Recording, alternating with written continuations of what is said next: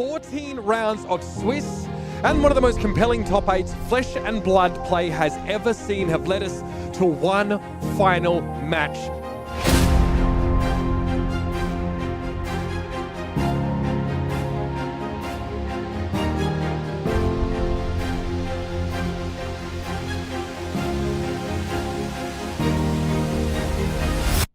There's a spilled blood in Maximilian Klein's hand. Are you kidding me? You would have to find exactly Sigil of Solace. It's the only out at this point. What a call out. Sigil of Solace to keep him in the game. Here's the sink. Off the top. You can't be serious! You cannot be serious! 5 is offered here, block 3. What's the last card? What's the last card in Max's hand? It's Sigil of Solace. Game 3. Maximilian reaches. It has to be in the swing. What else can it be? He's got one that's... It has to be an attack reaction. He's hesitating on it. You don't hesitate if you have it.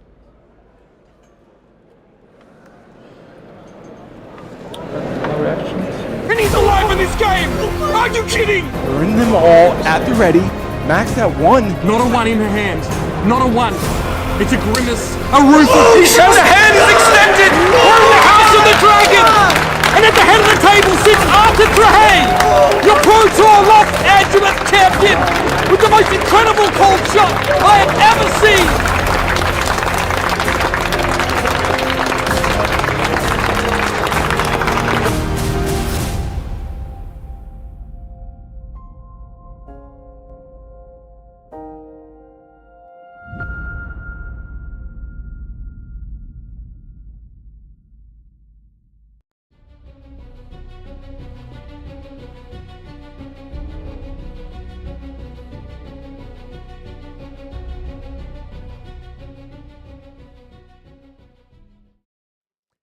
Only a quarter of the way into 2024, but as evidenced by that video you all just got to witness, we are living in a golden age of flesh and blood. And it all continues here with the Calling Phuket. My name is Sam O'Byrne, and I'm joined by Elliot Tan. It's such a pleasure to be with you. How are you, my friend? I am so happy you could join us all the way here in Southeast Asia, Sam.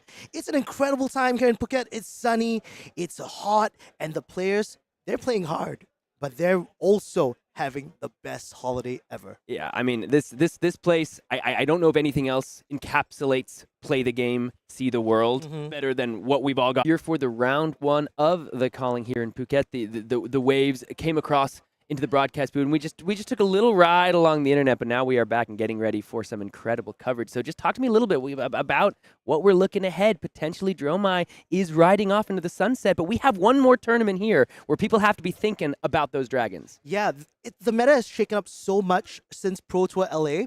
We saw just how many Dories were presented in the top 8. Kayo, still a very strong powerhouse coming in. And the local meta here in Southeast Asia, I think looks slightly different from how it is in the western side of the world. Yeah. So I expect to see lots of Victors today, lots of Dromais. Dory has had a resurgence in popularity, especially with the hatchet builds that have come out through. But also, don't discount a little bit of spice in the local flavors here at Phuket. We're going to see some dashes potentially. I know there are some very interesting Prism players who are out there as well. So I'm just excited, as you guys are back home, to see all the incredible action here at Phuket. The players have been staying in, some of them have been staying for a week just in preparation for this. Because there are worse places to stay for a week. Oh, 100%. than here in Phuket. 100%. The food here, delectable. Yep. So I'm just looking forward to see how these players come in with their prep work done in hand. And we're going to have probably 7 rounds today of incredible matches for you guys. Yeah, so. People talking limited, people talking CC. What do they want in their tier 3, tier 4 events? And listen, I'm as big a fan of limited as anyone. I love draft. I love heavy hitter sealed. I'm looking forward to more sealed in the future. But I think it's no surprise that the bread and butter of this game is classic constructed, right? Yeah. It is the thing that people really have connected to the most in Flesh and Blood. And one of the incredible things about Calling is we really just get to dive so deep into the classic constructed meta, because split formats, right? It's not always about just which deck is the best in CC. It's also about which players are the best at any given time, being able to navigate both the classic constructed and the limited format. But here in this Calling Phuket, we are going to be just really diving into a post-PTCC meta and see which hero can really come out on top. I can't be more excited. My gosh. I'm so excited. And there's a lot of hero skill expression because we know a lot of specialists are here at the table today. You'll notice that some of the local players in particular, they really gear towards things like Vynnset, things like Dash. That's like the local spice that kind of brews off the ground. And I know you know about specialists. You love playing your funky little deck. But once you're really, really well versed in some of these things, you can pilot them to like a really good even matchup, even the hardest matchups themselves. Yeah, and I think what you're talking about is really important as well. Like, part of what Flesh and Blood does so well is showcase all of these different incredible regions around the world. And when you have a place like Phuket, people are flying in from all over the world to enjoy this incredible location. But we do have these APAC players that we're really going to be able to showcase here. And I'm so excited to get to do that with you, with our other co-caster, Pankaj. And let's go ahead and just take a quick break before we dive into the action here at the Calling Phuket. It all begins now. We'll see you in just a sec.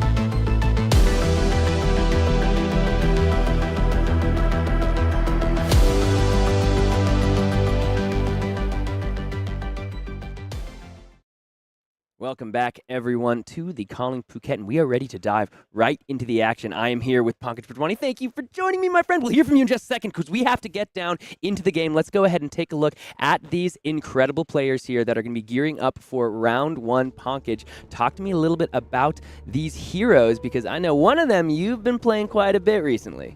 So this is the battle of two dual-wielding warriors. Well, actually, we don't know what sort of Dorinthea Lionel is on. We can expect he's probably on the hatchet version. You know, saw a lot of success at PTLA recently.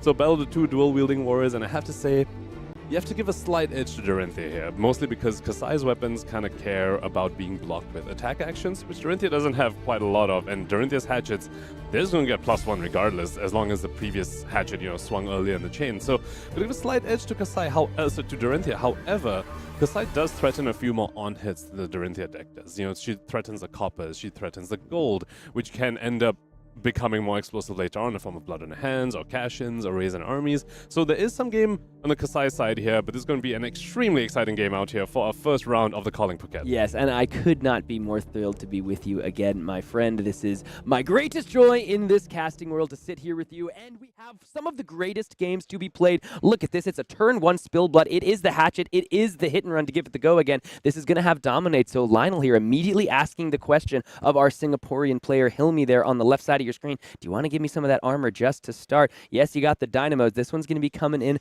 for a big old 4, and that dynamo is going to be coming in. That's part of the good part of this equipment, right? Is you always get to get it back. So even on turn 0, you're not too sad to see it. But here comes 5 with dominate. We might be getting some damage through. Getting quite a bit of deja vu here, Sam. I believe we saw this a lot at PCLA. Just round, turn 0 spill bloods from the Dorintheas over here leaking and some of the damage. Now, of course, Valiant Dynamo is very, very good at mitigating some of that damage. You know, you get to block with armor, but not really block with armor because that one damage is going to come right back. So, looks like Hilmi is just going to be leaking 2 over here from Lionel's opening salvo. Yeah, so these two players, Lionel, an incredibly strong player. We've seen him top 8 of the Calling Singapore in 2022. I believe just top 8 of the Living Legend Battle Hardened over in Los Angeles. So a top 8 to his name very recently, and truly one of the nicest dudes I've met playing this game of Flesh and Blood. Love that guy. And then Hilmi, a Singaporean player, very, very strong from what we understand. Azalea player has been playing that a lot, but recently been trying out this Kassai list that I know you're so fond of, and is a very strong player in his own right. And so this is going to be a nice little battle between Singapore and Malaysia here for the round 1 of the Calling Phuket. After that Spill Blood and the Tunic counter for Lionel, time to see what the return salvo in pitching a red Command and Conquer into the Centauri Saber, not necessarily where you want to be to start a game off. I believe Hilmi does have a blue in hand. Unfortunately, that blue is his only go-again source as well in the form of that Glint the Quicksilver, so hence why we see the pitch of the red. Now, of course, Hilmi also holding on to a Take It on the Chin. Would have loved to see that going, when he was under threat of the Spillblood early on, could have got around the Dominate. Looks like he drew into that after, he declared his block, so unfortunately, gonna have to send that to the arsenal here and sending the other Saber. Not a very strong send back by Hilmi over here, but that's oftentimes what happens when you're forced to go second. Yeah, and Lionel here able to respond with the take it on the chin of his own from the arsenal. Beautiful extended art. I didn't even know they made those. But going to go ahead and make an agility token and prevent that too. Now has to think about the Centauri Saber. Looks like a Sync Below going to come out and take control of that here. You look at the Command and Conquer and the Blade Flurry headed to the bottom. Those are not exactly the cards you want to see in the second cycle right next to each other, as the Blade Flurry not going to help that Command and Conquer out whatsoever. Definitely not. And to second cycle, we will probably go. Both these decks very, very good at blocking, especially with the Valiant Dynamos constantly being refreshed. Looks like Lionel there did go ahead and opt to use a Sync Below, perhaps looking for a resource card, because just like Hilmi, pitching a red in the pit zone, Sam, our opening turns from these players, aside from that Spillblood, not looking too great so far. Yeah, hit and run gives the go again, but you really like to play it when you've already swung with the weapon. It's a take it on the chin, it's take it on the tin. We're seeing two players just exchanging left, right hooks, back and right. Both players looking still strong after taking a couple licks, but it looks like, look at this, a hit and run, a go again source, and another 6-power attack for Lionel heading into the second cycle. So, I mean, if you're Hilmi, maybe you're happy to know that right around the same time for both players, you're going to have some slightly awkward draws come up, as the Hatchet, though, showing how this Dorinthea deck did so well at the Pro Tour. Just the consistent value, 2 into 3 into potentially 3 again if the Dorinthea ability is able to turn these Hatchets into some whirling death machines. Lionel's going to go ahead and throw a card into the arsenal here. Not a lot of damage come across yet, so could have been a lot worse probably for both players here, right? Both players could have faced down significantly more threatening turns, but that agility, let's see exactly how Hilmi is able to utilize it here. You know Lionel definitely was looking for a resource card for that runner he just pitched, because he did start that turn with an agility from the Take It on the Chin. So, unfortunate for him, he didn't find a resource card. But on Hilmi's side, kind of overlapping on the agility over here. Already had go again, but going for the Spoils of War because he has that Blade Flurry in hand. Sam wants to try and threaten some of the copper. Let's see if Lionel's able to sniff this out, or whether he has some defensive pieces. We saw him use a Take It on the Chin and a Sync Below on the previous turn. And there's a Fate Foreseen, a beautiful Fate Foreseen coming up with the Blade Flurry. Is going to go ahead and bump this attack up to 6. Do we have a second Take It on the Chin here if we are Lionel? And a way to prevent not only the 2 damage coming across, but critically 2 copper generated from this hit as well. And this is the difference between Kassai and Dorinthea in this matchup. So Dorinthea is constantly threatening on hits in the form of her own hero ability. As you pointed out, she can go 2 into 3 into 3. But as we say that, the answer is yes. It is a Take It on the Chin from the arsenal. This is going to come out and stuff up the Blade Flurry here. Massive for Lionel, because the second part of the Blade Flurry is much more face up, and the Valiant Dynamo is going to be able to take care of that, plus another 3 block. So these are 2, pretty important pieces in both of those Take It on the Chins, and Lionel was able to see them back to back. But I think, you tell me from the Warriors' perspective, are you happy to throw that Take It on the Chin to stop the Spoils of War copper generation? Blood on the hands, such a huge part of the Kassai game plan. 100%. So as we were talking about, Dorinthea is threatening on hits every turn of the game because of a hero ability. If you let an axe through, that's going to be a further 3 damage you're going to take, very likely, as long as they have the extra go again. Whereas Kassai's on hits are a lot more sparse in this matchup. They've got 3 Spoils of War, and then every single time they're able to activate Kassai, that's an on hit they're threatening. But it's not every single turn the way the Dorinthea player is doing it. So, if you have defensive pieces on the few turns Kassai's threatening on hits, you definitely are glad that you found them at those times. Absolutely, and we're seeing another defensive piece there in the hold the line being pitched to the bottom of the deck. So now we're looking here. Does Lionel have another source of go again to really punish the Hatchets here? And it looks like that's going to be 1 into the Spoils of War, 1 into the Hatchet of Mine, and the Tunic counter is going to make this a potential 3-hit turn. Well, almost guaranteed because the first hatchet did hit. So, you know, it's Three he's gonna swing be, turn, yeah. Maybe not three hit turn, but definitely a three swing turn, which is Yeah. exactly what this hatchet deck wants to be doing. Exactly, and this is how Dorinthea will outvalue the Kassai eventually, and this is why Kassai definitely needs to get some of the currency generation going.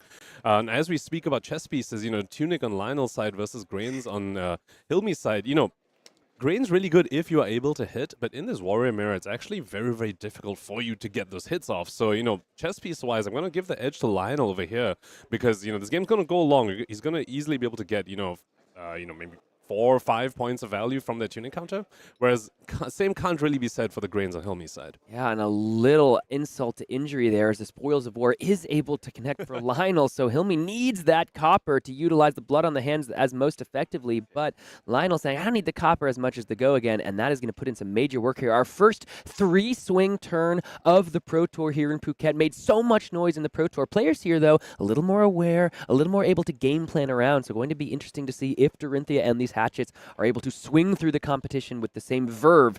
As a Nourishing Emptiness is going to come out, this is a big part of these Kassai decks because that Kassai hero ability able to banish the Nourishing Emptinesses for later in the game. Very importantly, cards like Nourishing Emptinesses also critically get rid of some of your opponent's armor pieces, which means that later on, as you're activating Kassai and threatening these other on-hits like the Spoils of War and the Gold, they'll have less armor to block out those turns. So, you know, Nourishing Emptiness right now, very unlikely to hit, of course. You know, Lionel's still sitting there with a fresh fridge. But, you know, getting few pieces of armor is something Hilmi definitely wants to do. But unfortunately, Lionel found his final take it on the chin. No armor.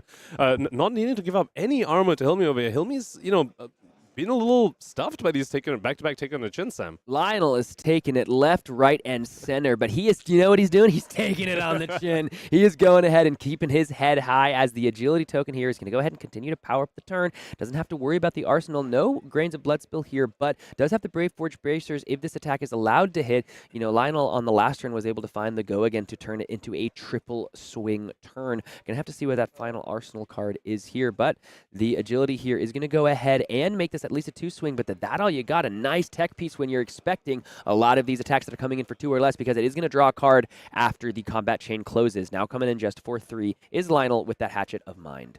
The all you got fantastic card for 2 reasons. Not only is it going to draw you a card of the hatchet, effectively blocking 2 for free, you know, because you get the card drawback. Also critically a yellow to fuel that graveyard. Remember, Kassai needs to fill up yellows and reds in the graveyard to activate a hero ability. So that all you got going to go in there. And, you know, we speak about these opening turns being a little bit rough for Hilmi, especially with the back-to-back take on the chins. Remember, he is still building up a resource, though, in the form of that graveyard. He has been blocking with the yellow. We saw him block with yellow Slice and Dice, yellow Outland Skirmish. Now that all you got, eventually he could get to the critical mass of yellows in his graveyard where he can just activate Kassai back to back, turn after turn, to just keep the tempo on his side. Pretty good looking hand there for Hilmi, if I'm not mistaken. The Slice and Dice, does he have the go again on the turn? I didn't see exactly, but we are going to do our first Kassai activation right as you call it out, Ponkage. This is going to go ahead and grab 2 yellows, 2 reds from the graveyard, put them into the banish zone, and now if a weapon attack hits on the turn, Kassai is going to get paid. Her mercenary army is going to potentially have some gold to throw into their pockets as the Slice and Dice is going to go ahead and pump up this Centauri Saber just by 1 because it's still the first attack on the turn, but 2 cards left in hand. Let's see exactly what Hilmi's able to push together. I believe I saw his go against source as a blue Blade Runner, so not ideal given the go against source is blue, and I believe he's also holding on to a raise and army, so you know definitely wants to try and get some of this gold going on. Critically, his banish did banish away Nourishing Emptiness, and you called this out earlier, Sam. You know, banishing that attack. Now there's no more attacks in his graveyard. You imagine he's got 2 more Nourishing Emptinesses in the deck somewhere. They're going to come in at some point. Yeah, that's such a cool tech. In the swing here, going to go ahead and be the block on the Centauri Saber. The Blade Runner is going to give the go again, and now the second Centauri Saber is going to be able to come in just for... it's going to get the +1 from the Blade Runner, and then the +3 from the Slice and Dice here, so it's going to go ahead and attack for a total of 6. Pretty easy for Lionel to block out if he so chooses, and again, this is one of the rare on-hits that the Kassai deck is threatening. So one nice thing about Iron Song Versus over something like Brave Forge Braces is that you are able to pay into it despite not having hit, and that's very, very important, especially when you have something like that Raise an Army, right? It is way too early to Arsenal that. You really want to use that with a minimum of 2 gold, ideally 3, especially in a grindy matchup like this. So putting in an Arsenal so early, you're pretty much going to be priced into using Crown of Province to sink it away. But because of Iron Song Versus, Hilmi is able to just pitch it and just send it bottom, say later on when I have the gold, that's when I want to see this card. Yeah. And we are finally seeing some equipment be put in front of this first attack. Dorinthea there putting her bracers in front as the Centauri Saber slashes off of the arm piece there. Going to go ahead and keep Lionel's life total perfectly healthy before a blue hit and run is going to be the go again source for Lionel here. Looks like that is the last card in the hand, so we know this is just going to be 2 into 3 unless that Arsenal card has something to say about it. We are going to refresh the Valiant Dynamo though, so the value train continues. So I believe Hilmi has some information on what that Arsenal could be, because the previous turn Lionel didn't do a triple hit, so it's unlikely that the Arsenal card is a go again, or it could be a one-cost go again, and Tunic wasn't up. So Hilmi has some information, probably can make the read that this isn't going to be a triple hit swing, unless Lionel's doing some fancy footwork over there, and playing a little sneaky. Valiant Dynamo going to go ahead and once again buy. This did not work out for Hilmi the first time. He just tried to block one on the Hatchet of Body. We'll see how Lionel is able to put it together. He's going to just go ahead and make sure the Dorinthea ability is represented and triggered. The Arsenal card is another hit and run. Fancy footwork indeed. So Hilmi punished a second time for just putting that first block in front of the Hatchet here. What nice play from Lionel. Definitely, being very, very sneaky over there and paying off for him. You can see Hilmi's expression there being like, I was not expecting that. So it's going to be another triple hit for Lionel over here. And, this is how he's outvaluing Hilmi. Hilmi will need to get some of the currency going if he wants to, get back into the game. Now, by no means is this game over because, this is going to be grindy. It's going to be long. I believe the Hatchet should have come in for 3 because it did follow, the other Hatchet. Looks like Lionel only represented 2 over there.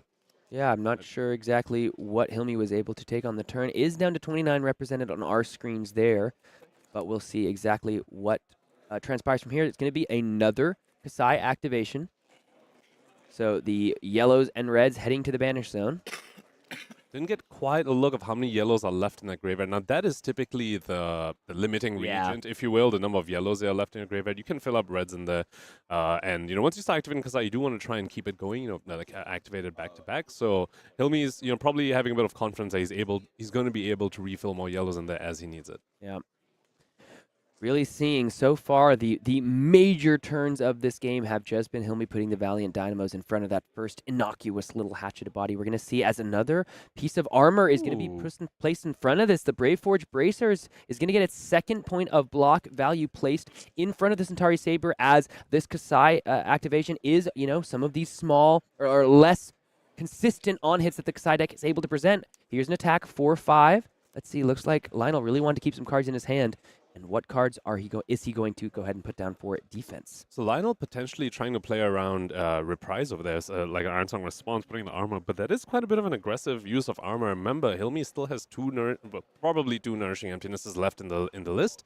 So not having his armor pieces for his Nourishings could come and buy Lionel back, but here we see Hilmi had in the swing for the second sword, finally getting that first piece of gold. I remember, Sam, he hasn't raised an army pitch very early in this game. We might see that being played later on this game. Is that your key that you can imagine? I know you love your Kassai deck, is raise an army. Is it a major key in this type of a matchup, trying to get the value out of the cell swords, or are those hatchets able to clear them out just a little too easily? It's one of those things that can be very, very modular. So, we haven't seen any cash-ins yet from Hilmi's side, but I wouldn't be surprised if he's even running those cards, because the gold not only can fuel raise an army, it can just fuel just an amazing, tempo swing. You pitch into it, all of you play cash in, you just get extra cards, you get to win the tempo game.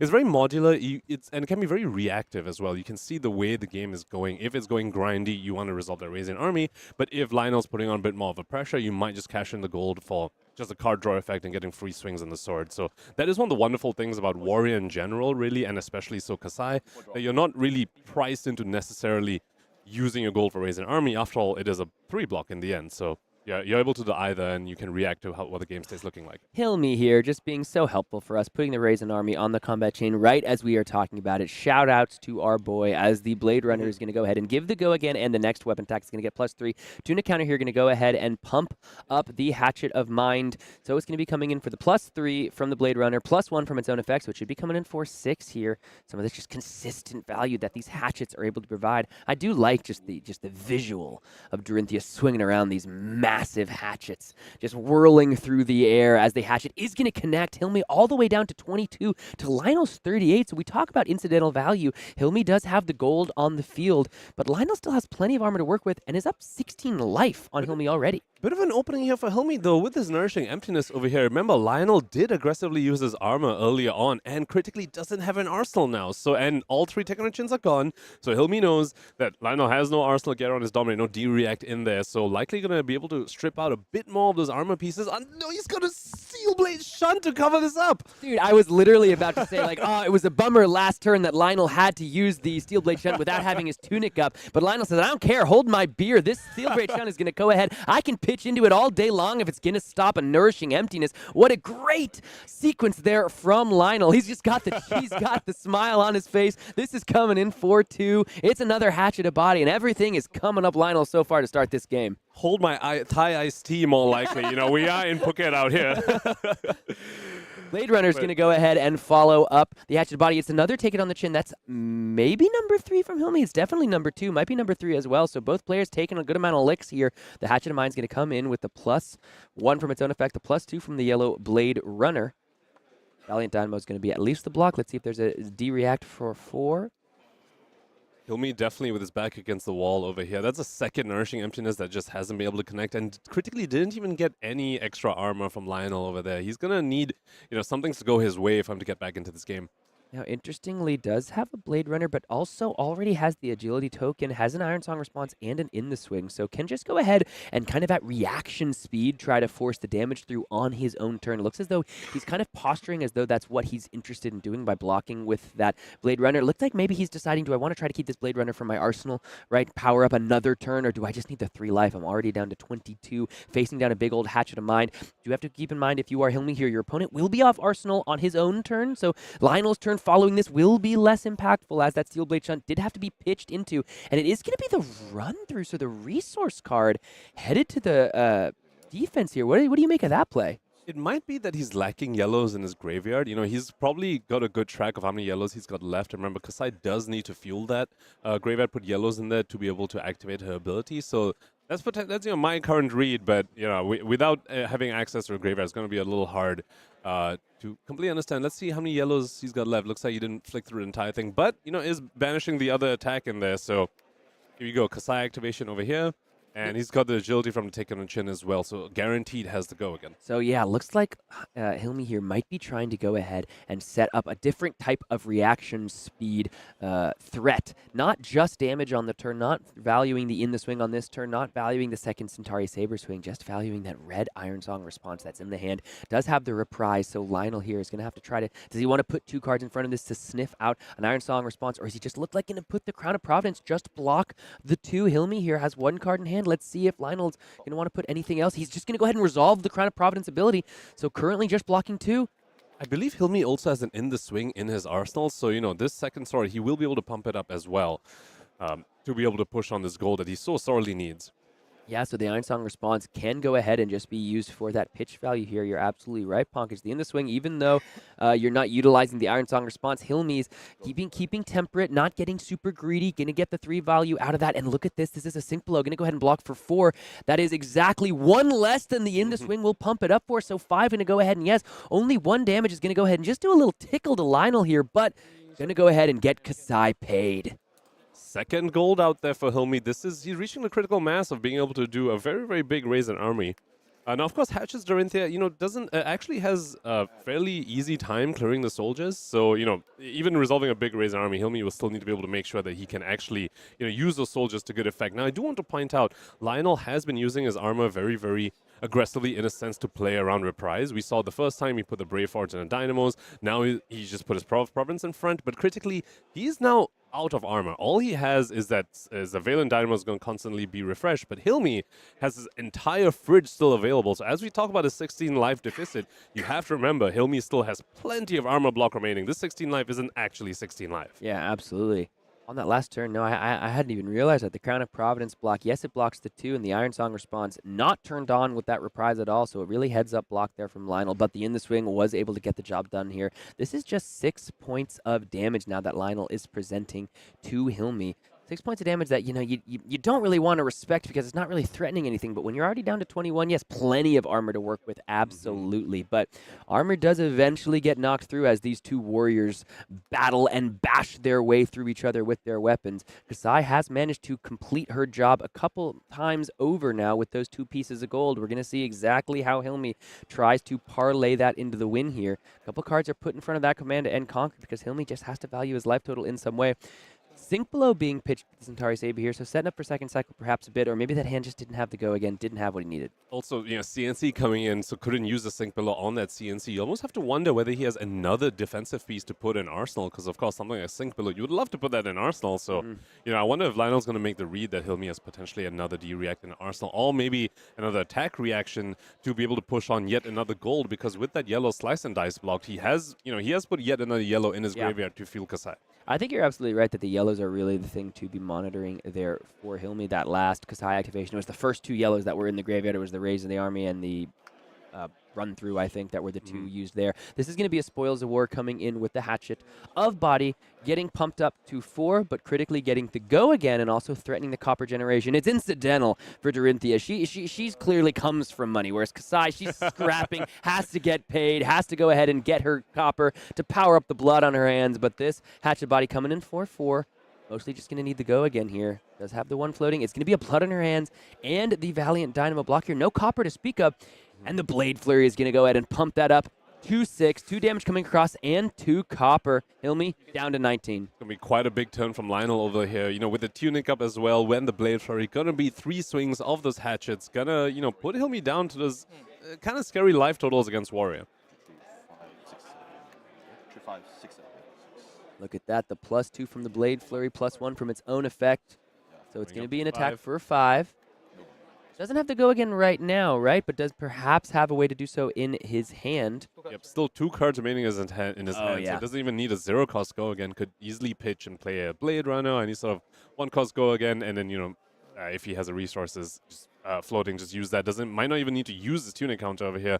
Lionel, go ahead, playing the Blade Runner, pitching a Remembrance. Yeah, look at he that. is prepared for this matchup to go long. Absolutely, and it's not looking long as of yet. There's 2 more damage coming across, and the Hatchet is now going to be pumped up by 2 from the Blade Runner, so should get the +2 from the Blade Runner and +1 from its own effect. Let's see exactly if Lionel has anything else he wants to try to do here. Oh, looks like he's activating Tunic to cash in +1 damage on the Brave Forge braces here. Gonna make this Hatchet come in for 6 in the end. There's plenty of copper. He's waving that in front of Hilmi's face. I mean, like, hey, you jealous? Hey, I've got 6 copper here. He just blocked her blood on her hands. Nice blood on her hands. Yeah, nice blood in her hands. So this is +2 now. Should be for 5, right? If it gets the +2. Should be for 6. Should the Yellow Blade Runner plus the Brave Forge plus its own effect should be coming in for 6. Might have forgotten the Yellow Blade Runner buff over there as Lionel. I didn't expect to be this rough. I thought it might be like a grind, but I didn't expect to be like this.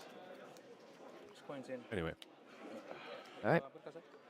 Kassai activation going to go ahead and be the order of the business here for Hilmi. Still has so much armor sitting there. 1, 2 block on the Crown of Providence, 3 block each on the Iron Song and the Grains of Blood Spill. So that's 8 more life. So technically, around 20 runs, 21 instead of the 13.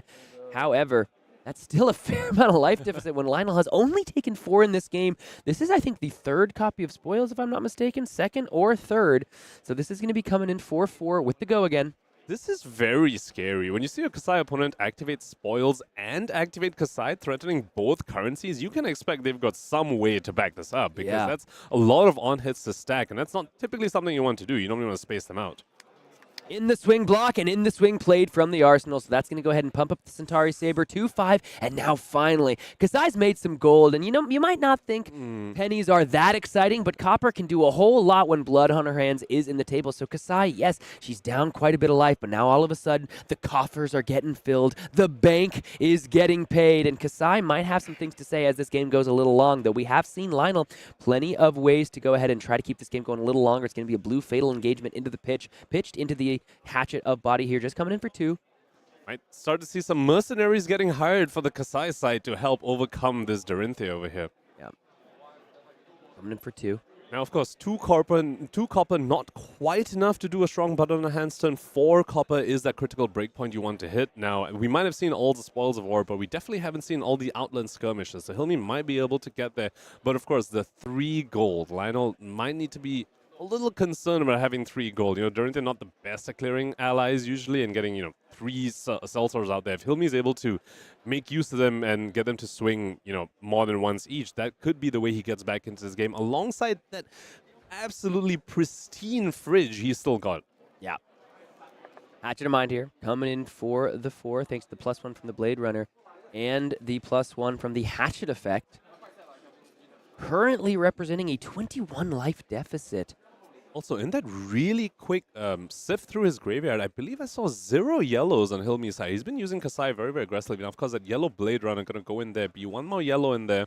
Does also have a CNC in there, probably an attack he wants to get rid of for that 3rd Nourishing Emptiness that he probably still has in the list. So yeah, using the Kassai ability aggressively, but it's paying off quite literally in more ways than one. It's paying off because the attacks are hitting, but it's also paying off in the form of gold, form of money, as there are 3 gold sitting over there. So if you're in Hilmi's position here, Ponkage, as the Valiant Dynamo is going to go ahead and block out the Centauri Saber, even though the run-through is going to give the go again. So now the next attack is going to be +2, basically just another copy of Blade Runner. But this is going to go ahead and pump up the Centauri Saber. But if you're Hilmi as you're watching this attack, is 3 gold enough? How are you feeling at this point in the game if you're the Kassai player? The thing about Hatchet's Dorinthea is that they can swing 3 times, especially when they are going to clear allies, because that's a guaranteed hit. That's a guaranteed Dorinthea trigger. So that could easily be 2 sources of go again. And Lionel can just clear 3 of his soldiers. So Hilmi might want to get, more gold if he wants to actually go for the Raise an Army game plan, which looks like he might be going for. Now, critically, this yellow run through that he just played is that 2nd yellow in that graveyard now. He will be able to activate Kassai at least, once more. If he wants to immediately on his following turn, maybe fill up more yellows after that to try and continue doing so. Hatchet of Body here, going to be the start for Lionel. A second hold the line pitch. Those are 2 little D-reacts to the bottom. Another That All You Got coming in as Kassai saying, listen, I might be down 20 life, but I only have 1 question for you. Is that all you got? This Blade Runner is going to go ahead and pump up the next attack as well. Classic plays for these 2 warrior players. Hatchet of Mind now coming in for 6. Basically just a, it's kind of there's a little 2-card 8 for you. This is Icelander numbers, my friend. 2 cards utilize, 1 card to the pitch, 1 card on the combat chain, but those weapons represent that 8 points of value and damage. And Lionel's got a card for the arsenal, so he's still setting himself up. Hilmi might be asking that all you got, and the answer from Lionel might be just enough, my friend. And if you count the Valiant Dynamo, that's a 2-card 9, Sam. Even better than what Icelander used to do. Now, Hilmi's saying, you know what? Okay, I might be 19 life down, but I've got my entire fridge. I've got 3 gold. I've got 3 scary looking gold over here. I might be able to get back into this game. Holding on to a Blood on the hands only with 2 copper. Now, of course, that does look like a resource card as well in that hand. And, you do get a draw of the That All You Got, so you're not even quite sure exactly what your next turn looks like until you do that draw. And it's not a 2-card 9 until the Valiant refreshes, all right? All right, you guys? My producer's in my ear reminding me of the Valiant Dynamo. It's a 2-card 9 in a moment. At the moment, it's still just 2-card 8. Definitely, yeah. We jumped the gun there calling that a 2-card 9. I'm never wrong. It's in my contract, you guys. I'm not allowed to be wrong. Mm-hmm. I've never heard you be wrong, to be honest. Thank you. Yeah. My goodness. No red M&Ms, and I'm never allowed to be wrong. That's here, and actually, Sam, I'll vouch for you. On broadcast, on air, you called out a play in my final game in the Armory last night that was way better than what I saw. You are a mad genius. Oh, my genius. My friend. It's the caster brain. You got to be analyzing all the plays. Now, these players should definitely be fortunate as Samuel Bunn's in the booth right now instead of on the field playing against them. Looks like Hilmi has decided what his blocks are going to be, putting the Valiant Dynamo on the chain so far. Valiant Dynamo, so much value in both of these decks, in these warrior decks in general. I mean, it's too late now, but maybe we should have just started a little tick counter of how many points of life Valiant Dynamo gained over the course of the whole weekend. We can start in round 2 and then do some surgery over the course of the weekend to go back and watch this game. I am curious. It's going to be the first real armor block here now for Hilmi. He's going to go ahead and put the Iron Song versus and that Blood on her hands back into the graveyard. So going to go ahead and fuel up another Kassai activation with both the That All You Got and the Blood on her hands. But of course, the draw is going to go ahead and very significantly change the texture of what Hilmi's going to try to do on this turn. And it's going to be a Kassai activation to start off. Clearly 3 gold, not enough. Kassai needing a good bit more money to try to win this game.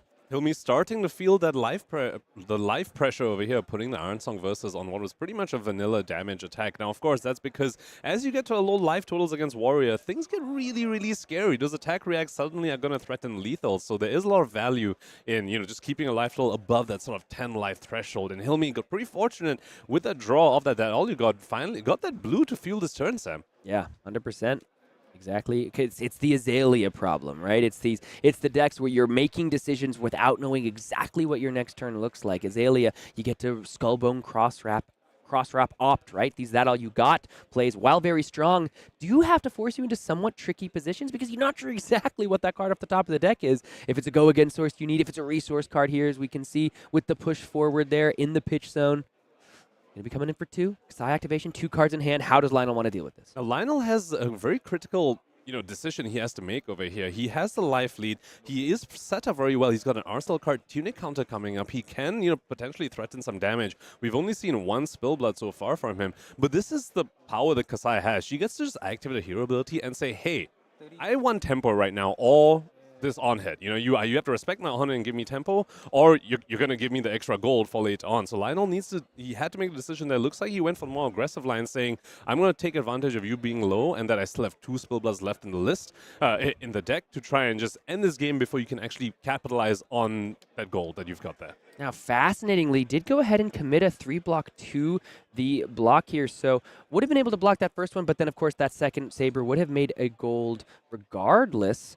So just the 1 gold made off the Kassai ability because it's just the first time a sword attack hits. However, now all of a sudden 4 gold is looking a lot different than 3, which looks different than 2, right? That's starting to get a little, not multiplicative, but every little gold counts when you're raising an army and trying to beat down your opponent with an army of cell swords. Needs the blues to go ahead and power up that kind of a turn. Needs the go again, of course, on your sword swing. But a big old Fate Foreseen going ahead and getting in front of this attack because Lionel did certainly make it out like he wanted to keep a lot of cards on this turn. Yep, so Hilmi is going to have to try and make sure not a single hatchet hits this this turn to prevent the triple swing that Lionel is definitely clearly setting up. Now on Lionel's side, not the most aggressive pieces over there. Blue hit and run, yellow blade runner, not the best. And Hilmi did find 2 G reacts in his hand, so potentially will be able to punish Lionel for giving him the gold and not giving him much back for it. No life loss potentially. Yeah, now we're all of a sudden we're looking at like a 3 card 9. That's not nearly as good. We do have the card in the arsenal too, which I might be in the swing. I might have seen that in the hand for Lionel. I'm not sure. It's a 3 card 10, Sam, with the Valiant Dynamo as well. You gotta give me a second. I'm waiting for the Dynamo to reset. My goodness. I did. Let's see, both players here looking over at the camera like, what are they yelling about? No, they can't hear us. That's why they have they're very far away. They're very far away. They have the headphones on. Yep. So Lionel representing that he doesn't even need to pitch the card to swing the hatchet again because he does have that Tunic up. That is the the power of Tunic in these Dorinthea lists. Oftentimes you have a 1 cost go again, but your hatchets, each of them cost 1, so you need the critical just 1 extra resource to be extremely efficient with your turns. But of course, you do need your hatchets to hit. Wow, and now look at this. Hilmi's just putting all the pieces of equipment in front of it as one. It is going to be the Into Swing, which is going to go ahead and come across, but we have the Fate Foreseen to go ahead and take care of that damage as well. Look at this. Armor going in front, but the Fate Foreseen just having something to say about it. We've seen take it on the chins, but now these are some bigger licks that these 2 players are throwing at their opponents. Hilmi finally with the aggressive armor pivot of his own. Let's see. It almost makes me wonder whether he has the Raisin Army, the 3rd Raisin Army in this hand to go ahead and get those mercenaries. Look like he's cracking a gold, and I think that's, 3 gold is typically more than enough when you want to raise an army already, and especially if we're going to make more with Kassai. Now, here's where we see Kassai start to be able to swing the tempo back on her side, cashing in those gold. She's got the currency now. She's got 3 gold, still plenty to raise an army, but also enough to cash them in for free sword swings as well. We might be able to see Hilmi swing back with that armor pivot and cashing in the gold. Yeah, absolutely. Hilmi made a very aggressive play here, throwing all of that armor that we've talked about him being so disciplined with. And it wasn't even to stop, the most threatening of Dorinthea turns. But again, with the life deficit, you do have to respect the damage that this Dorinthea deck can throw out, and it is going to be a run-through coming across, giving the next sword attack +2 and the go again. And the Glint the Quicksilver here is now going to go ahead and get that reprise off, because a card from hand has been blocked with. Also, very critically on that previous turn, Hilmi did have the Fate foreseen to know exactly what he was going to draw into off of the gold. So there's another powerful thing about opting in this Kassai list. Yeah, absolutely true. And the Outland Skirmish here now threatening not only the gold, also the copper, thanks to the Outland Skirmish. This is going to be a 3-block. Let's see if Lionel is going to go ahead and say no reactions, which means Hilmi doesn't have to throw that Iron Song response down. He can say no reactions himself. Let the Fate Foreseen come out from the hand. And now let's see if Hilmi wants to go ahead and throw down the response from the arsenal. This is going to be now an attack for 10. And there's the link below that Lionel has. My goodness. What an incredible back and forth from these two players. What a joy to get to watch players play at reaction speeds, because it really does become a left, right hook. That was just back-to-back turns of both players having 2 defense reactions in their hand to perfectly counter what the opponent wants to do. Now, of course, Lionel did manage to dodge extra currency being generated from the Kassai side, but tempo entirely on Hilmi's side now. He's the 16 life behind, but he's got all the tempo, still got 3 gold pieces on the field. Let's see what he's able to do with that. 100% here. Now it's going to go ahead and be just a blue hit and run to give the next sword go again. Check in the banish, check in the graveyard. Now, these zero-cost go-agains in the Kassai list are actually very, very critical, because oftentimes you have to fuel your turn off of a yellow. So having a zero-cost go-again lets you swing both swords by pitching a yellow as well. Of course, we're looking to potentially be reaching, the second cycle of the deck, Sam. That was a lot of blues I saw on Hilmi's side. Yeah, I mean, we will know once we see the Raisin Army. The Raisin Army and the Command and Conquer and the Blade Flurry will be right next to each other, right next to the Runner, and whatever that other pump was for Lionel. No, neither player are looking forward to the beginning of their second cycle there. Looks as though this is just going to be damage coming across. And the first Vigor token generation, like you said, my goodness, hard to get the window to throw down with the Grains of the Bloodspill, and Lionel has gotten so much value already off that tunic. And this is yet another advantage of Braveforge Braces over Ironsong Versus. We saw Hilmi be able to pitch Ironsong Versus despite not having hit. But when you do hit, the Braveforge Braces, of course, lets you, sink more resources into it to get damage out of it, actual damage out of it. Hilmi not able to do that here, but still able to get Vigor. So he is going to start his next turn with a bit of an extra bump in resources. Lionel now over to him with 3 cards and the tunic counter up. This is going to go ahead and be just a blue driving blade to the hatch. So we've seen really powerful turns. We've seen 2 badass warriors throwing down with the greatest licks that Flesh and Blood has to offer. And we've also seen blue hit and runs and blue driving blades, right? And that's just sometimes how Flesh and Blood is. Sometimes these resource cards are just what players have to work with. Let's go ahead and take a moment here as Hilmi is going to go ahead and decide exactly how he wants to deal with this Hatchet of Body. Does have that battle you got in the arsenal, but now all of a sudden it's not going to go ahead and draw a card because the Hatchet of Body has been pumped up to 3. We've been seeing a lot of mirroring from both sides over here. At the beginning, both of them pitching reds, trying to fuel their turn, and then they had both of them double D-react hands, and now both of them playing blue sources of go again to try and refresh the dynamos and actually do something with their turns. But interestingly, that also lets us kind of point out the main differences between these decks, because yes, they are both warriors. Yes, they both play at this reaction speed. Yes, they sometimes have crappy turns that are fueled by blues, but they're both playing towards kind of these different end games and different win conditions, right? It's not just damage. It's not just how do I get my damage through with these attack reactions. It clearly seems like Hilmi is playing into a more currency-based game plan, where Lionel is just trying to maximize the natural value gained out of the Hatchet of Body into the Hatchet of Mind, into the Valiant Dynamo, and it is going to be the Tunic here. Like, so much value already coming off that Tunic, as the Hatchet of Mine is going to come in for an additional 3, which is just so nice, as we've watched so many of these Centauri Sabers just have to come in for 2. And yeah, of course, those texts on the Centauri Sabers not going to be live against Dorinthea. And as we speak about, underwhelming turns, I do want to point out the 8 copper on Lionel's side. Once we get to the point of the game where Lionel starts activating copper to try and get some sort of offensive power up, that's when you know, okay, this game's gotten really, really grindy. Yeah, grind it out. Will both of these players? The Vigor is going to pop. Let's see if Hilmi is really able to utilize that to put some real power together here. Does have a free resource on the turn, still 3 gold to work with, and really kind of, you have to imagine, expected to get there with that Iron Song response on the last Kassai activation, but the double D-react there from Lionel just absolutely stopped that attack in its tracks. Let's see exactly how Hilmi wants to, string together this turn, checking the Banished again. We've yet to see the 3rd copy of Raisin Army for Hilmi's side, which does make me wonder, maybe he's only running the 2 off. There was one that we saw pitch very early on, and then there was one that was blocked. And oftentimes, you really only need to resolve 1 Raisin Army, so, you don't always need the 3 of them, so he might just be waiting for that pitched Raisin Army to come back to cash in all that gold.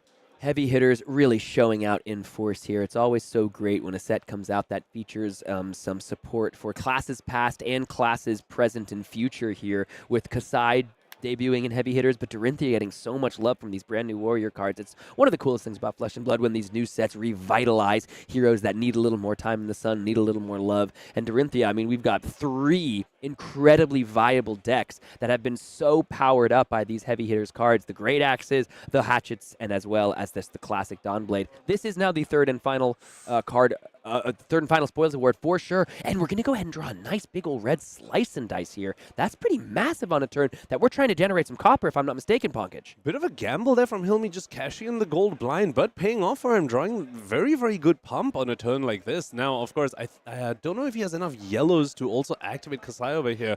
He is holding on to blood in a hand, Sam, so if he gets some copper this time, if Lionel decides not to respect the copper generation for whatever reason, he'll be able to set up the following turn for blood on the hands, and that could be very, very critical for him to get back into the game, because that gives him an outlet for his copper, and we already know he has an outlet for the gold coming up. This is interesting to watch, Hilmi. We've talked about a currency-based game plan that he's playing into. We've been wondering if it is gold for the army, if it's copper for the blood in our hands, and we're really seeing it can be both. It can be one or the other depending on how the game goes, which is what you talked about. A very modular game plan. You read and react to the game before you, and now Hilmi really maybe being able to pivot. We're making 2 copper here. Lionel just going to go ahead and take so much of that damage. We might see him use blood on hands right now. Oh my gosh, and there it is. He's going to be able to attack twice with both the swords. Lionel kind of just got a bit blindsided over here. Wasn't expecting blood on hands immediately. He went for the gamble. He was saying, all right, I'll let you have your copper. Let's see how soon you're able to cash in. And Hilmi says, yeah, what about right now? Yeah, absolutely. And because of the gold crack at the beginning of the turn, these swords are free. And critically, he's going to be able to attack twice with both of them. Very likely. We don't know what modes he's choosing, but they are all going to threaten more and more copper, Sam. It's going to be for the entire turn. Yeah, all right. So this gets Let's listen in. twice. That's the first board. Attack twice. Then this is +1. Yeah. Attack twice. And go again. 4 modes declared over there. Attack twice in the first sword that already came in. +1, go again. Attack twice on the third sword. Lionel's in for a bit of a world of hurt here, Sam. He's in the slicing dice, the +3 on slicing dice still hasn't been activated. He's going to go ahead and activate Kassai to 3 more sword swings. All of them going to threaten copper. One of them going to threaten gold. This is exactly what Hilmi needed to get back in the game. Oh my gosh, because the blood in their hands, technically they were representing it on the combat chain, but it is in the graveyard, so is a legal target to be activated with Kassai. This is the first time, I mean, I haven't gotten to watch too much Kassai gameplay, but getting to see a Spoils of War immediately into the blood on our hands activation, powered up by the 2 copper that the Spoils of War did provide. This is an incredibly cool sequencing here from Hilmi, and now all of a sudden in the driver's seat of this game. My heart stopped for a moment there when Hilmi sent the sword that didn't have go again on the combat chain. I was like, does he have a 0-cost go again in his arsenal? I don't think he does, but he switched over to the other sword over there. And Lionel over there with a Steel Blade Shunt is going to deal that 1 damage and block the 6. But, using 2 cards to block 6, deal 1. He's got 2 more sword swings potentially to try and stop the copper and gold. Yeah, so the slice and dice did go ahead and get bought up by that Steel Blade Jump, but now 2 more copper and a gold because both of the on-hits have been achieved, and now it's time for that Centauri Saber. This is Hilmi saying, listen, I see your 3-hit swing, your 3-swing turn, and I raise you by 1. A 4-swing turn here from Hilmi and Kassai. Gonna go ahead and deal a good amount of damage, take some cards out of Lionel's hand. Now, I mean, looking at this, go ahead and make the Vigor off the Grains of Blood Spill because those swords were free. The copper put all the way back up. There's another Blood in the Hand still in the deck, if I'm not mistaken. I haven't been able to keep track, but yeah, back up to 4 copper is Hilmi and still 3 gold, and we spoke about this. Dorinthea is going to outvalue you on the general turns because of the Dorinthea on-hit ability, but if you let Kassai get those currencies, she will be able to do power turns way spikier than what Dorinthea can even dream of doing, and we just saw that come out for Hilmi. And a nice, perfect 1-card block here for Hilmi. Going to go ahead and throw the Fate Foreseen in front of the first hatchet. Yes, the copper doesn't matter for Dorinthea, but the damage Sir does as Hilmi all the way down to 10. That life deficit has been cut over by half as it's only 18 now to 10 in favor of Lionel. Looks like it's going to be the Valiant Dynamo being placed in front of the hatchet again, plus the Outland Skirmish here. So going to go ahead and block a total of 4. Looks like no reactions from Lionel's side, so Hilmi there with the, 1 overblock, but the Dynamo's basically yeah, free. You always know. Just refresh it, yep. The Vigor here going to go ahead and power up at the turn as well. Just What Was the blood in her hands turn? Was that also powered up by the vigor? I think it was. I don't completely remember, but Hilmi just showing us an amazing masterclass in Kassai, and I just love how he's been so flexible with his gold generation. He really understands that this gold isn't necessarily raise an army. It's something you don't want to just tunnel vision into where this gold is raise an army. He's been cracking it for the tempo of the free swings. And yeah, he's just showing us why he's such a good player on this deck. And we're back at the stack, right? Because there was the Blade Flurry and there was the Command and Conquer. And so Hilmi there knew what he was going to be able to draw because he knew he was back at his stack. And he, I don't know if he was also aware of exactly how how chunky Lionel's deck was at that point with just the runner and that other awkward red. But Hilmi there was able to make an informed decision and throw some damage that Lionel did have to respect. That'll you got a perfect response here. The Blade Runner going to go ahead and power up the Hatchet of Mind. We're getting into the end game here, Punkage. There's that Heart of Find All from the turn following and the final Nourishing Emptiness. And I believe the next hand, that means Sam might have that Raisin Army. He still has 2 gold going up. I don't know whether he's going to actually want to cash in the gold for Raisin Army or whether he wants to, just cash the gold for tempo as he's been doing. But this game suddenly got so spicy as we move on to second cycle. Yeah, because now look at this. We get to go ahead and pitch the Heart of Find All into the Command and Conquer here, which is going to go ahead and gain Hilmi a life and threaten 6 damage that can't be defended by defense reactions. Lionel has moved through most of his defense reactions at this point, but the card draw there, that was off of the draw from the That'll You Got, a Sink Below that gets to head right into the arsenal there for Hilmi. A fantastic draw. Heart of Find All into Heart of Find All here for both players, but only one gets to gain the life. Hilmi moved back up to 11. Red hit and run, not the first attack you want to play on the turn because you critically don't get that +3, so the card becomes significantly worse at that point. But we do get to continue to power up both turns.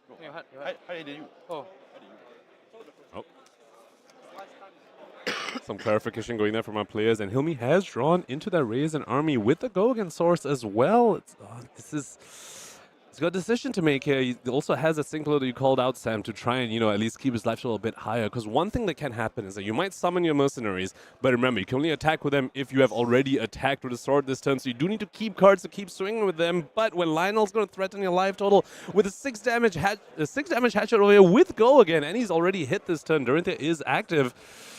Hilmi might be a bit priced into taking too much damage to resolve this Raisin Army if he chooses to do so. This is now the second time we've seen Lionel just masterfully kind of represent a less threatening turn than it is. Starting out with the red hit and run makes this turn seem not that threatening at all, but all of a sudden, just like we've seen 2 turns already in this game, Lionel saying, here is my go again source to make this a 3-swing turn kind of out of nowhere. This turn went from middling to so powerful. The dynamos get to be refreshed as well. And now Hilmi here, I think going to go ahead and take that 4 damage, right? So it should be down to 4.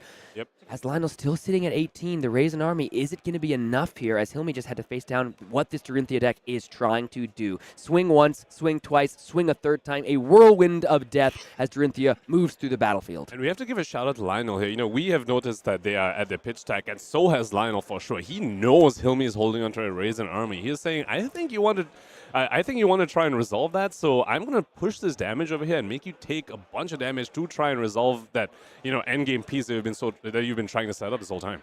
Blade Runner going to go ahead and buff up the next Centauri Saber and give the go again. Let's see if the Raisin Army is going to be the deployment here. Lionel's only, still at 18, so the Raisin Army, how much damage does it really threaten with only 2 gold here? But it is going to be the play here for Hilmi. This is the Kassai specialization. This is what the hero can really want to do, is go ahead and get paid, get the money, and then bring in the team. The mercenaries joining the fray. 2 Centauri sellswords that are going to have something to say about the outcome of this game for sure. These are 2 allies that can swing for 3 with go again each. Such a different dimension for these warrior decks. The first one going to go ahead and buy the runner block as the second Centauri sellsword is going to come in. This is really going to come down to whether he's able to swing with these sellswords again. But we spoke about this earlier, Sam. These hatchets actually kind of can clear away these sellswords pretty efficiently. So if Lionel just chooses to, take some damage to clear both sellswords, then Hilmi's entire, finishing salvo just ended over there. Cashed in 2 gold to just swing 3 twice, and then the sellswords are gone, and then the lively tempo right back in Lionel's favor. And then now another Kassai activation for this second Centauri Saber swing. This is now still getting bumped up by the Blade Runner, and with all the armor block gone, looks like Lionel's just going to take this. Does have to think about that Centauri Sellsword, so now Kassai getting another gold. The mercenaries have come in, and they have done their job, helping their leader grab the gold and move forward into this game. This is such an exciting first game here at the Calling Phuket. Shout out to everybody joining us from all around the world. Got over 1,000 viewers here, all watching together. What an exciting first game here, and we've got so much great flesh and blood to come, and if this is any indication, it's all going to be great as this hit and run, another blue hit and run, going to go ahead and power up the Hatcheted Body, take care of the first Centauri Sellsword. There's another premium red hit and run. Let's see if that goes after the Centauri Sellsword as well. So, and we spoke about this earlier. This is the strength of Dorinthea over here. One hatchet, clears the Sellsword, triggers Dorinthea, gives Gogan a second hatchet. Now 6 damage coming to Hilmi's face, and Lionel's still representing that he's able to swing the hatchet a third time to clear the second Sellsword, saying, I do not care for a little endgame piece. That's just 2 hatchet swings, but I'm still going to be able to send 6 damage to your face while clearing a board state, Hilmi. And it looks as though we might have had a Valiant Dynamo trigger miss for Hilmi there, right? There were 2 sabers swung on the turn, so that's 1 point of life that Hilmi is going to be thinking about, regardless of how this game goes. 2 points of damage are going to go ahead and threaten Hilmi here, and it looks like, yeah, we're just going to go ahead and threaten lethal, right? Take another card out. You do have to get go again on the Saber to swing with that Centauri Sellsword. But speaking about how hard the beginning of this game was for Hilmi, man, has he just navigated the end game of this game beautifully. Going to go ahead and crack another gold there because this life deficit keeps being worked lower and lower. Lionel down to 10 here, and only 1 block left. That isn't a Valiant Dynamo there on the Findall's Spring Tunic. It's going to be a Centauri Saber. Let's see if he found the go again off of the draw from the gold here. And Lionel's at the point where he needs to decide whether he wants to respect the Sellsword swings or just try and threaten face, because Hilmi does need to keep cards in hand to be able to swing with the Sellsword. It looks like he did find the go again over here, Sam. Well, we are at pitch stack, right? So they theoretically, if these players are perfectly tracking exactly what's in their deck, Hilmi knew exactly what was right there on the top of the deck. So the gold that he was able to generate on the last turn, huge to power up this turn, because now the Centauri Sellsword able to come in for 3, go again, and the Blade Runner is going to power up the Centauri Saber.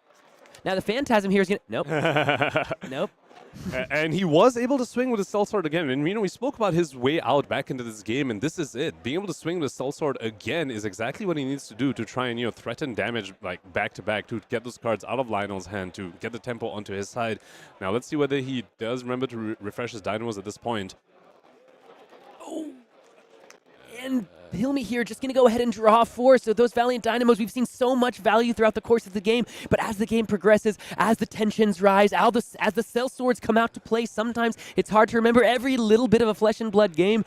And that Valiant Dynamo there, those are going to be 2 points of life now that Hilmi's really going to be thinking about as this game continues. The Overpower is going to buy the first block, but now every single attack here from Lionel is going to go ahead and threaten lethal. Looks like that Centauri Sellsword is going to stick around. 2-card hand for Hilmi. Last time was able to go ahead and let the Centauri Sellsword come in, but he did have the gold to power up that turn as well. So looks as though this Hatchet for 3 is going to go ahead and buy that push forward that we saw pitched a number of turns ago. And here's where the zero-cost go-agains once again come very, very handy, is because you get to swing 2 swords and the Sellsword if you have a zero-cost go-again in the form of the hit and run or the Glint the Quicksilver. Looks like that's not going to be the case here. Just a precision press coming out for Hilmi here as the go-again source. This come for 2. Go against source. So yeah, does the push forward, does it cost 1? Precision press. That one I think costs 1.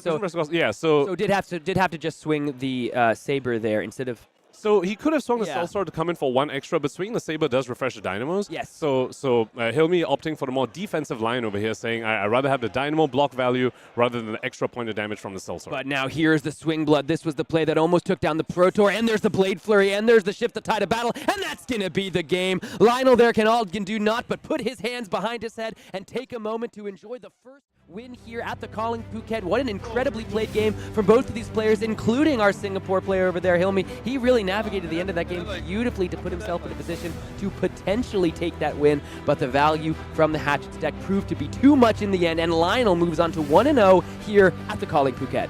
Very skillful play from both our players there. Hilmi showing us how Kassai can come back into a game like this when, the Dorinthea is constantly outvaluing you. Hilmi saying, this is my way out, but Lionel, expert play from his side as well, able to navigate out of that, recognizing when he needs to send face, when he needs to clear the ally, managed to get on top at the end there. Yeah, absolutely. I mean, the spill blood, we saw it literally only times it was played. Turn 0, end of game, as Dorinthea was able to come through with the dominate and crash through the defenses there of Kassai. The Centauri Sellswords not quite enough to defend their leader, even though Kassai got quite a good amount of gold and copper throughout the course of that game. So, oh man, what a game. We didn't get to this at the beginning of the game, but I'm so glad to be here with you in Phuket. Thank you for joining 100%, us. of course. You feeling good? You ready for round 2? Definitely. Yeah, no sigil of solace there for the for the Kassai, to save herself out of there. But still a very, very amazing game that we just got to watch. Yeah. Round 2 pairings have been put onto the pairings board, and will soon be placed here before you all at home. So don't go anywhere. This is so much fun already, and we'll see you all for round 2 in just a sec.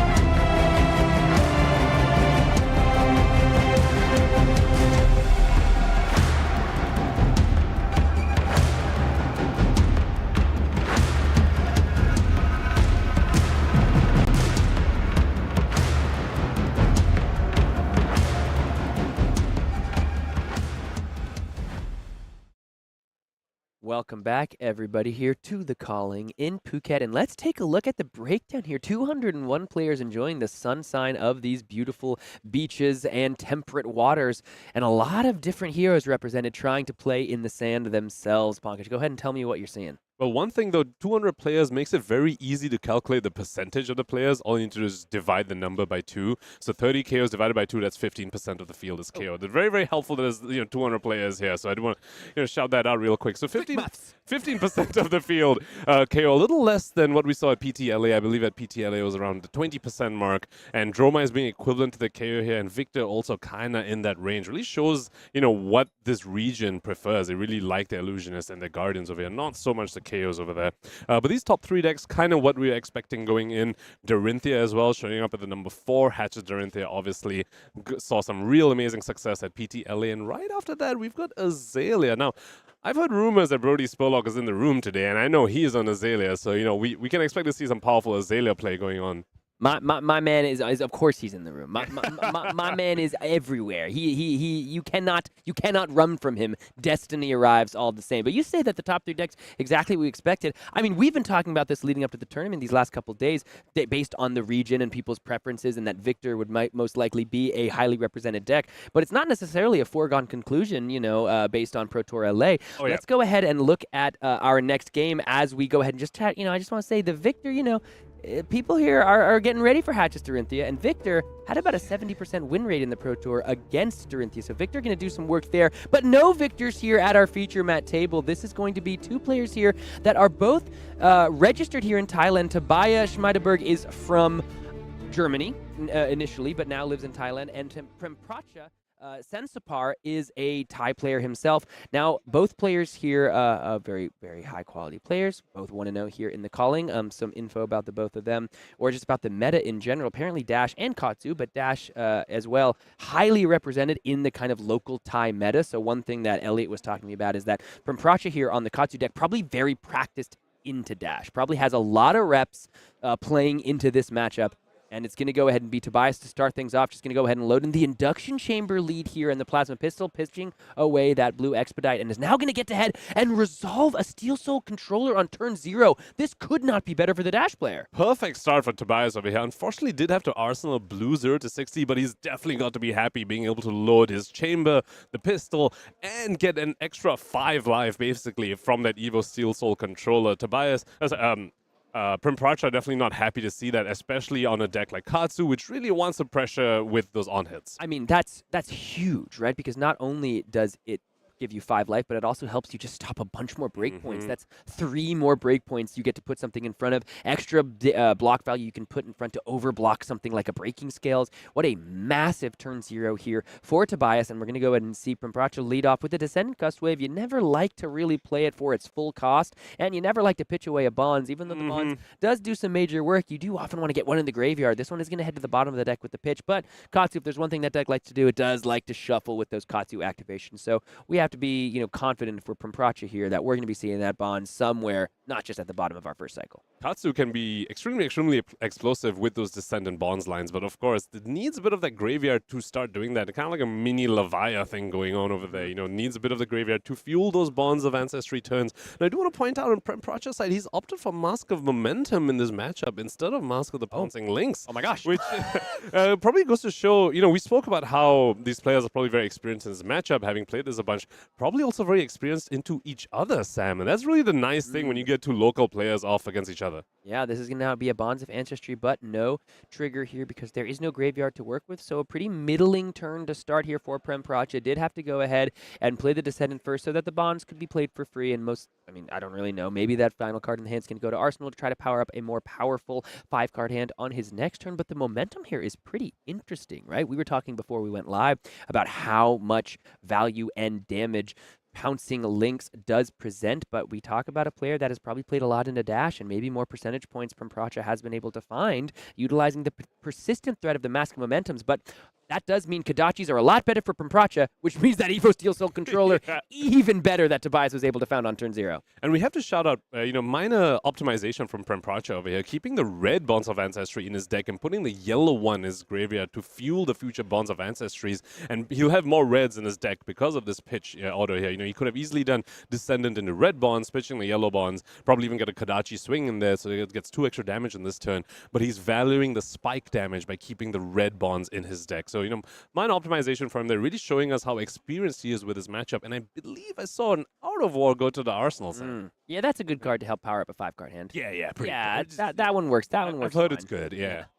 Let's see how Tobias wants to power up the turn here for himself. No cards from hand block, but it did go ahead and cash in that Teklo Foundry Heart block right away on that first attack, so was maybe worried about the potential for a Mask Momentum trigger, but, it's often good to do it on the second link.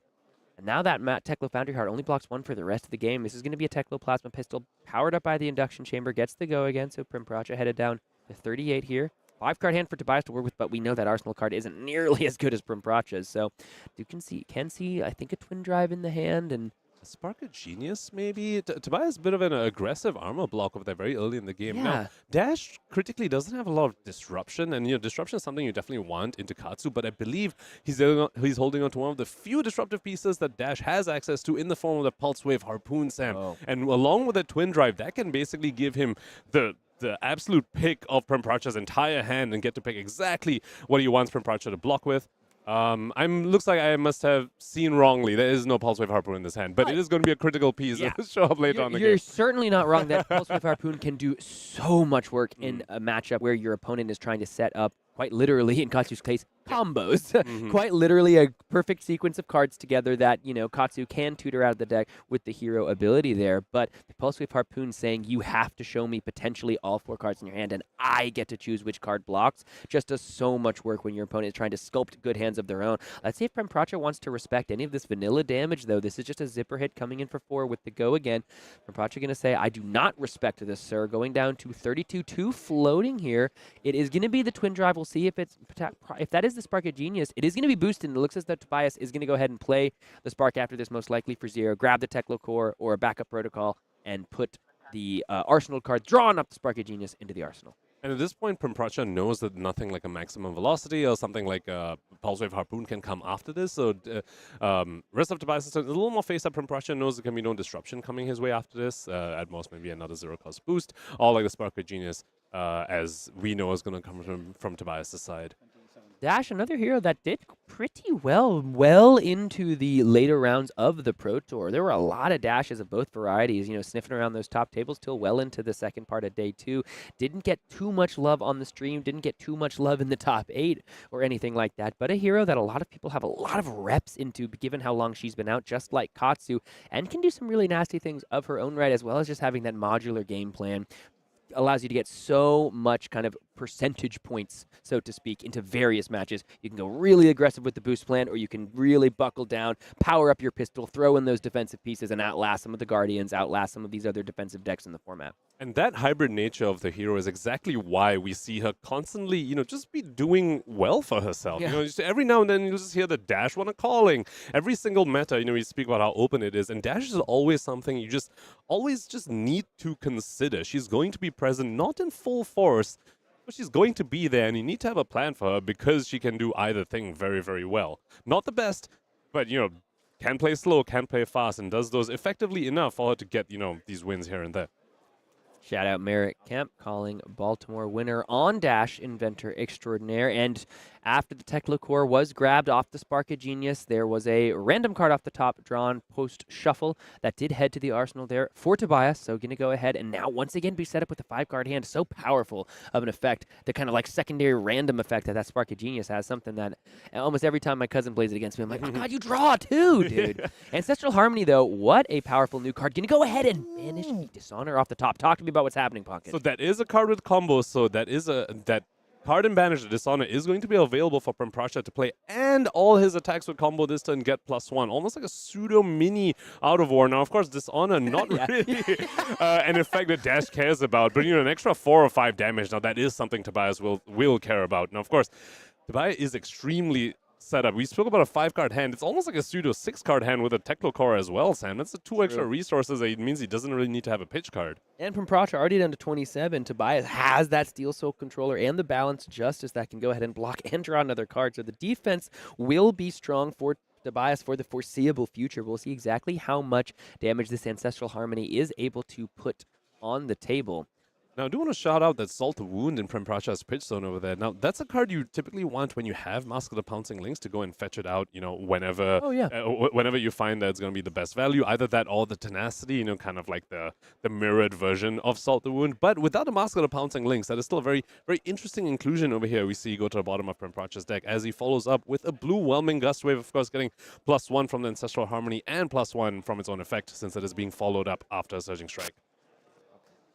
Let's see, does Prempracha have another card in the hand here?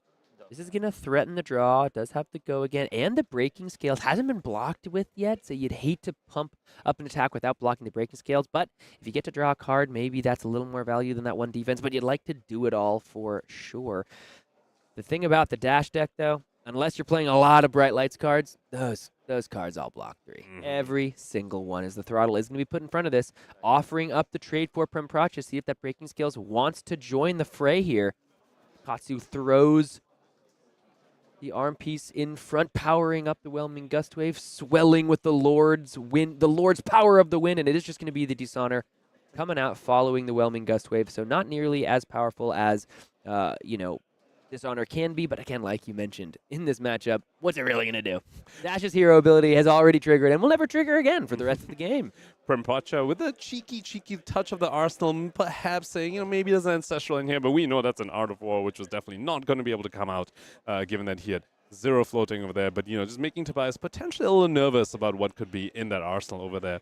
Now, definitely is happy that Tobias did present 2 cards on block over there, meaning his follow-up is going to be a little weaker. And remember, Prempracha is going into a Tunic turn with that Art of War setup in Arsenal. Now, that is what Prempracha needs to, overcome this life deficit from Tobias. And the Mask of Momentum, right, really rewards you for having more resources, really rewards you for having a blue to pitch into the Kodachis, and the yellow that was pitched into the Surging Strike meant that turn was always going to have somewhat of a ceiling, right? You really want the Tunic, you really want a blue for those Kodachis, you want that Mask of Momentum to be pretty threatening. So this is going to be the beginning of Tobias's little Tunic at home with the Techno Core. More resources for just a couple turns, but then that thing is a goner. The 2 resources immediately going to go ahead and be pitched or, activated into the Technoplasma Pistol and the Induction Chamber. 2 damage here. So have to shout out the discipline from Tobias' side. He is holding on to a maximum velocity, and with a Techno Core as well on the field and a 5-card hand, he was definitely primed to play that maximum velocity. Should he have, he could have done that, but he opted to respect the attack from Prempracha's side and just gave up some blocks, saying it's fine. You start with a surging into a whelming, this and ancestral that hits. So this is a bit of a threatening turn. I'm just going to give you my blocks. I'm still going to have the Techno Core on the following turn, and maybe I'll get my maximum velocity off then. But for now, I'm not going to tunnel vision on this maximum velocity, and really just goes to show the discipline that he has with his deck. Then I load the pistol. Listen to our players here. The pistol gets loaded one more time. Breaking the chain. 2 more damage coming across with that Technoplasma Pistol. Now Prempracha going ahead and just putting armor on that. That is a scary, scary feeling if you're sitting across from that, Sam. That's 5-card hand from the Katsu, Tunic coming up, and they just shove their armor in front, in a snap, put their armor in front of the block. You have to be worried about what Prempracha is going to be able to cook up. You have to wonder, the Balance of Justice is probably going to come into play, as well as a block on the Steel Soul controller. Absolutely. Descendant Gustwave going to go ahead and be the start of the turn, it looks like, for Prempracha. So yes, has a lot of resources and that Art of War in the hand, but this isn't exactly the start you'd love to see to start off a major turn. And I'm wondering, Ponkage, how many spike turns does Prempracha need because of that Steel Soul controller and the kind of value proposition that the Balance of Justice does present for the Dash player? Because Tobias has a fair amount of defense available to him, and Prempracha's already down to 21. Yeah, and unlike other matchups, that Dishonor is going to do nothing. Yeah. For Prempracha over here, even if he manages to get it off, it's just not going to be able to, not going to help him. But here we see the activation of the Tunic into that Art of War that we knew was there. Breakpoint's going to go through. Let's see if he's able to draw up and see if he's able to get a critical spike turn to get over this life deficit. Yeah, Tobias here, we've seen him pretty aggressively place armor in front of that first chain link a number of times, kind of forcing Prempracha's hand, right? Saying you got to do it and you got to do it now. Also, kind of trying to keep the pressure on, I think Tobias has been really valuing keeping cards, just placing armor as soon as he can to make sure that he can continue to pressure Prempracha's life, because if you let Katsu stay alive too long, you start to see things like this, a card banished to the banished zone, and now 2 more cards drawn. Everything is being pumped up for the turn by 1, and the first hit has happened, and we still have the Katsu activation. We are able to resolve post Art of War, and 1 hit ticked on for that Mask Momentum. Let's see exactly what Prempracha is able to do here.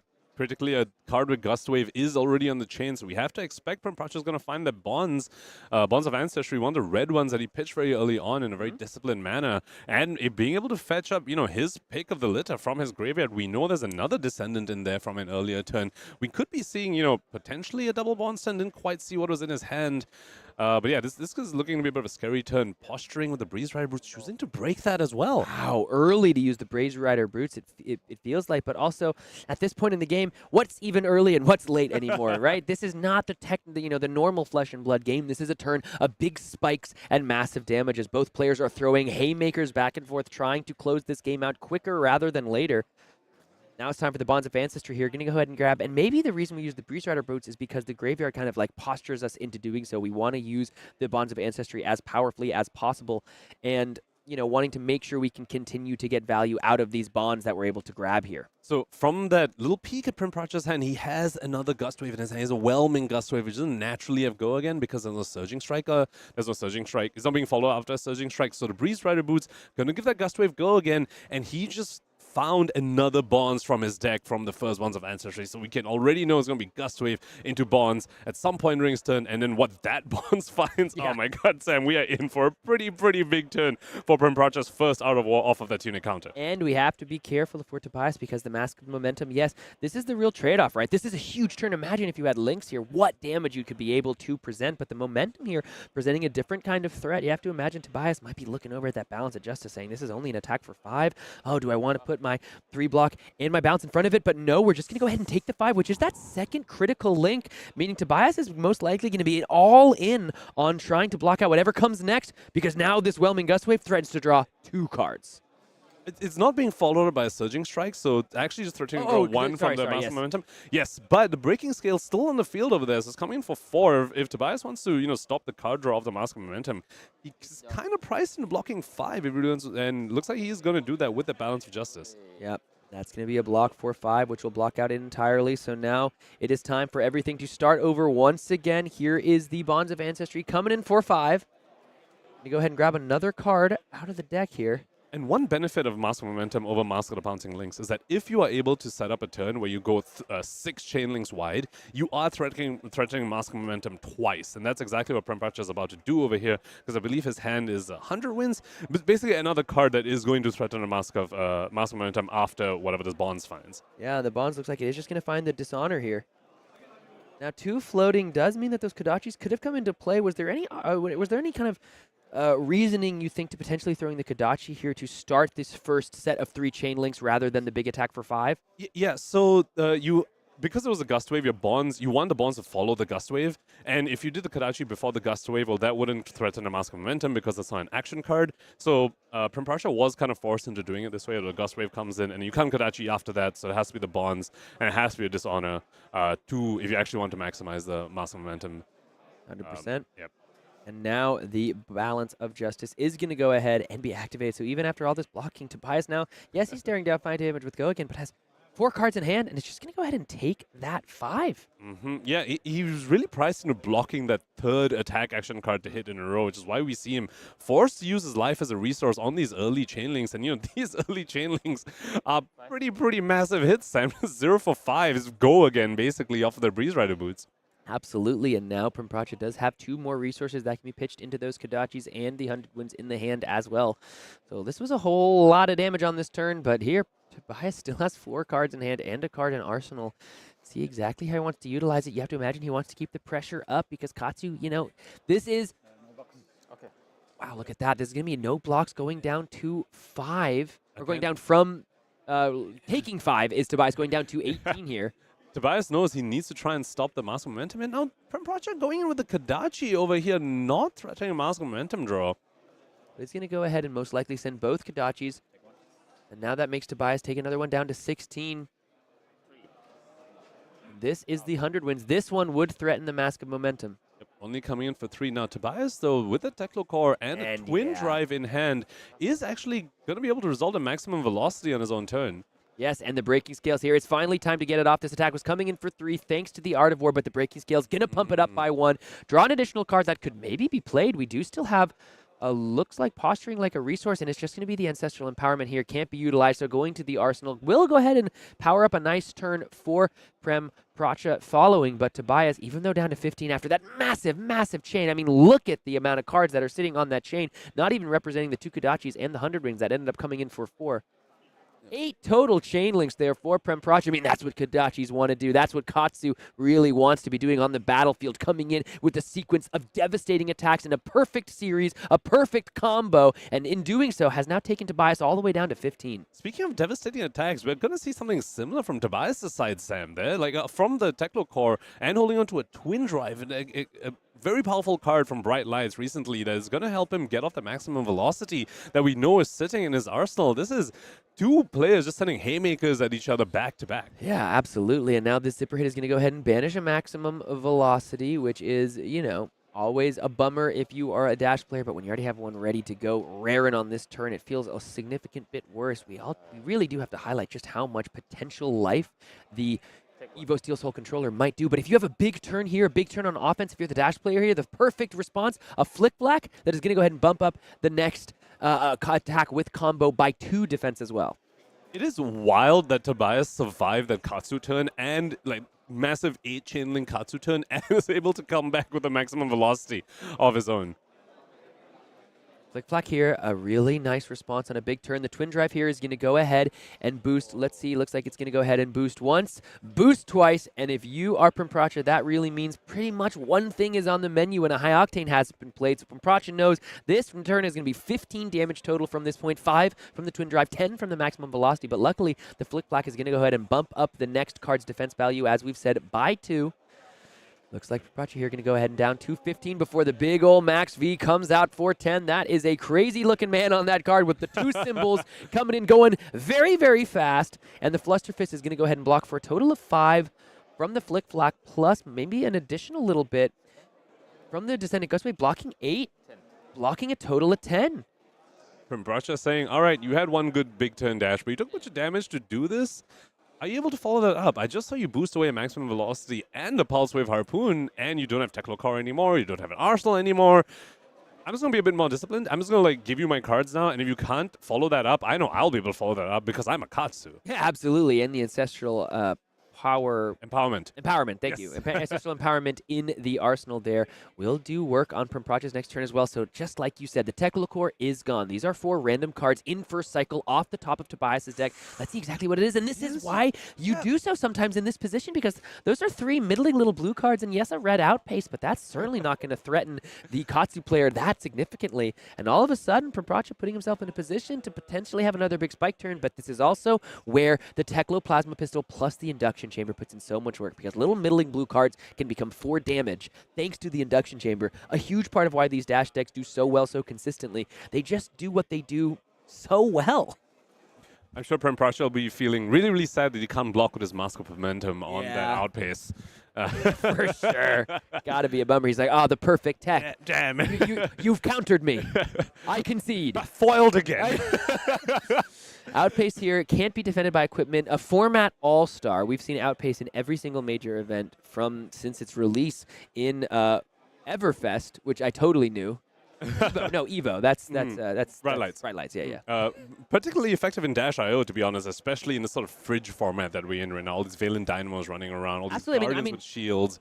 Jokes aside, it's a very nice piece of tech when you look at a metagame that has a bunch of Dorinthea and a bunch of Victor up at the top tables. And honestly, even Kayo has a fair amount of those armor pieces now that block so well. So, not doing a lot of work in this matchup, but Outpace really showing that Tobias is adapting the Dash deck a little more towards what he's expecting to see, because Outpace, as we've been joking about, is never seen in these lists, but really once these armor decks start to become a little more, disciplined players really keep their armor as late as they can in the game, and I'm sure sometimes you can catch someone by surprise, like, wait, I needed to block with my equipment on this turn, now I'm just dead. Looks like we're going to go ahead and pitch back into the induction chamber, and the Technoplasma Pistol here breaking the chain. We'll see exactly how Tobias wants to finish up the turn here, and it is just going to be another attack for 2 with the Technoplasma Pistol.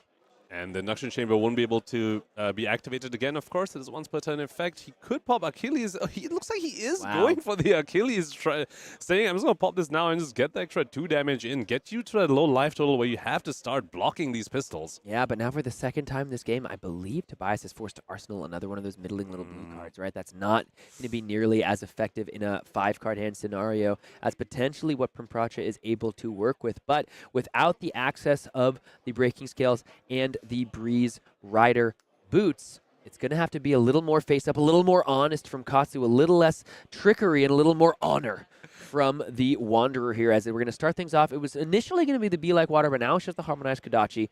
Tobias still at 15, so these Kodachis aren't nearly as threatening as they might be later in this game, but we're going to have to see exactly how Prempracha wants to work through this hand. Prempracha with a little back and forth there, starting with the Kodachi into the Be Like Water, back into the Kodachi, eventually deciding he's going to start with a double Kodachi into what looks like to be the Be Like Water. Now, of course, we know he still has that ancestral empowerment in his arsenal, and, a deck like Dash can't really afford to run too many defense reactions, of course, because those are generic cards, and so if you boost them away, you're not going to get your go again.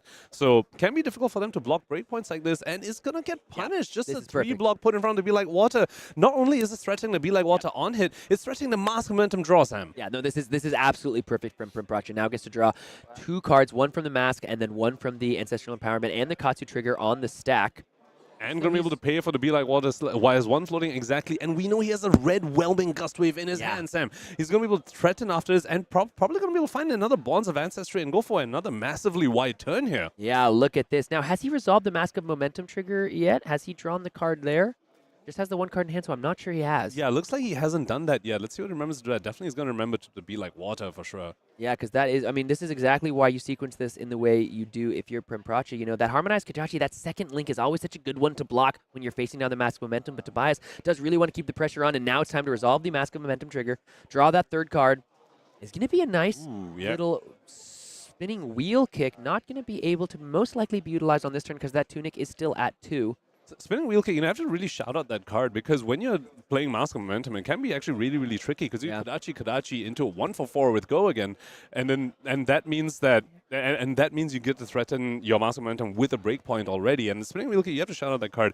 Definitely not going to come out this turn because of course he has no floating, but it's still a very strong arsenal card. When you have a random draw off the Mask of Momentum, always very glad to see a red off of that. And definitely have to shout out the people who spoiled Spinning Wheel Kick because a huge part of why that card is good is probably due to the spoiler of that card as well. But the Whelming Gust Wave here now buys that 2nd block out of the Evo Steel Soul controller, and the Bonds of Ancestry that you were able to grab off the Katsu trigger, if you are Prempracha here, threatens not only this 4 damage, but another probably just 0 for 4 like a Fluster Fist. There it is. There was one in the graveyard, so can be banished and grab another nice 0 for 4 here. So all of a sudden, we talked about, your 4 random cards versus my 4 random cards. The difference being, Tobias had to arsenal that little blue, where Prempracha, the ancestral empowerment that was drawn at the Mask Momentum trigger from that huge 8-link turn is the difference on this turn significantly. And it's going to just snowball further because on his following turn, he's going to have a Spinning Wheel Kick, red Spinning Wheel Kick set up in his arsenal on a Tunic turn again, Sam. The first time we saw the Tunic used, it was on a massive Art of War turn. He's going to be able to go into his next turn, Tunic back up, and 1-for-4 in arsenal. He is looking pretty set up to be in a very, very strong position for this game because he's already taken a bunch of cards from Tobias' side. Yeah, no, this is tough if you're Tobias. You've just been really punished for already putting so many blocking cards on the chain. Yes, you can send back 7 damage of your own, depending, and actually I think at least one more of it is a 0-cost one attack blue in the arsenal there. Looks like Tobias here just going to go ahead and head on down all the way to 4. So this T-Bone is massive. We've been talking about Mask of Momentum and Final Spring Tunic as being very, very critical on the Katsu side. You know what's going to make you block with those cards, especially now that you've cashed in Breaking Scales and Breeze Rider Boots? That T-Bone. Prempracha is going to need to give up either the Mask of Momentum or the Final Spring Tunic on this turn because of the T-Bone, and that could be really, really massive for Tobias' side. Yeah, and if that blue, I didn't catch what blue it is that is in Tobias' arsenal, but if it's a T-Bone, then he's grabbing both. Yeah. This is going to be a 0-60 coming in 4-4, threatening half of Prempracha's life, threatening to put him from 8 to 4. Does have the go again. But Prempracha here now with his opponent down to 4 himself. Has to be thinking about how much damage and value he can get out of those Kodachis. Just so hard to deal with. And is going to go head down to 4 himself. 4-4 with a 4 attack on the combat chain. This is to go 2-0 at the calling here in Phuket. Prempracha versus Tobias. This is a battle of people here in Thailand taking down it for their home country and community. And as we get to these low life totals, you shout out the Kodachis, but you also need to shout out the pistols on the dash side as well. 4 life, that's very close to a point where you have to start blocking those pistols, and that can be almost as annoying as blocking Kodachis, all thanks to that, aggressive Achilles accelerator turn from Tobias in the previous turn. And it is just going to be a Sprocket Rocket. We're going to go ahead and boost a Evo Steel Soul controller, so almost the claws, right? It's an item, and I don't believe that it counts as an item. Oh, item or equipment was banished from boosting this. Oh, it does say equipment. Yeah, so that does. It should be up. It should be up to 2. Well, yeah, I mean, so it looks as though Tobias here only representing the 1 damage and is going to go ahead and now pay into the Teklo Foundry Heart rather than come in with the 0-60. Going to go ahead and value the 2 resources to come in for 4 damage on the turn, thanks to being able to go for the pistol twice. Yeah, so opting to get a card out of Prempracha's hand instead of getting one of those key pieces of equipment, and very critically putting lethal in the stack. So he's telling Prempracha, you either give me equipment. Yeah, he made the call. You're probably going to give me a mask anyway. I don't need to send this T-Bone. I'm going to send 4 damage instead, and they're going to give me some piece of equipment anyway. I honestly love these games of Flesh and Blood, these 2 aggressively slanted, aggressively minded decks that it comes down to really significant blocking decisions and high-pressure, heart-pumping final turns where both players have to throw their equipment down, both players have to find the right cards in the right order. Still in first cycle, it can be very exciting, it can be very nerve-wracking, and if you're Prempracha here, you are set up for a pretty powerful turn of your own. Really, once again, though, Tobias sitting at 4, that's about how much life he has already gained from the Evo Steel Soul controller, right? Even a little bit more. So that turn 0 play, pretty much the difference so far in this game for keeping him alive. On Prempracha's side here, I believe he drew into a natural combo line, Sam. He's got the Red Descendant in his hand to follow up the Surging Strike, and another, looks like a blue Bonds of Ancestry? Oh my god! Full combo line from Prempracha over here. We talked, so, as we were just talking about, you just sometimes have to believe in the heart of the cards, hope that the random 4 cards in my first cycle are better than the random 4 cards in your first cycle. That's part of what we love about TCGs, folks, is the element of chance, is the element of variance. And here, Prempracha, with this turn and the Tunic counter up at 1, can also threaten the spinning wheel kick after this. I mean, this might just be all she wrote. And Tobias definitely not happy to see a national combo line after he's worked so hard to get Prempracha down to that 1 life. Now he's looking through a graveyard being like, no way you have just another Bonds in your hand, right? How many Bonds have I seen in this game? You tend to lose count against Katsu because they play a Bonds, they fish for Bonds, banishing Bonds from the graveyard. He's saying, please don't have another Bonds. That's crazy, dude. All right, well, both players here sitting sub 5. This is part of the beauty of this game. It often ends with both heroes desperately trying to find that final blow. The armor has been battered. The heroes are worn down and desperately trying to cross the finish line, move into the winner's bracket, and this is going to buy 2 cards to block, and there it is, the blue Bonds. All Tobias can do is throw the hands back in, perhaps disgust, perhaps bewilderment, but regardless, he has to just face down the Wanderer himself, throwing down a massive combo line once again, and perhaps coming out with the win. And that's all of the cards from Tobias's hand out of his hand. So it's all face up now. He can only block 1 more with that Evo Steel Soul control. And I think you're right, Sam. This is probably going to be all she wrote. 2 into 3 into 4 from the spinning wheel kick off of the Tunic counter.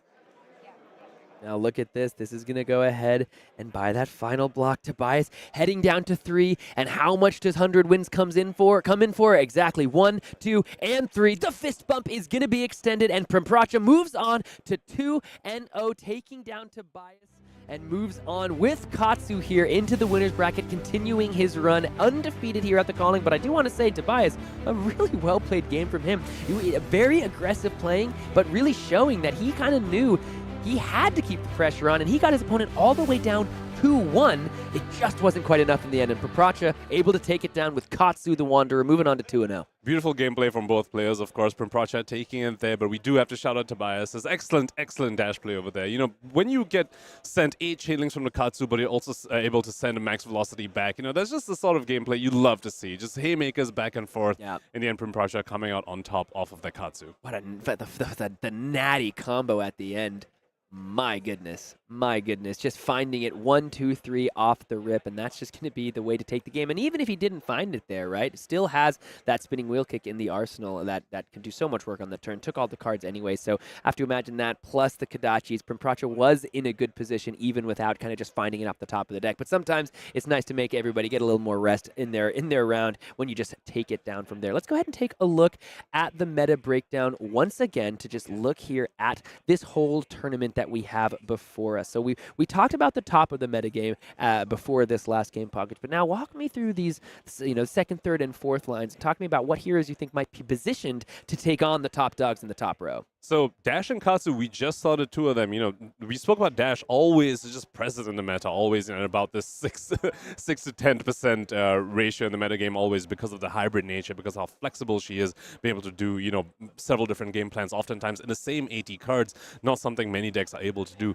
Katsu over there, extremely explosive. And I do want to, you know, once again shout out Prempracha's headpiece in that previous game. We started the game saying, looking at the Master Momentum, saying, oh, most Katsus are, you know, preferring the Mask of the Pouncing Links, but he's just showing us he drew 2 extra cards of the Master Momentum in that game and then cashed it in for 2 block as well. You know, that's a lot more value than what Mask of the Pouncing Links is going to give you. So Katsu over there, you know, has a bit of flexibility alongside that explosiveness as well. So I expect to see Katsu doing pretty well as well. Also very good into many of those top decks, not so good into Victor or Azalea, but very good into Kayo, very good into Dromai as well. Following that up, we have Boltyn, potentially an answer to this regional meta. We spoke about how Victor is very, very popular in this region. One of the best warriors into Victor is Boltyn. Something like Dorinthea, you know, Victor's happy to see you, but Boltyn, Victor's not very happy to see that. Yeah, I mean, that is a deck that can just do some insane things with the Lumina Ascension combo, but also you just can't count out the consistent value that the hero ability gives you, and Raiden is no joke. You still get to Lumina on a Raiden turn, and yeah, it might not be a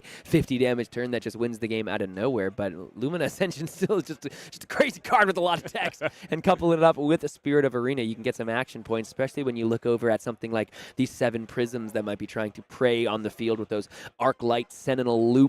Lumina Ascension and Spirit of Arena might have something to say about that with action point generation. We already saw a Kassai fall to a Dorinthea, so only 6 Kassai here in the metagame. I think that might change a bit, though, as Dromai looks forward into the Living Legend status that is approaching for her either today here at the Calling Phuket or in the upcoming ProQuest season.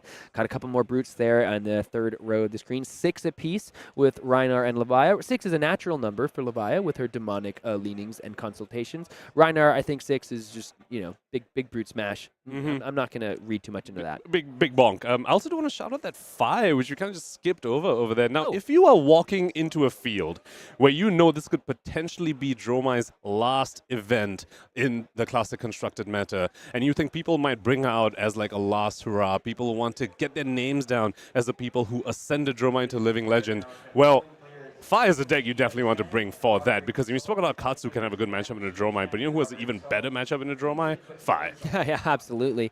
Couple of Vynsets as well as a Dash IO rounding things out. 3 Kano, 6 Bravo, 2 Uzuri, and 2 Riptide. Now, looking at the Vynnset, I mean, that's a deck, honestly, I know it has not yet got its time in the sun, but when it finally does, and when a Vynnset finally starts to rip through some of these top tables, and you're seeing a player just banish a card from their hand, do nothing else, and just go, here's 3 and 7. For nothing. Yep. I mean, when you see that happen and when it's played before you or when you play it, it's a special kind of excitement. I mean, you really just get to go, no resources. Yep, here's 3 arcane, 7 damage. What are you gonna do about it? Yep, that's a very, very different flavor of broken. You know, it's just a absolutely pitchless 10 damage. Yeah, absolutely. So now that we've seen the metagame breakdown, let's go ahead and take a look at 2 more players who just competed in the round 2. We're gonna head to our backup match, folks. Yes, we saw it in the Pro Tour and we have it here at the Calling Phuket. Thanks to our friends at Savage Feats, who do such an incredible job here. So we're going to go ahead and take on this next match. This is going to be an Azalea versus a Kayo. This is the backup match, right? So this was already recorded. We're going to be moving at a little bit of an advanced speed, and due to some of the limitations, we can't have it right at the same feature match table. We are getting word from the producer that the life totals might be slightly off for the first part of this game, so we'll try to do a good job of tracking that on our own end. So let's go ahead and do so. This is going to go ahead and be a Seek and Destroy. Looks like a Boltyn shot coming in with the go again. 2 cards left in the hand. Tunic at 2. So we're coming into this game a little bit already in motion, right? We see a 1 block already used on the Apex Bonebreaker there, as well as the Scowling Flesh Bag and the Final Spring Tunic and the Scabskin Leathers. I almost wonder if that wasn't a 1 block on the Apex Bonebreaker, or whether that was a -1 counter put on it because of that boulder trap. Wow, yeah. Boulder trap in that graveyard over there in the Azalea side. Now, of course, Kayo always, making my tokens here and there. Boulder trap is kind of always live into Kayo, so, it could have been where the Apex Bonebreaker got its bit of batteredness from. Really nice play here from Shirui from Singapore, using that Scowling Flesh Bag because of the, Tunic not on 3 there. Had no way to load with the Death Dealer, even if, normally with the Boltyn shot, often Azaleas pass on the reload because it's so much more valuable to draw off the Death Dealer. So unless, let's see, Jian wanted to use the Bullseye Bracers there was going to be no way to get a card in the arsenal. So the Scowling there, yes, it did stop something like a red in the ledger, but it did stop more damage on the turn, and perhaps that's going to be enough as the Blood Rush Bellow comes in and is the follow-up off the Tunic counter. Going to go ahead and disregard the Command and Conquer. 2 more cards in the hand. Let's see exactly how Shirui wants to utilize these Blood Rush turns, because it can be a little awkward for Kayo. That's kind of the balance of the hero, right? Blood Rush Bellow, not always the most devastating in Kayo as with its other brute counterparts. He's definitely very happy that he discarded the CNC that on the random discard of the Blood Rush, because critically CNC, not a brute card. Yeah. So while you want to see it into, these ranger classes that rely so much on their arsenal, you don't really want to see it on your Blood Rush turn. You're very happy to get the discarded because you get your +2 on every other attack in your deck. I see. So it looks as though the life totals might just be reversed. Yeah. So the life totals will be accurate just for the little bit of time, because this is already pre-recorded and we can't change it on the fly. Yeah, Shirui's life and Jian Wei's are switched. So the Azalea player here at 36, and Shirui actually at 40 on the turn. So that, yeah, and it will be fixed as the game continues momentarily. Looks as though we are going to go ahead and... So the Kayo player kind of has a bit of a decision to make here. Could just go for the Savage Feast and discard the Agile Wind-Up, have a random arsenal but set up with an agility, or just go for the good old Swing Big for 10. Looks like that's what he's doing, but then arsenaling Savage Feast without an agility setup. Now that can be a bit of a difficult thing. You might be priced in rolling Scabs to get rid of that or something. Swing Big coming in for 10, represented with a big old 8 die and an additional rider of 2 from the Blood Rush Bellows. Yeah, absolutely. So it looks as though Jian Wei going to head down to 32 here. Just going to go ahead and cash in those cards for the blocking value. These are some of the most powerful turns that the Kayo deck can do. But again, Blood Rush Bellow there really only got you 2 cards worth of that +2, so only +4 on the turn. Significantly less powerful than, sometimes when it's going for +6 or +8. Both players trying to find the 3 resource on that die for the Tunic counter. But very, very disciplined play from Jian Wei over there on that Azalea over there. Normally when you see your opponent have the Blood Rush turn, you kind of just want to block out and get them to try and do something as explosive in the following turn when they don't have the agility set up. So Jian Wei is saying, all right, I'm just going to give you a few extra cards. Go ahead and have that. I have my Tunic coming up. I'll play off a smaller hand right now.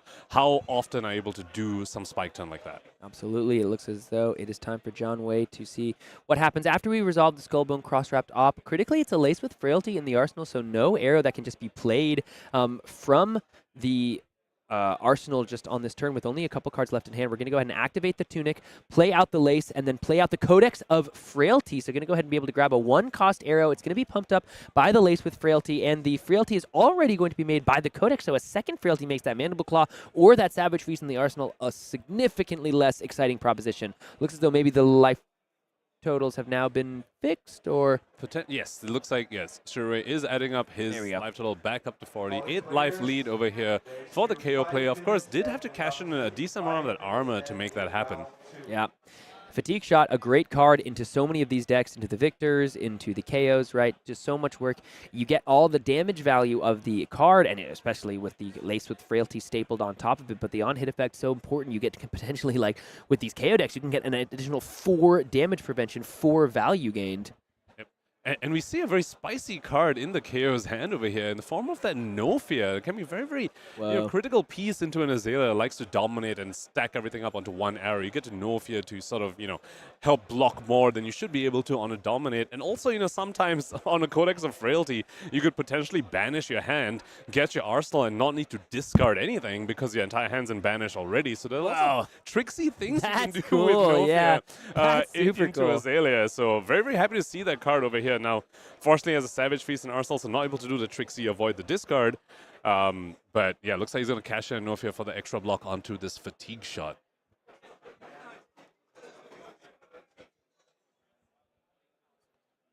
So looks like he is going to be leaking sun damage from a fatigue shot. Now that's quite a damper on his offensive power in the following turn, because not only did a fatigue shot hit, reducing the base power of the next attack he plays by half, he's got hit by 2 frailty tokens. So the arsenal's going to be reduced, the mandible claw is going to be reduced. We're going to have to see how much of a offensive turn he can actually pull off over here. And critically, I do want to just point out that really cool kind of full art fatigue shot little token. This is going to be a pulping coming in, and then I believe in a moment we're going to go ahead and move forward in this game because we do have to make sure we make it to the next round in time. So that will be happening momentarily as we're going to, we've seen the beginning of this game. We've seen the way the story begins, and now we will have to go ahead and in a moment go ahead and check out exactly, how it resolves, right? We've seen kind of the beginning timbre, the beginning, notes of the symphony. That will be our backup game. But we are going to go ahead and just jump forward just a bit, because if we don't, we will be sitting here talking about a game that has already happened while round 3 is playing, and we're here looking like chumps while they're playing. We don't get a feature match for round 3, and no one wants that. We all want a feature match in round 3. Yeah, we don't want to have to start round 3, directly halfway through the game and like miss the first half of that one. So go ahead and skip over. Looks like we have got that done. Shout out to Ethan in the production booth, sending us over to fast forwarding us to the good parts of this game. Oh my God! Rip roaring! We are talking. We heard we're going to be a little further in this game. We didn't realize we're in the end game now, folks. All of a sudden, it's 5-10. We've got an agility set up, but another frailty, and it looks like that same cool full art fatigue shot. So this is going to be a savage feast off the agility. It's going to go ahead and get the effect of the agility and the draw. But look, it's now coming in for 2 because it's going down by half thanks to the fatigue shot and 1 from the frailty. So this should probably just be an attack for 2 here with the go again.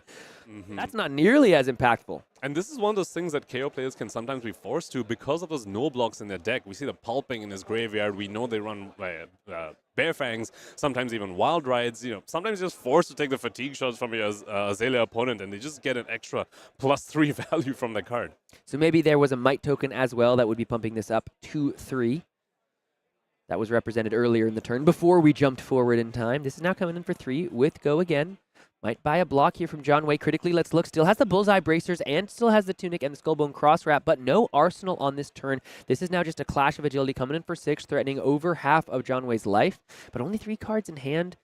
The Death Dealer can really have something to say about that, and with Shirui with no armor left whatsoever, it's going to be hard to stop some of these more devastating on-hits, and it looks as though just the Tunic block going to be bought for John Way here as he moves down all the way to 5. Jian with a bit of an aggressive block over there, just cashing in the Tunic, saying this game's not going to go 3 turns longer. I'm just going to cash it in right now, get that 1 point of value.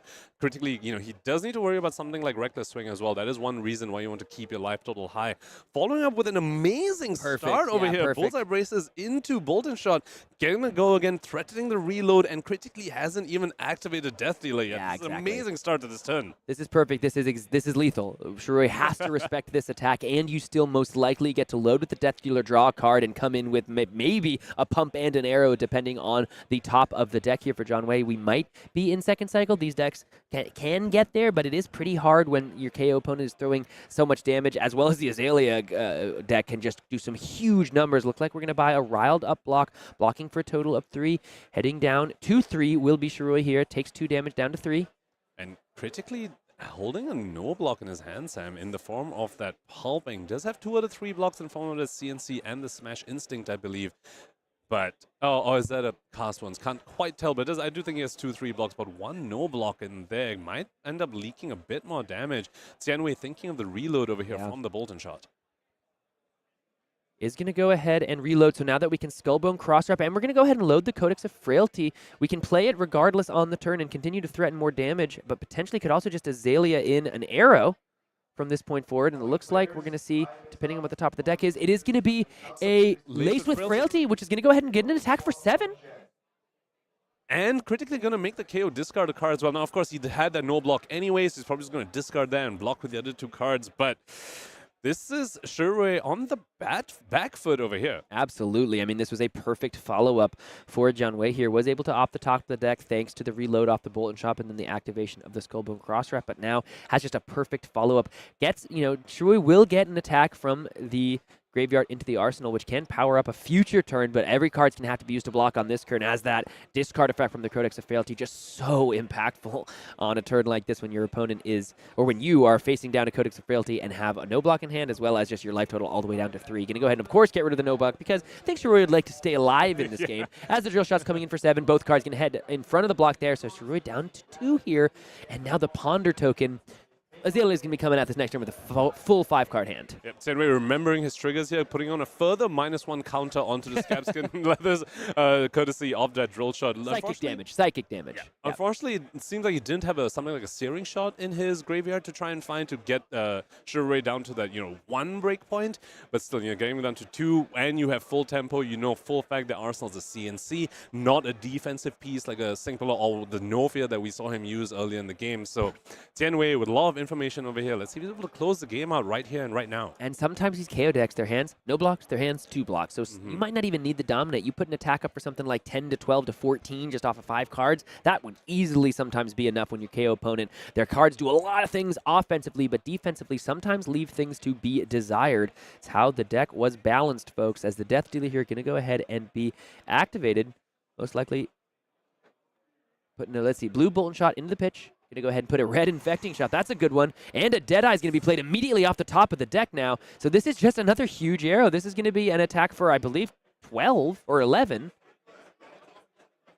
And that's just going to do it, yeah. Has the no block in the hand, so 3 cards put in front of it. Like we said, sometimes KO's hands not as exciting defensively, and you don't even need the Azalea activation when you can just put an enormous amount of damage on a huge, powerful arrow and close the game. So with that, Jian Wei is going to go ahead and move on to 2-0 as our backup match. We roared forward in time to see its conclusion as Azalea takes down KO. The LSS devs, these cool podcasts they've been doing. So shout out to Mr. Classic and Carol and Tomo Lai, Jason Lai out there for doing that this week. Was listening to that, and they mentioned Kayo with the 49% win rate total in the Pro Tour LA, which I think is pretty on par, right, to what we'd expect, right? Like, that's exactly middle of the road. The good players are going to be able to find the right advantages. Sometimes the variance is going to fall, on both players' side, and KO is exactly that kind of a deck, right? Really powerful, really spiky, can do some great things, but also loses, at this point, a little, or at least at the Pro Tour, over 50% of the time. It's pretty much exactly what you want from your most represented deck. It is, easy to pick up. It has good spike turns. It is fun to play. It has a bit of variance involved as well. It's also very targetable. You say KO is a problem. You're like, oh, maybe I'll play a warrior and really punish KO for not being able to block. I'll play Azalea and do the same thing and just like stop them from going wide, stop them doing what they want to do. So it's just.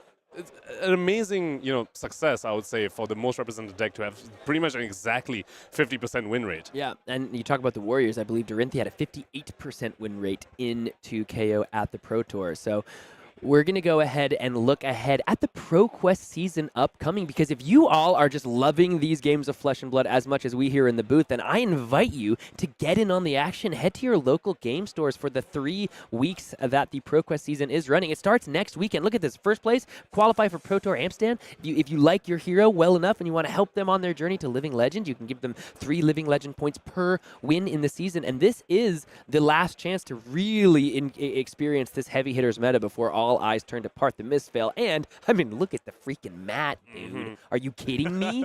That art is insane. It's like a Sin City, like black and white, and it looks so sick.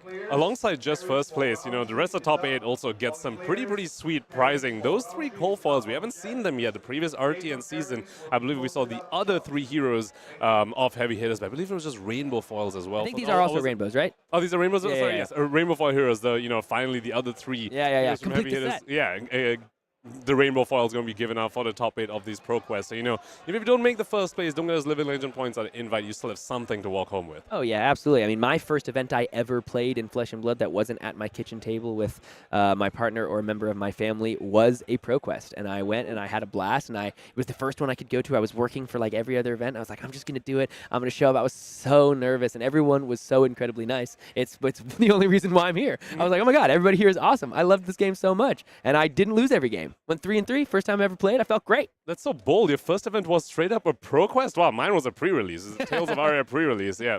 Well, we're going to go ahead and take a quick break here, and we have got such a game for you all next. We have got Calling Taipei winner Justin Chu at 2-0 on Azalea, which we just saw quickly in the bracket match, and a 2-0 Prism for you all. So I know my friend Elliot is going to be chomping at the bit to get you all that info, and we've always got to keep an eye on Dromai, folks, because someone here has a chance to be on a very short list of players that has brought a hero to Living Legend at a big tournament with coverage available, and to be the one to carry the torch, carry the banner across the finish line. There's so much to play for. There's so much to celebrate. Don't go anywhere. Round 3 coming up in just a moment.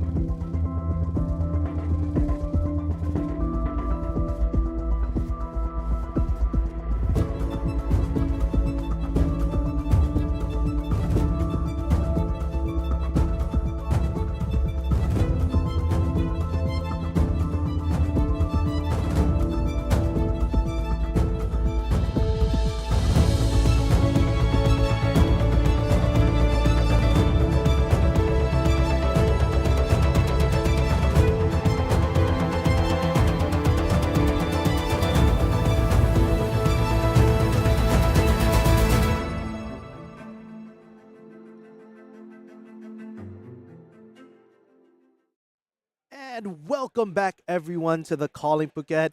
Pankaj, we've had some incredible games to start off the day, and it's only going to get spicier. I'm so excited for the next one. It's not a very favorable matchup, but we're going to be watching Justin Koo playing Azalea, which he won Calling Taipei 2023 with, versus number one ELO here in Thailand, Channon Putari on Prism Awakener of Soul, sitting at the 2-0 table. Not an easy feat, honestly. What do you think about this matchup? Well, very excitingly, both these players are the highest elo in their respective regions.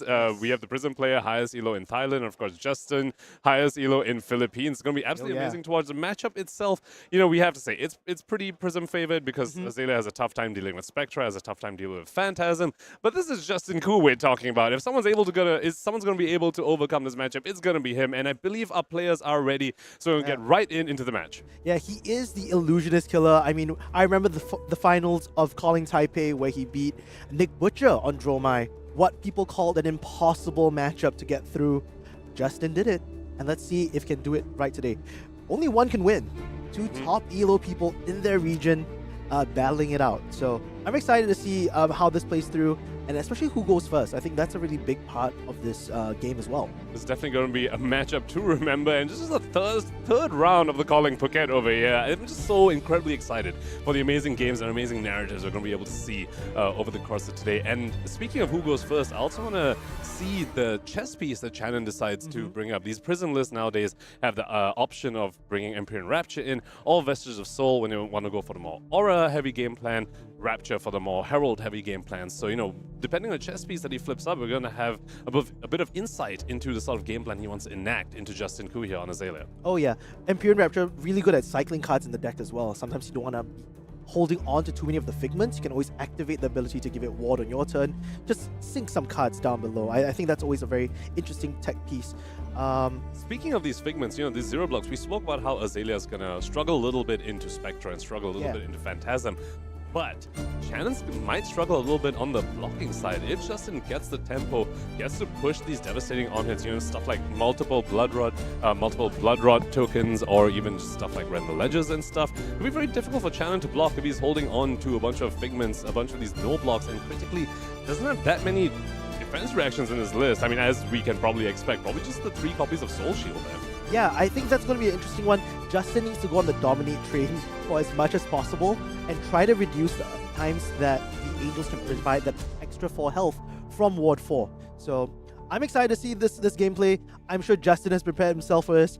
I wonder how many poppers he's actually running. I think that's a very interesting piece of the puzzle here if you want to get past Prism, Awakener of Soul. Not only just Prism, you know, a big part of this event, we've been talking about how this might be the final salvo for Dromai. You have to imagine a bunch of players here were thinking, there's only a bunch of people who want to get their name on that list, the list of people who have ascended a hero to living legend. So you have to imagine Justin probably was prepared, saying, there's a bunch of Dromais around trying to get their name on that list. Maybe I should fit in a few more of these poppers here, and it might just casually help him in this game against Prism. Yeah, I think we're going to see some very interesting plays in this moment.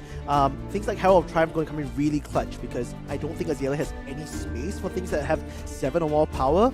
So the Herald Triumphs, if he's running the Rainbow Suite, it's going to be very effective at pushing damage through, getting the Prism trigger, and then hopefully making some Figments turn into Angels. To add on to a Herald of Triumph, even the Figment of Triumph, you know, off of the Halo, even if Justin has a bunch of the 6 power poppers, maybe the Battering Bolts, maybe some down entities, if Channon says, oh, this is a critical piece, I need to get through, he can just pop the Halo, find the Figment of Triumph, and just turn that 6 power into a non-popper and get his on-hit through as well. So, you know, a bit of work going to be cut out for Justin Koo's side, but as we spoke about Azalea with those devastating on-hits into a deck that doesn't block very, very well, he has outs in this matchup. Justin looks like a man who's ready for this matchup. I'm super excited, and I have to say, both these players looking extremely calm in the moment, just fully focused on the game.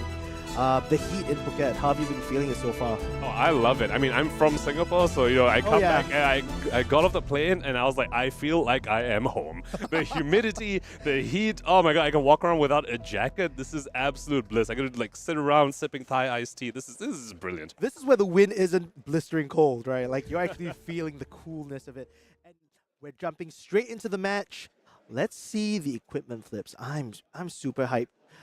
Justin Koo on the right here, playing that Azalea, and Channon, Hutari running Prism, Awaken Our Soul. Now, that 32 health might come in extremely as like a detriment to this matchup, just because, you know, Azalea is very well known to be pushing out these 11 to 14 damage, dominate turns, and 32 health isn't a lot to play with. One thing we haven't spoken about yet, Elliot, is Arclight Sentinel. Azalea does do 11-14 damage turns, as you pointed out, but oftentimes that's, you know, after 2 to 3 buffs, and you know what that means? That is priority windows for Channon to go ahead and put out an Arclight Sentinel to just stuff all those pumps that Justian worked so hard to put on the field. Yeah, name me one card more irritating than Arclight Sentinel in all these matchups, man. It's one of the most powerful. All right, the fist bump goes, and I think they're ready to start. The closest I can think of is perhaps Hypothermia before it was banned, but Arclight Sentinel. It's a very, very, very terrifying card. Takes the cake. The Goliath Gauntlets and the Empyrean Rapture coming in, so lots of space for Channon to play here. Yeah, so very, very strong combination over the Goliath Gauntlet. Probably we can probably expect that to see bumping up a Herald of Erudition alongside Empyrean Rapture, getting a free flip, drawing cards of Erudition. We already spoke about how the Halo of Illumination going to probably help guarantee that something like Erudition hits even past a popper, because Justian on his side probably doesn't have a lot of defensive pieces to stop that dominate on the Erudition. Just has that 2 block on those Purge Grapplers over there. Yeah, that's the thing. The Goliath Gauntlets automatically counter the grapplers in that sense. So let's see who's starting first here. I think that's going to be important. But okay, looks like Justian placed the Tunic counter. One thing that Azalea really likes doing is trying to get that cheeky dominate off the start. And Red and Ledgers can be very powerful here to stop the effect of Luminaris Angel's Glow. So activating the Death Dealer, trying to load in his first arrow. Let's see if he dares to do the blind Azalea flip to try and find the cheeky dominate that you were talking about. Now, of course, the Red Ledger will stop multiple heralds coming through from a Prism side, but critically won't stop any instant auras that Channon might have in his list. You know, stuff like the Genesis, stuff like the Merciful Retribution, if he's choosing to run that in his matchup. Probably not, but, you know, Genesis is one of them. All right, here we go. The first one is a Boltyn shot yellow, drawing a card off of Death Dealer. Did he find some... Oh, my goodness. That's the knock, the Death Whistle. So... Channon here probably sweating a little bit just thinking about what that first dominated arrow is going to be. And we spoke about how, you know, Azalea doesn't have a lot of armor, a lot of defensive pieces. The same definitely can be said about Prism over there, sitting there with Phantasmal Footsteps and a Rapture that'll blow up if you actually use it. So Channon over there probably going to have to just take this on-hit that Justian's going to send at him. What a fantastic opening here for Justian, finding that knock, the Death Whistle. 3 copies for sure. Placing this on top, and if he has a pump spell, unless Channon has like an Arclight Sentinel in hand right now, I don't think it's going to do a lot. Now, of course, Justian will need to pitch a whole other card to play a Red Ledger. So if he has a pump spell, he might need to go off an Arsenal, which is not something Azalea wants to do. You know, critically needs that Arsenal to go ahead and activate a Skullbone and Cross Trap. Look like he is opting for the more aggressive line. Red Ledger coming in for 8, threatening Blood Rot, threatening 1 action on Channon's side. Yep, so this coming in for 8 dominate. That Blood Rot token can be really, really hard to deal with as well. Some of these Luminaris Angel Glow lists don't run that many blues.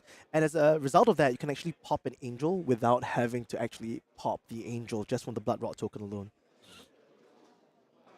Sweaty position here for Channon. And looking at his hand, he has 1 Soul Shield, but that is not going to be enough to cover an 8 breakpoint. Very, very heads-up play by Justian over there to use that pump to get off an Arsenal, saying if there's a Soul Shield in his hand, I need this to go up to 8, because it's just 5 with Dominate. You know, I'm not going to get past the Soul Shield. Now, Channon posturing the Halo over there could potentially pop that to get some ward into play in the form of an Angel to absorb this hit, but that's a very, very early use of the Halo if he chooses to go for it. And, you know, that piece, almost akin to Stormstriders in this sort of value that's presented on the headpiece over there. Yeah, and this is actually, I mean, there isn't a very yellow-heavy hand for Channon at the moment, so blocking some cards could be advantageous. You don't mind having that Soul Shield in the arsenal if you can keep it as much as possible. Using it turn 0, not the exact space you want to be, but when you're coming in for 8 Dominate, threatening Blood Rot, and Red in the Ledger, you're in a tough spot, buddy. Looks like he is going to pop that Halo on turn 0 here. Let's see what he's opting to do. Pitching that Herald Triumph and probably placing the protection over there in Soul. What an amazing explosive start already, Elliot. We saw a dominated red turn 0 into a Halo activation on Channon's side, drawing into Light of Soul off of the Halo. Now does have a Prism trigger to go ahead and find any Figment that he wants. Yeah, this Light of Soul is actually pretty interesting, especially with Empyrean Rapture, because you do get that opportunity to easily just pitch it when you want to without actually playing a card. And that could find you free Figments. Like, looking through his list, wow, we're seeing a lot of yellows in Channon's deck at the moment. So, as you expected, it's the Figment of Humility, the Figment of Triumph, sorry, coming in. I keep confusing it because, it's like terrible. Oh man, all these aura type effects that Prism brings to the table. Figment gonna come in, reduce the Randall Ledger by 1, bringing it down to a 7, still critically 1 over the Soul Shield. I wonder if he's gonna I wonder if he's going to try and set up a play where he potentially puts a Footsteps in front of this. The Footsteps will break, but at least that means he doesn't need to give up the ward on the Angel. He might not need to flip the Figment. He has 2 options over here. Yeah, I mean, critically, I don't think you need the Footsteps that often, actually, in this matchup because of the lack of poppers that Azalea is presenting. But it's always nice, like just having Footsteps as an emergency 1 block sometimes can be quite helpful. Yep. Looks like he is opting to go ahead and flip the Angel. Beautiful stack of Marvel Angels over there on Channon's side. I'm jealous. Just sifting through him. Oh, yep, this is the one I need, the Angel of Triumph. Look at Victoria there, standing so good. And okay, he's going to try to trigger the Light of Soul once again. Reveals a Figment of Erudition and does not like that. I mean, best as you can, you don't want to put a Figment into Soul this early into game. Especially not that Figment. That's one of the best is ones. the strongest Figment that Prism has access to. But you know what this means? It means he's going to draw that. Like, not only do you not want to put that into Soul, you don't want that in your hand either. You never want to, just pay for a Figment when you're Prism. You want to tutor for it and put it into the field. Channon over there. And not getting the value into Soul. So he's empty in Soul at the moment. Or rather, he has that 1 Soul Shield that he used earlier on, plus the one from Halo. But that's not a great level of economy that you're getting from the Halo of Illumination. This is an amazing start for Justian, we have to say. That's Halo already gone. Prism just standing with just one card in Soul, holding a Figment, and now that's pitched. Oh, Justin has to be feeling pretty good right now. But this is pretty good. It's not too bad for him at the moment because he has 2 red Wartune Heralds in hand. So coming for 14 on the return, I think that's pretty good. That's pretty good. Let's see whether Justin's able to. Let's see whether Justin's found one of those poppers in his list to be able to answer his Watching Health. Because Footsteps still on the field, going to be able to pay to get an action point back should the Watching Herald get popped. Very interestingly, I think Justin is running a set of the Amplifying Arrows. So it's a nice block 3. It's a yellow at times, and in the late game, even when you're running out of some steam, it can come in for that extra padded damage just from all the non-attack actions you're playing. But 7, very hard to block here. Very, very difficult for a deck like Azalea that, critically doesn't run a lot of defense reaction, at least not for the 0-for-4 ones. We saw the Boulder Trap in the previous backup match being played, but, a lot of these traps which Azaleas might want to run to answer stuff like the Katsus, to answer stuff like the Kayos, only block for 3, and that's not what you want into a deck like Prism is going to send 7 Power Heralds. Yeah, so I think he's opting to eat 7 here.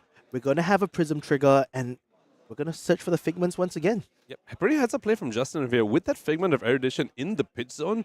That's not a Figment that Channon's going to be able to tutor out because it's in the pitch zone. And Justin's saying that's the Figment I'm most scared of. That's the most threatening one. Lets you draw a bunch of cards once you flip it into an Angel. If you can't find that, and that's just going to the bottom of your deck, just fine, have this trigger. Go and find whatever other Figment you want. I don't care. Well, Protection's a pretty good one to get out of this. I mean, getting a bit of padding from that 1 Spectral Shield that you get out of this, it's not a bad spot to be in, especially against Azalea, who's trying to dominate you as much as possible. You need those buffers.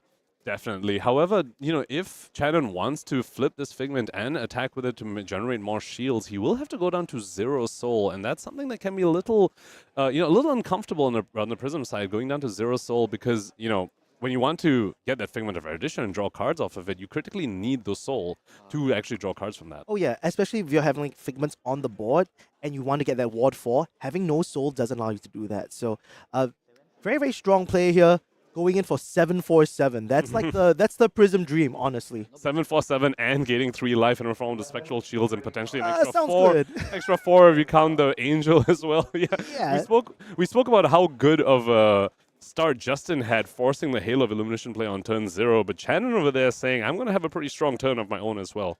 Yeah, to be very honest, like in this matchup, your soul can be generated quite easily from the aggression that you're presenting, and Channon just taking 15 health off of his first turn. I think that's a pretty powerful start. Going ahead and finding a Figment of War from the second Herald hitting over there. Going to be creating a Courage token is Channon.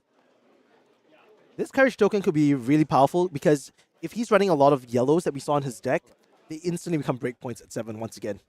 Or might even pump up something like Herald of Erudition, which already has a Dominate, especially if you add on the Goliath Gauntlet on top of that as well. Could be very, very scary. Yeah, that's absolutely true. So now with that extra 7 padding of ward on the table, I'm not sure if Justian will be able to push through like a big arrow this turn, especially because he blocked with some cards previously. The Amplifying Arrow, really helpful though. It's providing 2 resources this turn. One of the times, I think the Azalea deck kind of struggles with resource generation sometimes because it's so red and red heavy. Looks like Channon's holding on to an Arclight Sentinel and a Herald of Erudition over here. Potentially is going to be able to stuff Justin's turn should Justian choose to play a pump. But if he doesn't play a pump, then, you know, this Infecting Shot is just going to be absorbed by the Angel and the shield on the field. But if he plays a pump, he's going to be open to something like an Arclight Sentinel. Of course, you know, if your opponent plays Arclight Sentinel on your turn with these newer Prism lists, you're actually not too sad about that, especially when they don't have an arsenal. It means their offense on the next turn is going to be pretty weak. But still, it looks like that's what Justian is thinking about here. He is holding on to a Release the Tension, I believe. Hasn't put it on the chain yet. Yeah, it's always about how many non-attack actions you want to commit to this. And with Justian trying to set out that Dominate, this could ask Channon, do you want to drop? Ooh, do you want to drop that Arclight Sentinel? This Endless Arrow, though, could be pretty interesting because it can just directly hit the Angel if it wanted to in order to bounce back to its hand. And critically, without the Halo anymore, Channon doesn't have the cheeky play of finding a Figment of Ravages to shoot himself should an Angel get targeted to just close the combat chain. So Justian is able to hit the Angel if he wants the Endless Arrow back, but then, you know, that's a Dominate wasted, that's potentially a Pump wasted if he's, you know, gonna do that in his Endless Arrow. So it's a bit of a tricky spot. I believe he's also holding on to a Codex of Frailty. I believe he was really trying to find a way to be able to resolve that this turn, especially while Channon doesn't have that arsenal, would be forced to discard if he manages to resolve the Codex of Frailty. Was probably looking for a buff off the top of the Blind Azalea. Codex of Frailty, not one of the best cards, I think, in this particular matchup, just because cards like Herald of Erudition still come in for 4 from the arsenal, and that's not something they can deal with quite easily. So, gonna see whether he wants to use the Release the Tension just for that extra padded damage to go over the 7 ward. Yeah, it would be exactly 7 wards, so 7 damage on an Endless Arrow. So even though it has Dominate, all that ward on Channon's side, he's gonna say, I don't really care about your Dominate. Can just, you know, just eat all the damage from the ward and still come back at you with a full 4-card grip. This is a really good play, the Release the Tension, coming right in, giving a nice little buff to the Endless Arrow. You can see from like Channon's body language, no sweat, not dropping this Arclight Sentinel. We're chilling. We're chilling. Big game face from both our players over here. You see the focus and just the concentration on both their faces.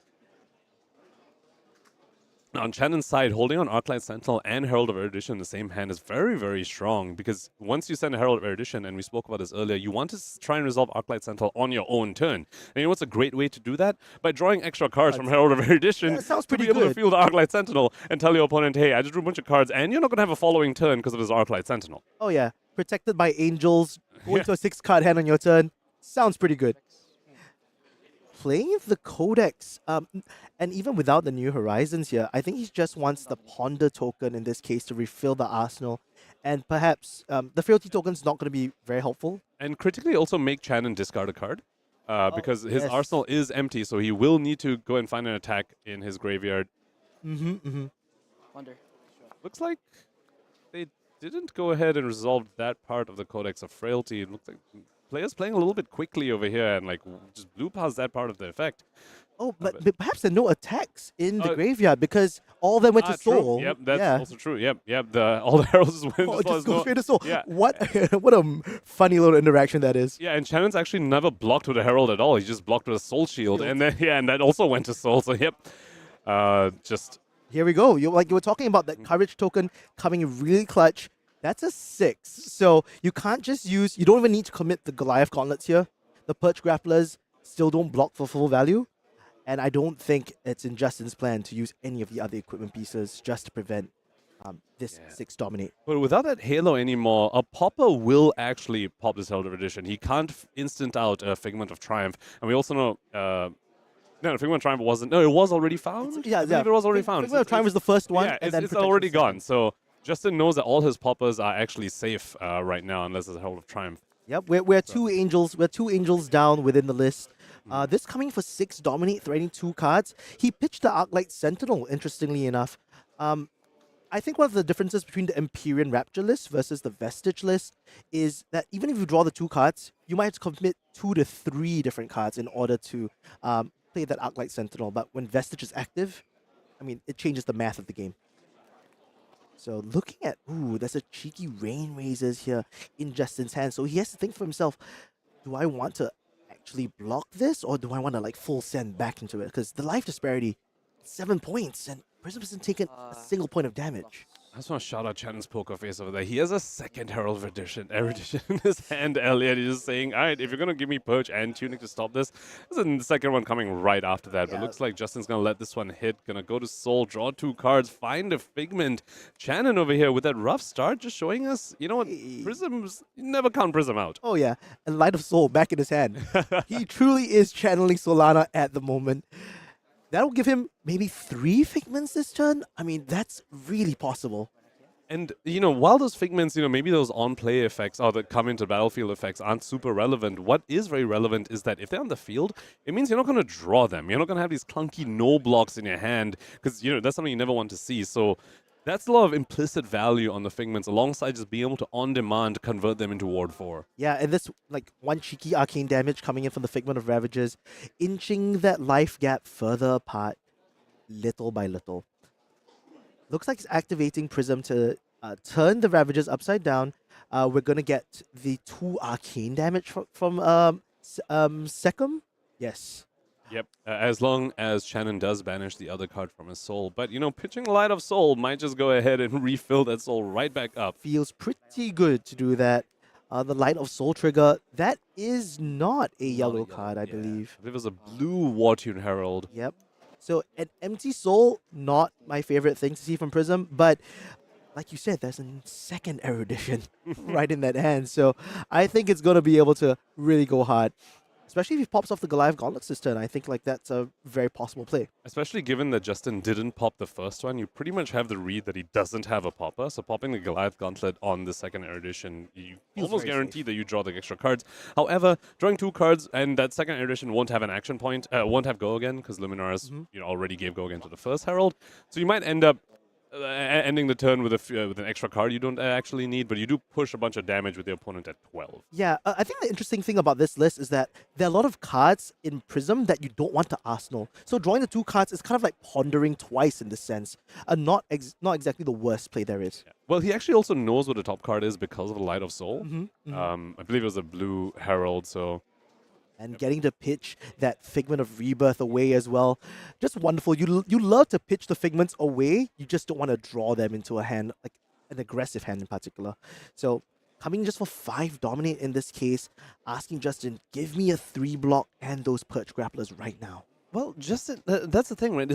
How threatening is this really? Because there's no action point for Channon after this. He would need to have one of those auras to be able to actually convert the extra cards if this erudition even hits. So, you know, Justin might just say, this is not what I want to give you Pledge Grapplers for. I don't really care for this on-hit. If you draw into an aura, then sure, I get punished. But otherwise, this actually isn't super, super threatening. That's true. Justin has not seen any Heralds of Tenacity as well, so that's a consideration in his mind, whether or not in future turns he might have to deal with a pumped-up Herald of Tenacity with stuff like Angelic Wrath in the deck. So this is an interesting play. Channon over here just so far ahead. This is very, very different from, you know, how the game started, having to pop the Halo defensively on turn 0. But over here with a very commanding lead, 20-point life lead, Herald Erudition on the combat chain, Ward 4 on the in the field as well in the form of Secum. This is really tough. 32 health for Prism. Doesn't feel like a lot, but it looks like a lot right now. I mean, given that he's already taken, quote unquote, taken a bunch of damage, just blew a bunch of ward pieces. We've seen 2 angels die, a bunch of spectral shields die, and Channon's still sitting at his starting life total despite all of that. Yeah, ward gaming's pretty good when you don't have to block from hand.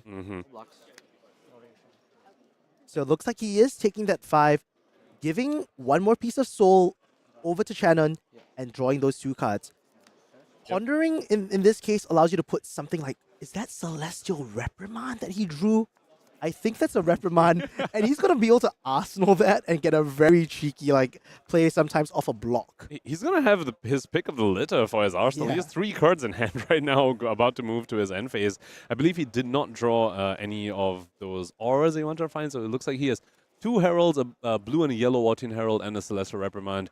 Declining the search on the Prism is Channon over there. Did not want to find a Figment, perhaps knowing that he actually had no Figments left, potentially. There was a Figment of Rebirth in his pitch zone already, and we've already seen a few Figments being played this game, so declining a search on a Prism, but going ahead and having an arsenal. Interesting. He kept the Celestial Reprimand in his hand and decided not to pitch it down with the Empyrean Rapture, holding it for previous turn, but that's 1 no block in your hand, and that could be potentially disastrous. So feeling pretty safe at the moment. 32 health to 7. Justian keeping a full grip on that turn. So he's got to send something devastating if he wants to claw some tempo back. Yeah, alongside it, you have to imagine that Rain Razor is going to be pretty important for that. He is holding on to 2 other arrows, though. Not exactly what you want to see when you don't have enough go again. Azalea, Yeah, in this case, it might be one of those plays where you're trying to use maybe Perch Grapplers offensively. We've seen that happen sometimes. But yeah. Yeah, it's so many resources. You have 2 for that, and then 1 for the Infecting Shot. You want to activate Death Dealer again. You have Tunic up, but you still need a pitch for that. Bit of a rough position for Justian over here. I think he's really hoping he finds something good off of the Opt 1 from the Skullbone Cross-Trap over here. Yeah, I really have to tank this decision quite a fair bit, but it is a tough spot for him at the moment. Wondering what he wants to do with that extra arrow. I think that's interesting. In this case, the Infecting Shot in Arsenal can be quite powerful still. Like we were talking earlier on about the Blood Rot token. If you can sync that through, sometimes it puts Prism in a tough spot of whether they want to send something to you or protect the Angel at the end of the turn. And also, surprisingly, I don't think Channon found a 3rd Figment after that with the hit of the Herald of Erudition. So probably saving it? Yeah. Or either that or there was not enough left in the deck. Because we saw him pitch a Rebirth as well. Justian over here just taking a moment to think. This is the 3rd round of the Calling Phuket over here. Yeah. He's fine to himself. Yeah. Still plenty of time remaining on the clock here. Definitely not a threat of going to time is Justian. So taking the time that he's allowed to for this very, very critical turn. His back is against the wall over here. Yes, and I think that the clock is running thin on him in terms of life lead. The Bullseye's bracelet is still up. He's probably thinking about, do I have to commit full gas this turn if I want to claw back in? The Rain Razors can be very helpful in dealing with the Angels. Sometimes there are no more Spectral Shields on the table as well. So sometimes when they're blocking just nicely, the Rain Razors comes in, kaboom. You're trading 2 damage for that Ward 4, which is very, very nice. Justian still deciding on that Opt 1 from the Skullbone Cross-Trap. You have to wonder, he is doing the math. He's got these calculations running through his head, deciding if I just send this to the bottom and blind Azalea, what can I hit? I almost wonder if we're going to see a blind Azalea here, Elliot. I would love that, honestly. Honestly, a blind Azalea would make my day. Justian, one of the best Azalea players we know. His performance at Calling Taipei 2023 was phenomenal on his run. Here we go. Blind Azalea. Time. Drum roll. And that's not Oh no, that's the one thing you didn't want to see. Hit. That's the absolute worst hit because you can't activate Azalea again to put that card that you just found from your deck on top. Oh my god. So I've been talking to a bunch of Azalea players, and one of the good things about Knock on this matchup, if this happens, is you can actually find, he doesn't have Battering Bolt, I think, but if he does, you can actually find a Battering Bolt for the next turn and draw into it later on. It's also quite safe because he still has a Death Dealer, but let's see what he's gonna find. Does have to find an arrow here, unfortunately, and already has 2 arrows in his hand. So, he can Death Dealer draw into Another Just arrow. yet another arrow. Well, I mean, okay, so you could find something like a Boltyn shot. He does have a pump. That Boltyn shot will have go again, will threaten reload. And he still has bullseyes to actually use that action point. But Justin Koo definitely not very happy seeing the knock to death was off the top. It's just like he just declined the search, just played it out and says, I do not want to search. Yeah, I think fail to search was the recommended mode here.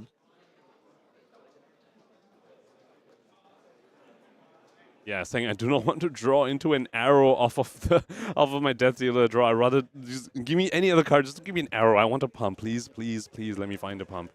Here we go. So, yes, using that Death Dealer is going to draw a card. Let's see what he got. Wait, it was a red and ledger.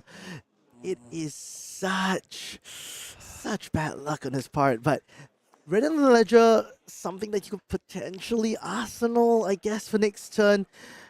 Yeah. Not many options left here for him. He doesn't have too many pumps as well. Yeah, variance not going towards Justin Koo's side, but you know, big props for him to recognizing that he has to go for these high variance lines. We saw him go into a blind Azalea. We saw him decline the search and the knock to just try and get a blind draw off the top of the Death Dealer, recognizing that that is his way out, and that is why he is the top elo player in the Philippines, because he knows when he's back against the wall, this is the way I win the game. Play to win, not play to not lose. Yeah. Fortunately, Variance not going his side for that, but that mindset is exactly why he is a winning player. Yeah, you always want to inch ahead those little margins whenever you can. And here we go. Looks like he's going to try to use the Perch Grapplers to send more arrows into this opponent. Yep. 7 damage, threatening a Blood Rod as well. Threatening back to hand. Does have a Rain Razors. Probably it might see a Bullseye's activation as well should this Endless Harrow hit. I think this is a bit of a tell. Yeah. So the Perch Grapplers was activated in order to like scare a little bit of the block, but in this case, I think Channon soul read that like, completely and said no blocks. And then bullseye. Bullseye into Endless Area. This is going to be coming in for 7. So, pretty aggressive turn from Justin over here. Did need to cash in both pieces of equipment to be able to do something like that. But Channon's just saying, I do not care, good sir. You are at 7. I have a whole bunch of Phantasm attacks. Just, it's fine. And I'm insulated from a Popper too because of the Celestial Reprimand. It is over to Channon's turn. Let's see what he's able to do with this full tempo. It's a full send here. Looks like we're coming in with that Yellow Herald, Wartune Herald for 6. Pitching a Figment and choosing to hold on to a Celestial Reprimand is Channon. This case, the moment we see that he's going to block, with Justin blocks with 2 cards in this case, I think that Celestial Reprimand's going down to the bottom of the deck. So, blocking 6 here with 2 red arrows. Looks like double infecting shot, if I'm not wrong. Yeah. What is the follow-up? Because there's no angels left on the table, only 1 piece of soul in the puzzle, we're probably just going to see 1 more herald being sent in this case. But 2 blue heralds in hand means it's much tougher to arsenal one of these things. You don't really want to arsenal your blue pieces most of the time.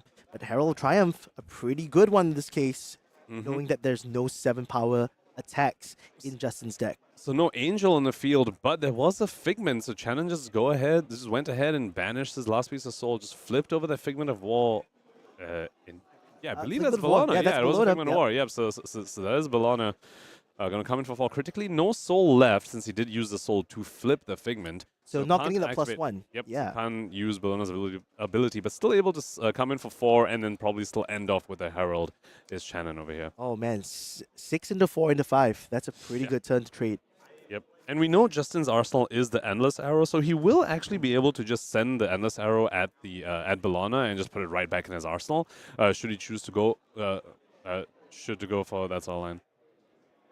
No blocks.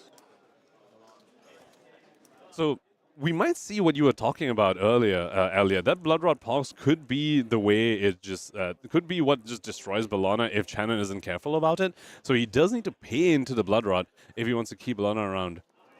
Oh, and he's gonna he just wants a full send 7 right over here. Sending 7 of the Goliath Gauntlet. I mean, you don't have to worry about Blood Rot if your opponent's dead. Yeah. But it does look, Justin can recognize that his Angel is going to die because of the Blood Rot Pox.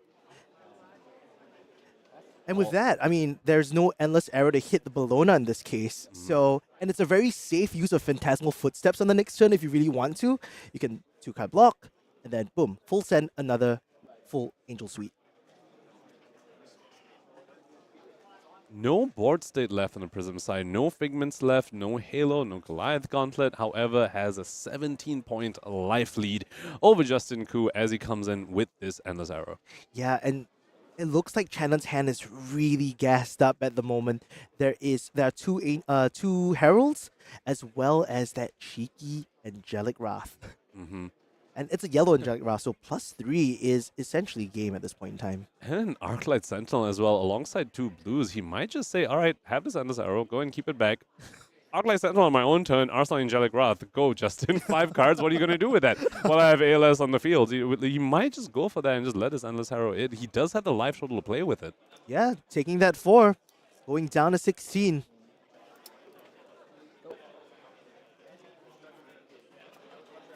And there we go. We spoke about this earlier, Elliot. With this new version of Prism, oftentimes you want to play Arclight Sentinel on your own turn and set back up with a full 5-card hand as their opponent struggles to use their 5-card hand because Azalea doesn't have a lot of action point generation. You're not really a lead the charge sort of deck, not a time skippers, time snap potion sort of deck. So this ALS is just posing all sorts of problems for Justin. Yeah, and this would have been the perfect hand if not for that ALS, right? 4 amazing pumps, and then this one. And he has no choice but to get rid of it because he would not have gotten an arrow back in Arsenal. So, just having to dump that hand for the ALS feels so bad sometimes. And that is the power of Arclight Sentinel. I mean, there's a reason the card costs 6. And over to Channon's side, starting with a Yellow Herald with Go again. And we know he has an Angelic Wrath in his arsenal. Yeah, but this Down and Dirty is going to do some work here. Unless he has a blue, he might not be able to use that to his full advantage.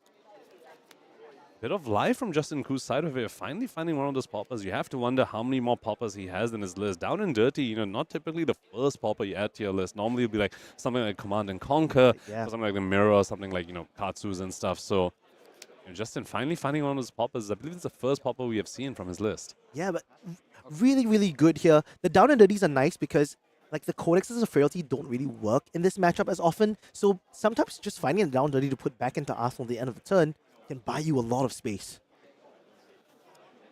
So just drawing up, that was the end of his turn. Just cycling it with the Phantasmal Footsteps. Seeing some life here. Pitching, premeditate, playing one as well. And loading that Spire Sniping. He's going to be able to look at 2 cards and rearrange them. Yellow Spire Sniping. We have a spicy piece from Justin over here. Not a card you often see. You normally see just the blues. Justin opting for the yellow, saying sometimes I'm forced to actually send Spire Sniping. So, playing the yellow instead. Unfortunately, didn't find an arrow of the Spire Sniping, but has that third knock, the Death Whistle. The knock could come in really, really clutch here. But he has to find a 0-cost arrow if that's the case. So we're going to find a 0-cost arrow to dominate here. It will probably connect, but he doesn't have to worry about Ridden Ledger at this point in time. So unless it's threatening lethal or some sort of crazy on-hit effect, I don't know if this is going to phase Channon that much. Yeah, the only on-hit being threatened here is the Premeditate Ponder. Now, amplifying arrow being found here, Elliot. Oh, that is a really spicy one. We'll get no. Swap it back. Swap it. Just a little bait and switch by Justin over there. Would have been cool, but looks like Boltyn Shot is the card of choice. Just gets the go again in this case.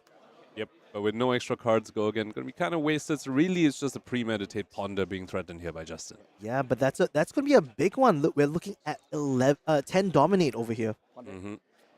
With the Ponder, Justin's really hoping to find another Down and Dirty if he can. Or just draw into another popper. And this game got real close, real fast.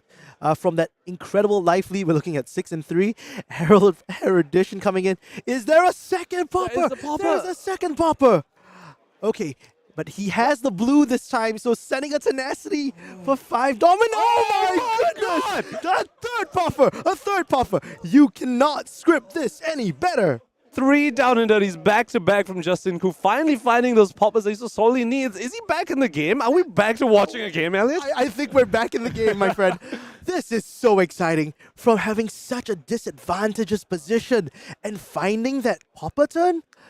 Yep, and critically, is just leaving that Angelic Wrath in Channon's arsenal just dead in the water over there. You can't use it if all your angels are just getting popped. Yeah. Oh, in this case, unfortunately, with the Codex of Frailty in Arsenal at the moment, he has to kind of play it out and discard a card from this. Yeah, and I think he was really looking for a pump once again. Did not find the pump. Would have loved to have that to go alongside the Codex of Frailty. Yeah, playing the pump from Arsenal from Azalea and then using Death Dealer would have been amazing.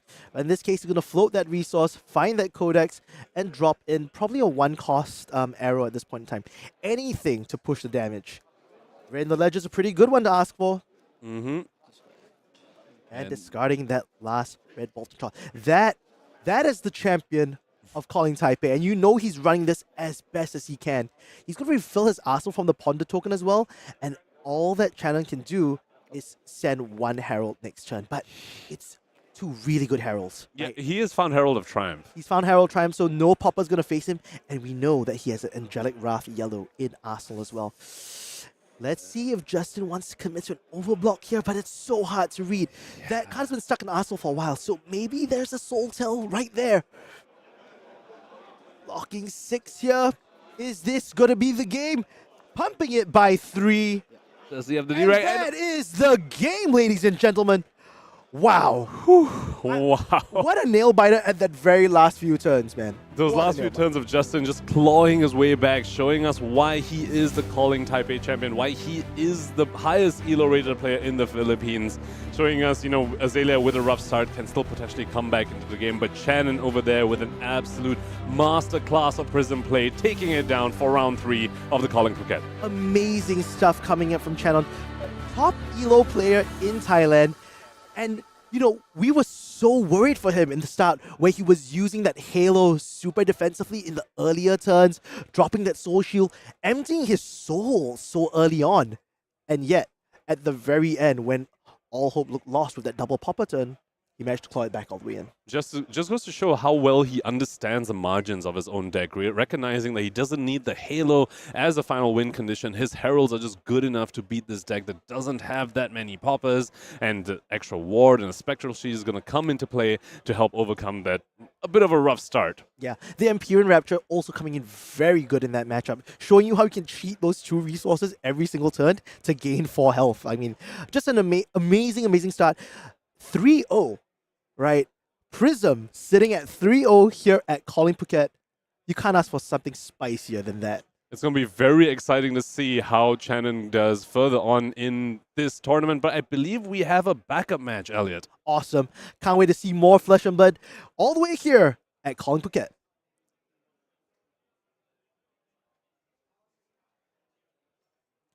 All right, so what do we have here? Looks like we're Uzuri into an Azalea, I want to say. Of course, with that Ranger loadout, could also be one of the 2 Riptides that we know are floating around at this tournament, but I believe that's an Azalea, especially with his Azalea sleeves as well. I'm loving the fact this is one of my favorite loadouts from Azalea. It's the New Horizons list. Ooh. So the New Horizons list is very aggressive in nature because you're always playing with 2 arsenals. You're able to use Codex of Frailty a lot more efficiently. But Uzuri, really good at trying to disrupt these hands. 100%. With the shakedowns and the CNCs, of course, going to be very, very good at, you know, throwing the Rangers off their game plan who, you know, critically don't block very well, critically don't have a lot of defense reactions. Now, can't really see the bow over here, but if I see New Horizon, I'm wondering if this is a Sand Scour Great Bow list as well, Elliot. Yeah, it has that visage of a Sand Scour Great Bow. And to be very honest, I think it is because it's being paired with Rustling Leaves rather than the Crow's Nest. So it gives you a lot more outs in trying to find cards that you like, especially because you can look at the top card of your deck, but load it from your hand as well. All right, looks like questions have been answered. It is a Death Dealer because that arrow got loaded into Arsenal and then a card was drawn after that. So not quite the Sand Scour Great Bow list, but Death Dealer paired with Quiver of Rustling Leaves. Very, very interesting pair of equipment over here. And here we go. The Azalea lists that are running the New Horizons tend to run very powerful cards like E-Strike, once again, because you don't mind actually just like filtering to your deck and like playing these 2 6-card hands with the double arsenal. So one tough thing about this matchup is that typically against Uzuri, a lot of times what you want to do is stay off an Arsenal so that you deny a lot of the on-hits like Leave No Witnesses and CNCs. However, as a Ranger, especially when you're running New Horizons, you really don't want to be off in Arsenal too much because that's where your power comes from. So that's where the Azalea, needs to sort of navigate and balance the difference between having an Arsenal for power turns and also avoiding an Arsenal to avoid getting blown out. Yep. And we'll see. We'll see. I think he's taking the first 5 points of damage from this E-Strike go again. I think once you see that Heatseeker face up in Arsenal, you want to deny them that ability to just refill into a 6-card hand easily. One of the best arrows, honestly. And coming with an 8, lacing that arrow with some frailty. Particularly strong with New Horizon. Now, of course, regular Azalea lists can't really run the Heatseeker too well because having that face-up card in Arsenal not going to do too much for you. But when you're running New Horizon, that's an amazing arrow you can just run and just get free extra cards. And your Azalea, if it's a bad card, you can just flip it to the bottom and just replace it with a random card off the top. In Singapore, we call this the Lexi cosplay. It's one of my favorites. It can consistently pump out anywhere between 12 to 18 damage a turn. And I think that's a very powerful spot to be in this meta. So this Leave No Witnesses isn't going to be doing too much aside from trying to banish the top card of the deck. Yep. And Azalea showing us exactly, that they understand his matchup very well, saying, okay, I'm going to stay off an Arsenal. I'm going to threaten the on-hit of having an extra Arsenal, but that's like a free extra Arsenal. Oh, and no silver from this? Yeah. Wow. So one of the Codex of Inertia is gone. Actually, Codex of Inertia can be a pretty pivotal card, I think, in this sense, because the Uzuris do like Arsenaling sometimes the D-reacts just to play around the fact that it dominates. Codex of Inertia, very powerful at sweeping that out. So on the Uzuri side, has drawn into the CNC, very, very critical piece against ranges. Unfortunately, doesn't have a stealth card in there. Maybe has one in the arsenal, but without a stealth card, CNC face up a lot less scary, Elliot. Well, when you're presented with a sleep dart for 8, I don't think it really matters whether you have that stealth card sometimes. You're going to have to overcommit a lot of blocks here if you want to try to stealth from Arsenal. And we've released the tension as well.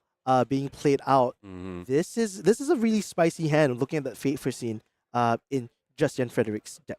Now, I do want to point out a bit of tension on the Zeta player side between New Horizon and Death Dealer. Death Dealer does specify that the arsenal needs to be empty for you to be able to load an arrow in. So even if you have a face-up card and you have an extra arsenal zone because of New Horizon, you can't actually activate Death Dealer because the arsenal is not empty. So there's a bit of tension there that the Zeta player does need to navigate, in exchange for having 2 very, very powerful equipment pieces in the Death Dealer and the New Horizon, both giving you effectively extra cards again and again. Yeah, but what's really interesting about that is because you can blind Azalea either one of the cards, and that really helps you find more and dig through the deck.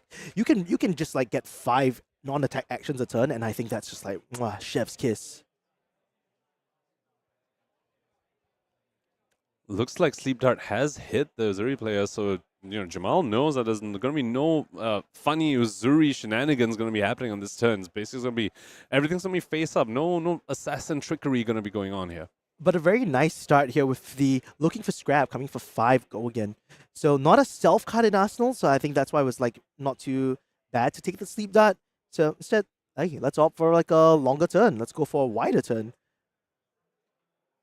And here we go, threatening a lot of the contract cards coming in this Uzuri list. Have you seen more of a hybrid, sort of like a Uzuri package these days, Pankaj? Yeah, definitely. I believe this was one of the battle-hardened, I think a recent battle-hardened winner was on a more contracty side of Uzuri as well, playing with, both sides of it, the contract side and the disruption pieces in the CNC and the Leave No Witnesses. Of course, could sometimes put you in those awkward spots where you don't have the stealth card to actually swap in your disruptive piece. That's right, Kale from Battle-Hardened Philly was the one running this Uzuri list. But I love it. Make that money, girl. Yep, looks like banishing yet another Sleep Dart from the top of the deck is the Uzuri player. So still a very tight game. I would expect that the Uzuri player is trying to hold as much tempo as possible and coming for these disruptive turns, whereas Jamal here is trying to put as much pressure as possible. So starting with that Ravenous Rabble coming for 4, and you know what? Revealing that Ridden Ledger feels pretty good. Ravenous Rabble doing double duty in these Azalea lists. Not only are they extenders, they also just give you information on the top of your deck. And when you're not running Skullbone Crossstrap because you've opted for New Horizon, you really need these cards like Ravenous Rabble to get information on top cover of the deck to be able to activate Azalea a little more confidently and get these dominated arrows in. Yeah, feels really, really good in this spot. With tuning on 3 as well, he doesn't have to worry about pitching a card just for that Ridden Ledger. Also got to shout out that beautiful Ravenous Rabble on the chain over there. One of those beautiful alt art ones. You know, we see a lot of illusionist players blinging out their decks. Jamal showing us Azalea can be blinged out too, people. Oh yeah, for sure. And you can get these promos right here at Calling Phuket. Just a quick shout out. Yeah, go ahead and get your flight down here right now and get some of these Ravenous Rabbles. Amazing. So yeah, for Go again, I think he's going to be taking this force straight to the face. That's always the tricky part, right? Like, you don't want to be blocking attacks that just have no on-hit effects against Azalea. So it's usually a free 4. Definitely not when you know there's probably going to be a dominated Red Ledger coming in right after that. With Frailty laced on top of it, man, talk about weakening those daggers. So 8 Dominate being shown over here. And instead of using the Tunic, opting to pitch away a card since he has an extra card in hand anyway. Pitching away Rain Razors, so he could have used the Tunic for the Red Ledger and then play the Rain Razors on top of it, but he's saying, nah, you know what, this Tunic counter is going to be more valuable for me later on. I'm already probably going to hit you with the Red Ledger. So, he has a second Rain Razor in hand, that's why. That is so insane. And being able to throw this Rain Razor was pretty good. Yep. Getting off an Arsenal as well. We spoke about how that can be pretty advantageous position into Uzuri sometimes. Getting off an Arsenal, conserving the Tunic counter as well, and hitting with the Red Ledger. Sick pump fake from from Jamal over there. So with only 2 cards left in hand. Oh, there's 3 cards. Frailty, and there's a Standing Order as well. Oh, pretty interesting stuff. So Codex of Frailty in hand here from the Uzuri's side. So we spoke about how Azalea is staying off an Arsenal to not get blown out by CNC's Leave No Witnesses. But you know what will blow you out if you go for that game plan? Codex of Frailty. It says, no, go ahead and get your Arsenal back. Have this Frailty token as well. And then here's my Leave No Witnesses that I know I have in my graveyard already. Yeah, Rangers Assassins playing the same game here of Codex of Frailty. Really leveraging on that book's power. Now, of course, Red Ledger was active there, so the Easter egg just coming in for 7. Codex probably going to be Arsenal, probably going to see it on the following turn. Wonderful stuff. And starting with a Read the Glide Path here. One of the few cards that also helps you opt when you're not running the Cross Wraps. Oh, that is a long list of pumps. That is a Codex of Blood Rot? That's not one that you see every single day. Giving a free piece of Blood Rot and then just reloading from hand. For a Codex of Frailty. My god, the carnage. Just double Ponder token coming up for Jamal here. He's a very educated Azalea over here. He's going to read a whole bunch of tomes, a whole bunch of these codexes, get all the diseases over on to Justian's side over there. Frailty and Blood Rot and a potential Red Ledger. You know, no action points for you, good sir, as well. Yeah, someone needs to make that meme. It's like bringing disease all over, just 2 books and that ponder. So he might be able to ponder 3 times this turn to find the perfect Arsenal piece. Talk about having a pick of the litter over here. Yeah. Top 3 cards, be like, which one of these do I want in the Arsenal? Yes. And that's why I think this is the right turn, I would believe, to find a good arrow. Probably you even have a chance to dominate it if you want to be cheeky about it. But coming in for what is this, 11 from the Red Ledger? Yeah, two 3 pumps on top of the 5, coming in for 11 total with a devastating on-hit as well. That's crazy. 11 Red Ledger is just such a powerhouse. So not dominated critically, so Justian potentially is going to be able to just block this out if he really wants to. Of course, that will cede a lot of tempo over to Jamal's side. Now, of course, Justian does have the Codex of Frailty in his arsenal that we know about. So going to reactions, nicely fully blocking that 11 and still being able to keep 1 card in hand. Yeah, keeping a Codex, and then not what you want to do when you already have another Codex in your arsenal, to be honest, but it is a yellow, can pay into your dagger, and then you go ahead and play your Codex after that. Yep. I think that's definitely the plan here. Being able to throw in something like the Spider's Bite at the start. Oh, and sinking it below here in this case. Oh, sinking the Codex away. That was a bit of a gamble, and I believe he drew a red. Oh, that's Plunder risky. the Poor as well. So that is a 0 for 4 that he can just, play. So it looks like probably not going to be a Codex line over here. But yeah, that was a bit of a gamble from the sink over there. Interesting. Goes there and plays a 0 for 4, potentially banishing a card. Interesting. I thought we would have blocked the Black Tech Whisperers instead if he was going to crack them. So there's a bit of a stutter on the current camera for our backup match, but we'll be right into the action right after this. So in the meantime, I'm really thinking about this matchup between the Azalea and Uzuri. What do you think is like the major game plan that Azalea wants to do to go over the reusable armor that Uzuri is presenting? So overall, Azalea wants to beat Uzuri because of her superior numbers. Uzuri, has a lot of disruption, but doesn't have very good numbers. These daggers just come in for 1. Stuff like CNC, good on hit, but still it's just a 2-card 6. Whereas Azalea is able to do massive, massive pumps onto further blood rods with tricks like rain razors as well. Just overall better numbers, and that's how Azalea wants to get over this Uzuri, especially coupled with the new horizon as well. You get to set up some really, really, really big turns. Well, we fast forwarded in time. Once again. And look at that. The life disparity has really kind of changed the tempo a bit. Jamal sitting at 15 here, being on the receiving end of the life loss.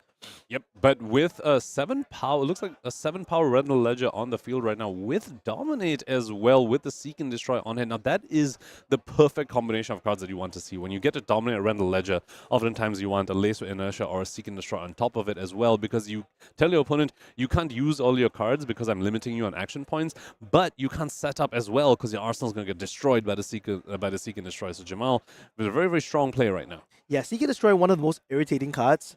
But you don't really want to stack it with Inertia because you can stack the triggers that way. But in this case, it could be really, really strong. Unless Justian here has a D-React in Arsenal, this could be quite disastrous. There's a lot of power cards sitting in his hand. Looks like life totals did get updated. It looks like Jamal's sitting at 9. Much bigger life loss than we actually thought earlier, Elliot. And taking that straight 4 to the face. So only 1 attack gonna come in from Justian's turn, and the rest of the cards going straight to the discard pile. So life lead is on Justian's side over here, but looks like tempo is more on Jamal's side because Justian's stuck with 3 cards in hand, 1 in arsenal, very unlikely going to be able to use all of them. And I wonder what that card is. He can't fully utilize the hand, but an Isolate seems pretty good to me. Yeah, and I believe he's holding on to a Death Touch as well. So, pretty strong turn, all things considering. Going to go ahead and activate Uzuri. Of course, it is a reaction, so is not going to be affected by the red in the ledger on hit. He is able to go ahead and activate Uzuri. Death Touch here actually threatening for 8 damage in total, if you think about the Blood Rot token. And at 9, you're in a very precarious position right here for Jamal. Yep, it could even potentially threaten Frailty if he's afraid of Jamal's offense. Oh my goodness. Wow. Choosing to flick the knives this turn to just push the damage. He knows that the game is coming to an end. And just throwing that Nerve Scalpel just for it. So now with the Blood Rod, this is lethal. He has just put lethal on the stack. 1 damage from the dagger, 6 from Death Touch, and if he gives a Blood Rod, that will be the final 2 damage. Ooh, yep. He has to do as much as he can since he's discarding 2 pretty powerful cards here. The E-Strike would have been devastating if he go for the 5 go again into this play. Very heads-up play, activating the Mask of Perdition there as well, because he is sitting on 2 silver, so he's able to buy that mask back and get an extra block out of it should you choose to do so. That's really, really nice to have. A D-Rack in his hand and another Codex being drawn up. Now, we just have to see what can Jamal do to threaten some cards from Justian's hand. And keep in mind, Jamal will have to pay for the Blood Rod as well. So not only does he need to mount up an offense to get cards out of Justian's hand, he does need to keep a whole blue to not die to his Blood Rod at the end of his turn as well. Yeah, finding a red in the ledger from hand's not too bad, though. I think that's a pretty good start if he wants to stem some of this bleeding. But will it be enough? Stem the bleeding, definitely right. Very, very apt as well, considering it's a Blood Rod pox. Oh, right in the veins. Bleeding Jamal out. Oh, man. Yeah, and traditionally, Azalea lists don't have that many blues to begin with, so this Blood Rot Pox is going to be very, very difficult to begin with. Already pitching his first blue to get this red in the ledger in. Does have the Tunic up to help with some resources as well. Jamal's just doing some math. You can see him, putting his hands around, trying to figure out the calculus of being able to pay for Blood Rot Pox while sending a threatening attack. That's my favorite TCG player move, the tap the table 5 times. So yeah, he's probably thinking whether he can afford to even play a pump spell at this point in time in order to claw it back. Because critically, the Red in the Ledger is going to cost 1, and then, with your Tunic, you can go back up to 2, but you need 3 to pay for the Blood Rot and not just die to it.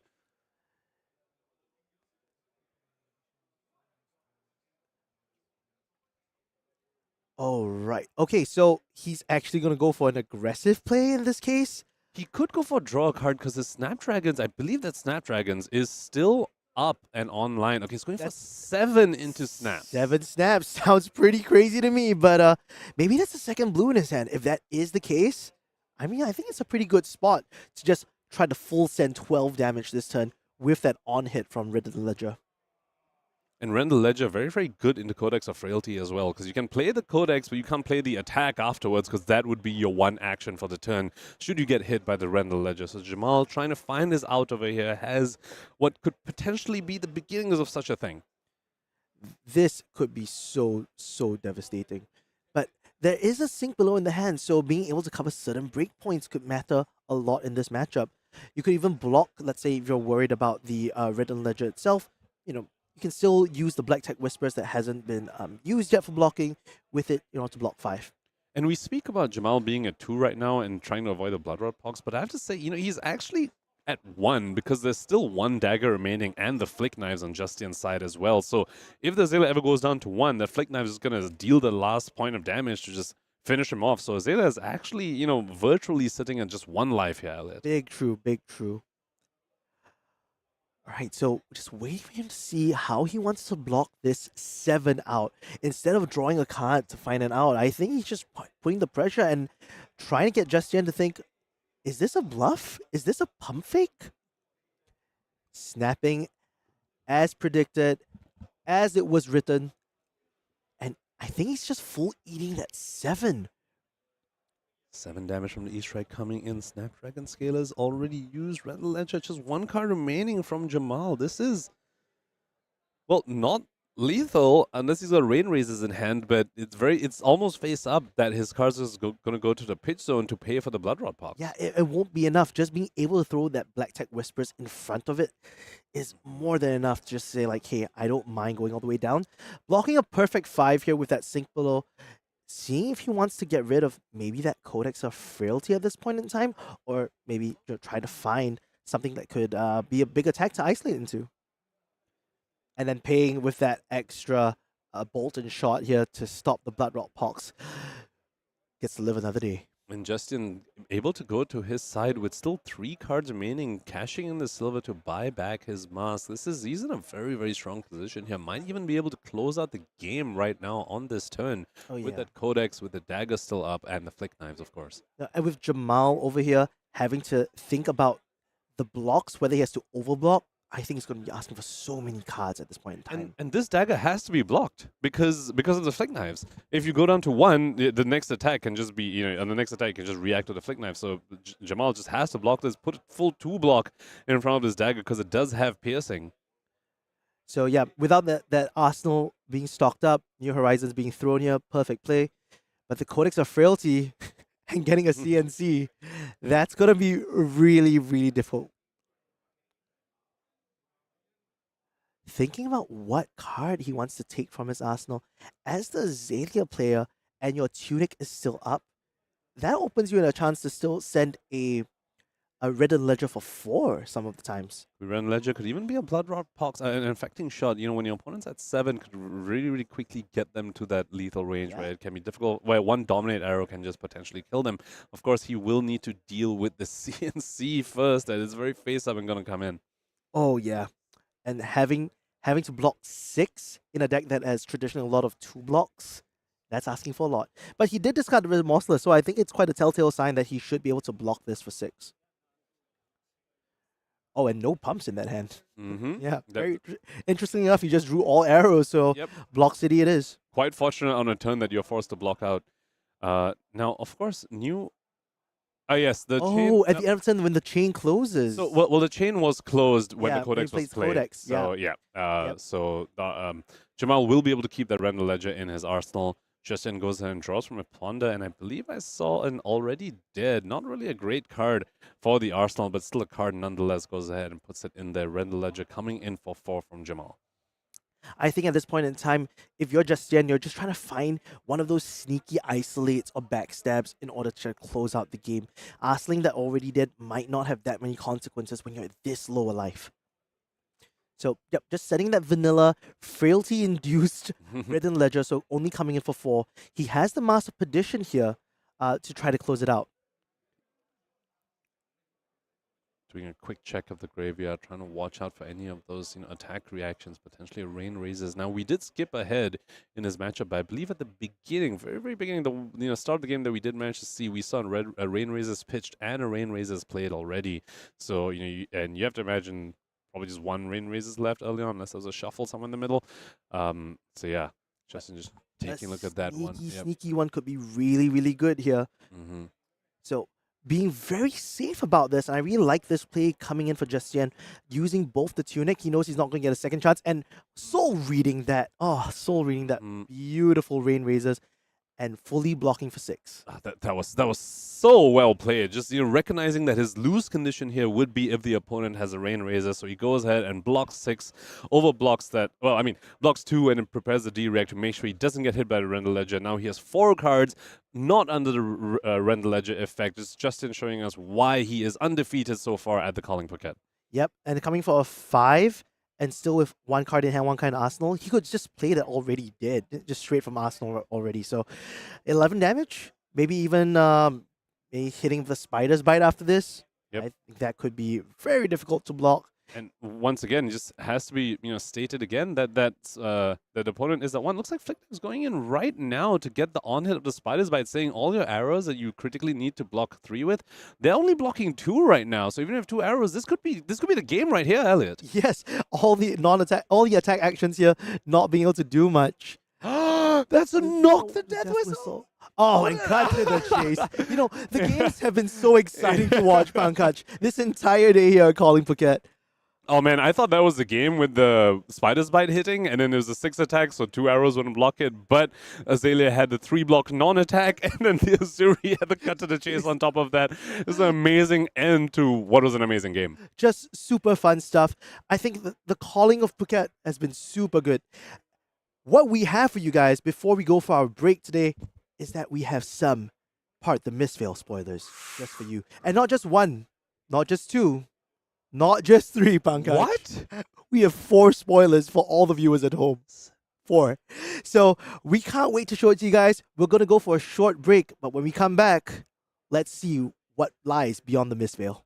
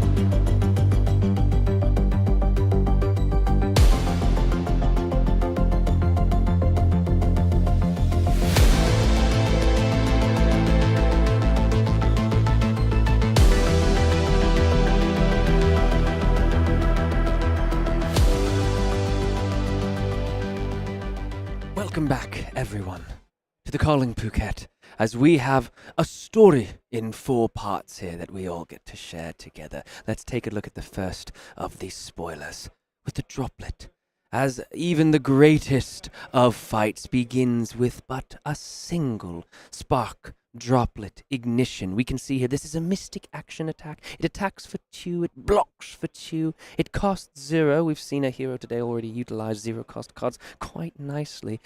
If you've played another blue card this turn, it gets +2. And that text will be consistent throughout these spoilers. So what I want you to focus on is the story, is the visual there, as we see 2 great heroes facing off. Before the droplet finishes, there is the rising tide. This attack costs 1, comes in for 3, also just blocks 2. But you can see after the droplet, after the face-off, there is a hero standing. Look at that on that beautiful trunk of the tree there as they bring the rising tide up to stop whatever attack was coming from the man in the foreground of the shot before. But after the rising tide, my friends, we can see the tidal surge. Look at that freaking wave preparing to crash down upon the heroes. You can see, if you look towards the water, a bit of crimson stains the pristine waters, a bit of red. Perhaps someone is finding themselves at the losing end of this fight. This attack costs 3,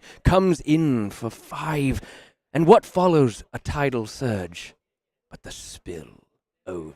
An attack coming in for 4, costing 2, and as you can see, the crimson now runs over the waterfall there. One hero down upon the knees, the other staring down, sword at their side, the beautiful Mysterian wasteland behind them, and the crimson falls over the waterfall, as it appears as though not only has one hero fallen, but their guts spill over. Amid cascades tall, samurai honor stands firm. Life's crimson farewell. Atop the falls roar, one bows to fate's swift decree. Brotherhood's last breath. Blood's trail whispers grief, flowing with the river's sighs. Legacies embrace. That is, I believe, a haiku. It's a triptych of haikus from the death of Kazuo. Why did he have to die? I don't know. I don't know why he had to die. That was a beautiful, Sam. It's so good. I mean, I just trying to do justice to the freaking art. Can we go back to Droplet? Dude, I love the sequence of Look this at thing. that card! It's so high definition, dude. Feet counter up by 1 already. Part the misveil. Look at the art of that card. Look at the motion in the step, because that's not just like a little droplet. That you can tell that the foot has just stamped down into the water as the gauntlet has been thrown once again. I mean, let's just take a look without my stupid voice this time. Look at these cards. What do you guys think? I mean, we're gonna go to break in just a second. But what do you think of this little cycle? Mystic action attacks. They all block for 2, looking like a limited, consideration there. But they all, if you played another blue card, we've seen that text before with the other pitch cycles. What do you give me some of your thoughts on these? That's been quite a question so far, right? All the other Mystic cards we've seen care about having played a blue card, having been played this turn to get its maximum effect. And people have been wondering, what's the blue card you can play to actually get that effect? Because a lot of them are very, very underrated. But those Mystic cards are also instants. So you can go ahead and start with this and then play that other one as an instant. Then you've satisfied both clauses, gotten this blue card up to a 2 for 6, which is on rate. For a blue card, that's actually very strong, yeah. That's on rate, and then after you've also turned on the other effect. So Yeah. I could see these cards being played in CC as well. That's a very good point. Jeez, this worked very nice with all those Transcend cards. Any thoughts from you, Elliot? I just love the art. I just love the art too. Honestly, look at this. Oh my gosh. Look at this. The death of Kazuo. I know. With the crimson trail just I dripping know. down the waterfall. I know. Looking like a beautiful slushy. Wow. Give that to me, a raspberry slushy. Oh gosh. Oh my god. Someone's ready for a lunch break. Someone's got food on the brain. My goodness. I think we should just let you two take a lunch break. You guys got another round to cast in a second. So for those of you at home, don't go anywhere. We actually do have some cool segments ready for you all. Some good deck tech, some good interviews with community members here at the Calling in Phuket before we are back in just about a half an hour's time for round 4 of the Calling here in Phuket. I hope you enjoyed those spoilers. We'll see you all in just a second. Don't go too far. We'll see you soon. 3 days of competitive play, 14 rounds of Swiss, and one of the most compelling top 8s flesh and blood play has ever seen have led us to one final match.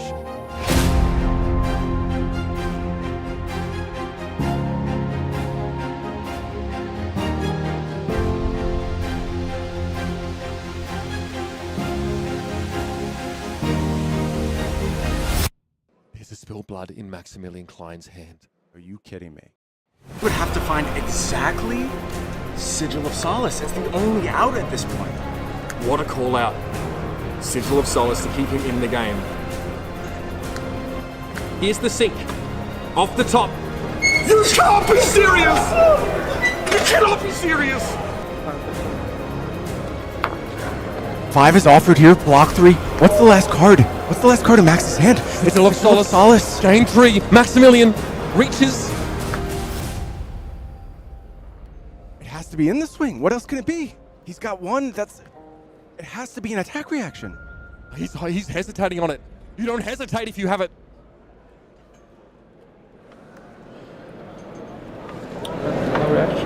And he's alive in this game! Are you kidding? Burn them all at the ready. Max at one. Not a one in her hand. Not a one. It's a grimace. A ruthless. And the hand is extended! We're in the House of the Dragon! And at the head of the table sits Arthur Trahane, your Pro Tour Lost Adjuvant Champion, with the most incredible cold shot I have ever seen!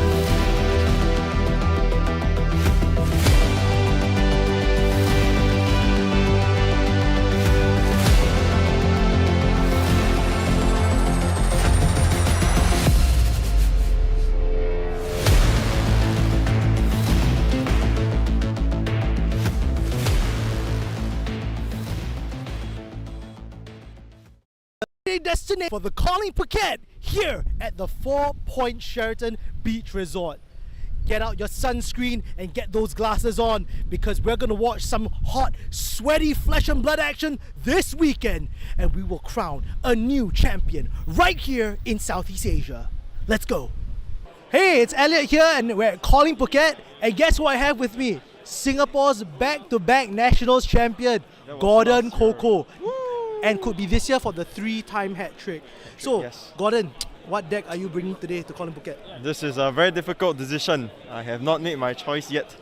I have 6 deck lists and 3 decks ready, so I will let fate decide tonight. Just so you know, this is a very typical Gordon problem. Yes. Gordon, what do you think is the best deck coming into this format actually? I think it's difficult because like different decks have like different counters. That's I guess really the most balanced deck has to be Kano, man. You just win. yeah, it's just blind off the top. Yeah. Right? What? How do you win against blind Aether? Exactly. Yeah. What have you been enjoying about Phuket so far?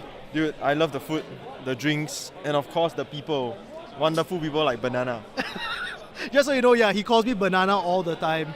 I don't know why, but he does. Okay, and last but not least, what do you have to say to all the people who are not here at Calling Phuket? You guys missed out. You should be here, especially you, Nigel Teo. You gotta be here. Pei Tong now. Hi, Pei Tong. Hello. So, Pei Tong, what deck did you bring for this event? I consider the big X story. I want to because I know blue pitch player all play Victor, so I want to counter them by bringing. I want to counter them. I will lose to every Dromai, but I want to catch blue pitch. You just don't want to lose to blue pitch. Yeah, I'm assassin. Okay, so that's your goal. Your goal this week is to not lose to a blue pitch member. And also, how to say, Golden? Gordon, yeah. Always play Bravo. Oh yeah. Don't lose to Gordon. No. He's not the best player in Singapore anyway. So like, he he played Bravo and he lose to a lot of slapdash in the Barcelona sports. Normal. I'm very sure even if you played like Vynnset or Prism, you'll still win him regardless. Okay. He's not a good player. So, what is something that you've liked about Phuket so far? One of something. The view is good and food also not bad. Okay. I also like the food. And last but not least, what do you think is the best hero to bring to this format? Keno? 100% day 2 Pro Tour conversion rate. Stats don't lie. Arachne. Arachne. Alright, for all you Arachne copium people out there, you heard it here first from Pei Tong Liao. Alright, I'm here with Mr. Warrior himself from the card guys, Josh Lau. So Josh. What's up? Tell us, what deck did you bring? And surprise me on this one. Well, I only brought one deck to Phuket and it's Dory, so. Well, no one's surprised there. Boltyn's sitting in Hong Kong right now. Do you think Dory's the best deck entering this format at the moment? No, but I just love playing Warrior, so I mean, Awesome. That's what I'm gonna play. No, that's awesome. You did so well at PTLA as well. So Thank you. I think if someone's gonna pilot Dory to a calling finish, it's gonna be you. Yep, that's the plan tomorrow. What else have you been enjoying about this beautiful city so far?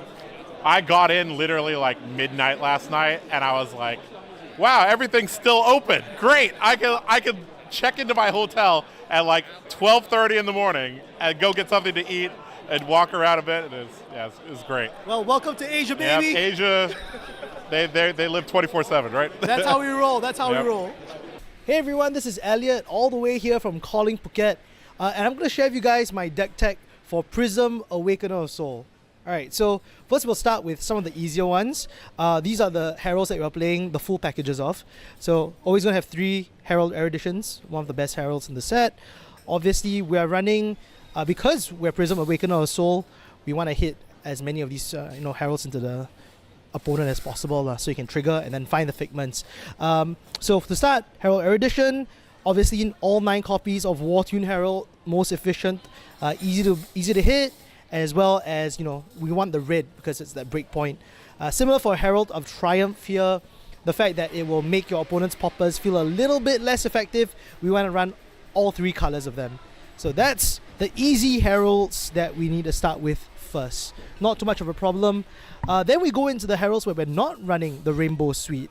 Over here we are running the yellow and the blue heralds of protection. Reason being is that I think she's a pretty expensive herald, so I'm not running the red, even though the effect is really good, making a spectral shield effectively 1 life. But the red doesn't always get to go through, and once it's popped, you need a blue in order to have a second herald to follow up upon. So for that reason, we're cutting it down just to yellows and blues. On the other hand, what we're only running red and yellows of is the Heralds of Tenacity. So Herald Tenacity here, just like Herald of Erudition, it usually can guarantee you like a hit into the opponent to go into Soul because of the Dominate text. I really like it into some of the matchups like Katsu, into those that have very flimsy armor suites. Essentially, Herald of Tenacity is a banger. Okay, so there's that. And for a bit of extra kick, I'm running 2 copies of my favorite Herald of Judgment. This is particularly a hate card when you're trying to fight into Katsu, right? So they can't trigger off their ability in order to search for a card. Back in the day, it's really good chain tech, but Herald of Judgment, still a very good one. If you ever meet a stray Vynnset, you'll want those things. I can only find 2 spaces in the deck though. So yeah, that's the Herald package. Now we'll move on into some of the other attacks that you might find in the deck. In this case, staples of the set where you're getting a lot of soul. We want to run Celestial Cataclysm, right? 7 gold again in the late game. especially because with the new Luminaris, Angel's Glow, we don't necessarily always get a super wide go again turn. In the late game, Celestial Cataclysm does that, and more importantly, in a deck with very little blocks, block 3, very critical. So, speaking of non-blocks, one of the things I like in this version, very much inspired by Rhea Adams, is the triple Tome of Divinities here. I'll show you the equipment suite a little bit later, but just know we are only running one chess piece, and that's Vestige of Soul. With this, we're hoping to make a big draw turns, try to chain things into each other, and hopefully get enough card advantage that your opponents get locked out. A lot of people think that the current Prism isn't necessarily easy into the Guardian matchups. I think Tome of Divinity really helps with that because you're able to start the ALS loop a lot earlier. So, more defensive package stuff that we're looking at here with our no block list is triple Soul Shield. This one, no need to explain. We're always trying to add stuff to our soul. Very efficient card, block 6. No thank you, Victors. And then now we'll move on to the Aura package. Now the Aura package, I think we have to talk about it quite a fair bit because there are a number of important cards. These are the bulk of the no blocks within the deck. So we'll start with the yellow auras. In my list, I'm only running these 6 from the yellow suite. 3 Genesis, 3 Merciful, 3 ALS. I find them to be the most effective, and when you're playing them down in turn 0 or some of your off turns, they end up providing a lot of value and giving your opponents a lot to think about in terms of Spectra as a keyword. Genesis really is here because when we trigger it, even though we don't get to trigger Prism's innate ability, at the very least, we're stocking soul as much as possible in order to utilize the angels. Remember, our figments are going to be expending a lot of soul, so we can't afford to, drop below a certain threshold. For that same reason, Merciful Retribution is in the deck. It makes popping your heralds very ineffective. You're telling your opponent, whether or not this hits you, I'm going to be putting this herald into my soul. So, Merciful is also really good into matchups where that cheeky little bit of arcane damage can be so devastating. And my favorite card of them all is Arclight Sentinel. Name me a card that people find more irritating than Arclight Sentinel, and I'll tell you that isn't. So we're gonna run this as the package. Sometimes we do cut them in certain matchups, especially when we need to block quite a fair bit, or your opponents are disincentivized from hitting some of these Spectras. The aggressive matchups like Phi and Katsu are some of those that you might want to cut it. But I think it's a case-by-case basis, so we keep them inside all throughout. Now, the blue auras that we have, we're only running 6 of them. Sorry, I'm laying them out really badly because I have to hold the mic at the same time. It's Passing Mirage and Pierce Reality. Now, these stay in the deck regardless, I think, most of the time. Number 1 is our blue count's pretty low. I think we're running 18 blues in the entirety of the deck, so we can't afford to cut them. But they're really helpful, right? A lot of newer players might not know this, but a long time ago, we used to love blues because we would pitch them in order to activate or defend with the Phantasmal Footsteps. And with the Floating 2, you can sometimes use it to activate Prism's ability. So Awakening an Angel could be part of that plan. Using a Soul Shield could be part of that plan. So they might be 2 blocks and they might not be the most effective, but still, the effects can be quite devastating. And in a very Herald-heavy deck, Pierce Reality cannot be understated. +2 on your Herald of Tenacity, yes please, right? All the time. So, baboom. Those are the 6 that we run. Now we can move on to some of the special cards that I like in this deck. The first one is Light of Sol. Finally, a use for my favorite Fable that I hadn't seen play in a while. Like I said, we're stocking up Soul. This card, natural staple, even though it doesn't block. The cards that we're adding in for some of the matchups like Brute and not so much Guardian, but it can be helpful in fringe cases, is the yellow Celestial Reprimands. Yes, they don't block, but they allow you to go through your opponents, especially if they're really popper heavy at the 6 or 7 slot. Mainly Rhina and Kayo at the moment, but still pretty darn good. If you see a stray Teklovossen, this also kind of irritates them. So that's aside. Our last 3 blues that I haven't talked about just yet is Angelic Wrath. This was also inspired by Rhea Adams, just because I think she makes a really good point that it's a light illusionist card. It can feed into Genesis if you don't really need it, and in certain matchups, just being able to push over with the +2 can be very helpful. You don't even need to add +3 in the yellow. +2 usually gets over the line enough for people to respect certain heralds by blocking them, but just little breakpoints here and there. Also, think about it. It makes a blue herald protection for 5 turn to a 7. So breakpoint city. And of course, the whole reason to be playing Prism are these beautiful, beautiful figments. My favorite of them all. Depending on the matchup, I think why Prism is such an interesting deck to play and build around is because it's a toolkit sort of deck, right? Every time we look at the toolkit deck, we're always thinking which is the right herald to find at the right time. You'll see that most of the play patterns is to find the erudition at the start. Once you get that engine going in certain matchups like Guardian, you want to try to start the ALS loop. Well, the necessary piece is always erudition. Because we're running a little bit of the the Vestige of Soul package and Tome of Divinities, we don't get that free activation that we would have with Empyrean Rapture. But that doesn't stop us from trying to have a big pop-off turn, activating the Halo of Illumination, and then trying to draw as many cards from Herald of Erudition, hoping to chain into something like the Figment of Rebirth as well. So, I think you are running most of these main board most of the time, except for the Figment of Judgment. I think this is particularly just a hate card that I use for Vynnset, which can be one of the tougher matchups to navigate. So, okay, that's all the cards in the main board and sideboard. Now let's talk a little bit about how to wrap this entire thing up in the equipment suite. So, we have only one weapon in the deck, and that's Luminaris Angel's Glow.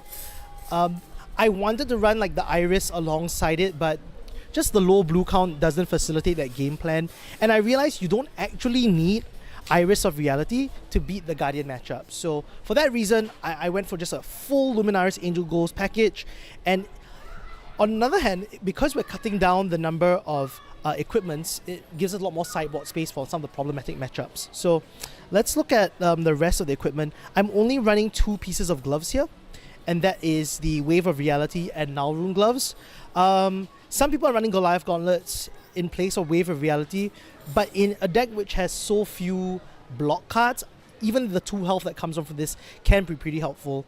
There's also that very cheeky play of if you drop Merciful turn 0, this Wave of Reality actually becomes 1 arcane damage, so haha, quite funny.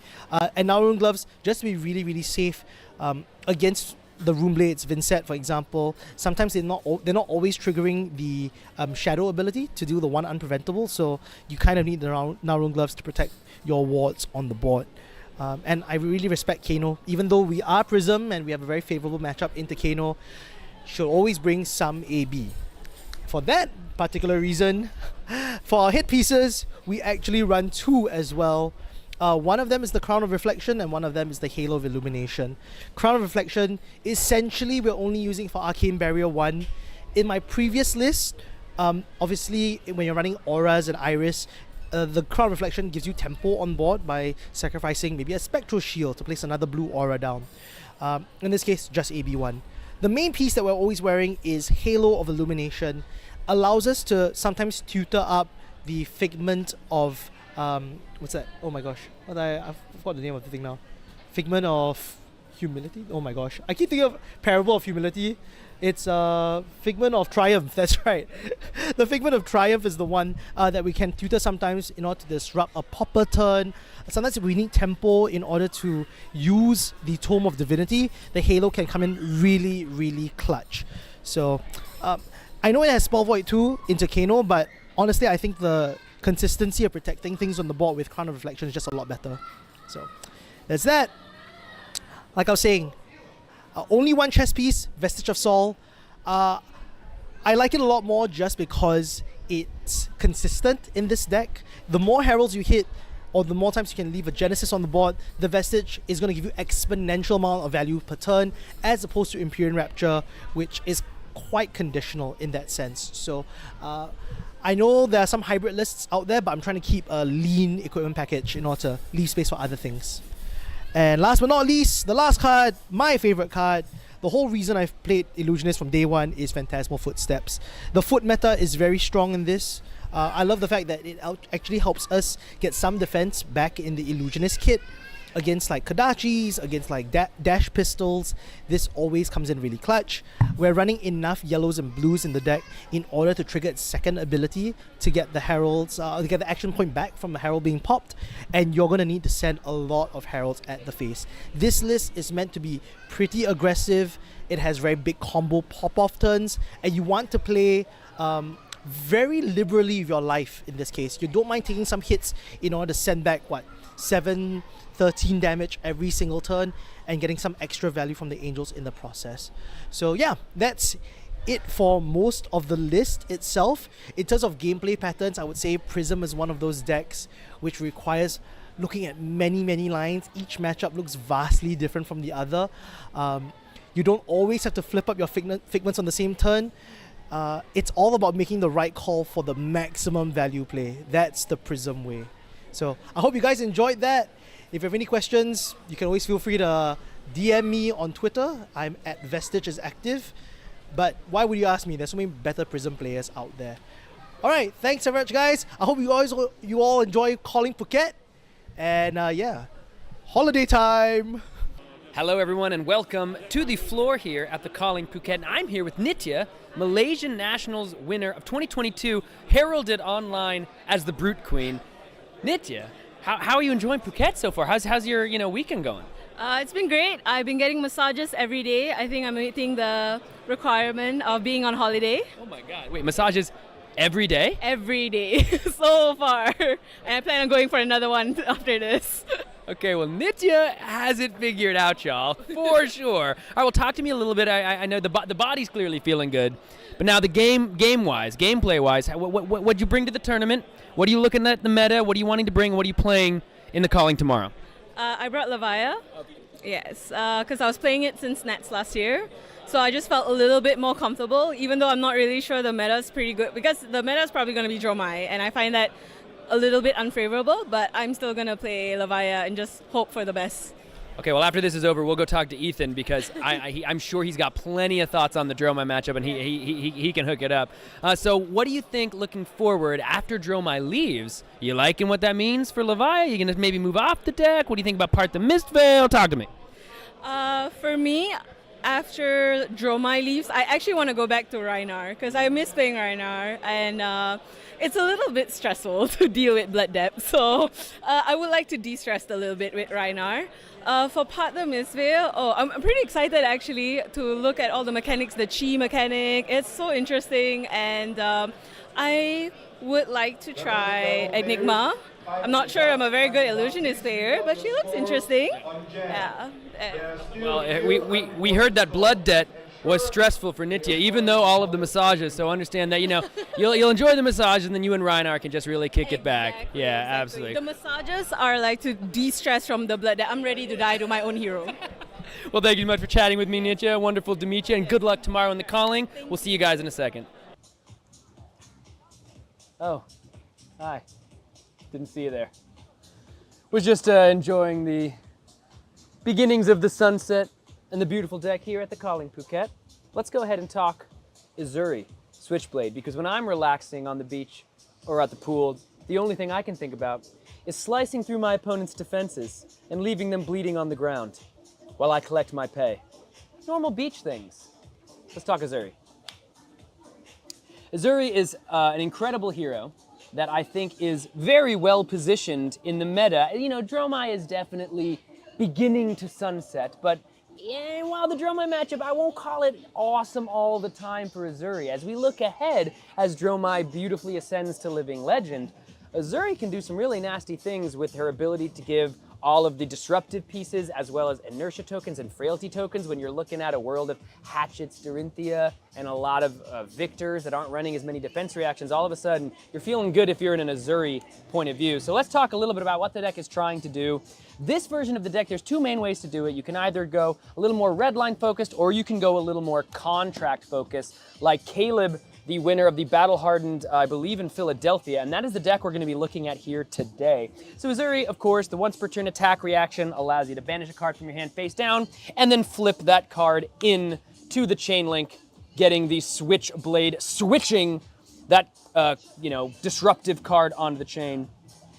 And that's really what the deck is built to do, is to disrupt the opponent. And this version of the deck is really utilizing those contract cards to, kind of fatigue your opponents out while also preventing some really nasty on hits. And so let's talk about the equipment suite as always. This is your trio of crowns. Balance of Justice does so much work in a brute heavy world. The Crown of Providence, because there's still a lot of Command and Conquers and pummels flying around. Even Send Packings, I guess Send Packings is you're not gonna be able to do anything with your Crown of Providence there.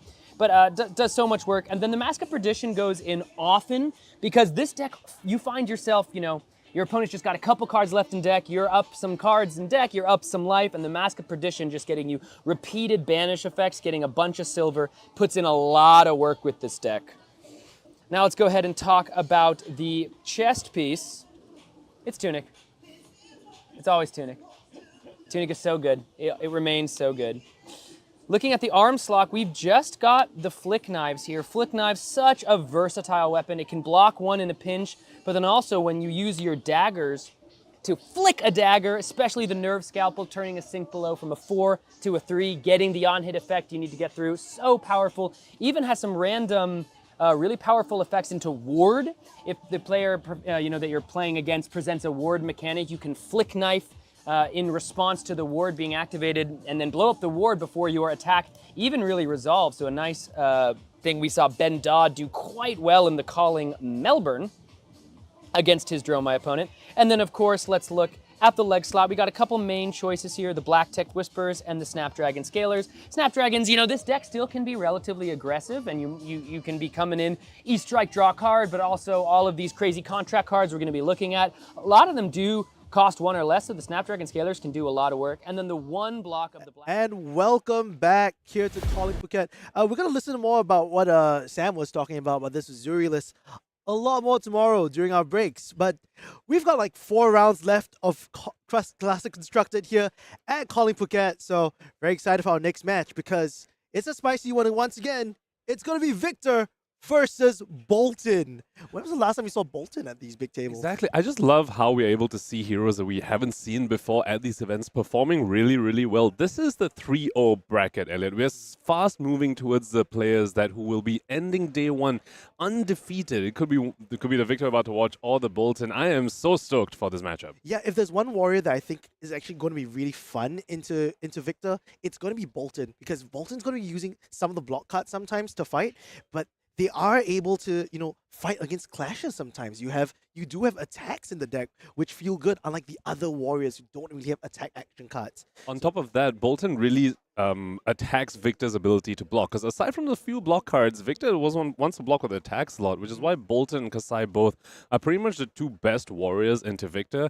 Dorinthea and Olympia, not so good into Victor. I believe at the Pro Tour LA, Dorinthea had a 30% win rate into Victor.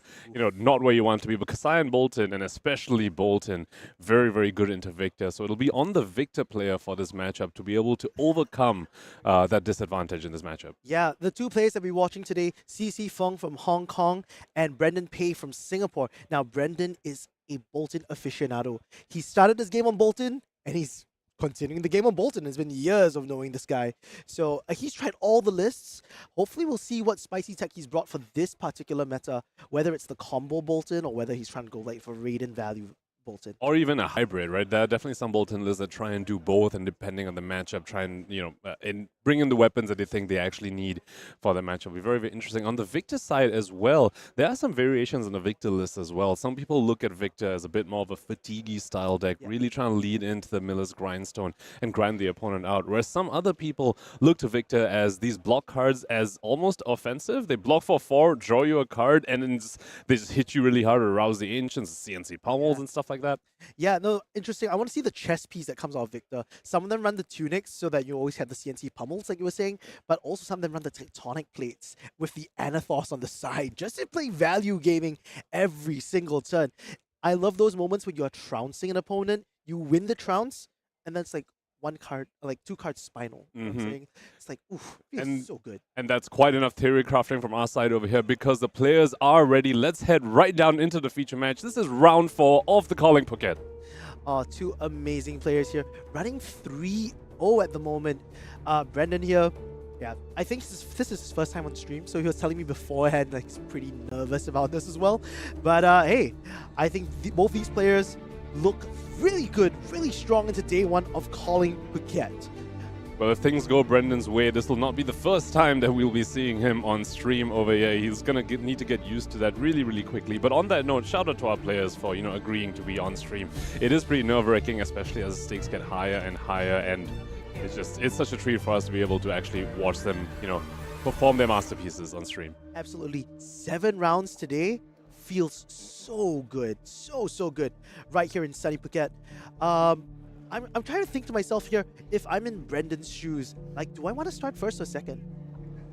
I believe both players want to go second in this matchup. It is quite a tempo-y game. It is quite a tempo-y game, so going second, unless, of course, Boltyn's on the combo side. If they're on the combo side, then they want to score first, because they want to set up more soul, maybe get a lucky Spirit of Arena into play early on. But if not, if it's on the more Raiden side, tempo-y side of things, probably both players want to go second. Yeah, I'm so excited that Victor is now a deck in Classic Constructed, just because Clash is such a fun mechanic to watch. Like, just from where we sit today, every time there's a test of strength, every time there's a trounce, every time they flip a thunk, that's always so cool for like the balance of the game and the math and value of it all. Aside from just the result of the clash, also seeing the players' little rituals when they're about to resolve the clash is also really, really fun. Are they the type of player that will take the card off the top, bringing to the middle, and then flip it up in the middle of the deck, in the middle of the field, or just, do the casual nonchalant just off the top? Yeah, I know I'm going to win the clash. It's so interesting. It's such a window into the personalities of our players, just the way they do the technical movement of revealing the top card of the deck. Well, I've played with both CC Fung and Brendan Pei, both very smiley players, and lots of banter. You love to see that. I love to see that. People enjoying the game of Flesh and Blood is so reinvigorating. And I hope, maybe throughout the game, we'll actually tune into some of the banter that these guys will be talking throughout the table. I love me some good banter. This is going to be really, really amazing to watch and listen to. Looks like the players are just about presenting their decks too. Cut from each other. We're so close to tuning in to the 4th round of the Calling Phuket. Oh yeah. Just from what I'm seeing, that Victor deck looks thick. I have noticed players in this region really enjoy double and sometimes even triple sleeving their decks. So I was playing in the Armory last night, and yeah, my opponent presented a massive deck, and I was like, oh my god, how many cards are you presenting? They're like, oh yeah, it's 60. It's just triple sleeved. I was like, I see. Okay. Oh, very interesting weapon choice here coming in from Brendan. Repping that hot streak here. Trying to get some value out of the free go-agains that will come out of this. But a very combo-centric loadout, it looks like it. With the Bologna headpiece, Courage of Blade Hole. This looks to be a very, very fun one. And on the Victor side, we see Tunic with Anathos. That's not really a combination you see very often. We know with Tectonic Plating, you can actually turn on Anathos pretty much on demand. You paint a plating, and you can swing with Anathos. But with Tunic, you don't really have that out. So he's going to need to look into other plays like Zealous Beltings and Rouse the Ancients to really turn on the Anathos' +2. Wow, what an explosive start here for Brendan. Just casually laying the E-Pod and saying, hey, no filter for you. Arsenal pass. That's a very, very strong from Brendan over there. Definitely didn't manage to set up any soul, but still a very, very strong setup play nonetheless. So coming back in return, a lot of the Victor on hits, you'll realize they're running just the pure red cards that the Guardians like to run. Just because they want value, right? They just want to play their hands as much as possible. It's a lot of deck fatigue in this case, right? Attack the deck, use value trades for 1 card for 3. In this case, I think Brendan's trying to use the Hot Streaks and Tari Saber, just 1 card every turn, trying to present 4. Yep, and Victor list, aside from their block cards, mostly will be blocking with attacks, because giving this Hot Streak go again immediately, and then Brendan is coming with the Saber. Now, of course, not running any Valiant Dynamos, instead opting for Refraction Bolters. So, not going to get any sort of cheeky Valiant Dynamos refresh off these double swings. Yeah, very interesting to see that. Wasn't prioritizing that much soul, but draws up that first Lumina Ascension. Also one of the early ways for you to rack up some soul. And with this out muscle coming out from the Victor side, we kind of know instantly the sort of Victor game they want to play. They are not trying to do the fatigue style. Of course, the weapon loader already told us that, but on top of this out muscles, very, very strong card into Dromai, into Kayo, which is typically a tough matchup for something like Victor. Into Boltyn, this could be a little bit risky. Boltyn, of course, does have some 7-power attacks in the Celestial Cataclysm, in the Bolting Blades. Currently not in the hand for Brendan over here, so it looks like go again going to happen for this out muscle. A nice spicy little Oath of Steel here that Brendan's running as well. So gonna just take a little bit of damage, and of course giving that go again. But like you were saying, that's how you activate the Anathos. You need a go again maker within that Victor deck in order to power it up to 6. Oath of Steel also totally telling us the sort of game plan Brendan wants to play. Oath of Steel, not very strong if you're just going to swing 2 swords, but if you play Lumina Ascension and you get to attack with those swords again and again, that Oath of Steel racks up to a lot of damage. All right, the first piece of soul here being charged in for Brendan. This is a take flight, automatically gets a go again, but it really disincentivizes Fung from using a attack action. And wow, that is an explosive start. Just using that soul to find that beacon of victory. Very, very aggressive beacon over there, and here we see why. He wants to find the Spirit of Arena, get that into play as soon as possible, because not only is that a strong piece to have on the field, it also means you're not going to draw into a clunky no block later on where it could potentially really, really punish you. So Brendan, using the 1 piece of soul he's generated, just getting 1 damage from beacon, but getting to tutor out the Spirit of Arena. Yeah, just set up that combo as fast as possible, and taking 5 in the process. I like seeing this. Both sides being very aggressive in what they're trying to do. Brendan over here, even though he's trying to set up that combo with that E-pot and the Spirit of Arena, he's still trying to put some level of damage onto Fung, who is also, coming in for just... I'm noticing a pattern here. It's always like 6 into 6, 7 into 6, 5 into 6. Looks like this one might be a 7 into 8 because CC Fung does have the tunic up and, is revealing a chokeslam off of this Rouse the Ancients over here. So it could be Rouse into just play the chokeslam, still keep the arsenal nice and pretty over there. Oh my goodness. I mean, this is a hand that Brendan can actually block with. I think he's considering, does he want to use the Illuminate, which generally is a very good card for those breakpoints. But when we look at Victor's side of the house, there's always a nice little fridge with the Civic Footsteps and the Gauntlets of Iron Will. Very, very big fridge from the Victor side with the additional Gauntlets of Iron Will from Heavy Hitters and Civic Steps from the TCC UPF set as well. So, yeah, Guardians have definitely gotten big improvements in their fridge situation. Yeah, this is looking like a very fast game. Already at 27 health. The clock is ticking for Brendan to set up that big combo turn and hopefully try to claw back from there. And CC Fung is playing this exactly the way he needs to. When the opponent's presenting a combo game plan, you need to put them on the clock. And CC Fung is saying he is built to do exactly that. Out muscle, rouse the ancients. You have to imagine zealous beltings and maybe even some E-strikes on the list as well. CC Fung is saying your timer isn't as short as you think, isn't as long as you think or as you hope it to be. Yeah, and playing with 5-card hands as Victor when you're on the aggressive list can be really, really good. So this Trounce in hand, unfortunately, not going to get that much value because Brendan was also using it turn to block. So here we go, just sending that nice little choke slam coming in for 8. Is threatening pummel though, and that's something Brendan does need to be worried about. He's already seen that CC Fung has a very aggressively slanted Victor list. So with him holding 2 cards back, we know he doesn't have the pummel, but Brendan does need to potentially think about that. Yep, the pump fakes, always got to love those. Straight away moving to reactions here, and he's going to use that soul shield from hand, just preventing a nice solid 6 and charging up that soul. You leak 2, but hey man, if you can get soul, that's not a bad trade most of the time. Brendan's definitely very happy that no pummel came out of the Victor player there. And getting a soul, very, very critical, because he does have that beacon of victory in Arsenal. We speak about these combo pieces. He's got the Spirit of Arena on play. He knows Lumina Ascensions now, but hopefully a V of the Vanguard as well. And the beacon of victory in the Arsenal lets you tutor out for exactly what you need. You win? I win it. Oh, so the first one, I think CC Fung won, and then the thunk on the second. So that's going to be 2 by a vigor and a gold. Yeah, that's a huge swing. Gold drawing the thunk right back as well. So like both players know the thunk's going to be drawn, and CC Fung blocked 3, but still sitting with a full 5-card hand, and this is the strength of Victor. Yeah, just being able to get like card advantage off defensively, that always feels so good. And because he used the Trounce for this, Hot Streak didn't get go again. Another Soul Shield drawn from Brendan. That's going to be really helpful in a turn like this, but oh, look at that perfect pitch hand. Having a Zealous belting, and a Golden Sun in hand as well, I think. So there's enough pitch to go around for this. Oh, was that a Crane Crush? I don't see a Golden Sun, but there is, a Macho Grande. And, we speak about putting opponents on the clock. Cards with unconditional dominate, one very good way to do that. Oh, yeah. Just chipping damage feels real good. So having the Zealous to go wide again, that's just so spicy. You thought Zealous for 5 was good? How about Zealous for 7? 7 with Go again. Now, I believe the Arsenal and CC Fung side is a Command and Conquer. So, his follow-up after this isn't going to be too amazing from what we can see. Could just be a CNC, could just be an Anthos for 6.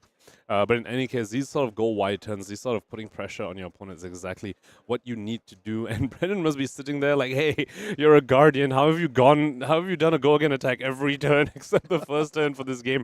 Please stop.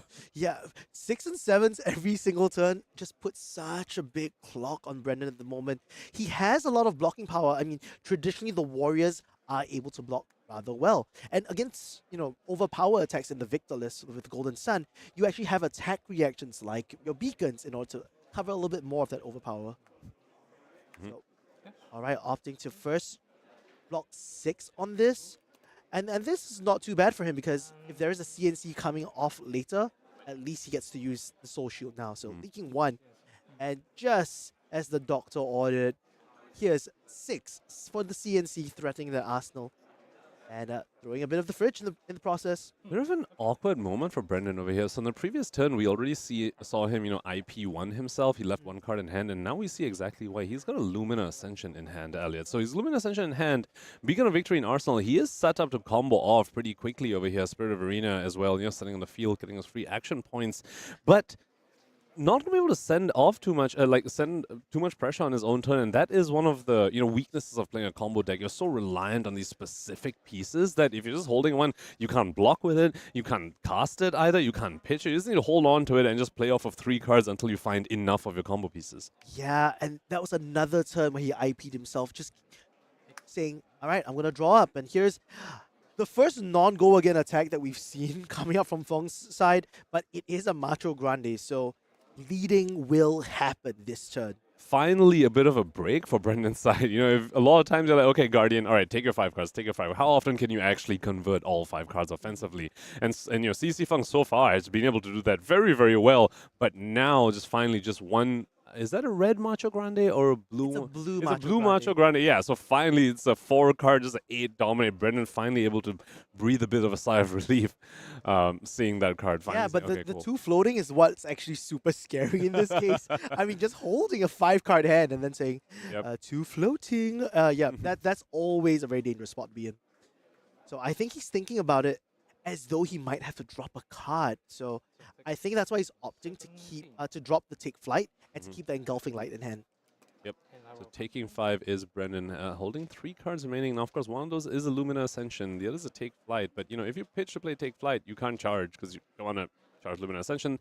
Hence, he's going for just the Engulfing Light, charging away the Take Flight, holding on to Lumina Ascension. Now, at this point, CC Fung probably has the read that is a combo piece in Brendan's hand as well as a combo piece in the arsenal. So let's see if he's able to set up something to pressure those pieces. Something like a CNC Pommel would be amazing at a juncture like this. Maybe even like a Disable backed up by a Pommel. Yeah, every single turn that Brendan tries to hold this Lumina in his hand, he's losing about 3 points of block value every single turn. Speaking of Pommels, Elliot, I think I saw a Pommel in CC Fung's hand with the Tunic up. This could be the disruption that he needs to, just like disrupt Brendan's combo.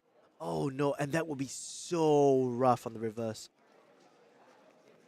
So still thinking about this Engulfing Light. I mean, it does threaten 1 more soul, and that's 1 step closer to the Lumina Ascension combo. Once you see that double Lumina, it's going to be Boom City all the way. Lumina go Boomina. Yeah, indeed. Lumina go Lumina. Although with Spirit of Arena, the tax on your soul is definitely a lot less because every time you play the Lumina, you get an action point back because you're playing them at instant speed. And the go again results, you get action points. So you don't actually need that much soul when you have Spirit of Arena on the field when you try and go for the combo.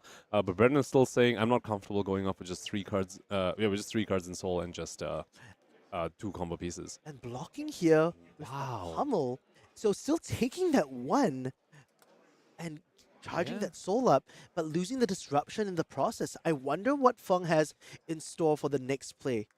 So threatening the arsenal and that soul shield in hand is now gonna feel so tiring. I mean, this is pretty. You see opponent block with the pummel and then send a And then a CNC with his second tuning up. one. You know for a fact they have another pummel, and that's one combo piece gone from Brendan's side. You know, beacon of victory from the arsenal. Yeah, but in this case, thankfully he gets the arsenal the second, the Lumina Ascension. So hopefully this stops him from IPing himself while he fishes for the next piece of the puzzle. Yeah, but the clock is running out for Brendan over here. There's still 1 gold piece on CC Fung's side. Now, one play we haven't talked about so far is Tear Asunder into Golden Sun with the gold. Well, here's another bit of a breather with another Macho Grande. And with 2 pummels down, I think Brendan can, heave a sigh of relief, just being able to say, all right, if there's 1 left in the deck, I don't really have to play around it all the time. Now he has to play to his outs. With only 13 health, he's less than half the amount that CC Fung's at. He doesn't have that sort of space to play conservatively. And there may not even be a third pummel. Oftentimes victor lists, have this sort of tension where they want to win the clashes, and because of it, they can't run too many non-attack cards, like those pummels. So there might not even be a third pummel for Brendan to be worried about. Wow, and here, going for the aggressive Celestial Cataclysm. I actually like this play a lot. It gets some agency back into Brendan's sort of side. But, with 25 health and so much more buffer on Victor's side, is it going to be enough? It's too right. So once again, this is one of those cases where because of Spirit of Arena, he can be a little more lenient with his soul usage, and hence why you probably see the Celestial Cataclysm come out. Because when you are able to resolve the card, that card is incredibly strong. 0 cost for 7 go again is, a rate that's pretty unheard of in this game. Well, we're going back to go again city, my friend. So this is the Zealous coming in for 5 go again.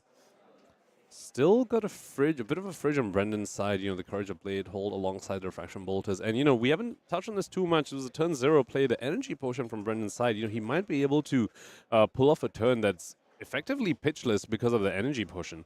That's true. That early Energy Potion could come in very, very clutch. But looking at his hand, I think that's the 3rd beacon as well. And is that a V of the Vanguard as well? That could be incredibly explosive turn, especially a Spirit of Arena, because V of Vanguard, of course, says it only buffs up all the attacks on this combat chain. If you break the chain to play Lumina Ascension, you're not going to get the buff, but Spirit of Arena means you get to play Lumina Ascension at instant speed, not breaking a combat chain. Yeah, let's listen to Brendan. I love that he talks through his plays most of the time.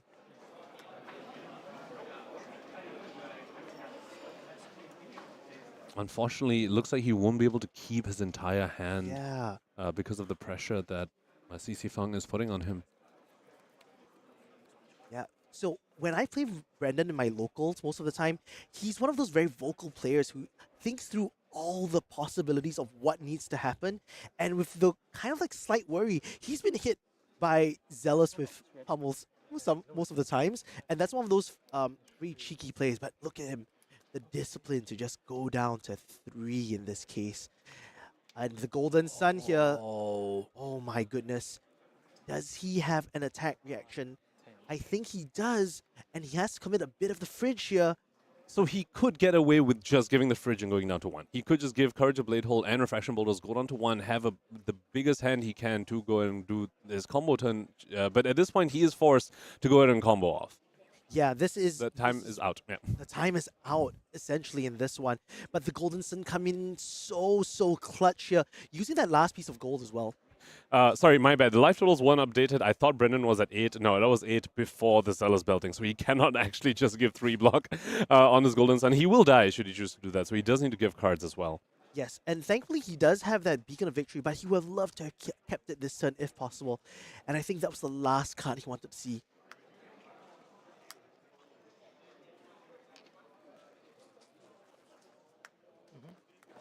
There we go, committing both a blue Bolt of Courage and the Beacon, just like the Doctor ordered. Blocking a full 10 is Brendan giving up the Warband of Bologna very, very critically, because that does have temper. It will be destroyed. And on the turns where you want to do Lumina, you do need to charge to get the full value from your Lumina Ascension. Bologna is one of those cards that sometimes lets you charge off of a smaller hand, not needing one of your attack actions that lets you charge.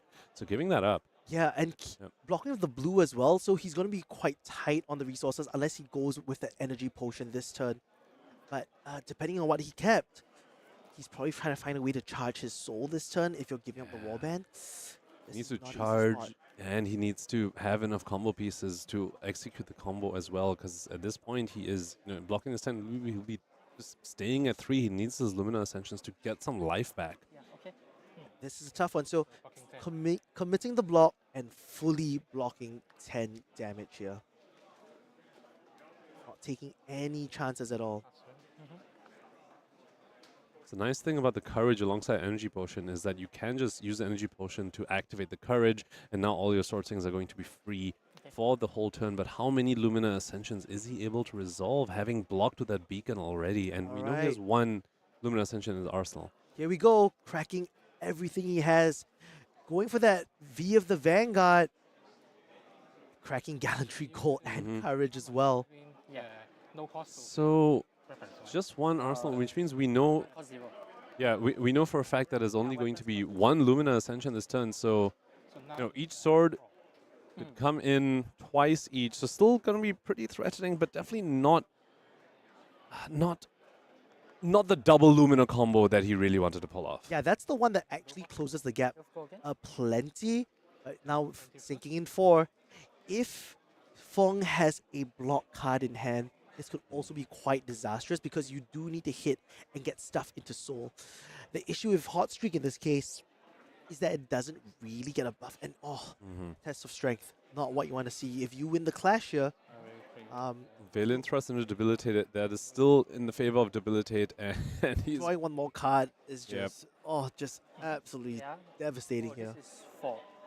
Cost Gallantry. Also buff roll. Okay. 10, Okay. Players just remembering the buffs now. Lumina Ascension being played at instant speed. Gonna regenerate that action point for Brendan over here, not needing to use a piece of his soul to get that action point back. That's a really, really good part of doing this. With the sword swinging for free this turn, even though he's only going to get 1 soul at a time for each of the sword swings, at the very least, he's going to try to gain some health back from the Lumina. One thing to point out as well is this Refraction Bolt is going to let him conserve yet another piece of soul as long as one of the swords hits.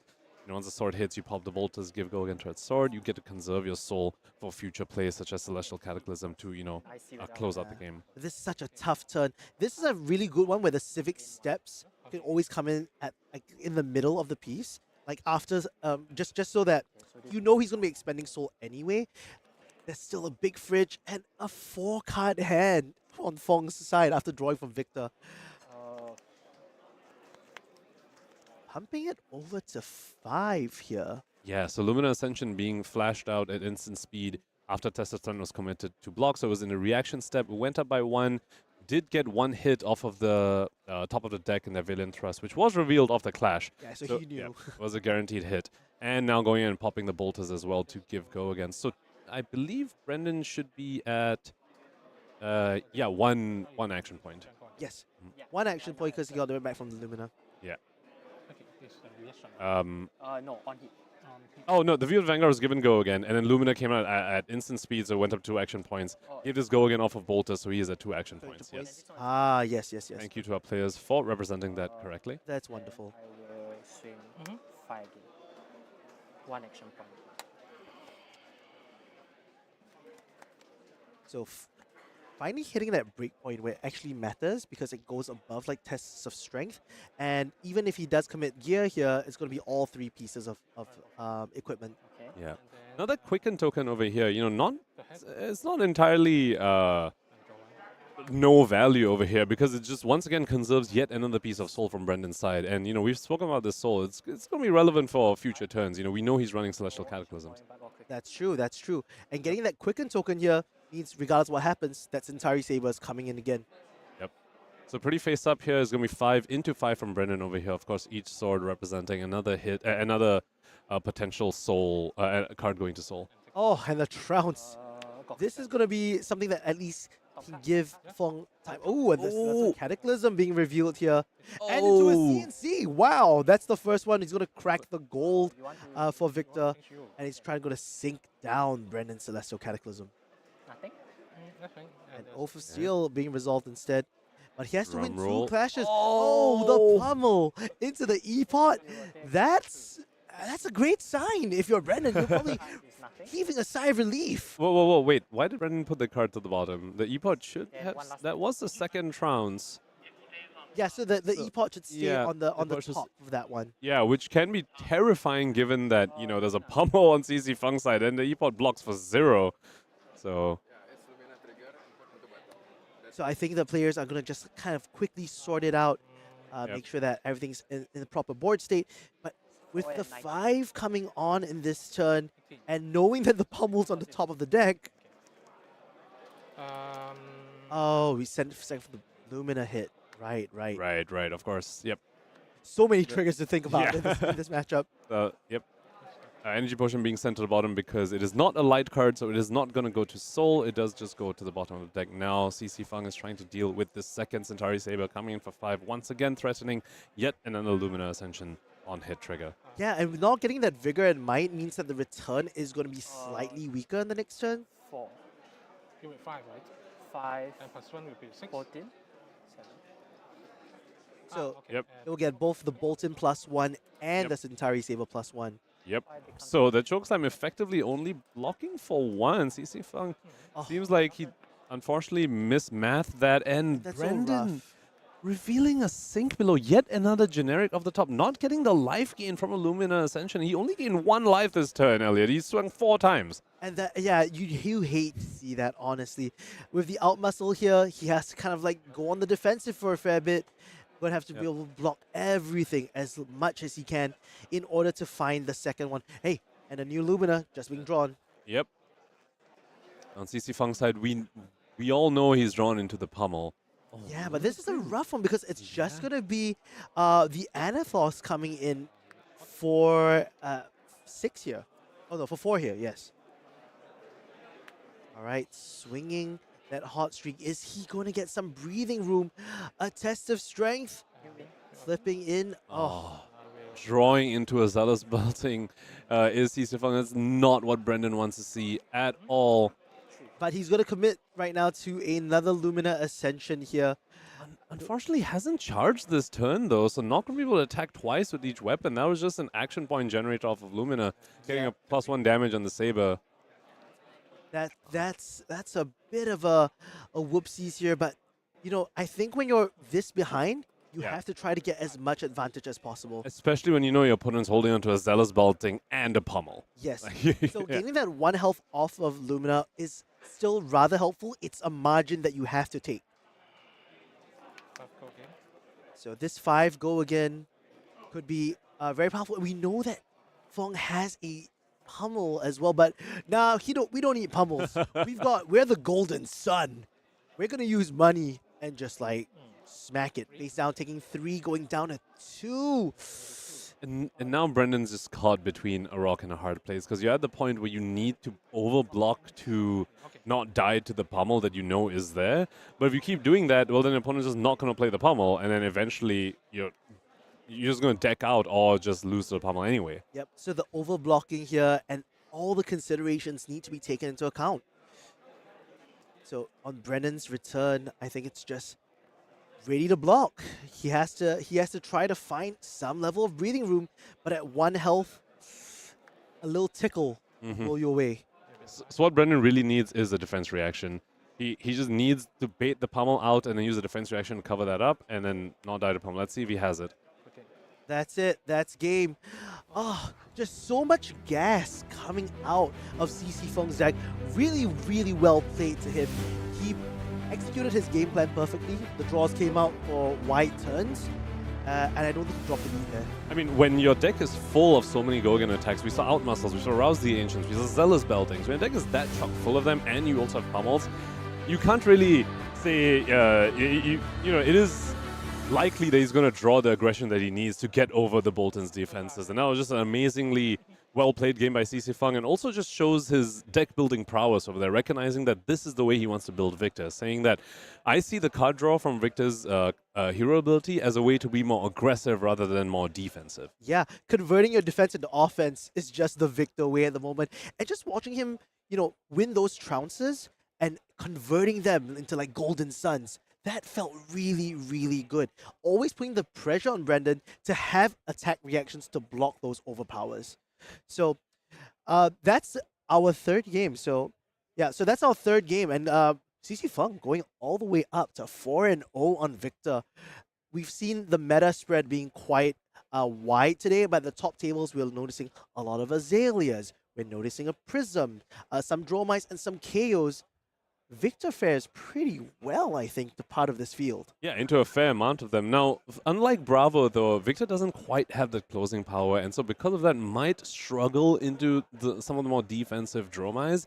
But at the same time, it is a Guardian after all, so it does have just a chock full of poppers to, just put the onus on the Dromai to set up those unbeatable pitch stacks and with Chromais and Mirror guys. And also, Victor doesn't have defense reactions, and because of that, sometimes can struggle into Azalea. Well, struggle's probably not the term to use. More like doesn't have as good a time as Bravo does, but still has a very good time because after all, he's got a very big weapon, and Azalea just doesn't. Yeah, I actually love the outmuscle tech that people have brought into this meta, knowing full well that people are going to be expecting Victors to play the block game. But in this sense, I think they're just bringing the pain rather than the gain. So. And that's going to help a lot into Kanos. We saw 3 Kanos in the field. Not entirely sure how they're doing so far, but, people say Kano into Victor is just an auto win for Kano. But not when your Victor's packing a whole bunch of outmuscles and zealous beltings and CNC pommels. Yeah, if you're coming for like 15 every single turn, 30 health as your Kano.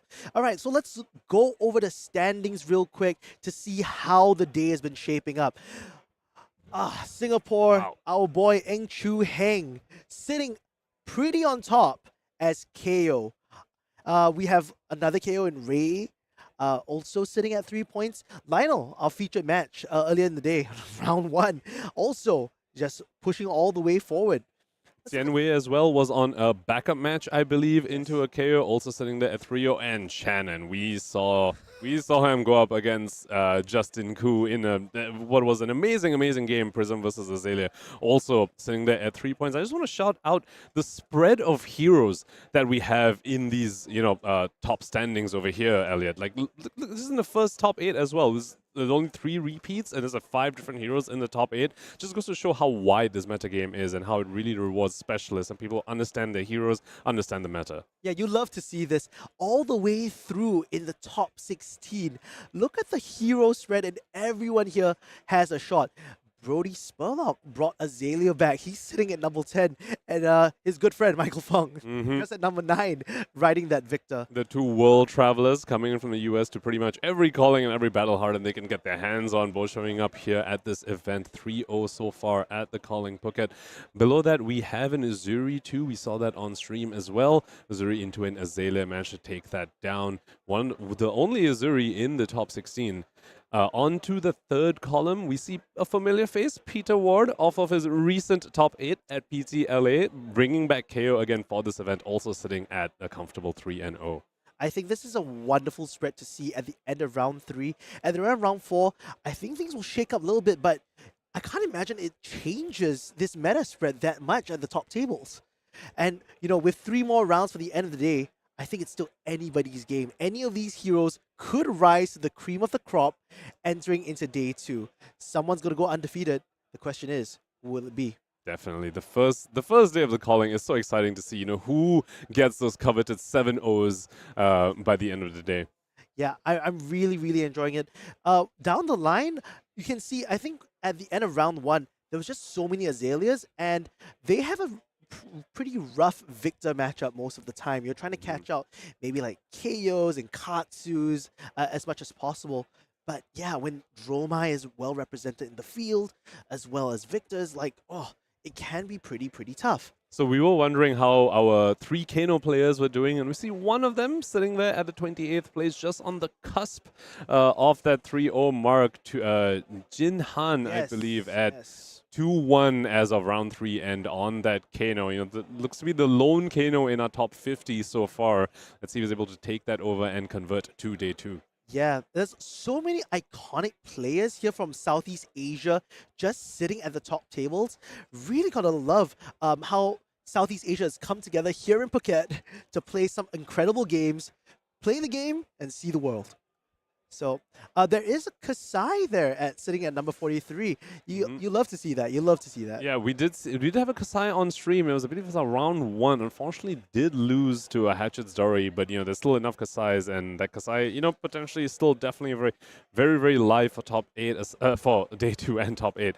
Also, another familiar face in that 41 slot, Shing Sung, of course. Yes. Bringing Victor back. He made top 32 at Proto LA, I believe is the 24th on that hero, and bringing it back for the Calling Phuket. Just going to need a moment as we load page 3, and here we have it. We see another Kano over there at the 56 spot, also another 2-1 Kano. So 2 out of 3 Kanos at least so far we've, got to keep track of. They're both of the 2-1. Yeah, all these players still very much alive. I like to point out number 57, Hermann. Yep. There's a Vynnset still alive in this tournament at the end of round 3. So we don't have the round 4 scores yet. The players are still playing their games. But, I would love to see a Vynnset in a field where there are some prisms being represented, right? That's a hero that I think just has so much potential into the current metagame. Unpreventable damage cannot be understated. When people are running things like take it to the chin, and you could just eat that up. It's pretty fun. Unpreventable damage alongside being able to play cards for free? Who thought that was a good idea? Just like, hey, you know what? Yeah, here's a 3 for 7 that I actually didn't need to pitch for. And it's 3 rune shots on top of that as well, by the way. Yeah, pretty fun. Also, a crowd favorite, Jose Lau at number 69, bringing in the rare Reinhardt that we don't see. And at number 50, also, Arena Jasmine Yazid, bringing that Lavaya. So I'm just very happy to see that these heroes are viable. People are playing them. Some of them are pet decks, like for Jose. I think ever since he's been on stream, since 2022, he's always been a Reinhardt aficionado. And he's bringing it to every single tournament and showing up on them. Rhina, a bit of a sleeper pick for this tournament and this meta in general. A lot of heroes want to block with cards. We just saw a Victor, a lot of these block cards in those decks. We saw Hatchet's Dorinthea had a successful run at Proto LA. That deck wants to block quite a bit, and Rhina just says, nah, you don't actually get to block with those cards. I'm going to intimidate those block cards away. I'm going to intimidate your modular 3 blocks on the warrior side and make you play aggressively, which you just may not be comfortable doing. Oh yeah, and Heavy Hitters gave so much gas to that with the wind-ups. Let's see over here as we're rounding up the top 96 players. Some notable names here like Alan Lau, still very much alive in this tournament. Another top 8 from your time in Calling Singapore. Ivan Teo sitting at 83 on Katsu. Yeah, just a lot of, like I'm saying, so many cool players, including the Japanese, like Fukuhara Ryo, who's come all the way to Phuket just to enjoy a little bit of the sun and play some great games. So very wide range of heroes and players sitting in our 2-1 bracket. All of them very, very live for their day 2. Oh, and Florian Christian as well here at number 9. Yeah. Yeah, just chilling out.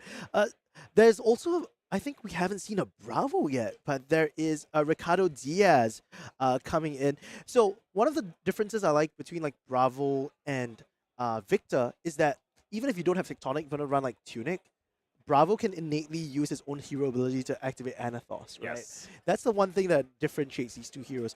I heard he has a lot more closing power into Victor as well, at least from the playtesting that we've seen. So hopefully we could see rise to the top. Yeah, many Guardian players these days are wondering, why would you play Bravo when, Victor is there and just draws extra cards? And, Guardian players love their value. They hear card draw, they're like, oh, yeah, no, I want that. Yeah. But obviously we have one Bravo player in the 2-1 bracket saying that Bravo still has quite a bit of legs. And, Bravo does have some strengths over Victor. Yeah, I mean, you can't really knock on Test of Strength being a Crown of Seeds for 4, right? Who doesn't like blocking for 4 and then getting a card back in return? And with that, we will be moving to a short break before we move into round 5 of the Calling Phuket, so don't go anywhere.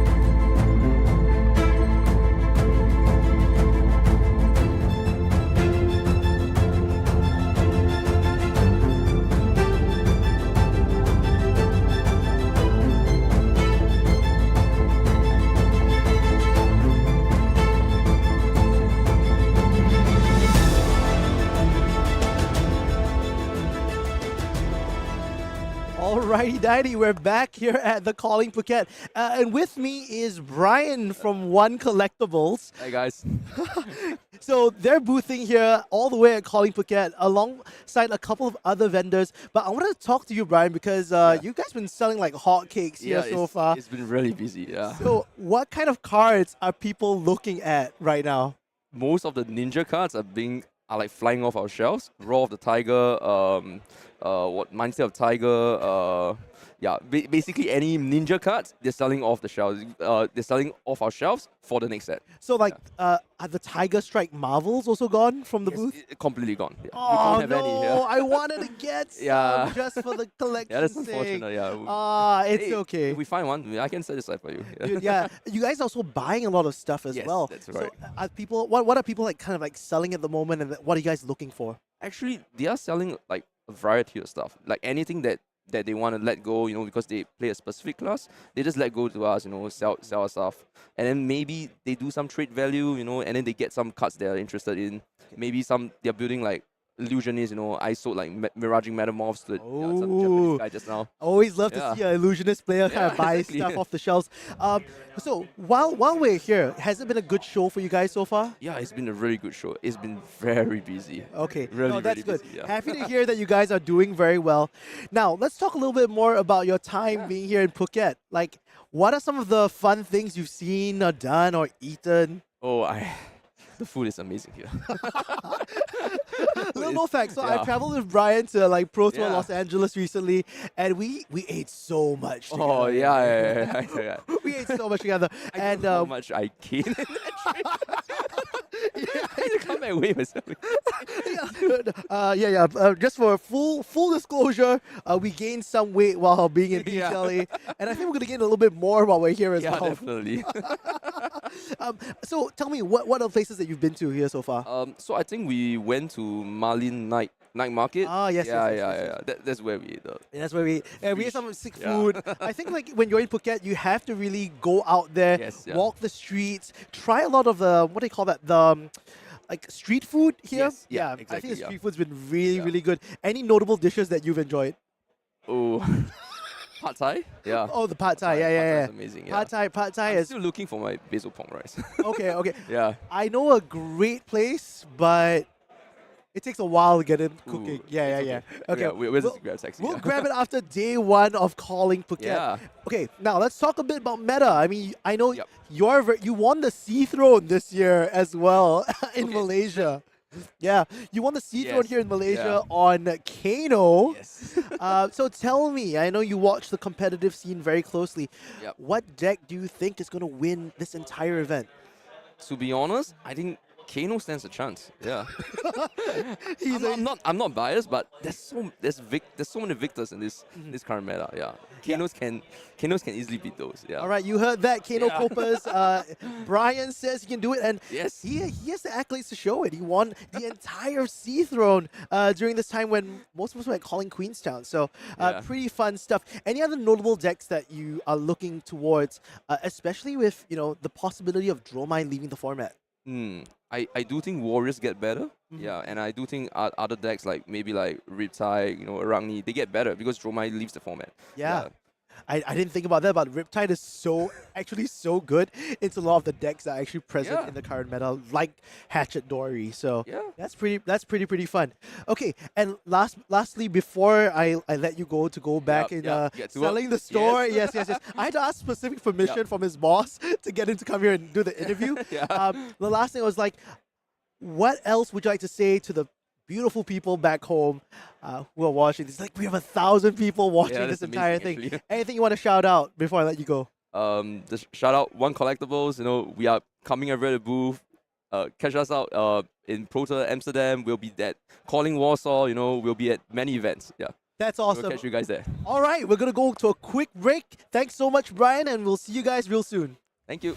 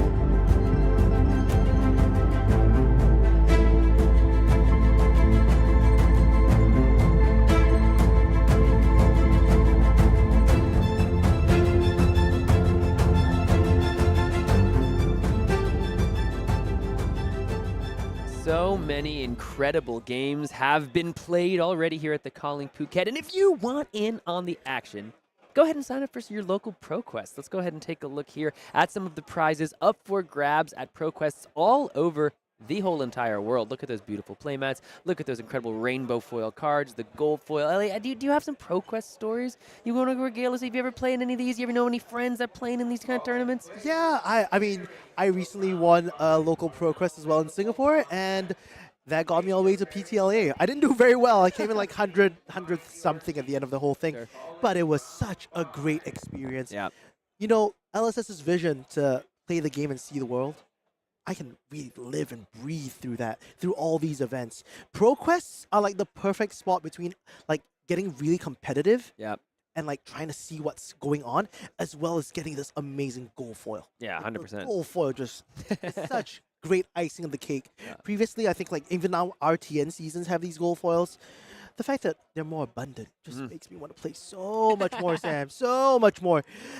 And this ProQuest season is going to be pretty interesting because it's only going to have Classic constructed. Yeah. So it's the last time we'll have this heavy hitters meta.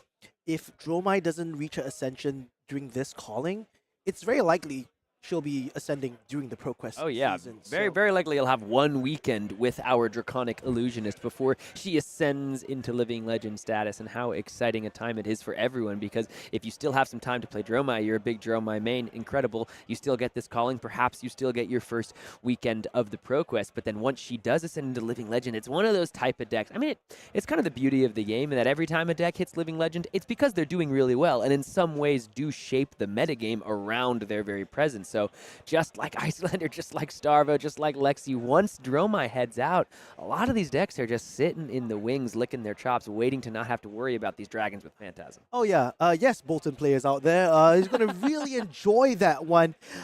We have reduced the number of Living Legend points to like 3, so Dromai just needs to win like 2 games. It's going to be a really exciting upcoming match if you're thinking about like new decks to play, because on stream, we're going to have Vynnset for your next round. Yeah, we got a 3-1 Vynnset. Just took down a Kayo to move on into 3-1. If it is the gentleman I was speaking to at lunch, because he appreciated the Vynnset shirt, and he showed me his own Vynnset shirt. He was 2-1 when we were chatting just a bit ago, so I guess his last round went well enough. Let's go ahead and take a quick break now so we can let them set up and get into round number 5 here at the Calling Phuket. 3 more rounds today before day 2 tomorrow. Let's do it in a sec.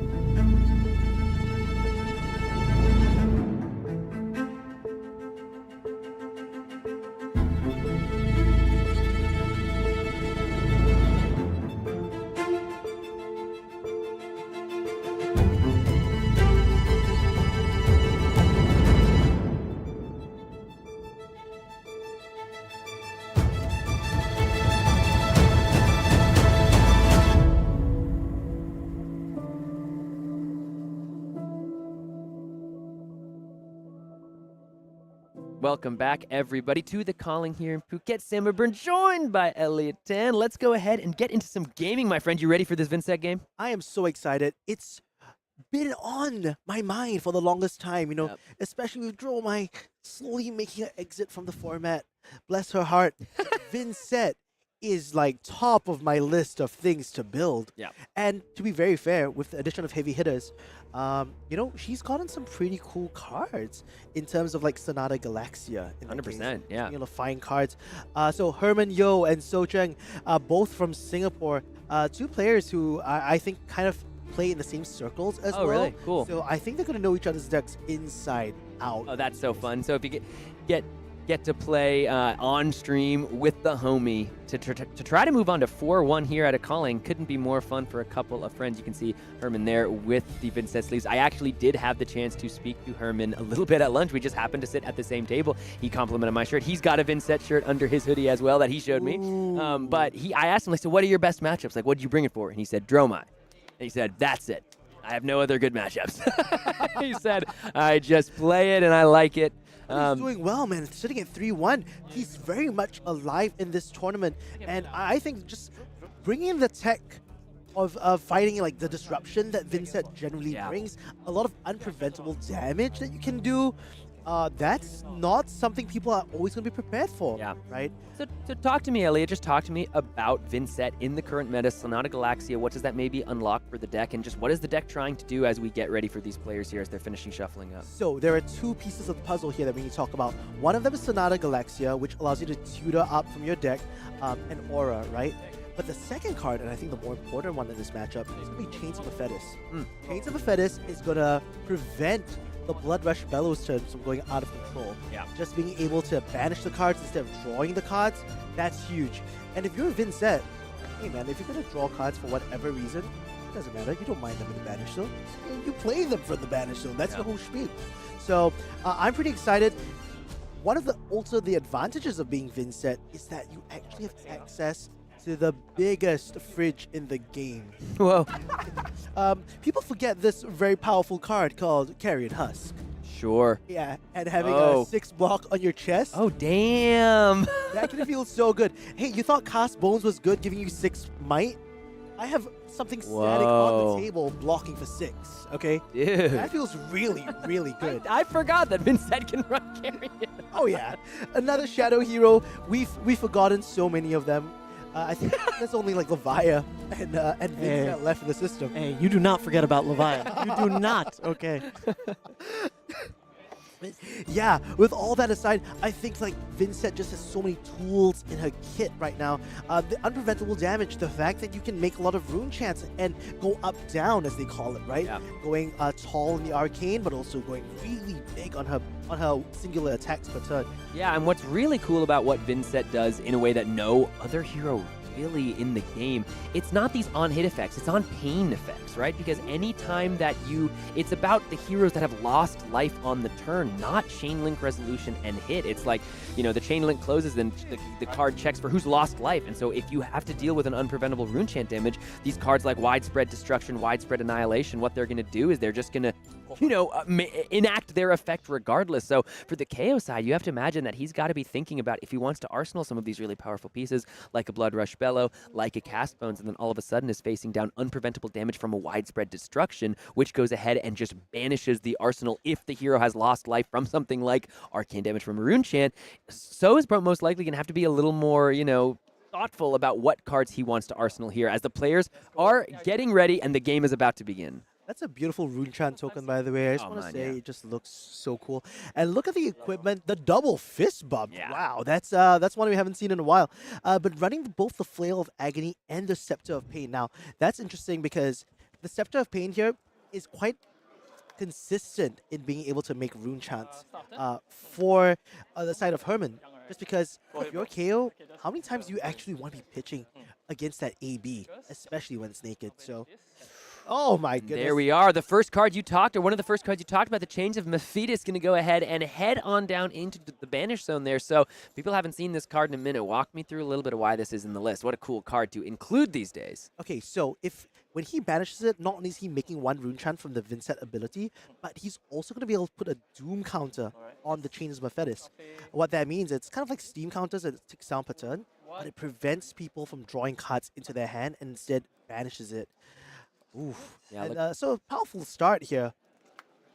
Yeah, powerful start here from both players. The Chains of Mephitis is going to say that, any draw or discards during the turn instead are just going to go ahead and banish the top card of the deck. Yes, they get to play it this turn, so that's interesting. Now, looking at the start here from So, you go ahead and get the Agility token off of the Agile windup. Didn't get the Might token because it was on Hermann's turn there, but going to go ahead and looks like maybe just a blue Assault and Battery here. Going to go ahead and beat chest with the Bear Fangs. Yeah, I think what it wants to do here is try to maintain that agility token.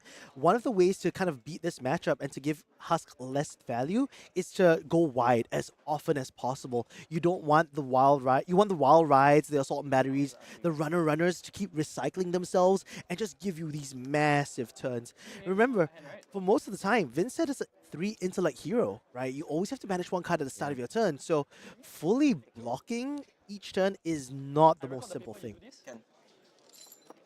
So over here, just blocking for the Funeral Moon, just trying to prevent a little bit of damage. The Assault and Battery is gonna hit for leak for 2 damage at the start because he doesn't have a Might token. But the question is, what's the follow-up in this? Yeah, gonna go ahead and Arsenal is our KO player here, but all the way set up with the Agility and the Might.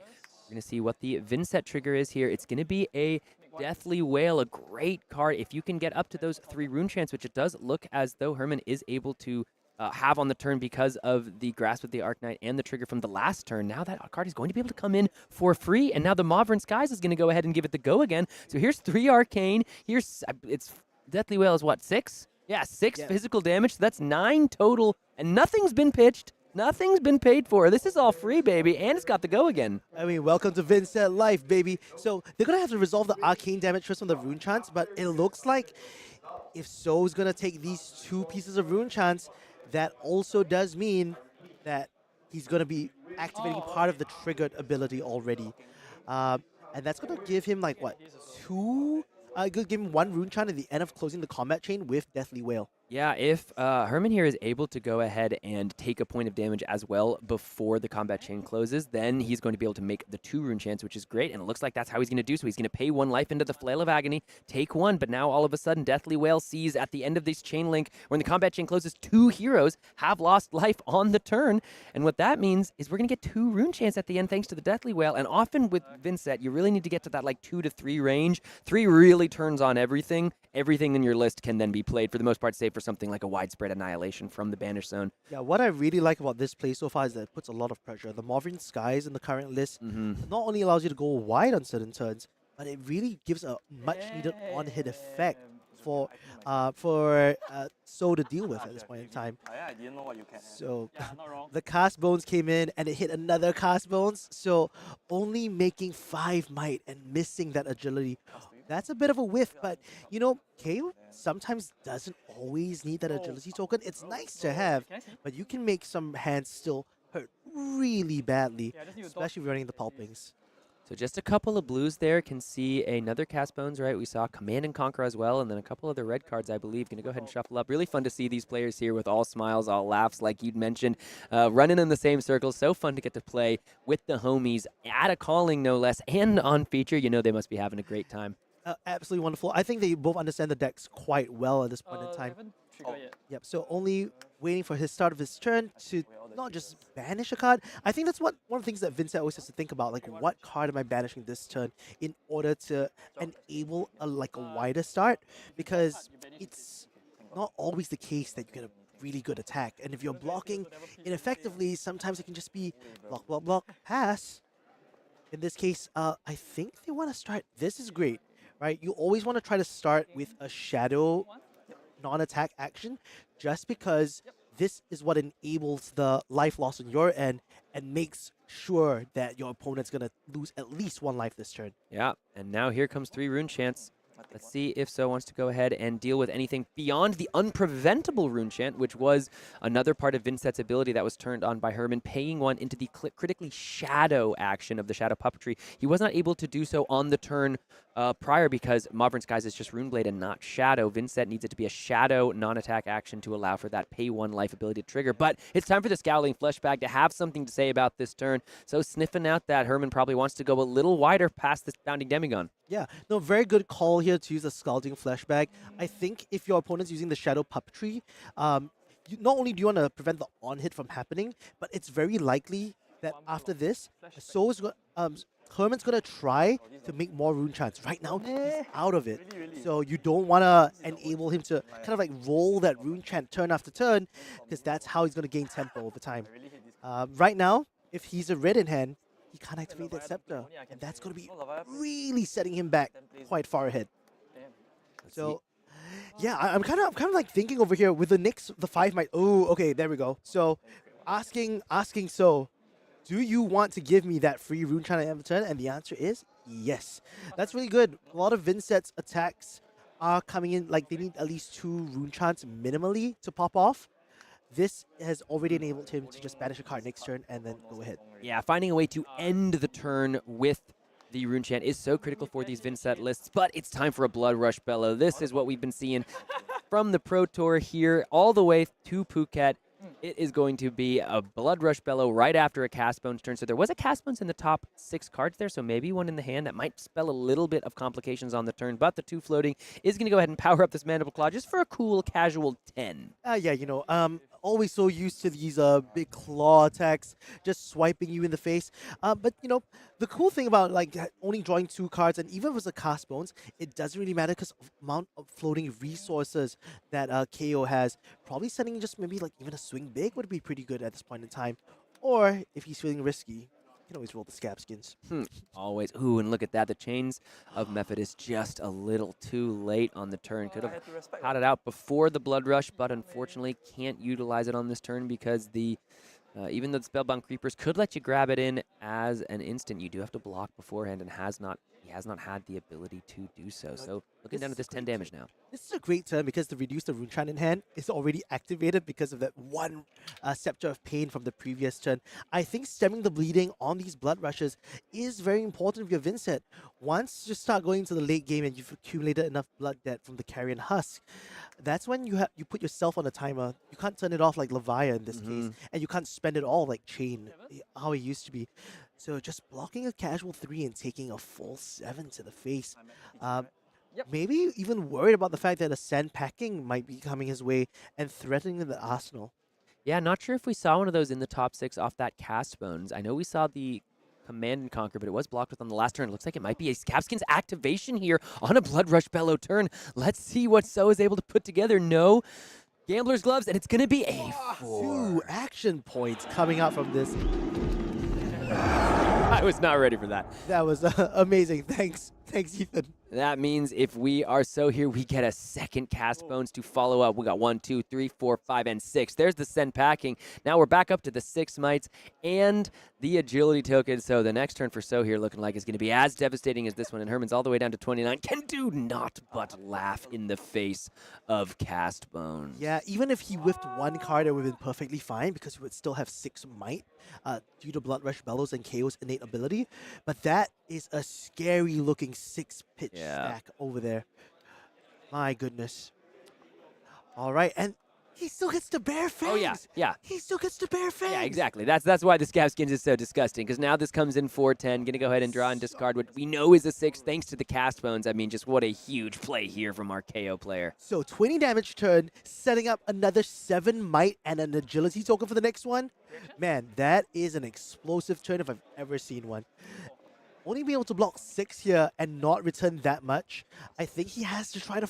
Hermann here has to try to find a way to use that Deathly Delight in his hand and at least, you know, gain some tempo back, gain some life back, do whatever it takes to kind of close the life gap, because the next turn, that's going to be bad. Yeah, well, like you mentioned, Deathly Delight is actually going to be a great way to do both those things, threaten a little bit of damage while also utilizing the Rune Chants there. Unfortunately, if this is Deathly Delight in the arsenal, I thought it might have been in the hand. Then he could come in for free with the rune chance, but the Methodist here is going to go ahead, hit the banish zone thanks to the Vynnset start of turn trigger, and come out. So no good drawing and discarding here for Hermann that he has to think about. Ooh, I wonder if there is like another draw card that's looking to be in So's hand, because things like Bear Fangs, for example, when you draw and discard and the card, you banish it instead. So you have to discard the last card in your hand, right? That's always such a crazy thing to think about.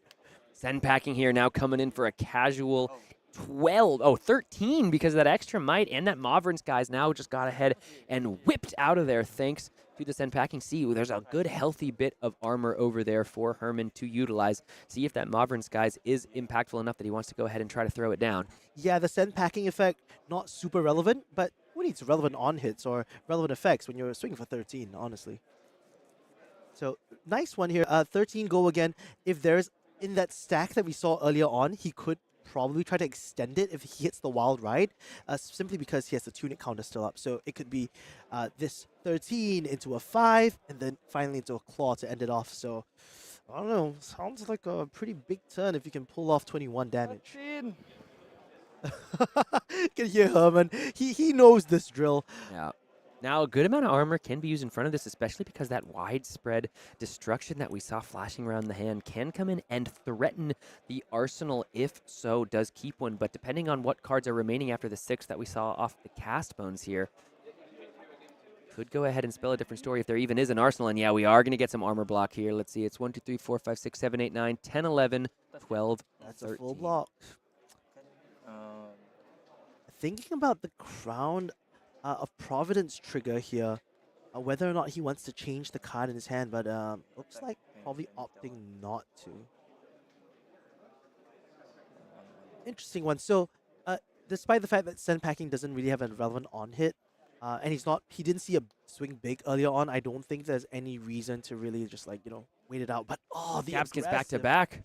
And it is the one. That is going to be the end of the turn here for So. So Scabskins giveth, Scabskins taketh away. And now all of a sudden, the card that hits the arsenal is going to be immediately threatened by that widespread destruction that is in the hand here for Hermann. It's time for the chains to go ahead and tick down with the Doom counter. But now look, we get to go to 4th rune chant here. And now the widespread destruction gets to come in for free. And that Mauverin's guys can head on back down to the arsenal. Yeah, just being able to save one go against Source into your arsenal is actually really, really huge in Vynnset. Not just because you can do your huge turn with the Spellbound Creepers and whatnot, but sometimes you just want to swing with the flail. You know what I mean? Just losing that 1 health on your turn is not very easy because Mauverin's Skies is not a shadow non-attack action. And so just like that, So has already taken the 4 rune chance, so that arsenal is gone. Going to be banished from the arsenal at the end of the chain, no matter what. And now it's time for the widespread destruction. Just go ahead and block 3 damage coming across. Life total's looking to be a bit equalized, but So's going to be at the end of the turn. No arsenal to Hermann's, Mauverin's guys. That's going to go ahead and sit down in there. So the red Clash of Agility. Ooh, and discarding the Agile wind-up here, making that agility token. I think having to roll these things is very important in the KO matchup. As you give time for Hermann to ramp these things up, you don't want to be in a situation where at the very end of the game, he's doing the unpreventable damage. But here we go, starting with a swing big for 8. There is the tunic counter, you can still swing that claw at the end of the day. Yeah, that's why the Agile windup was the end of Hermann's turn discard there, instead of trying to create the agility and the might, just trying to get as much damage and utilize the tunic counter to make sure that we can get that tunic clock kind of back rip rolling here. Let's see if Hermann wants to go ahead and if he's, enticed by the Quicken token here. Yeah, so the one thing about the Vynnset list is that a lot of the non-attack actions actually block for 2, so it's not very effective when it comes to these aggressive play lines. And when you do want to block, you have to block with the attack actions, which is not a place you want to be all the time. Let's see if we can listen into these players as they discuss the play lines. Maybe they've just finished chatting, but it was nice to... Early though.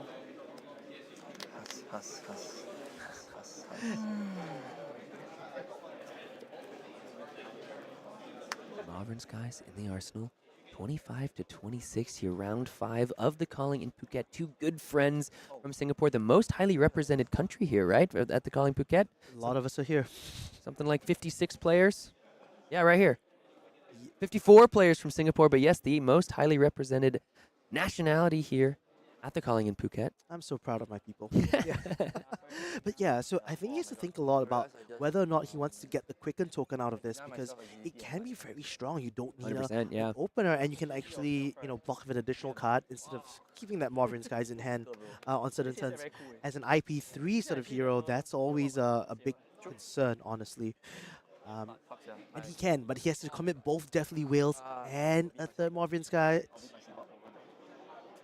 Or could he be giving up the Carrion Husk at this moment in time? So yeah, we'll see. Now here's the thing: if you're the Vynnset player here, right, and you're staring down your KO opponent, this is one of the first times they're really going to have no agility and no arsenal, right? So how much, if you're in the Vynnset seat, are you really thinking about, how much, do I force the KO into just playing with 4 random cards off the top of the deck and seeing if I can finally get some breathing room from there, maybe blocking a little more on this turn?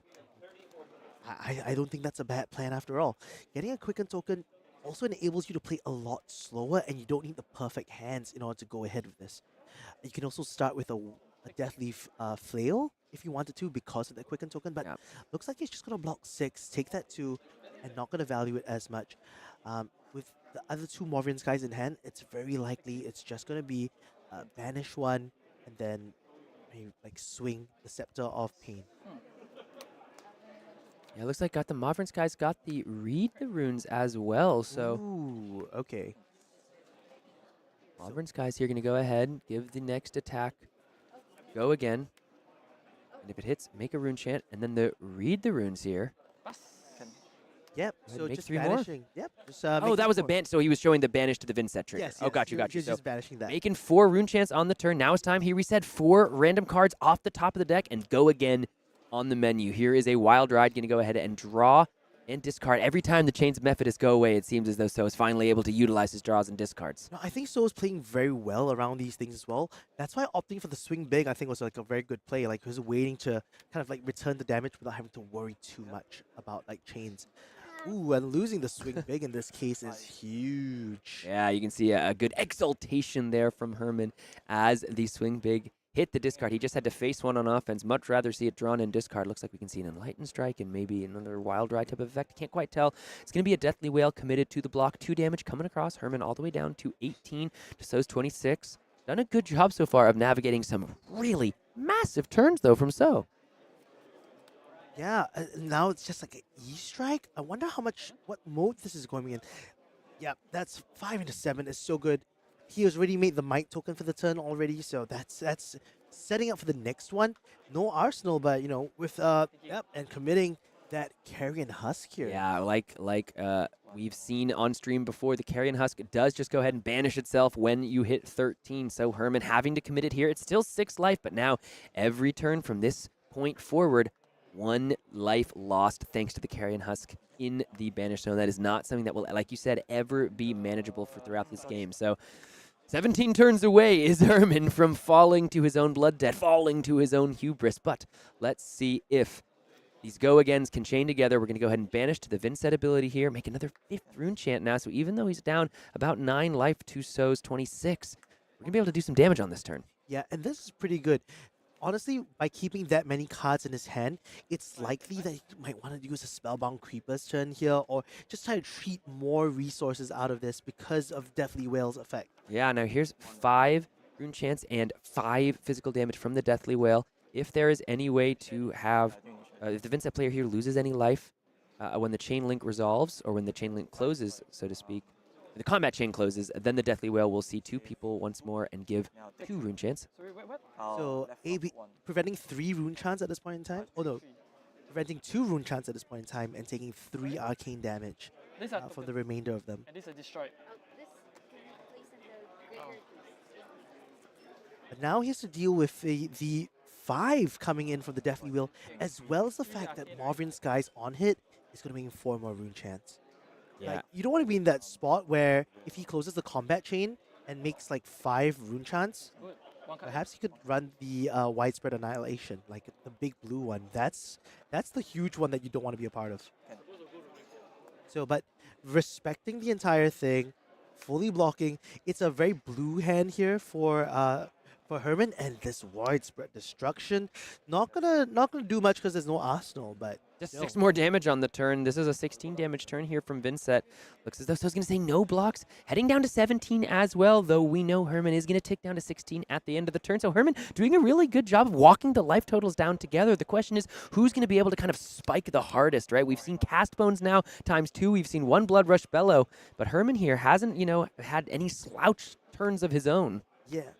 How about that? Yes. Yeah, he got punished because he left the 1 floating for that scepter, and he didn't get to play a Shadow NA on that turn. So because he didn't lose life, he only left 1 rune chant behind. As a result of the Deathly Wail. Moving to draw. All right, now let's see. This is where, like we've said, 4 random cards off the top of the deck. This is where the Vynnset deck can get a little clunky. We do have the 1 rune chant up top. Let's see if there's a card that can... Oh, looks like a widespread ruin. So that is something that can be played from Banished Zone with 2 rune chants. The widespread destruction going to be a little more challenging to make happen on this turn. Banish the widespread ruin. Going to go ahead and make the 2nd rune chant, and now that can be played for free. Yeah, and I wonder whether or not So is going to think of going to a fatigue style plan, knowing that the Husk is already in the Banished Zone. That previous turn was such a play, honestly. Just saying, hey, you know what? We'll step as much damage as possible. Not going to even retaliate. Arsenal pass. But this Rune Blood incantation is actually very relevant. It means for the next 3 turns, a lot of the 2-cost Rune Gate attacks are going to be able to be played, just like straight up. Looks like So's just going to go ahead and snap, take the 2 rune chants, and now 6 more physical damage coming across thanks to the widespread ruin. And this is still 6 damage on top. There is nothing else left so far, unless he's going to use the Spellbound Creepers here. Yes! So happy to see that Pulping being banished.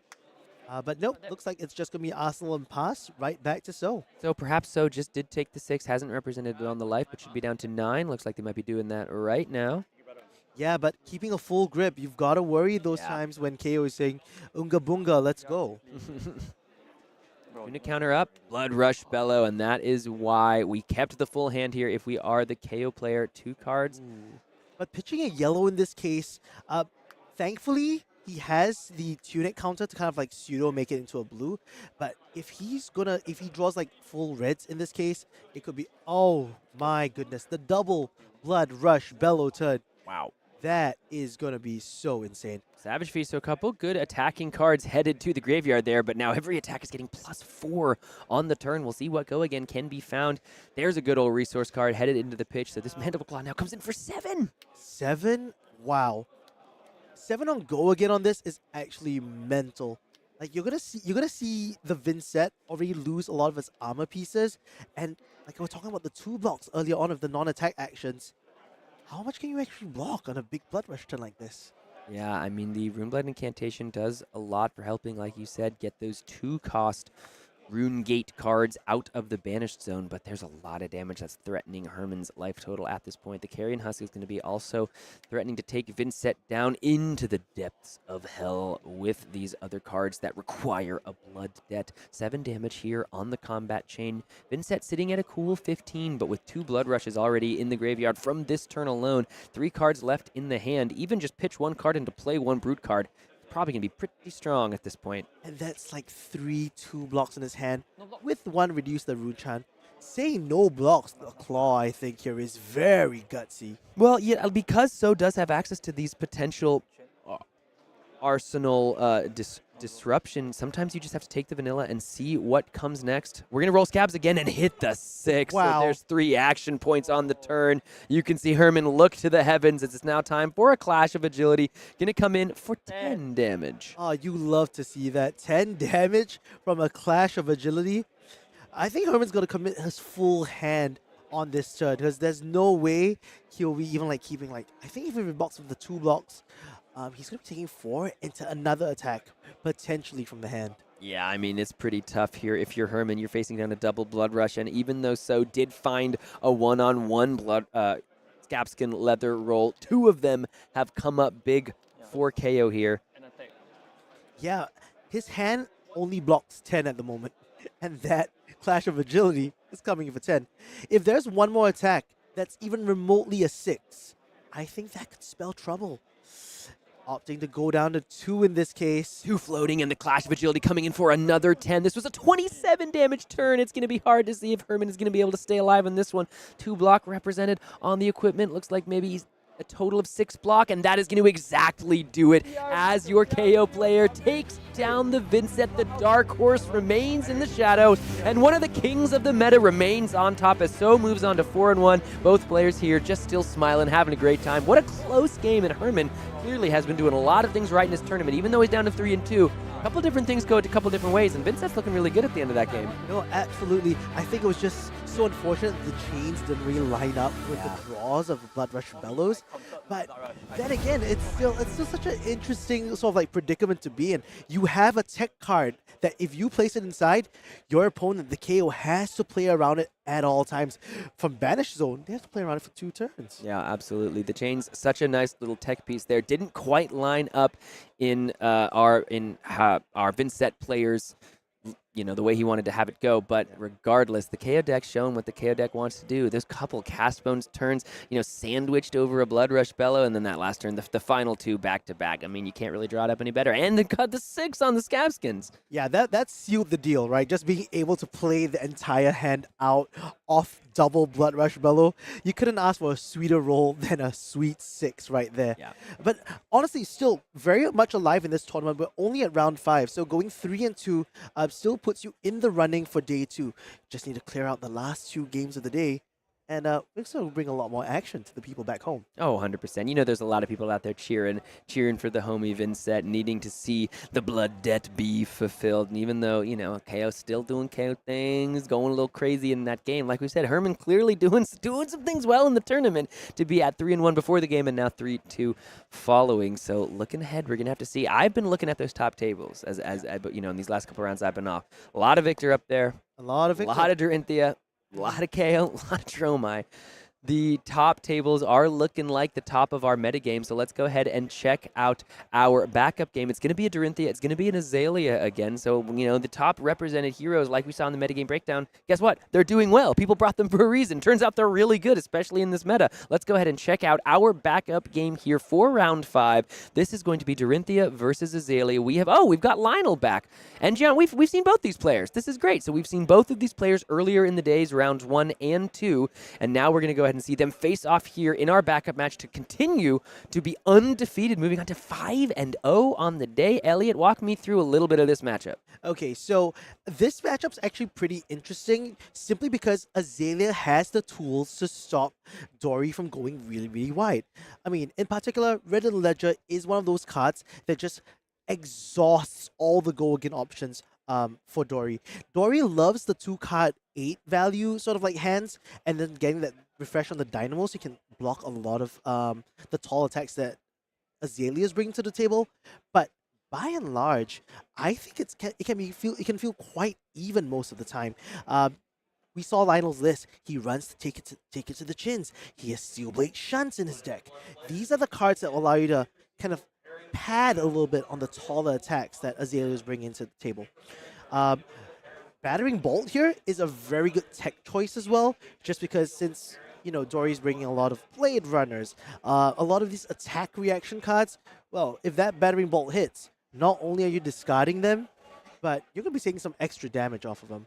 And we've seen a couple different pumps here. Read the Glide Path was able to be opted, or an opt was able to happen, as well as a Lace with Blood Rot. Now this is just coming in for a big 12. And if it hits, they have to discard cards other than the action cards. A lot of reactions in these Dorinthea decks. Yeah, he's got to think long and hard about this one. If you commit a full hand and let the Tempo Swing go to Azalea and she has a card in Arsenal, just because you have the Skullbone Cross Wraps, you're going to have a really powerful, or at least more optics in that same turn.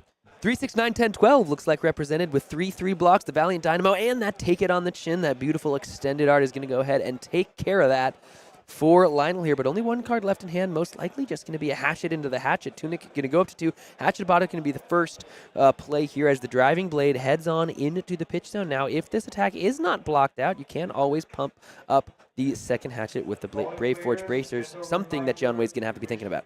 Yep, so just, Vanilla eating that too, and then setting this Hatchet of mine for 3. That's oh, this is for 4. For 4, thanks to the Brave yeah, Forge thanks to Brave Breakers, Forge yeah. Bracers. Yeah, that's so good. That's so good. So it looks like the players will be representing their life totals in a bit. Again, this is pre-recorded, so we have to wait and see exactly when they get to it. I'm sure they'll get to it in just a moment. So John Wei did go ahead and take, looks like, 6 damage on that turn, so should be at least 34 and maybe a little bit more if that first turn for Lionel. I think I might have run a spell blood, but I missed it because we jumped in pretty quickly. We're going to see now how John Wei wants to respond. He is resolving the opt of the Skullbone Crosswrap, has the Lace with Bloodrot in the arsenal, which is a nice, powerful 3-pump. If it hits, it's basically like a 0 for 5. Yeah, and he has that Deadeye in his hand, but I think it's going to be a rather dead cut. Oh, and looks... Using that Ravenous Rabble to his advantage to find that Ridden Ledger, I think is huge. It gives so much information to John Wei on how he needs to proceed at this turn.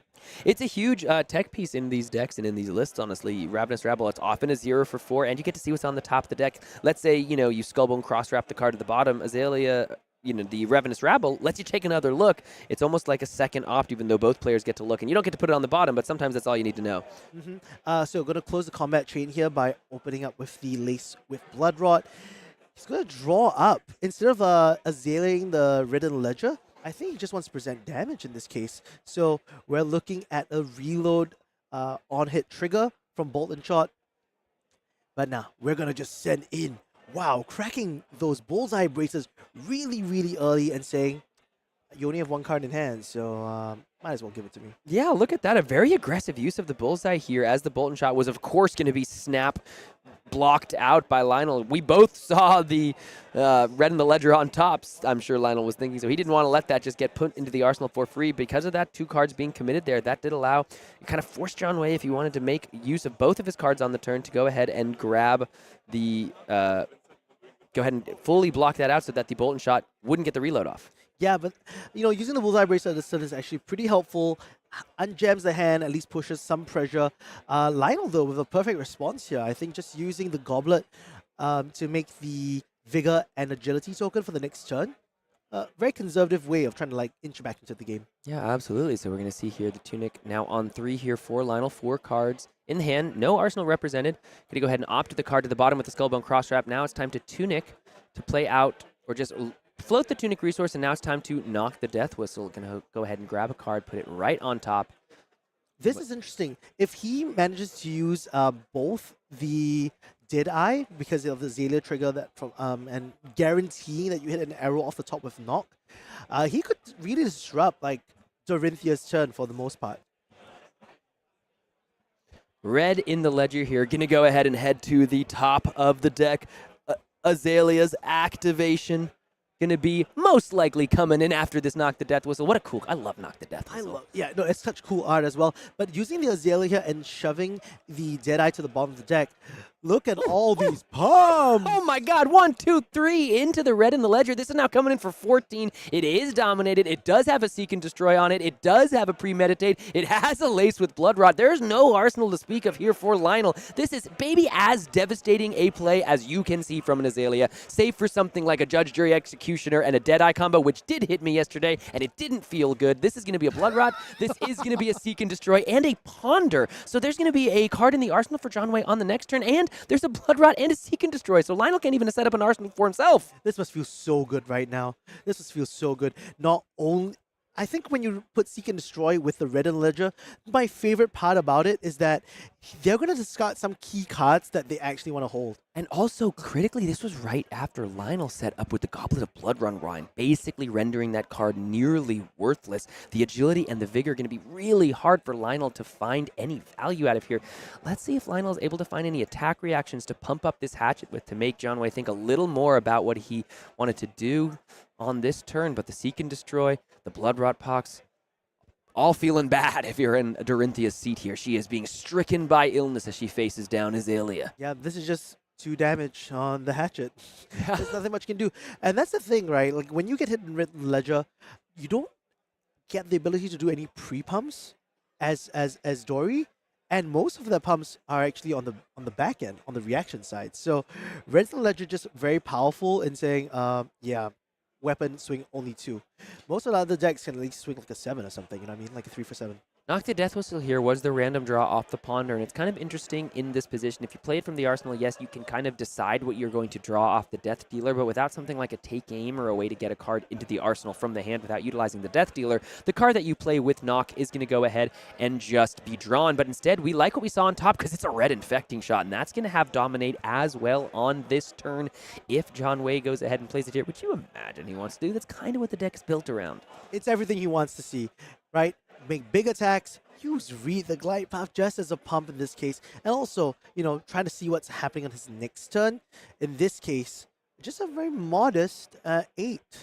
Going to be interesting to see what and how these resources are going to be able to be used, because the Crow's Nest would have allowed an aim counter to be placed on Infecting Shot, but electing to keep the one floating up from the Codex of Frailty, it makes me looking at my eyes are staring at those Snapdragon Scalers. I'm curious. We do look like we're going to see, wow, 2, 4, and 6 be placed in front of this, right? That's just 2 from the block, 4. Yes. No.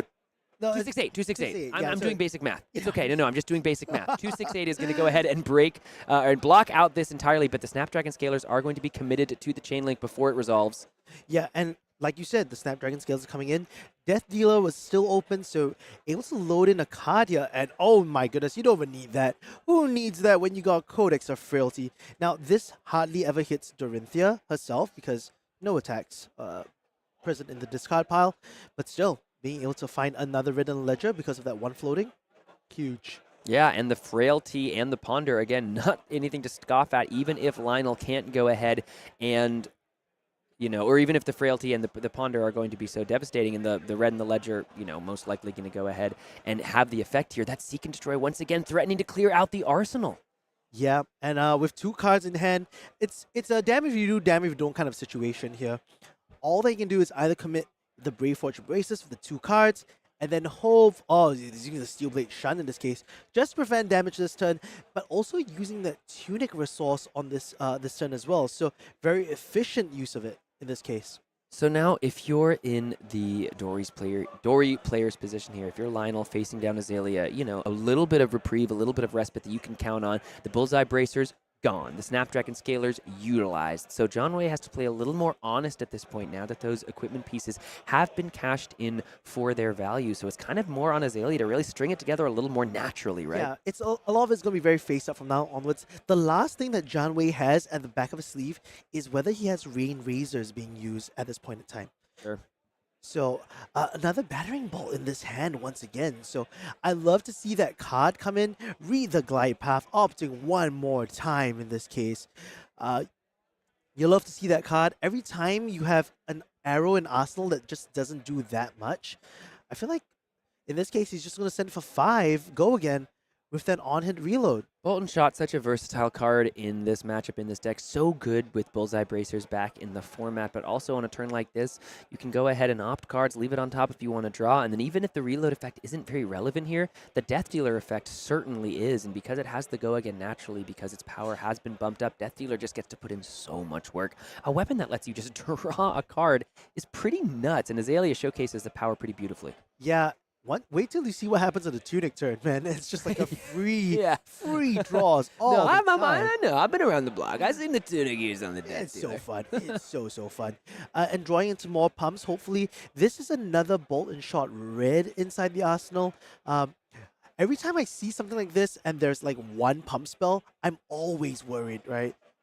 I'm always worried that they have another arrow at the back end, but no, this one's just a casual 10.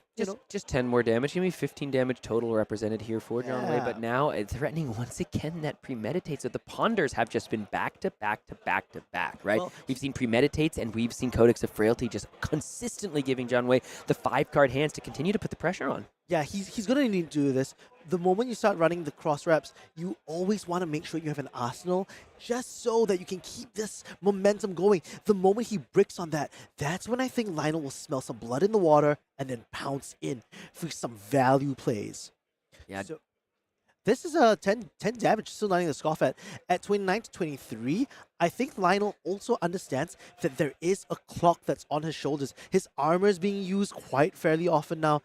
Once he's at like certain ranges, like under 15, the Dominate train is actually a problem. Yeah, 100%. Take it on the chin here. Going to go ahead and be deployed as well as 4 more blocks. So blocking Let's see, 6 out of the 10 taking 4 down to 19, and the Premeditate going to go ahead and make that Ponder token, which is going to draw a final card here for another 5-card hand. Let's see what Lionel's able to put together. Just the 1 card plus the Agility token, so this is just going to be a good classic 2 into 3 or 4, depending on what John Wei wants to do. And we haven't seen a lot of blocking from John Wei yet. I mean, 1 card 5 is actually pretty decent, I would say, especially after you've blocked that much damage on your turn. So I don't think there's much to complain about, and it's one of the strengths of being Dorinthea in that case. Definitely, these are the value plays that this Hatchet deck loves to see. And when your opponent is not interested in blocking and you are the Dorinthea player here, all of a sudden your Brave Forge Bracers get to do even more work and turn this Hatchet into 4. So 1 more damage should be coming across. Jian Wei goes down to 26. Yeah, I'm blocking the CNC. Just a very smart play at this point in time. There's so much pressure that Jian Wei is pushing onto Lionel in this case. This Ravenous Rabble, though, just a perfect card you want to see on the top of the deck. Yeah, going to go ahead. 4, go again. That's taken it in the swing out of Lionel's hand. And I think another critical thing is Lionel's been completely unable to set up 5-card hands, right? All of the arsenal disruption that John Wei has been able to pressure in the form of these, seek and destroy effects have just done such a good job of keeping Lionel just having to play really honest 4-card hand blocking and sending damage back. And you can see that represented in the life total. There's another seek and destroy. I think that's got to be number 3 on top of the battering bolt. That's just going to be by all 3 final cards from Lionel. Everything's blocked out on the turn, just putting everything on the field for the block value. But what does that mean? That means our Azalea player here has another 5-card hand. There's a go again every single time. Now, the interesting thing about this is that I think for Lionel in particular, every single time that he's blocking with 3 cards and keeping 1 card in hand, it also means that he's playing very face-up versions of Dory. And as a warrior, you don't want to be playing the face-up game. You want to be sneaky with your 4 or 5 card hands, being able to say, block this? Okay, well, reprise, a react, something along those lines. Now here's just 5 damage with the go again. This was kind of quote-unquote drawn off the Azalea ability. So now we can continue like the Tunic is up if John Wei wants to use it and go ahead and draw a card utilizing the Find Offspring Tunic. And just put the yellow Bolt and Shot forward. And now this is an Remorseless here for 5. This is going to buy a 2-card block, so Jian Wei was not able to utilize the cards well on this turn. Lets me believe that maybe there were a couple arrows there, 1 in the hand and now 1 in the arsenal. Yeah, I think he drew a bunch of arrows on that turn, and most probably he IP'd himself because of that. That's a bit of an unfortunate thing. But now Lionel has finally been able to establish an arsenal in what feels like the first time in 4.5 years. He has been sitting here trying desperately to make this work off of just 4 cards, but this 5th card for his next turn might go a long way in letting him do a good bit of blocking, but then finally put some pressure on the Azalea opponent. Lionel sitting down at 16 to Jian Wei's 26. Boltyn shot revealed off the Skullbone Crosswrap. Let's take a look at what we saw on top there. Looked like a red infecting shot thanks to the Ravenous Rabble reveal. I love that you can see that, man. I have no idea. I saw it for a second. I saw it for just a second, and then it flipped. And then it flipped. Look at you. So, but the 4 go again is always such an interesting play because Azalea has so many on-hit effects that a 4 vanilla is something that your opponents will be like, you know what, I think I should just take it most of the time. And that's where it gets really spicy. You're always trying to tank like 10% of your opponent's health just off 1 card like Ravenous Rabble.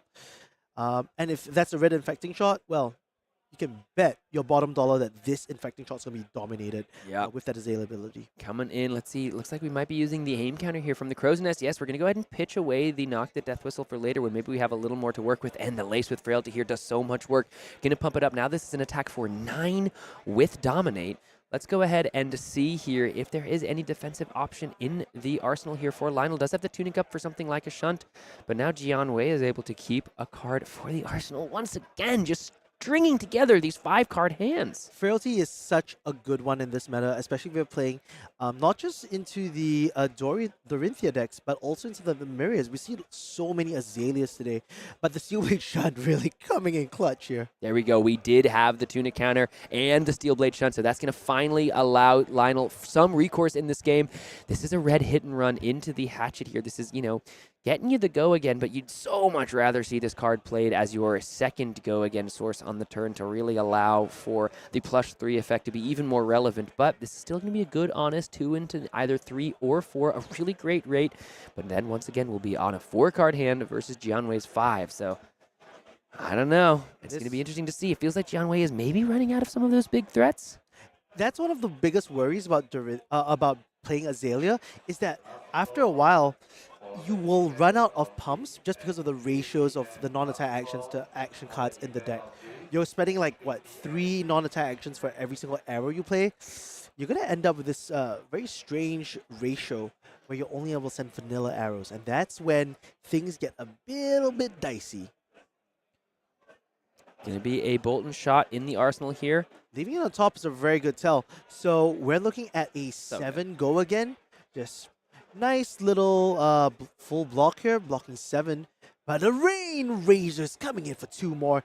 That's huge. Not only do you get the frailty off of that, which, you know, really does stem the bleeding from Dory, but you're going to reload here, and then you're going to Azalea because you liked what you saw on the top of your deck.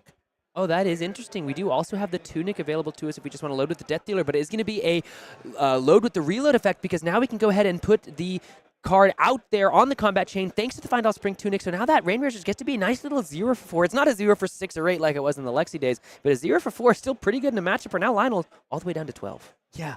Oh, man. Coming in with that 7 when he was only 2 card hands and already blocked. You didn't have to close the combat chain by loading the Death Dealer. And what is this? Yeah, so now we're looking here at Jianwei's turn, and what I'm interested in, what I'm focusing on now. This is maybe the first time in a similar amount of about 4.5 years that Jianwei has not had an arsenal to start the turn. So this is finally kind of a more honest turn from the Azalea player here. Let's go ahead and see what Jianwei is able to string together. Lionel's been putting all of his focus really on the defensive end, kind of trying to run Jianwei out of threats. Now that Sync Below's not doing anything on this turn. Going to go ahead and load in the Sleep Dark. That can put a lot of work into this matchup with Dorinthea's ability. Hasn't been showing up well in this game, but is a huge reason why this Hatchet deck really sings. Yeah, this Hatchet deck also doesn't mind grinding out value across time. If she's not dead, if Dorinthea is still, like, you know, staying on the surface, she has always a way to climb back into the game. Just little thumbs down here from Lionel. Just, I don't like what I'm seeing. No, that's that's due to the recording software. I do like it. I'm sure my producer doesn't like it, but I think it'd be fun if every now and then there was just a little thumbs up, thumbs down showing like, up. The old Caesar, like, you know, yeah, exactly. Type of things. Yeah, and if you like what you're seeing, go ahead and give the stream a like. How's that for a segue? Yeah, hey, that's awesome. That's awesome. Man, come on. Like, comment, subscribe. I think that's all my favorite.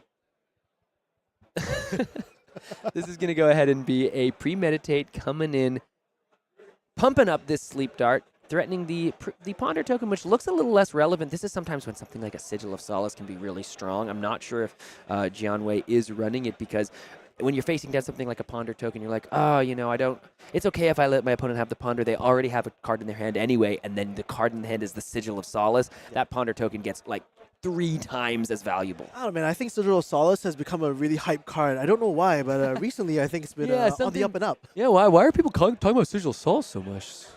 Seems like a really... Why is everyone talking about this card? But having that arsenal for the next turn, actually pretty good. I think what Jianwei needs to close out this game really is to find like bigger pumps and just to dominate a big attack here. Yeah.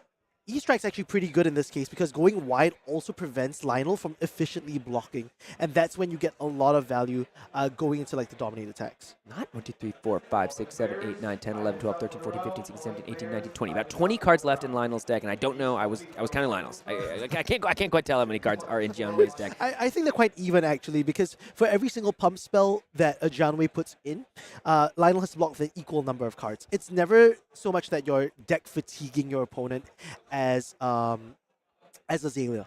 So this is probably going to be 5 go again, trying to get, like I said, that go wide turn and making it really awkward for Lionel to not get some chip damage involved. So now, like here, just taking 1 off the Fate Foreseen, and then bam, sending in, I love this, sending in the CNC so that you can keep that arsenal for another powerful turn. Yeah, absolutely. Kind of a nice way that Jianwei was able to navigate a somewhat clunky hand, was able to just go ahead and throw down the vanilla damage, even though the hand didn't allow for much in the way of the, arrows and the pumps. A nice little Enlightened Strike into Command and Conquer, especially when Lionel's been playing defensively, still can put in a lot of work. Yeah, but Jianwei is going to be a bit of trouble in this case. No pumps in his hand, a boulder trap, and 2 arrows. That is going to be dicey. There is a little bit of hope because there's a Codex of Frailty, but look at that. That That What a Dynamo, huge play! that Dynamo is never getting value ever again. Yeah, that. Oh my gosh, look at that. The Boulder Trap going to go ahead and put another -1 counter on the Valiant Dynamo there. So we're going to go ahead and take we're going to come back to us just for a brief moment because we need to go ahead and fast forward in time as our round here is up. So to make sure that we can continue with coverage, we're going to fast forward and take a look at the end game with both players in the red zone to see which player comes out on top between Dorinthea and Azalea. So now that we've jumped forward in time, I hope you all enjoyed that little bit of time travel. It was very exciting. It'll never happen again. Don't get too excited. We're going to go ahead and just take another brief moment, actually, to let this game get set up because we're actually still in the process of time traveling. I'm vamping. I'm just, I'm vamping. So here we go. Whoa, we're traveling through time all together as we wait for the game to be ready. What's happening? We're going backwards. Need to stop. Something's gone horribly wrong. We're in slow motion. We're supposed to be going faster. I'm terrified. Will this nightmare ever end? I don't think so. I feel my youth slipping away. Sooner I will. And there we go. Oh, gosh. This is a good one. This is a good match. Yeah. Honestly. Yeah, it is. So you can remove most of the counters, but Dynamo turning off for one whole turn is actually really, really powerful here. And look at that. We went so fast in time. Lionel's at 4 health. Lionel's at 4 health, and now we're getting a Spire Sniping that's going to allow for Jian here to go ahead and have a little bit of optionality with what's on the top of the deck and what Azalea wants to bring in. Yeah, and there are some pumps in the hand, so I'm pretty happy to see that release the tension. Going to dominate here on Azalea, and that's an affecting shot. Wow. We're going to be pumping this up really tight. Coming in with the aim counter for the additional +1. People forget that you put an aim counter and it gets +1. Yeah, 100%. That's what the Crow's Nest is there to do. Let's see. We've got 1 block on the Tunic. Let's see what defensive piece we can. No D-React can be played from Arsenal thanks to the release the tension. Lionel going to go ahead and look at the graveyard here because Jian has been able to string together. Looks like enough offense to keep the pressure on. This is 9 damage. 9 damage coming in is really, really strong. There's a Sync Below from the hand. Anything from the Arsenal? No, that's not going to do it, and that's going to get the fist bump. So the story of the game that we got to watch remained the story of the game all the way through the end. Our Azalea player there just was able to keep the pressure on, is now up to 5-0 here at the Calling. Azalea putting up some good numbers. That's right. So I think what happened was, the story told itself. Lots of dominate attacks. Yep. Make sure that you're actually exhausting your opponent out of the D-Reacts, and then just close out the game with powerful big arrows. I think we saw the infecting shot becoming really, really relevant late game. Especially it was that huge red in the ledger turn with the Seek and Destroy. The amount of damage on that turn as well. Yes. The other thing I want to highlight, I think when the Dorinthea deck is not doing a lot of disrupting, not doing a lot of question asking beyond just good numbers and good value, and Azalea is presenting all these nasty on hits. It points us to a picture where the last 2 undefeateds here at the Calling in Phuket, couple of Azaleas. Wow, that's actually really good. I'm really hoping one of them is a friend of mine, Sif and Faye. But we'll see. We'll have standings, and we'll talk a little about the metagame. Live blog, if you're curious about the standings, check out the live blog. Our good friend Logan Bolam is going ahead and taking care of that online. Let's go ahead and take a quick break because it is time. We've waited long enough. The queen of the meta is upon us. All hail. Let us bring forth Dromai, the Ash artist, to the feature match stage. If you want to see the Draconic Illusions before she's gone, then don't go anywhere. We'll see you soon.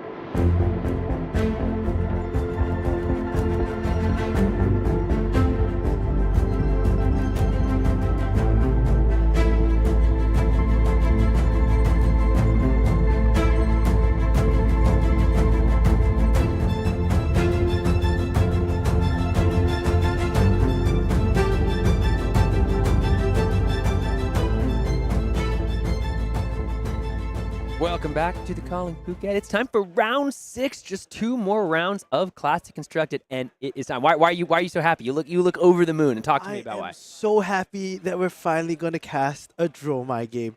I've been playing this deck for the longest time.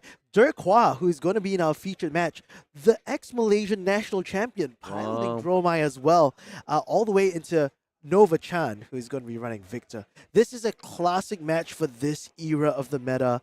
I'm very excited to see how the Illusionists and the Guardian, 2 long-lost rivals, come together at the table. Let's go ahead and get into it. Let us waste no time. It is time to get ready as Team Blue pitch the much heralded team of this current year with the Flesh and Blood devs, showing them so much love in that inaugural podcast that set the internet ablaze. But now they have come with this Victor deck, and that honestly really sick Golden Sun mat that was given out here at the Calling in Phuket. Must be nice for these Victor players to have a little more swag to work with.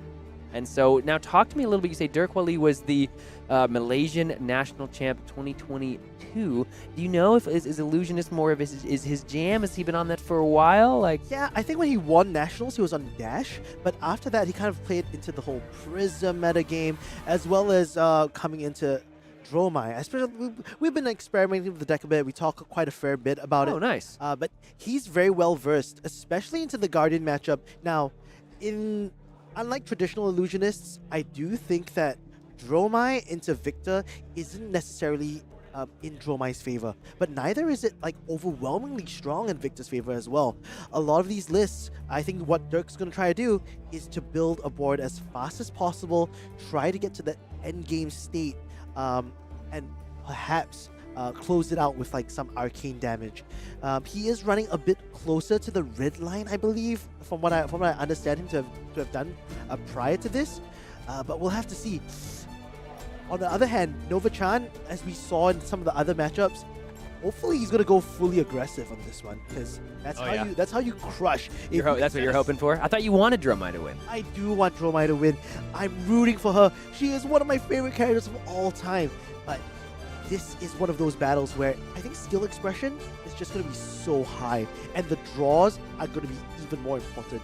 It's like when a snatch comes in or when a dust up comes in, does he have the test of strength? If he does, well, that's going to be huge. But if he doesn't, we're looking at some like legit blocks, and if he's running the Snapdragon scalers, well, damn, it could extend that even longer. I'm sure at 5-0, both these players are definitely already kind of like in the groove, and they've played these matchups so many times. I know Nova puts in so much hours with the Blue Pitch testing group, and Derk himself, he's a grinder. Like, he's been playing in the Malaysian circuit for the longest time. So as they shuffle up, I think Derk is choosing to start as well. So this is gonna be fun. Fun fact, I actually played Derk at a featured match in Calling Singapore 2022 as well. Who got it?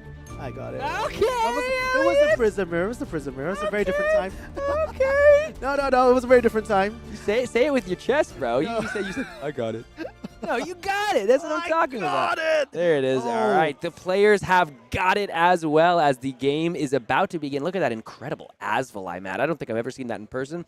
Truly one of the coolest mats I've ever seen. Just got to go ahead and mention that just look, because it's all these red cards, all the dragons, right? But it's this big blue mat. All right, love it. Contrast? Big fan. So, very interestingly enough, Nova Chan here, he's opting.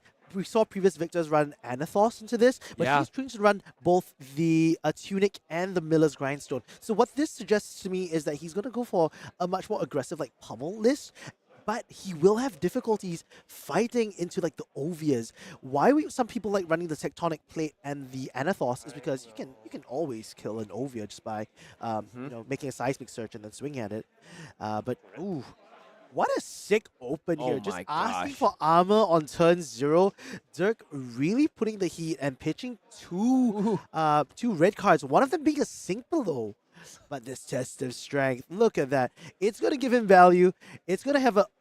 Oh my goodness! No. There was a Rouse the Ancients on top. Gosh, Rouse the Ancients on top to I think a dust up. So that is going to go ahead and be a win for Dromai. There's 2 gold on the field for Dromai. I have literally never seen that in my life. I've never seen that in my life as well. This Rouse the Ancients that he drew up at least gets played and pushes a very aggressive turn. That's 7 go again. 7 go again into probably that CNC that we also see in the hand there as well. So now Derk Hawley has to be thinking about this 7 damage as well as what's going to be threatening the arsenal from here on out. So this is where things get a bit dicey if you're Dromai. On the red line list, and we saw like these like dust ups and whatnot being swallowed to the top, and with the nourishings, it kind of suggests that way. What I'm really interested in is how is he going to block with all these 2 blocks. He's probably going to try to go like tempo for tempo, and cards like Command and Conquer, those are the ones that are much harder to deal with because you have to block with actual dragons, something that you have much more limited amounts compared to like the big Dromai lists. But wow, what a great follow-up. On Derk's turn, blocked out decently well, only took a couple of damage thanks to stuff like Wave of Reality, but dropping a Chromite Dust from the Cravens itself, that's going to be such a payoff in the later turns. Yeah, so the Dust of the Chrome Caverns, a good way for these Dromai decks to, most decks really are playing the true red line. I mean, it's not like, everybody's still pretty much playing the Passing Mirages. I'm not sure if Mara Ferris is. I know she was really down on that card for quite some time, but most Dromai decks are playing at least the 3 Passing Mirages, but it's not as often that you're seeing some of these, more hybrid lists out there. So the Dust of the Chrome Caverns, a good way to still play for the long game. You don't have the Ghostly Touch in this matchup, but you do have some ways to ensure that late game your Chromites come in, no Phantasm, make you all the action points. How do you think that, looking at this matchup, we're going to see the Miller's Grindstone here be the follow-up from this Enlightened Strike as Derk Hawley heads down to 33. Talk to me a little bit about really the game plan for the Dromai. How long do you have to go to win this matchup? You say they're not quite favored, but it's not that bad. Then what does it really come down to see who's going to come out with this game? The one thing I will say, Ash Wings. Ashwing gaming is so important. This Miller's Grindstone getting rid of a Sink Below, however, huge for this turn. Now, you'll notice that Derk is also running the Mage Master's boots in this particular matchup rather than the Snapdragon Scalers. So what I'm hearing is that you're going to be trying to crack it for that early passing Mirage, probably trying to get some tempo. Hopefully, they have to deal, like Nova has to deal with the Spectra in this case. Drawing some pretty good cards. Looks like the Lost in Thought is in the deck as well. Yeah. That's a card that could actually help you swing the tempo quite a fair bit, because not only are you getting rid of a popper, but you'll know exactly how the turn's going to play out on the next one. So sinking down the Lost in Thought at the moment, making more Ash. I think the Ash generation is very positive, and probably going to try to drop down. My question is, does he want to pop a gold here? Yeah, you have the 2 resources and you got 2 of them. You got 2 gold? Yeah, I could see myself just cracking one of these, activating Furnace, drawing more gold. Yeah, that sounds really, really sick. But, you know, when you're that Ash positive, I think the way you win this matchup really is Ashwing gaming. You want to create as many of these little tiny guys as possible, slowly swing in, get some value out of it until you find that big Dromai Mirror Guy turn, as we see right over here. So he has Rigged the Embers, Dromai Mirror Guy, and a Dust Up so he can pitch it away. Yeah. That's so good. I mean, and you called it out. The gold was cracked there on the turn, so the 2 resources right into an extra card as well. So Tome of the Imperial Flame giving you access to 2 resources, but an additional card as well. The Dust Up going to go ahead and activate the Flame Scale Furnace, and now 3 resources.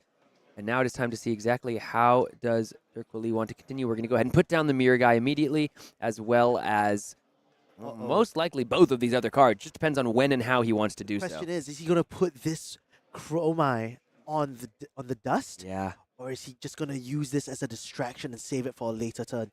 Because right now, if he drops that Dromai in the dust, he's going to be swinging for 3 Ashwings, and he's going to demand 2 cards, 2 poppers right out from Nova. Okay, in this case, choosing to spare the Chrome Cavern's dust for a later turn, instead saying, well, I've got the Mirror Guy right now.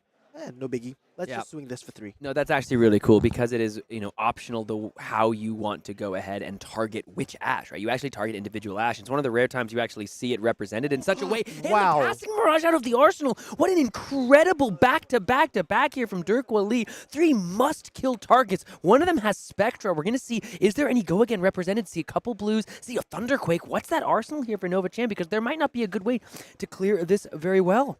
This is insane. 3 extremely strong targets. Actually, I don't think the Dromai should have been popped because of Mirror Guy. No, it wasn't popped. He went ahead and just pitched into the middle. Oh, and then just swing that. Oh, right. It's on Nova's turn now. Okay. Yeah. Gotcha. Well, another threatening dragon coming your way with that Kyloria. As long as passing Mirage and Mirror Guy are both up, Nova needs to draw a Zealous Belting, an E-Strike, or Arouse the Ancients in order to deal with this board.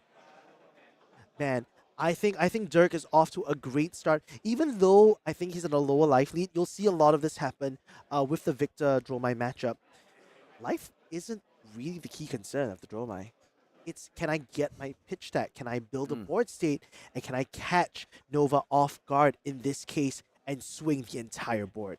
First card in the pitch stack there for Derk Wali is going to be the Burn Them All. We saw that pitched to the Nourishing Emptiness in the first part of the game. Or the first turn of the game as well. So that is something that Derk Wali is going to be getting ready for. The Kyloria here going to be go ahead and end blocked by both the Thunderquake and the Gauntlets of Iron Will. So in case that Kyloria is pumped up at all, it will be pumped up by 1 less thanks to the Gauntlets of Iron Will. Well, he doesn't have Civic Steps. In this case, he had to bring in the Null Rune Boots just to deal with that late game Burn Them All. Now, question is, looks like he's just going to Furnace with that Dromai, stacking it for later, and then keeping a D-React and Arsenal just for now.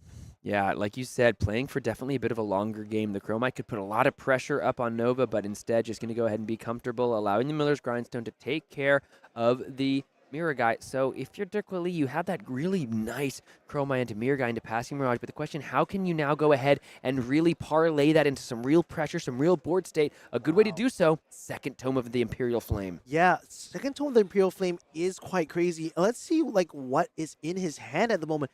We have a Command and Conquer being drawn, a lot of these attacks, but here's the key card that I want to focus on. I think Ovia is such a splendid card in this case. You're Ash positive.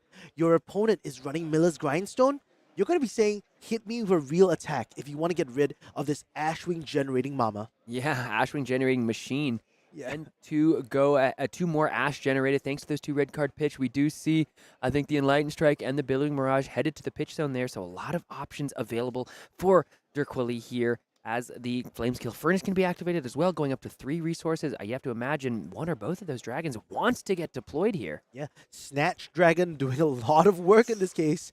Oh, fully blocking and using the Crown of Providence to try to filter? Yeah. Wow. That's huge. That's huge for Derk, being able to strip armor this early in the game rather than committing, the Gauntlets of Iron Will for that 1 block. Yeah, and critically as well, now that Command & Conquer suddenly looks a lot less, enticing if you're Derk here because that arsenal is gone. Yeah. Nova-chan here with the 4 cards left in hand.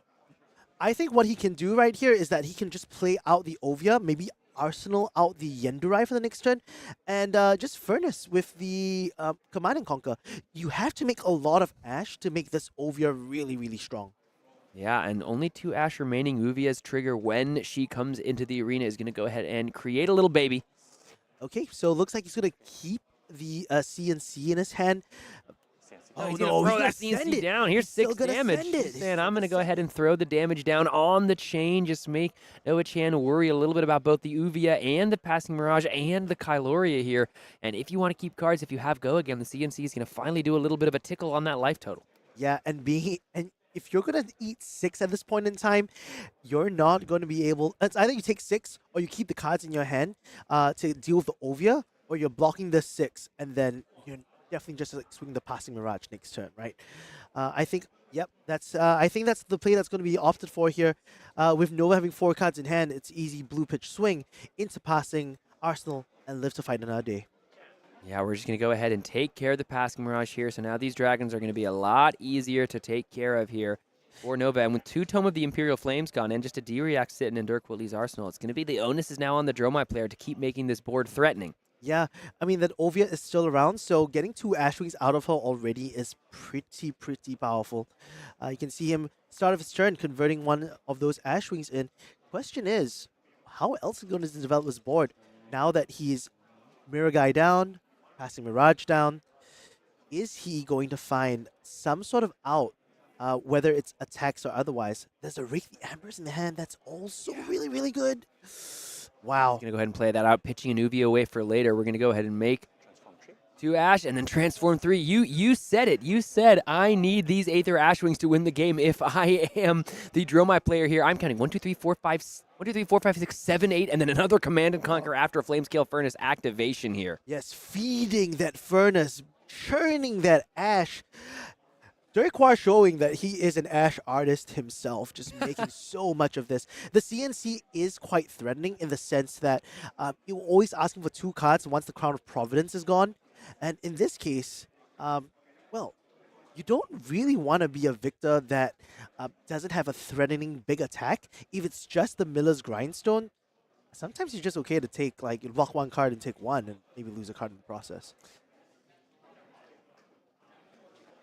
That is maybe the most Aether Ashwings I've ever actually seen on a coverage game. I'm not sure. I mean, 8 is a lot. That's a lot. And usually we use dice at this point in time. Did you see that? That's a Mirror Guy on the top from the Clash of Vigor.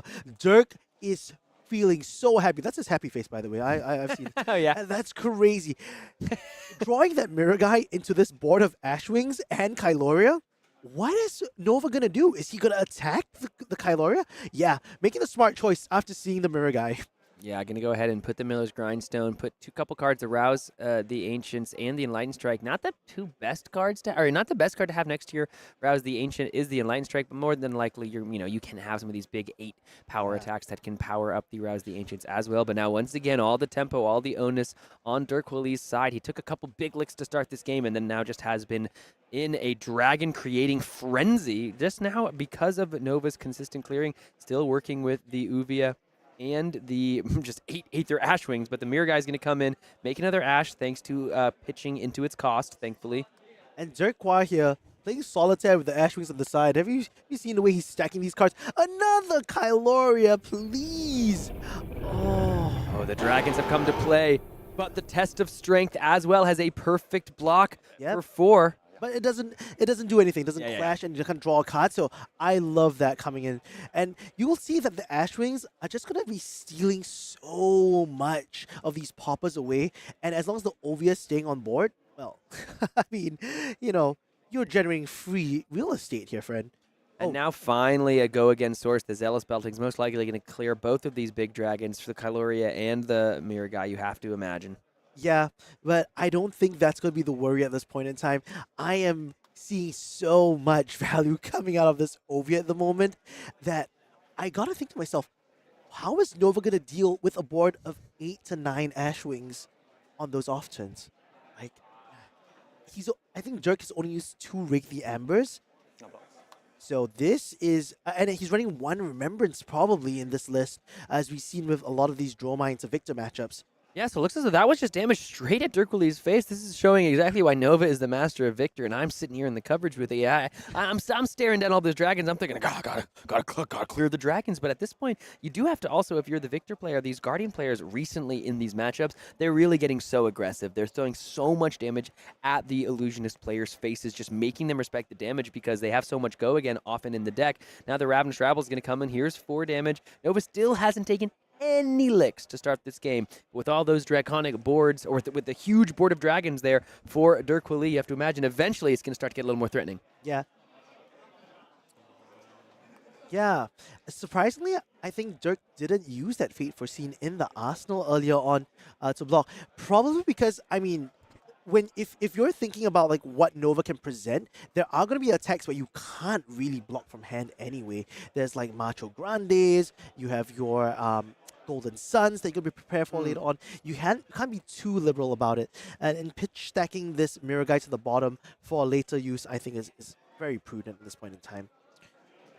But yeah, you were saying, Nova's life is so high, and your board of dragons doesn't really matter if you're dead. So right now, staring at a very developed board state, but those Lawson thoughts later in the game, he's pitched 2 to the bottom. If you can like just find that off turn, take 2 poppers out, and then swing the rest of the board, I actually think you can close this game out. And Dirkwili here just went ahead and passed after pitching into the Flamescale Furnace, made another Ash, but basically putting the onus on Nova to either find the go again or clear dragons the old-fashioned way. You have to attack. I'm not allowing you to just get the value out of going ahead and blocking with the Phantasm attack, so we'll see exactly how Nova wants to handle this now. 2 Ash remaining for Dirkwili after the turn. Now Golden Sun's going to go ahead and break the shield, coming in just 10 with overpower here, thanks to the Tunic resource. Yep, just casual 10 overpower. So I think it's turns like this that the Fate Foreseen in the Arsenal could be very, very helpful. Yeah, absolutely. And even because Dirkwili didn't throw it out on the last turn, you have to wonder if Nova's not thinking that it is a defensive option because, it's been sitting there for some time. But this makes a lot of sense for Dirkwili to throw it out here. We're going to put Yenderai in front of the block and the big Fate Foreseen from the bottom. Looks, he didn't really look. He's really taking a look at that top card. You can see almost a grimace on the face here. And this is actually really, really good. The fact that Nova had to give up 1 block from the Aurum Aegis, in this case to trade it for like just 2 cards and leaking 3, I think Dirk's pretty happy with that sort of trade in this scenario. So, 1 more Ashwing to the table. How many tokens did this guy bring to Calling Phuket? Yeah, clearly he knew what his game plan was. How many Ashwings was he able to bring? Let's see. 1, 2, 3, 4, 5, 6, 7, 8. Yeah, there's 10. There's 10. I'm glad he didn't buy the marbles for these, man. Like, there'll be so many you need to bring. One of the few Dromai players that doesn't have just everything completely blinged out. But, of course, I do also see the Marvel Crown of Providence. And every dragon, Crown of Dominion, and every single dragon that has hit the board has, in fact, been a Marvel. Yeah, okay, so this E-Strike, good starting enabler, probably for 5 go again. And then, it's back to Ashwing City after that. And this game, you're going to see a lot of this play pattern, starting with a starter, a red starter, and then, the Ovia just consistently giving you value turn after turn after turn. You think about it this way. Dirk's not losing cards whenever Ashwing's being popped. Yeah. Because he's just cycling red cards through that furnace every single time. How about a big old Thunderquake for 10? Oh, that's pretty good. I think that's pretty good. Yeah, this is just something that Dirkwili has to think about here just in terms of life. Nova here has finally taken a little bit of licks down to 31 to Dirkwili's 21. So a 10 life deficit separates them, and Nova has presented 10 damage for Derek for Derk to think about. So looks like he's going to go ahead and take 4 here, go down to 17 after blocking with 2 dragons. But the Uvia, like you said, not only is it making all of these Aether Ash Wings, Derk really has had no problem making Ash on his own turn whatsoever. Oh, and using that sigil must feel so good right now. Plays headlong from the arsenal. Yeah. So look at this. There's the starter in the Sigil of Solace, gains the 3 life, and allows the Blaze Headlong to get the go again, and allows these Aether Ash Wings that just keep coming to buy another Popper here from Nova Chan. That Chromai's going to head to the arsenal. You have to imagine that's going to be pretty big on one of these turns. Enlightened Strike, here's a... It's going to be big. So I think he's drawn his second Chrome Cavern Dust. If he plays the first Chromai onto the Chrome Cavern Dust, he'll have a really good window to play that second. Yeah, he'll have another action point, that's for sure. Everyone loves that. Yeah, and you don't have to use that last piece of Ash on your board. So Derk didn't get to fuel his board earlier on to keep that Ovia engine running. So he will be a bit negative on it. But that's okay. I think he's bought himself so much time, and that Ovia's generated 5 to 6 babies in the span of this game. It feels so good to just be turning these out, making more than just Ricky Ambers themselves. 2 cards heading in front of the Enlightened Strike, so 1 going to go ahead and be taken for Derk Willie. Now down to 19. Looks like there was a quick correction from the last turn. Yeah, it's because he gained 3 and then like... Oh, yes. Yeah. Now this is going to go ahead and be just a pitch into the Flamescale Furnace. After playing the Dust of the Chrome Caverns on the turn, so giving all the agency, all the option here to Nova Chan. What's in the arsenal? It's a Spinal Crush. This one's going to be coming in for 9. So Nova here just threatening as much damage as possible. Let's see. I think it might be a pummel in the hand there, but 2 reds and a blue in the pitch zone, so not able to pummel this is Nova. Yep. At the moment, just that 1 card in hand with no floating. I think Derk sits pretty happy here, but still, you have to respect the fact that Spinal Crush is a 9 damage attack. You don't really want to go down to single digits at this point in time. You have a board state, but you're still missing that last piece of the puzzle, Mirror Guy. Yeah, I'm curious at what point is Nova going to really try to put the pressure on here, right? Because these kind of just like 2 card 7s, 3 card 9s, right? Like they're not going to move the needle, especially when the Dromai player has all the board, but it's really looking hard for Victor to have any hope of clearing this board. That's just not going to happen. It's not going to happen. You have to just find the damage just from your attack action cards. Yeah, the Miller's Grindstone here actually showing why it's better in certain matchups, and this one, it just doesn't deal with Ovia as well. And not to mention, Derk still has a gold piece, so when the second or third tome comes in, that could be another explosive turn. Yeah, absolutely. Very good point. And I believe 1 was pitched away. We've only seen 2. Yep. Now, Ravenous Rabble here going to go ahead. The Aether Ashwing going to be popped, and it looks like the Sigil of Solace going to just be played. 3 more life, back up to 20. Goes Derk Willie, the Malaysian ex-national champ. Looks like we have a couple cards, but the Rouse the Ancients, all it can do is go into the Miller's Grindstone here.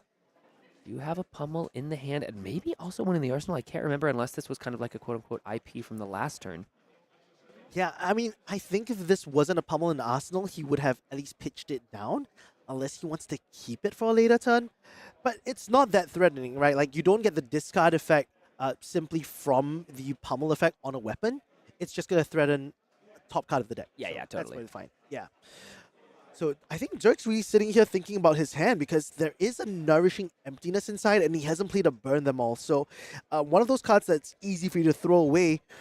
But, you know, it's so tempting sometimes when the victor has no armor left. And you're like, yeah, this nourishing feels pretty value town right now. Absolutely. Yeah, the armor is not looking good for Nova at all. But the tuning counter is always the thing that I think people are worried about in this case. So we haven't had to burn them all yet, though, right? So the Nourishing Emptiness, yeah. So we're going to need to go ahead and get that out of there. Looks like we're going to go ahead and just put Nourishing Emptiness in front of the Miller's Grindstone. Locking for 5 here, and I think there we go. We're going to send it with that pummel. Yep. So just 4 damage. Just need to get the 4 damage just across. 3 damage in this case. Oh, because the 2 plus 3 there. Oh no! And he burned. Oh no, he didn't burn the tome. He flipped a Test of Strength. Oh my goodness! It was a tie on the Miller's Grindstone. Oh wow! Wow! It doesn't just automatically mill the top card. It is clash. You got a clash. A couple brutal clashes here for the Victor deck. Yeah, the fact that Derk didn't burn that tome is incredible at this point in time. Yeah, absolutely. Like you literally just said the tome turn could be huge thanks to the gold, and now both players know, like, uh-oh.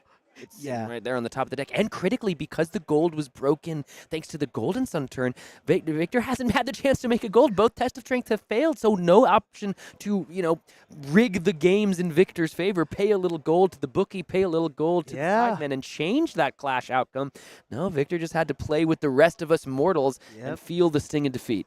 Yeah, capitalism not always showing up. But cracking the gold here to make 2 Ash more, that's really, really good to feed that Ovia engine once again. But finding a good card because he knows on top, that's the tome. Yeah, so making 2 more Ash for these Aether Ash wings. Now the question is a nice little Invoke Themai there can be made with those 2 resources as well. Interesting to play the tome off of the gold token because right, like exactly what it's going to be. It's not nearly going to be as how many cards in your hand, but just valuing the Ash generation most likely. Do have the Chromai still sitting in that arsenal and 2 nice looking Chrome Cavern Dusts ready for him. It's waiting. He's trying to fill up the board with as much dust as possible, as much Ash as possible. So for that turn when he gets Mirror Guy, double Chromais, you're not stopping that machine. Yeah. Those Ash Wings are going to swarm you and tickle you to death with that 1 damage every single turn. See, another Test of Strength in the hand here that is nearly unusable on this turn. It's not something you can arsenal, and maybe another Pummel Nova here really having to go ahead. This Victor deck, known for grabbing value out of nowhere, but you have to win the clashes, and it's honestly hard to do so facing down the dragons. And very unfortunate position with all the pummels kind of like stacked together for Nova. When you draw multiple copies of them, not only do they block bad, but you feel like it's so strange to like pitch them because they're reds. They don't even activate certain things like Zealous Belting, for example. So over here, I think with the Thermite on the table and just the number of poppers that Nova has used in relation to the free Ash Wings created by Uvia, this is looking very up and up for Derk. Yeah, gonna have to actually get the damage across at this point. A lot of defense being played by Nova here. Do have a burn them all. That's a nice way with the Null Rune Boots. Nova hasn't been able to use all the cards. And he's going to use I was just going to say, he's going to use these Mage Master Boots right now, make 1 more Ash, drop this down, and swing with a nice big dragon of 3. A 3 with 1 Arcane behind is going to ask for so much from Nova at this point. Yeah, gonna go ahead and pitch into the Arcane Barrier and give another card. It's going to be a Clash of Vigor, so not going to go ahead and worry about any pop in here. And the second passing rush from the hand. Oh my gosh! Wait, that's why you go ahead and throw out the Mage Master Boots. You got 2. Yeah. Okay. That is one of the big swing plays that Dromai can make in this position because 0% chance that Victor can clear both of the passing mirages. Yeah, and that means that only 1 can be taken on this turn, which now kind of like all systems go here for Derk Lee. Yeah, and if he gets the other Chromite, if he chooses to play the Chromite on one of the dusts now, I think this could be a huge turn. He's back to his pitch stack. Lost in Thought is here. The Dust Up is back. We saw these cards going down earlier. Now the question is Derk going to pull that trigger?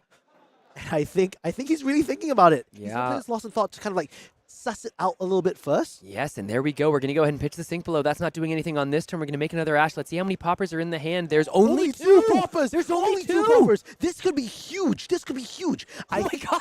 With that information, it's so safe to drop that Chromite on that dust this turn. Wait, this is actually so sick. The Lost in Thought here putting in so much work. The Mage Master's Boots going absolutely crazy on the last turn. This is insane. Nova's hand is basically non-functional at this point. Yep. There's no return on the next turn because if he blocks now, he can't kill that passing Mirage. He can block 1 card because the Tunic's coming to 3, but that's about it. We talked about, Derk, well, he has to find the opportunity to really get the damage across, and he has done so here. A time for a board full of dragons, passing Mirage, the Blaze Headlong went ahead and connected, and we still have the Chromai in the arsenal.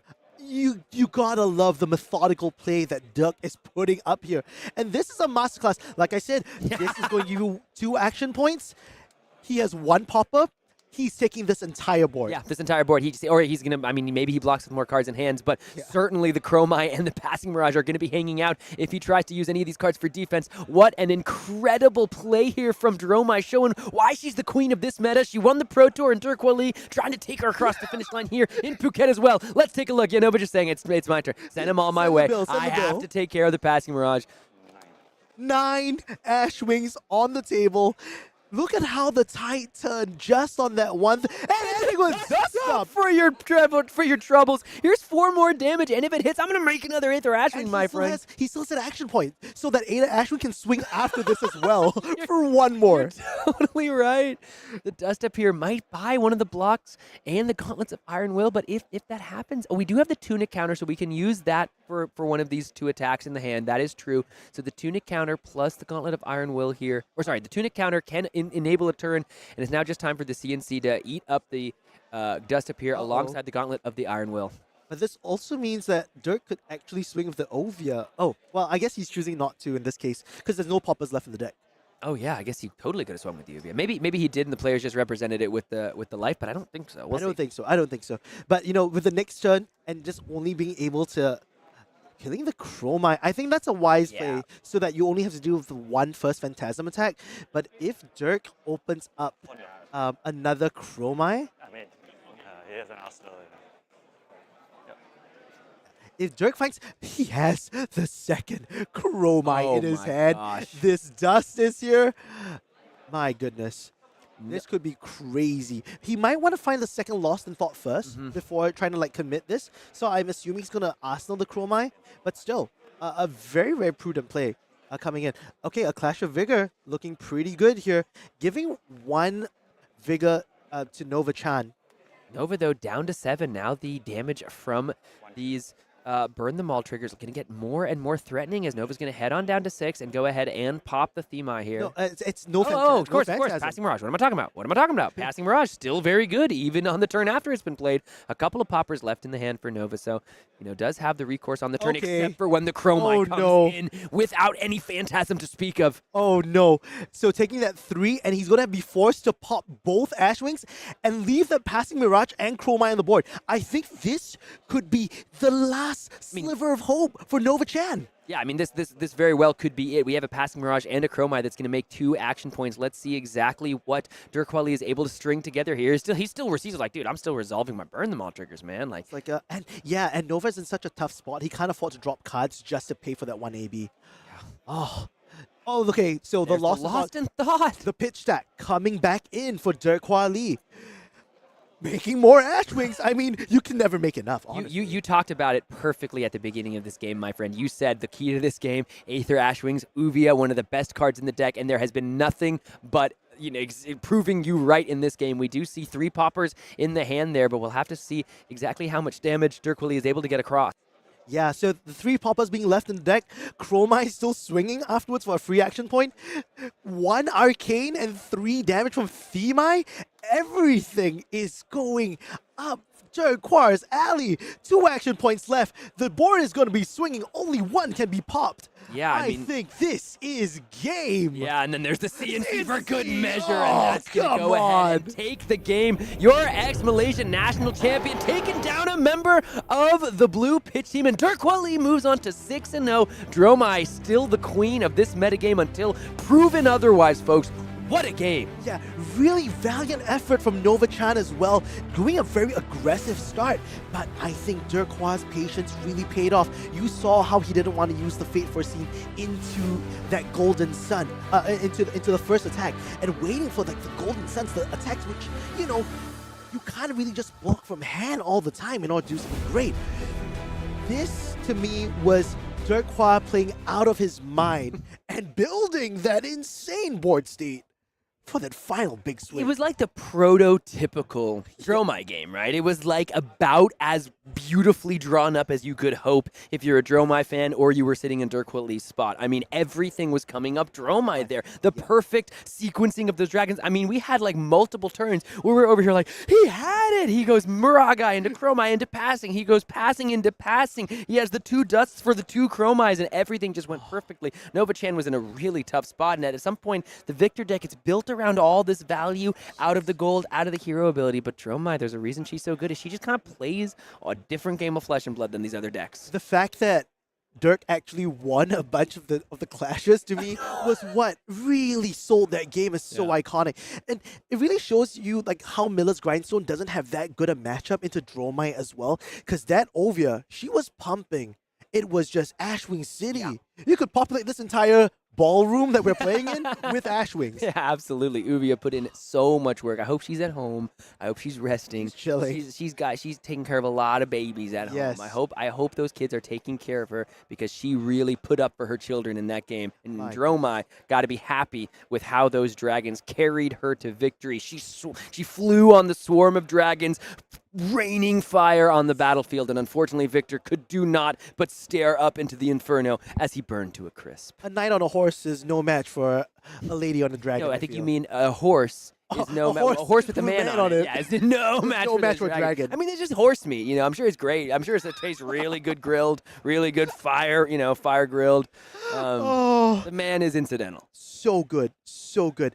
I'm gonna go open some UPR boxes later and try to see if we can give more tokens. Okay, let's go ahead and jump into the middle of our backup match that we make sure we see it through to the end. It is time for more Flesh and Blood here, round 6. I don't even know what we're about to see. We're going to go ahead and see, oh, wow, look at this Heng. That is one of the biggest names from Singapore. And John Wei is just right now the king of the backup match here. It's going to be 16-10 in favor of Azalea after an Enlightened Strike with Go again.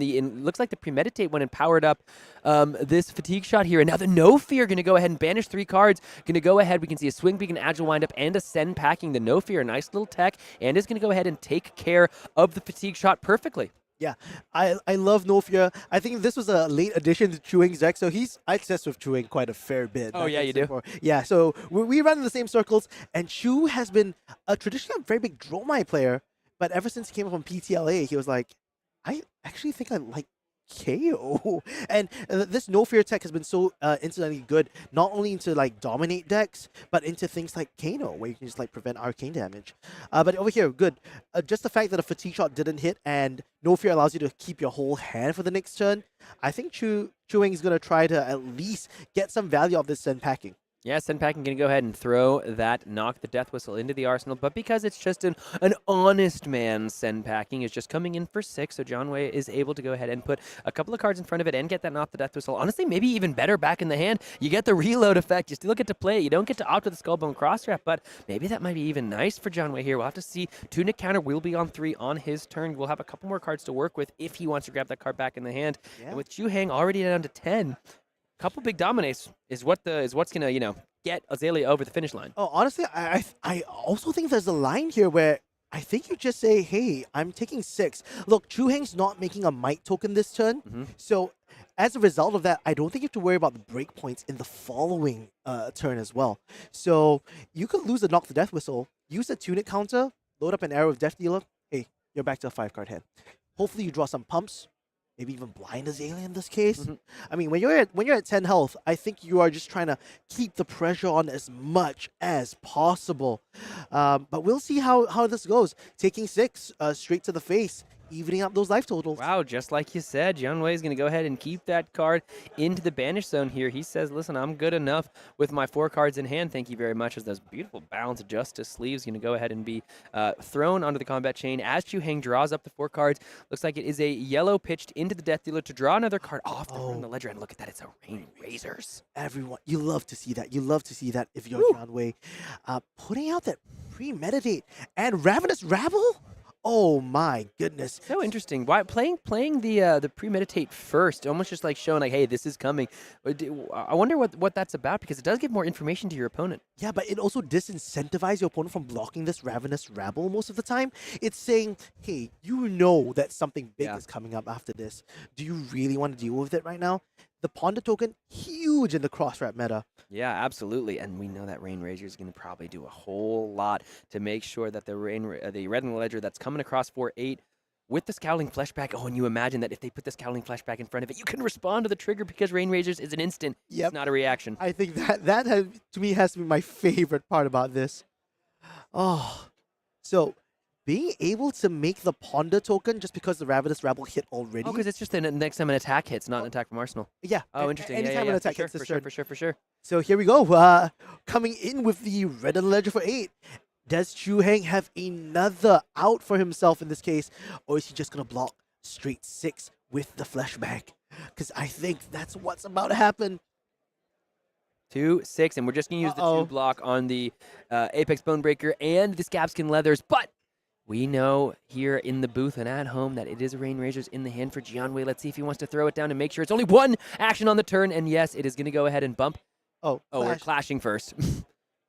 Well, he actually, it's still a you still can, play. you It's still can respond to the clash trigger, right? With the Rain Razors, so it doesn't really matter. But now that the agility token has happened, we're going to go ahead and make sure, that agility token ain't going to do nothing for you because Red in the Ledger is going to make sure of stopping you in your tracks. I mean, look at the art there. No agility token can resist the powers of the ace in the hole here, as that ponder token is going to go ahead and put a card into the arsenal. Yeah, and 10 to 5, that means that, and with no armor left except for the Scalding Fleshbag, Heng is in lethal range for a big dominate attack.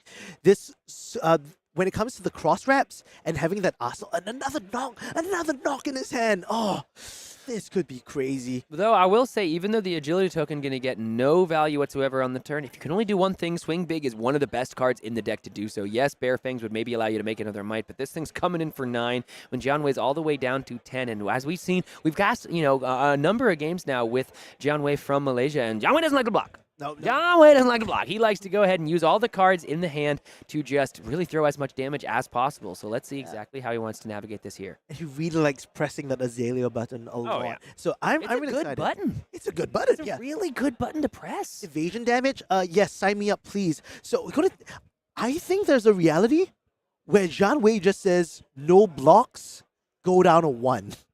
And if that's the case, I think Heng is really going to be sitting there sweating.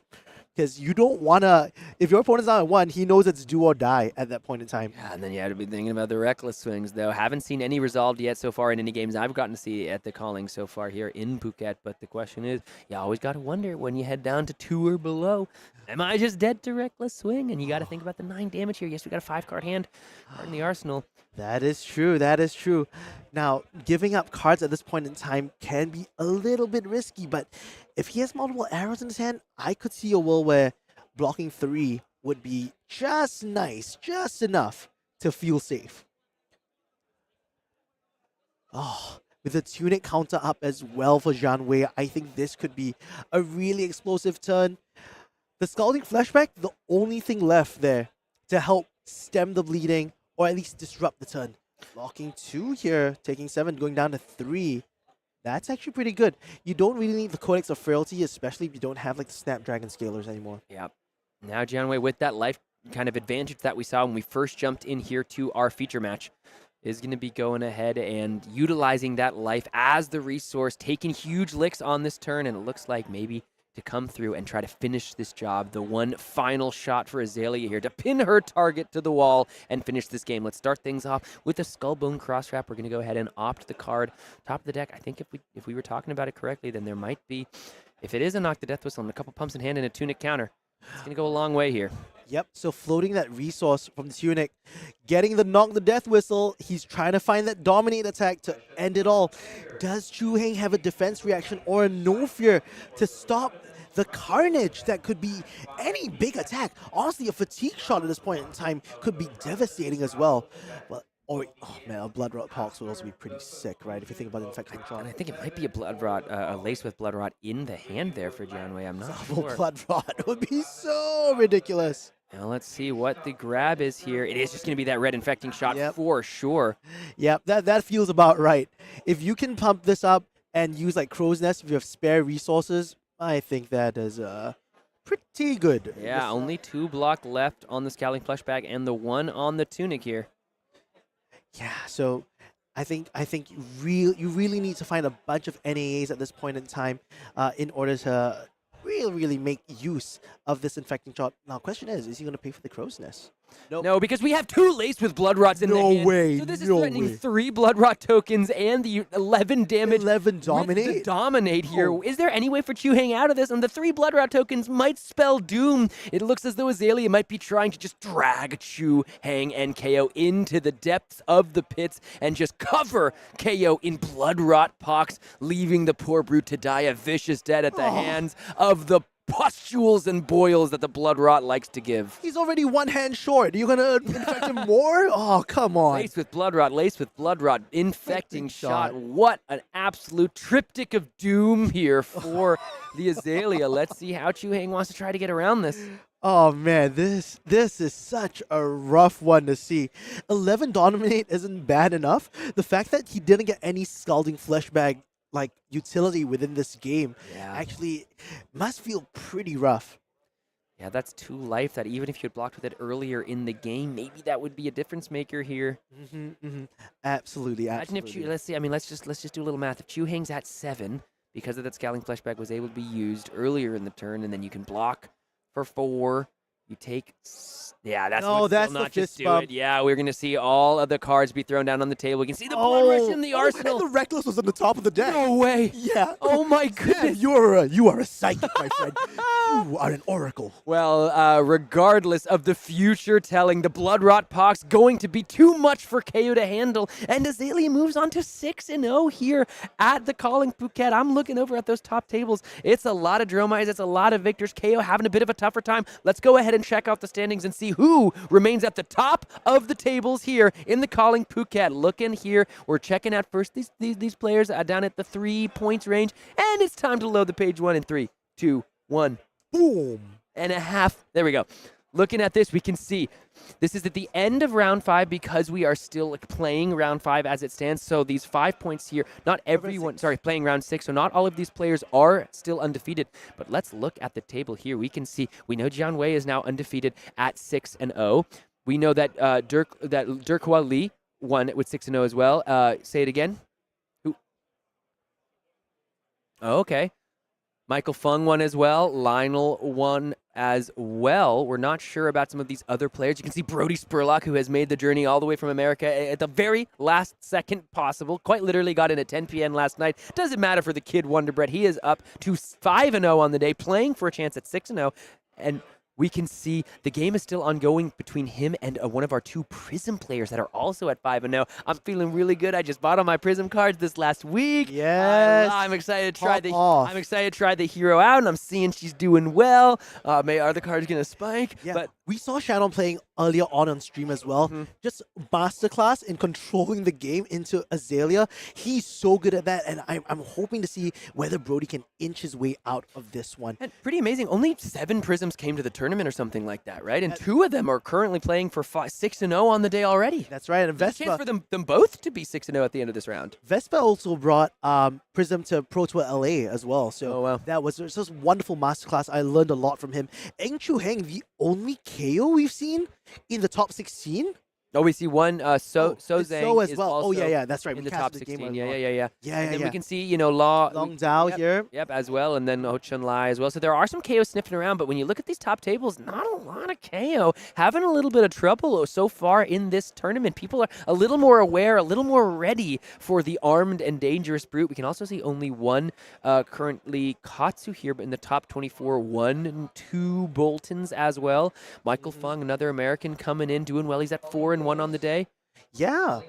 So a lot of the warriors that we were hyping up a lot here are actually still floating around the top tables, right? You'll see Lionel and Daryl Sham on a Boltyn, a 4-point Boltyn every round. Yeah. That's very impressive. And Brendan, even though he lost in stream early on, he's still clawing his way up that ladder. That was a tough game. That was a tough game. Nothing really went Brandon's way in that game, and it makes sense that he's still battling and as up to 5-1 or 4-1 on the day, playing to go 5-1.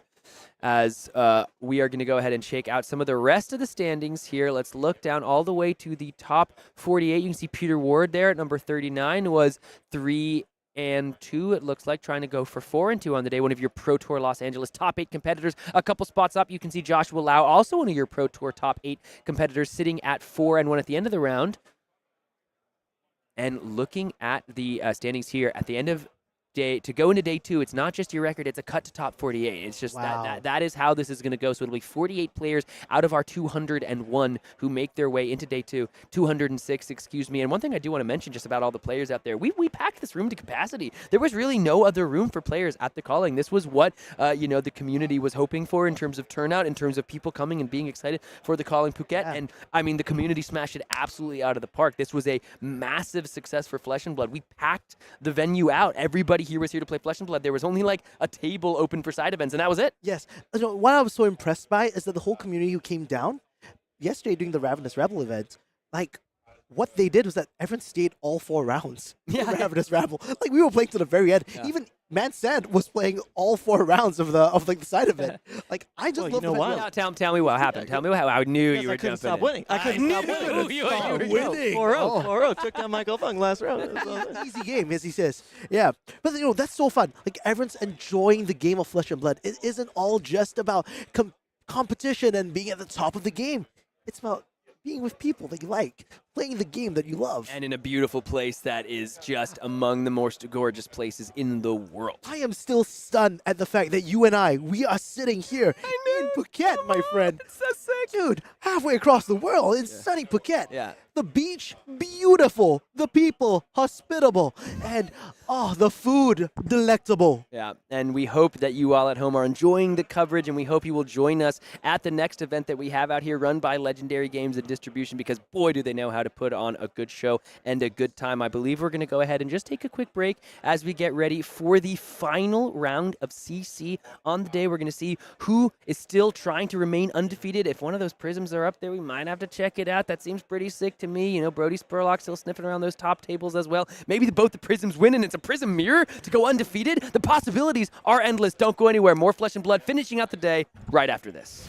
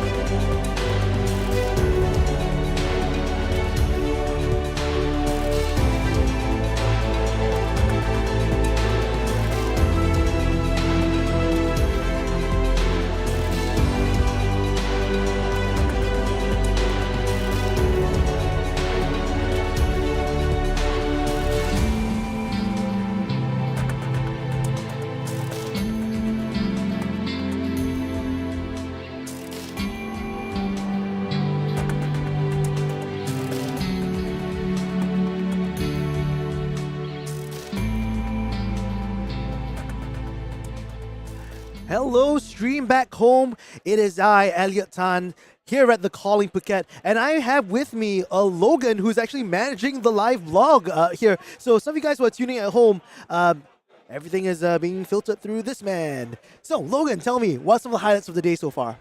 Thanks, Elliot. Great to be here. The highlights so far, look, it's such an international event. We've got players from all over Southeast Asia. We've got players from Australia, America, and Europe, all at the top tables. Huge diversity of people, huge diversity of decks. It's really good to see everything coming through like that. Yeah, I think especially this is the first calling after Pro Tour Los Angeles. Have you seen anything interesting with the meta breakdown, in your opinion? I think it's pretty much what everyone expected. I talked to some of the players on the Friday, and they said that Kayo was going to be the deck to beat.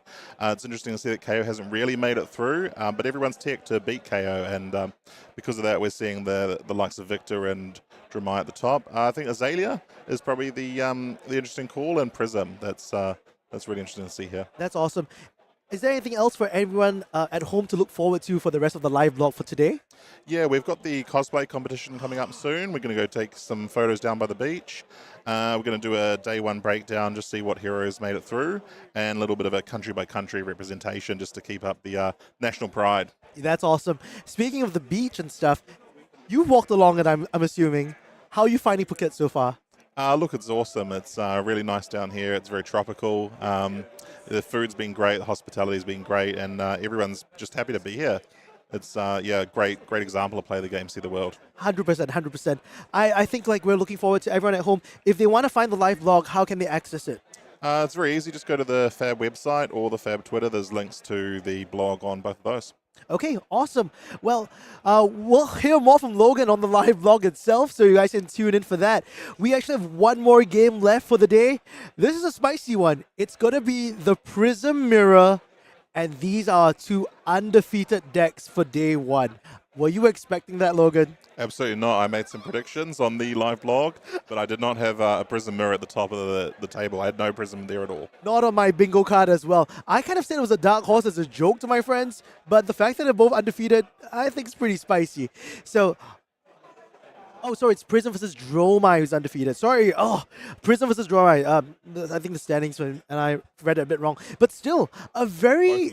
Yeah, two illusionists, and one of them's Prism. I wasn't expecting that. We're going to take a short break after this, and when we come back, the final match of the day. See you guys soon. Thanks, Adam.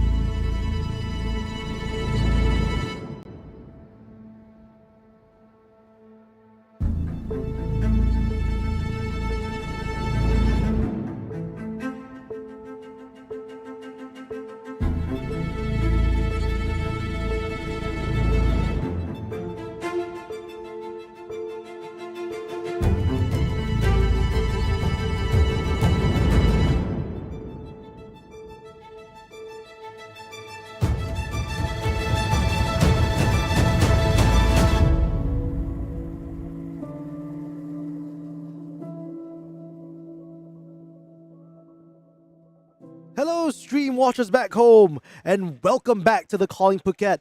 So, Pankaj, you've been walking the grounds for a bit, looking at the top tables. Tell us a little bit, finger on the pulse, what's happening on the ground? What's happening on the ground is some absolutely fire matches, Elliot. It's not just on stream, it's been happening everywhere, all across the top tables. So I was able to watch Channon's game into the Katsu. Channon, the Prism we saw earlier on stream today, into a Katsu, and it was a bit of a rough game for Channon. You know, I was walking over and I saw that he had a few almost entirely no block hands, like triple figments or like double figments and an angelic wrath or something like that. You know, not where you want to be into Katsu. He still, you know, managed to claw back for a little bit in the mid game, you know, flipping figments into ward to stop Katsu stuff, using the halo a little defensively. Not where you want to be, but was able to claw back a little.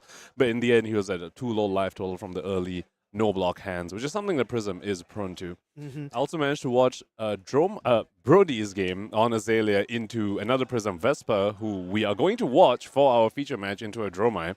But Brody's game into Vespa, Brody on Azalea, bit of an unfavored matchup. Vespa managed to clinch it there. There was a very key ALS that he used that basically denied 4 non-attack action pumps from Brody. It was like double seek and destroy and a lace and something else, and Vespa goes ALS, and then Brody, and then Brody just has to arrow the ALS. It ends without an arsenal too, so that was a pretty brutal ALS. That is rough. Well, this final match of the day is going to be really interesting. I think it's going to be Prism versus Dromai. So our two undefeateds, we've seen Derk just succeed splendidly. He played a masterclass of how to beat Victor as Dromai on our featured match previously. But we're going to see Vespa here actually try to run a very different kind of list than what we saw Channon playing earlier on. This one has a library of Solana, so one of the things that we would watch out for is that this could be one of those big combo-oriented ones where, you know, it can do some really degenerate things at times. But I'm very excited to see. This is technically Prism unfavored, as some people, well, some of the internet community thinks that it's Dromai favorite, and some of the Prism Sims think it's Prism favorite. Just one of the classic 1990 matchups, which happens a lot when we speak about Illusionist for some reason. But I believe the Dromai favored rhetoric was kind of a bit of the older theories, and now the Prism players that have practiced the matchup a bunch actually think it is Prism favored, unless the Dromai has the tech for it, and the tech being time snap potions or time skippers, maybe even something like a lead the charge, like a cheeky lead the charge. But without those pieces, it is not too difficult for Prism to execute her killer combo game plan in the ALS loop. And with that, I believe our players are ready and sitting at the table. So let's dive right into our final match of the Calling Phuket Day 1. Wow, I am so excited. And I just love to see that Vespa, who is a native of Thailand, is here at the 6-0, representing his country and ready to rock it up. You definitely love to see, you know, local regional representation performing really well at these calling events. Now, these two aren't our only two undefeated players, has to be said. Our Azalea player is also 6-0, playing against, I believe, a 5-1, might be a Victor or something. I'm not entirely Nova sure. Chan on Victor versus Victor, Jian Wei, who's on Azalea. But two Malaysians over here in the undefeated bracket. That's really huge, I think, in terms of local representation. I think the region's just really popping off at the moment. They're determining who's going first. Vespa, so I hung out with Vespa a little bit in Pro Tour LA, and this guy is just a ball of fun. So much energy. And Derk himself, also one of those guys who's very easy to talk to and is a big brain. Both these guys, lots of thinking about Illusionists throughout their years here in Flesh and Blood. And an extremely tense matchup here. It's going to be, you know, this is going to decide one of our undefeateds for the end of day 1. We might have two. It depends how Tianwei does in his game. But, you know, only one of these two players on screen right now is going to be undefeated ending day 1 at the Calling Phuket. Yeah, I mean, there's so many things that could happen here. I think some of the key things to look out for here, is it going to be looking for specific figments, or do you think this is going to be about clearing dragons for Vespa? So there is a bit of a ebb and flow to this matchup where it's going to start off with Vespa sort of clearing the board. You know, Derk's going to put dragons on the field, and really that's just fodder for Vespa to build up soul, because all the heralds just say on hit. They don't need to hit a hero, so they're going to go to soul. Prism's going to trigger, going to find a figment, and just set up a bunch of figments in the early game, including that figment of erudition. And then eventually Vespa can combo off with the Figment of Erudition turning into the Angel, drawing cards, maybe potentially drawing more cards from Tome of Divinity, and if there's a Genesis around, he's just having extra resources everywhere, and eventually maybe trying to go into that ALS loop, which we do see that his list is very able to do, especially, as you pointed out, with that great library of Solana. Now, Library of Solana, you can get rid of it if you discard 2 yellow cards. You know what Pitstrip Dromai doesn't have at all? Yellow cards. Oh man, that is actually so funny when you think about it. But with heavy hitters, Luminaris, Angel's Glow really changing up how people think about Prism in this sort of meta, and also very prudent of Vespa here to run that Null Rune Gloves. He needs that AV to protect these Angels, because once that Burn Them All as light hits the table, it's going to be a whole different game altogether. Oh my goodness! Vespa! Vespa, why? Why did you do this? You started so dirty with this Library of Solana in hand. This is illegal. Now he also has 2 blue Heralds in there, so only a block of 6 in that hand, but how much is Derk really going to even try and push damage on this first turn? And especially being a Dromai. Now, one thing about Dromai is that her damage output isn't that much if you're clearing the dragons. The dragons themselves aren't, putting damage like the way some ninja would. So Dromai sometimes struggles to put Prism on the clock, which you kind of really need to do if they're going to go for this combo-oriented game plan. Yeah, I mean, going into like 7, 4, and 7 on your turn, as we saw in the earlier stream match, that's not something you can easily deal with if you are Dromai, right? You're going to be blocking with actual dragons in hand, so you're losing value from those. And not to mention your attacks are blocking for 2 a lot of these times. Yep. So just starting with that Mirror Guy off the bat and just passing the turn. So let's see how Vespa kind of deals with this. Just going to Soul, going to trigger Prism. You know what? Just making that Mirror Guy and then straight away having it die always feels so funny in this matchup. So normally as Illusionist, you're pretty happy to set a board state going first, especially if you don't even let your opponent filter any cards. But I'm guessing Vespa is actually pretty happy to see a body on the field from Derk's side saying, oh, thank you. My blue Triumph, my Herald of Triumph can just go into that.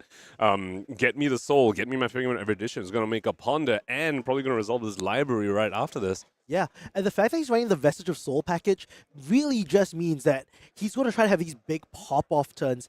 If Derk doesn't put the pressure on with some of these attacks, well, I think Vespa's just have so much time to chain these Tome of Divinities together with the Eruditions. Man, this could be wow, look at Derk smiling to himself. He's like, dang, this is how it goes down, huh? Derk with the wow. Yeah, the wow. And just Salt on the Wound there with the Ponder trigger also drawing up a card. Now, there weren't 2 yellow cards in Vespa's pit zone, so he's only going to draw up to 4, but that library coming down this early in the game is just going to be such a thorn in Derk's side. Yeah, and drawing a Tome for the next turn is actually kind of huge. Even if he doesn't have something that goes into Soul, he can just pitch 2 yellow cards, draw a Tome, and then continue the turn. Right? Just activating that library to keep on going over and over again. Still, the Halo is there as well if he wants to kind of play a bigger turn, but over here, Derk just deciding what to do after his Tome turn.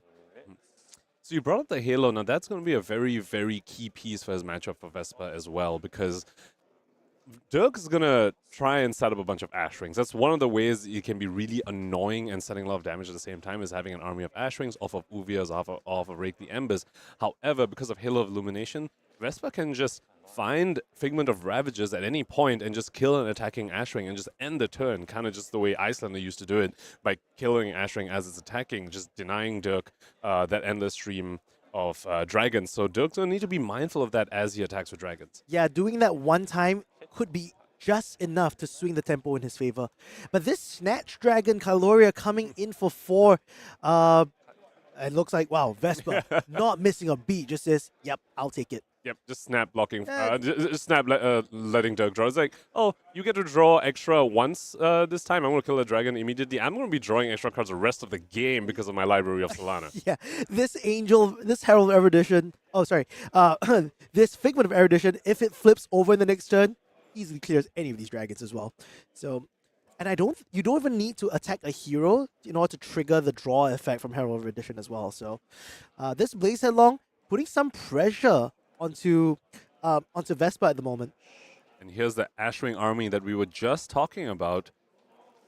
Thinking on the last transform. Yep, and playing out this thing, whether he wants to deplete all his Ash on this turn. Choosing to just make 2 Ashwings in this case. Looks like Ashwing got popped over there. The Kyloria, of course, did not have Phantasm because of the very helpful Mirror guy over there, so Vespa was not able to pop that one. Did need to let Derk have the card draw. Oh, well, you know what? We'll save you from a 3-card hand. Yeah, this Herald. Oh. So drawing 2, and Vespa also has a tome. Now, critically, because the Herald went into Soul, the Vestige of Soul is on, so Vespa could potentially play that Tome of Divinity off of just a blue light card if he drew one of those off of this Herald of Erudition.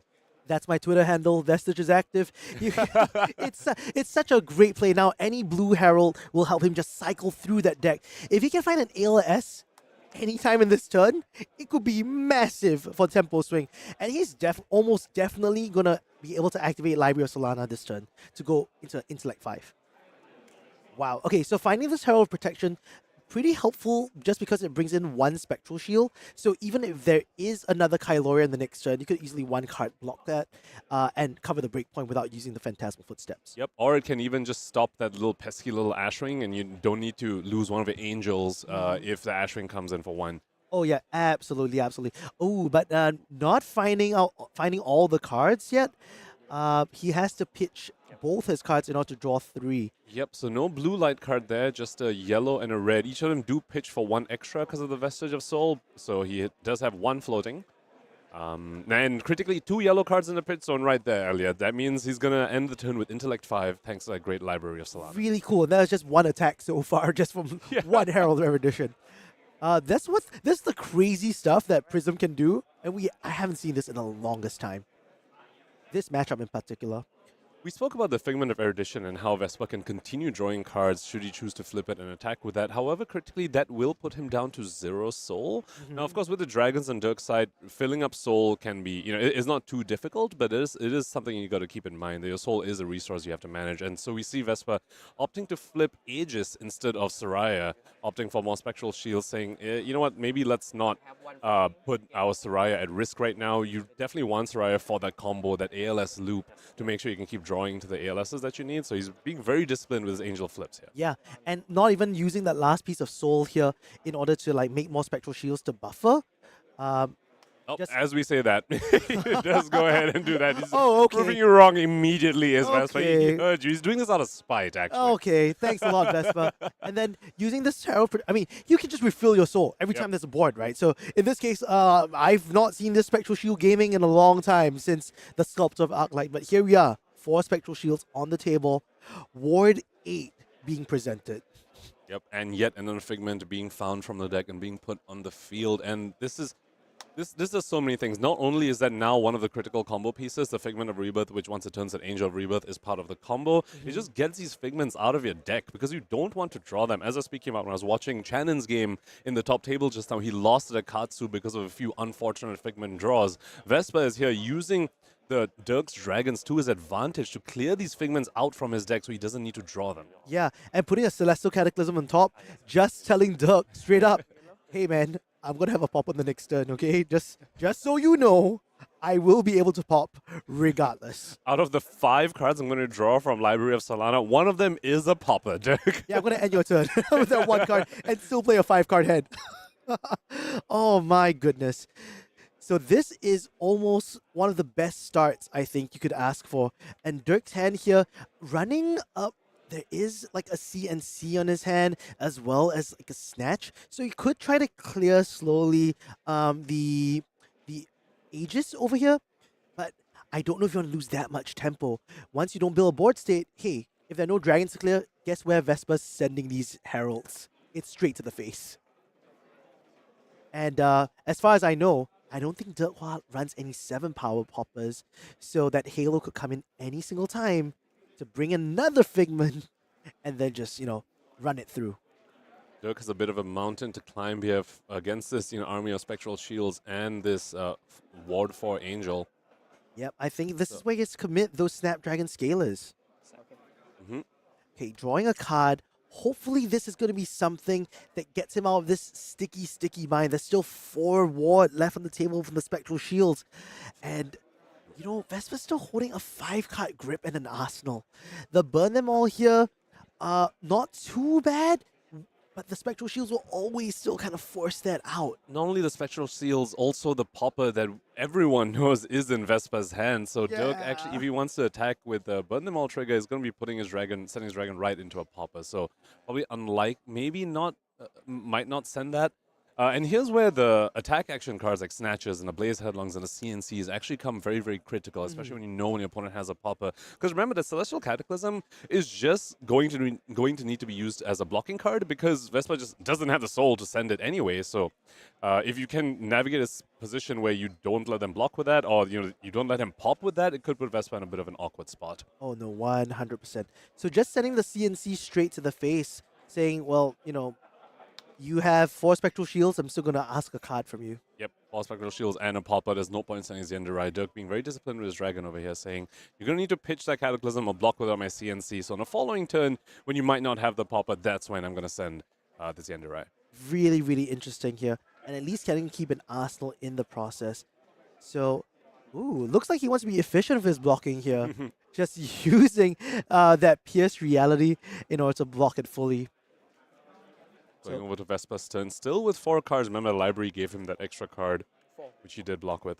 Yeah, and man, this is an almost naked Prism board at the moment, but with only 1 dragon on the field, looks like we're going to be sending a Judgment right into this Zenderai. And while it prevents the first 3 damage, it can't prevent the kill. Yeah, it can't prevent all 6. And once again, Vespa just using Derk's dragons against him, saying, thanks for putting these bodies. You can't block any of these heralds. I'm just going to get all the on-hits I want, get all the figments I want, get my Vestige of Soul trigger, just get my soul. Interesting that he got the Figment of Triumph in this case. So really preventing any more of the poppers from actually working on this turn. This is very proactive, I would say, right? Because he's probably going to send no dragons left on the board. Yeah, we're sending a Herald to the face this turn. It's also one of the figments you probably just might not want to tutor off of Halo. You do want to use Prism's ability when your Herald hits. So you want to tutor for some figment, but you do want to tutor something like Ravages because you want to keep that there as a potential target off of your Halo. And you've already got Erudition Rebirth on the field, so there's not too many other figments. It could just be one of those, all right, I have the trigger, let me just go find this one. Yeah, and not activating any of the Angels this turn, not flipping them over. Instead, sending out this War Tune Herald for 7, and it might as well have no Phantasm on it at this point in time. Yeah, so both these figments on the field are part of the ALS loop, and so you definitely don't want to flip them until you're ready to actually do the combo, because if you flip them, then now they're vulnerable. They could die from just damage coming to your face or damage coming right into them. So Vespa just showing the discipline, understanding his win condition, saying, hey, I'm going to need both these pieces. I cannot leave them to potentially die later on, so I'm just not going to be using them. I'm not going to flip them right now. I flip them once I find my ALS. So blocking 6, still allowing for the War Tune Herald to hit into the soul. But there's a Wave of Reality here, and the Angelic Wrath, however, sitting in Vespa's hand. So this could be a very cheeky way of sneaking it through. Derk here pondering a little bit on the Sink Below effect. Vespa letting him resolve that first before he uses his Angelic Wrath. Yep. So that's 7.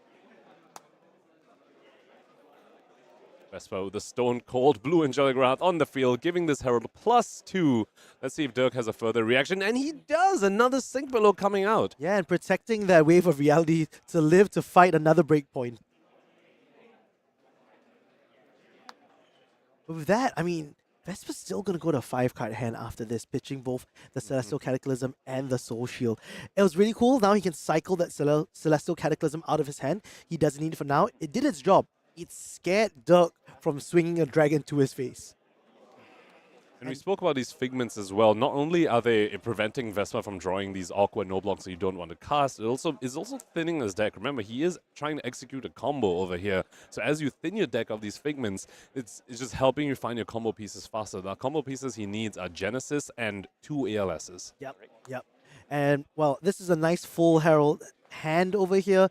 Derk trying to make these 3 Ash Wings off the bat, pitching a Cadaverous Contraband.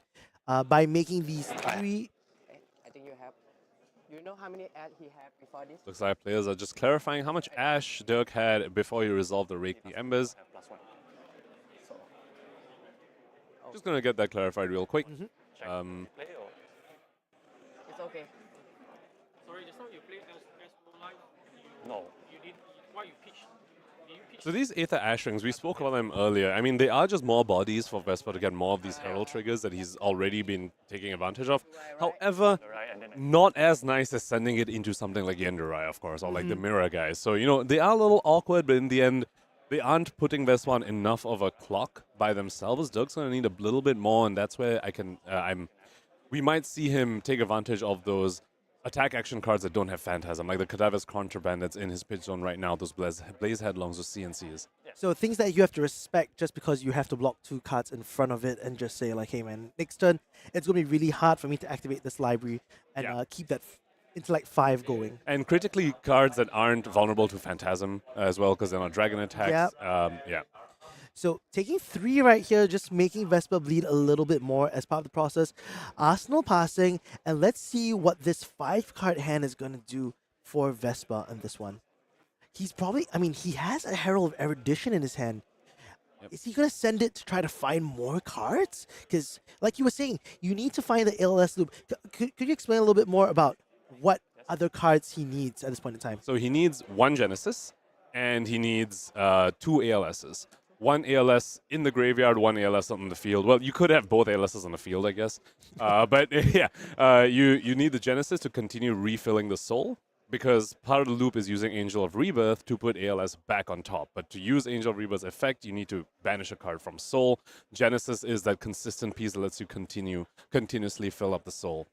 And then you just whittle them down with like this 4, 4, 4, 4, 4. Yeah, so the angels are continuously attacking. They're effectively being your weapon. They're coming in for 4. But if you have Angel of Bellana, which is what he just found, the Figment of War, well, then those angels aren't coming in for 4 anymore. They're coming for 5, 6, 7 every single time you activate the angel's effect. Right. Shimmers of Angels. This one. Yeah. Okay. Very cool. Very cool. So, yeah, just having two Ash Wings left. The question is he going to be making these things? Looks like using one of the more, I would say, disposable angels in this current set. I don't know whether he wants to actually expend a soul for this, but just being able to clear an Ashwing with the attack from Victoria seems pretty good here. Deciding on his pitch here is Vespa. I don't know if he's quite decided yet if he wants to banish his soul. Yeah, it looks like he's choosing not to, critically just have to leave the soul back as a resource for when he finally does do the ALS loop. Yeah, and finally using that last piece in the turn to search up once again. This is such an efficient way of like bringing out the figments onto the battlefield. Yeah, so we do have to point out though, that was just 1 Rake the Embers that took 2 Herald hits and an Angel hit. That was a lot of value that Derk got from his Rake the Embers, and now is going over to his turn with a full grip and an arsenal. He might be able to, make something happen over here. He really needs to start pressuring Vespa. He's got a little fortunate that Vespa hasn't found his combo pieces yet, and he needs to capitalize on that. Put on the pressure, hopefully even put on some disruption in the form of the CNCs. Just make Vespa a little uncomfortable and not just give him all the time in the world to set up the combo.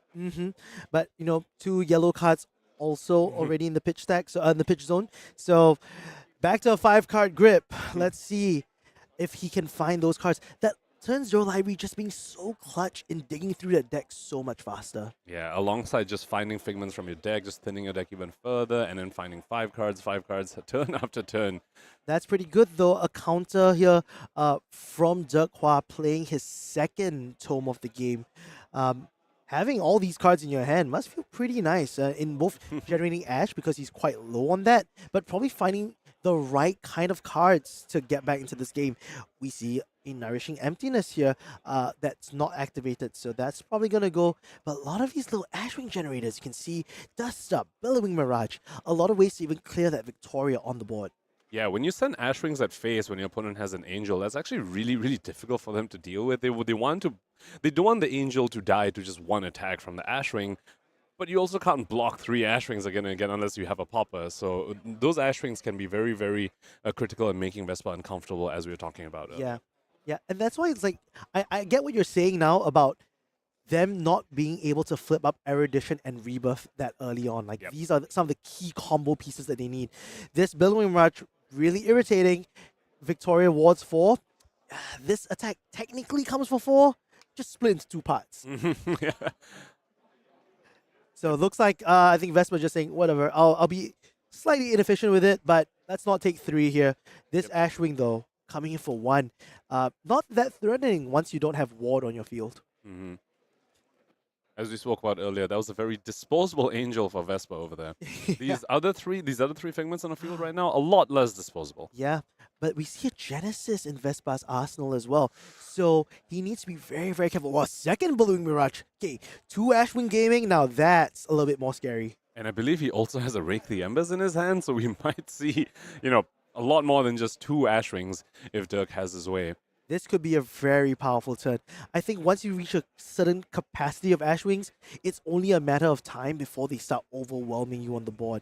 You can't be spending your whole hand every single turn just clearing 3 Ashwings. And this is exactly what Derk needs. We spoke about how he needs to capitalize on his attacks that don't have Phantasm, and he's doing this perfectly. This Billowing Mirage not only is an attack that doesn't have Phantasm, and it's just pressuring Vespa's life, it's also creating these Ashwings which are just annoying and pesky for Vespa to deal with. We saw him sink 2 Heralds and an Angel just to deal with 3 Ashwings, 1 Rake the Embers. So not only is Derk actually pressuring Vespa over here, he's also buying himself life in the form of his Ashwings, because this game's gone on for quite a while now, Elliot, and Derk's still sitting at a very healthy 40 life. Yeah, that looks like full health, I think. Yeah. And he hasn't played a Sigil yet, so Yep. Interesting. I think that's like 49 health in Derk's deck right now.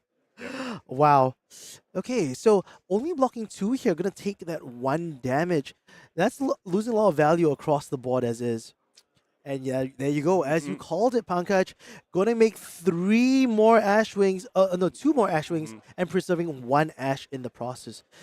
4 Ashwings though. Unfortunately for Derk, not able to get full value from his Rake the Embers. Second Rake the Embers only coming in for 2 Ashwings as well, so probably not exactly where he wants to be, but you know, this is what you're priced into when you're against a deck that you have to put on the clock. You kind of just sometimes need to make these inefficient plays just to put the pressure, just put as much pressure as you can. Yeah, you can't be too greedy of these plays. If anything, I think Vespa has to really think, like, how am I going to deal if the board state comes and I don't have my ALS loop ready to go? The Genesis is sitting in Arsenal, but you can't just naked play that Genesis right now. It'll feel so difficult to protect it in the late game, and, you know, I love this consideration from Derk over here, not attacking with the final Ashwing in case Vespa plays out instant speed aura like that Genesis. Derk saying, you know what, I'm gonna hold this Ashwing back. I have my action point. I have my Ashwing here past priority. Are you going to do something weird? Because I can just clear that with my Ashwing. Just very skillful, disciplined play by Derk over here, showing us why he's 6-0 at the Calling Phuket. Yeah, I mean, this is an old school aura illusionist player, you know. They know the moment you attack with that last one, it's time to play those instant speed yellow auras. So he has to hard cast it on his turn in order to try to like trigger that Library of Solana.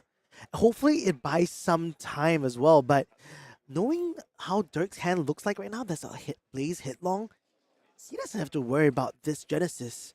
So here's where last bit. Here's where these Ashwings actually come in really handy, because you can just send your final Ashwing at the Genesis to clear it, and you're just losing 1 damage to get rid of the Genesis, which Vespa, you know, pitched 2 whole cards for. Yeah, and this is looking pretty bleak for Vespa at the moment, where the board state is getting stronger, and Derk is able to hold more cards in his grip across this matchup.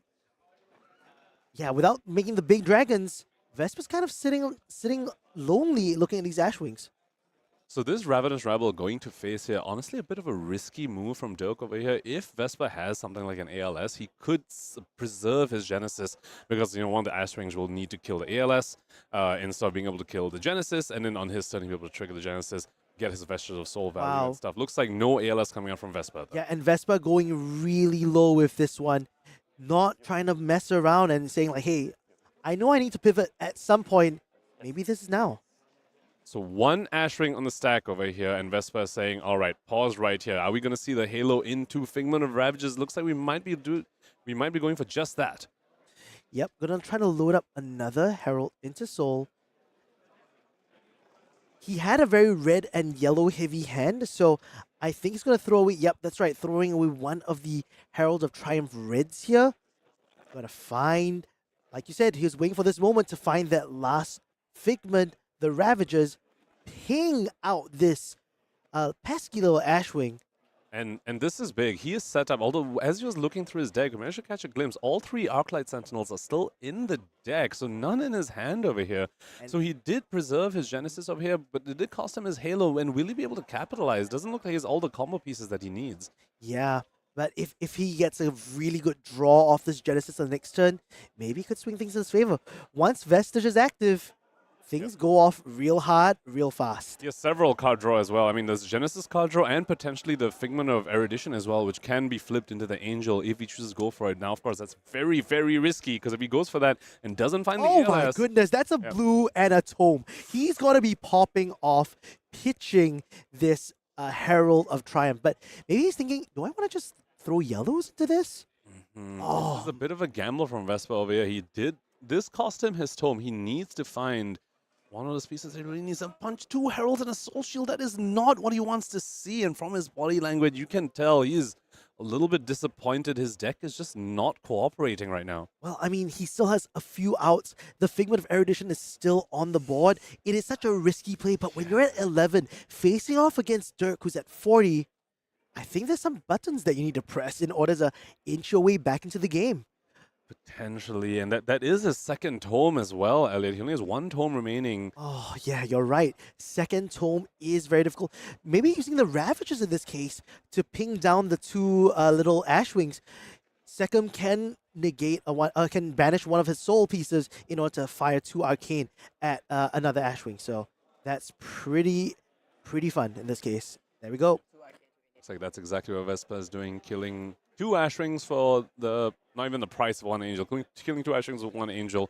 Pretty efficient clearing over there, but still critically has not find that Arclight Sentinel. And that's, part of the thing that happens when you shuffle so much, right? We just saw him shuffle off of that Halo. You would think, oh, he's going to draw an ALS soon, but that shuffle just changes it completely again. All ALSs could just go back to the bottom of the deck after you shuffled it. True. That is so true. So this is such an interesting turn. I mean, there's 2 Heralds that are probably going to be coming towards Derk's face on this one. So I don't know if there are any other Heralds left in the deck. Maybe a Judgment if he's really looking for the health. But in this case, no, not really. Just keeping a Popper in his hand, arseling the other Herald, and then calling it a day. And this is now a post-Halo game. Derk gets to play a post-Halo game. He was really happy to see it, but finally Vespa has drawn that Arclight Sentinel. The first Arclight Sentinel. This could be huge because even though that tome is coming in, the moment he plays his first dragon, we can drop an ALS.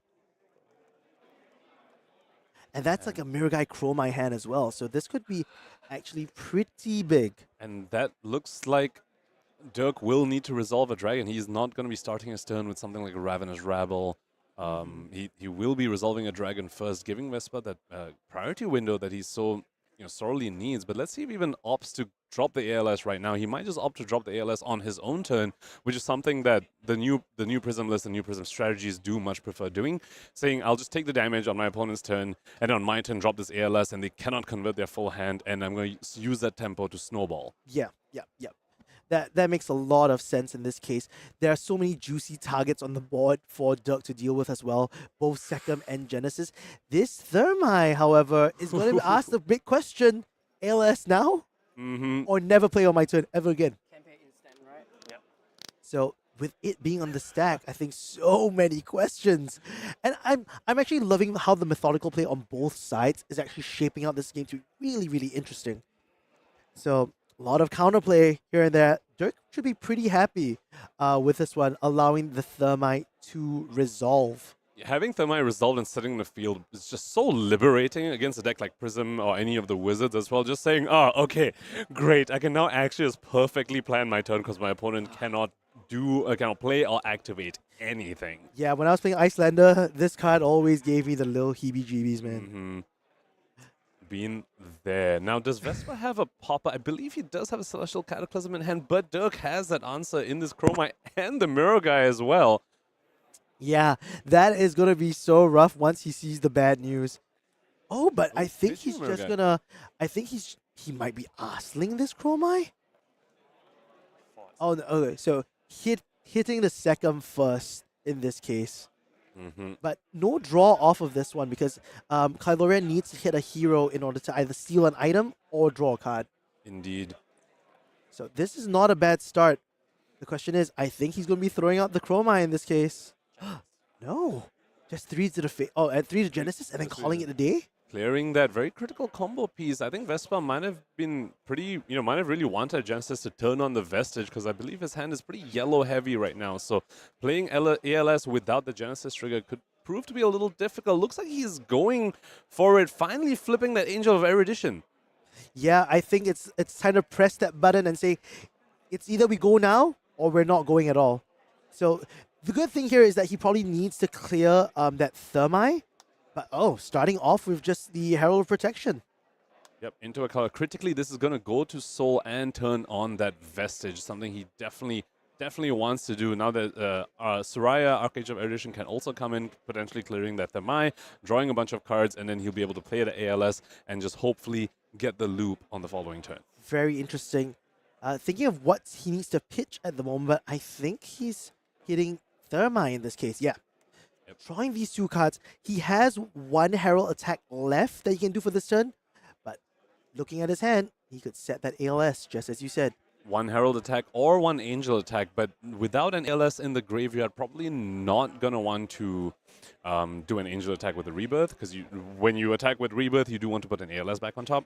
Well, we're 1 step closer to this combo, dropping in that first ALS to send into the graveyard. So we spoke about how Genesis was one of the tools you needed to perform the combo. Now that is only once you run out of Soul. So even though Vespa does not have a Genesis right now, he still has a few turns of doing the loop without the Genesis because he already has 4 pieces of Soul, courtesy of all of Derk's dragons. It was just Herald fodder. Yeah, and we're looking at his hand right now. Vespa has drawn his second ALS here.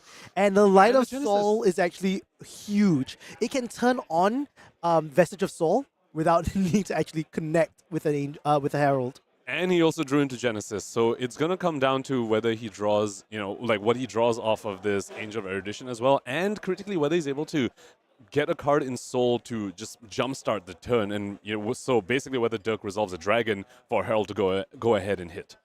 All right, so I think that's asking for, I think there might be some difficulty, or there's a question you might need to ask. Yep. Looks like I just want to clarify something with the judge, potentially wondering about whether Chromai into ALS generates the action point, which it does not, because Chromai does say it needs to have attacked, but because of Spectra, it never actually gets to the attacking step, and so it never actually generates the action point. Yep. Yep. Yeah. The attack layer doesn't resolve, so yeah. Yep. So in this case, I think he has to think about what is it that he wants to make here. I think the only thing Derk can really do is try to develop a board as much as possible, and by doing so, he's gonna poke the ALS this turn. Hopefully, just make something else, and then just call it a day from here. So Dromai is in a unique position against ALS where they can at least set up a board. They're not literally just stuck 5 cards. All they can do is clear ALS. They at least get to set up a board of their own. But in terms of offensive power to Vespa's face, it's going to be none at all, and no action points for Derk because it went into Phantasm and Go Again did not resolve. So over to Vespa here with a full 6-card hand, 5 in hand courtesy of Library and 1 in Arsenal. Let's see if he's able to begin that loop. Yep, and look at this. Double chance. Ooh. So he's not going to put it into Soul this turn, but it's okay. The Herald of Triumph hit. We got 1 Soul. We're net positive. That always feels really, really good. Yep. There's nothing to search for, and with a deck that thin, I think he's just hoping to be able to get more cards out of this. Yep, and knowing that there's the Erudition on top, knowing they're going to draw into Herald of Erudition off of the Soraya, and you know that because of the Light of Soul pitch, so Vespa knows one of the 2 cards is going to draw, holding on to that other ALS, and critically has not activated Prism this turn, so he is able to play ALS and flip the Angel of Rebirth and put that other ALS on top if he has the resources to do all those things. I haven't been able to count the exact resources that he has, but Vestige is on. He might be able to do that. Yeah, I mean, a lot of these things have been done at... he's not going to send another Angel at the moment, so... unless he's sending the Herald of Erudition into the Azalea, he might be able to play the ALS and the Genesis, but I think that's about it because he only has one Herald or one Angel attack left for the turn. I believe he has 10 resources in hand, if I'm not mistaken, which should be enough because there's a blue and 2 yellows on top of the ALS, which means that is enough to play ALS, flip Angel of Rebirth, and attack with Angel of Rebirth. So it looks like we might be seeing the beginning of the fabled ALS loop over here. Now, critically, he is going a little lower on Soul. He needs to resolve the Genesis at some point to be able to continue the loop. Yeah, and with that Genesis being pitched away now, the clock is ticking on the two soul Vespa at the moment. Yep. So we are at the ALS loop. He put an ALS on top and resolved another ALS right now. So Derk just needs to destroy this ALS, but Vespa has another ALS in hand and has an Angel of Rebirth on the field to put the current ALS, the ALS is going to be destroyed, back on top. So we're going to see the ALS loop happening here, but this is not a true infinite combo because it is limited by the cards in Soul from Vespa's side, and that's why he really needs to resolve the Genesis. Yeah, this Genesis is going to be huge if he can find another one. He had to pitch it off the previous turn, so now we're in this really weird spot where Derk is not going to be in control for the longest time, and this is all about Vespa, whether he can consistently generate cards in Soul. And this is part of why the Prism players have started to feel that this matchup's actually favored for them, is simply because Dromai doesn't put Prism on a fast enough clock. It's a little bit like when you're into Kano, as any deck, you need to put the Kano on the clock, otherwise they will just kill you. It is similar like that with Prism, where if you don't put her on the clock, she will just ALS loop you because you're giving her all the time in the world to set up all the board state pieces that she needs. Well, this board state looks very much like a strong one. Still, Library of Solana, Vespa back to a 5-card hand. You can't ask for that much in life. Yep. This Herald of Protection will be able to get the Vestige both active as well as fill up that soul piece by piece. And these dragons have been just so critical for Vespa, ironically, just to get all the resources it needs into that final Tome of Divinity, Elliot. That feels so good right now. And, the ALS is there. There's a Soraya. There's still another Herald that you can send in its place. Just so many options here. And it looks like Derk's time is running thin. So one of the blues in Vespa's hand is a Pierce Reality, I believe, which is not a light card, so will not gain an extra resource off of Vestige of Soul. However, it is still a blue, and Vespa does need to attack with the Angel of Rebirth and resolve the ALS to continue the loop. But ideally also wants to resolve a Genesis to continue getting that soul. Yes. I mean, that way you're securing the loop a little bit better and you're not always so dependent on your heralds hitting. In this case, I think 2 is plenty amount of time to run a bunch of heralds into Derkwa's face. So 4 from the Avalon. No Phantasm on his allies as compared to Dromai. Yep, the Angels attack completely freely without any fear of getting destroyed. Yep, and going to be pitching more cards in this case. He needs to pitch, I think, 2 cards in this process. So Pierce Reality only pitching for 3 here, the one floating. Okay, and then he pitches the red, and that gets exactly, because that is a light card. Critically was not able to resolve that Genesis, despite casting a Tome of Divinity. A bit of a unfortunate draws from Vespa over there. Oh, but he's drawn up another ALS. I think this might be the third. Yes, this is the third and final ALS. Yeah, okay. Cool. So with that being said, I mean, we're not always going to need to be so dependent on the soul if we actually get to pull it off from hand this time. Mm-hmm. And really like the play from Derkwa over there, choosing not to resolve any dragons, just choosing to send Nourishing, recognizing that those dragons are just Herald fodder, just going to let Vespa get more cards in Soul without him having any say about it, turning on the Vestige of Soul. So Derkwa saying, he pitched 2 dragons to send Nourishing at the ALS, saying, all right, no more bodies on the field for you, Vespa. Yeah, no more send your Heralds at me if you want to get stuff at Soul, and I can block that. Yeah, I can potentially pop that, especially because cards galore. The only reason to play the dragons, we need to filter the hand, I would say, right? So let's see what Vespa does with his 6-card, a 5-card hand, and 1-card arsenal. Yep. This is not the true loop yet, simply because Vespa has not been able to resolve a Genesis. Yeah, but setting 4 no Phantasm to start the round, pretty good, placing another ALS on top of the deck. How many turns can Derk endure? The 4 attack from the Angels, always hitting those breakpoints. So Derk is recognizing that Vespa is low on soul. You can only keep doing this as long as you have soul to fuel it. So 3, taking 1 over here. The tickling is happening, and the damage is dwindling. So let's see what happens next. 1 angel attack per turn. Luminaris Angel's Glow is such an interesting card because it gives you 1 angel and 1 herald go again, but the third one is always a mystery. Like, what are you going to send? Is it going to be a herald? Is it going to be an angel attack? And Vespa desperately needs to dig through his deck to find that that second or third Genesis. And the pressure of the soul really showing over here at Vespa, not swinging with the Angel of Erudition over here, because, if he banishes the soul to draw extra cards, that's just taking away soul for the Angel of Rebirth to put ALS back on top. Yeah. And, you only really do that because you don't have the consistent recharge of the soul from a Genesis. Yeah, but in this case, it could also just be a Ward 4. This is one of the Dynasty Angels.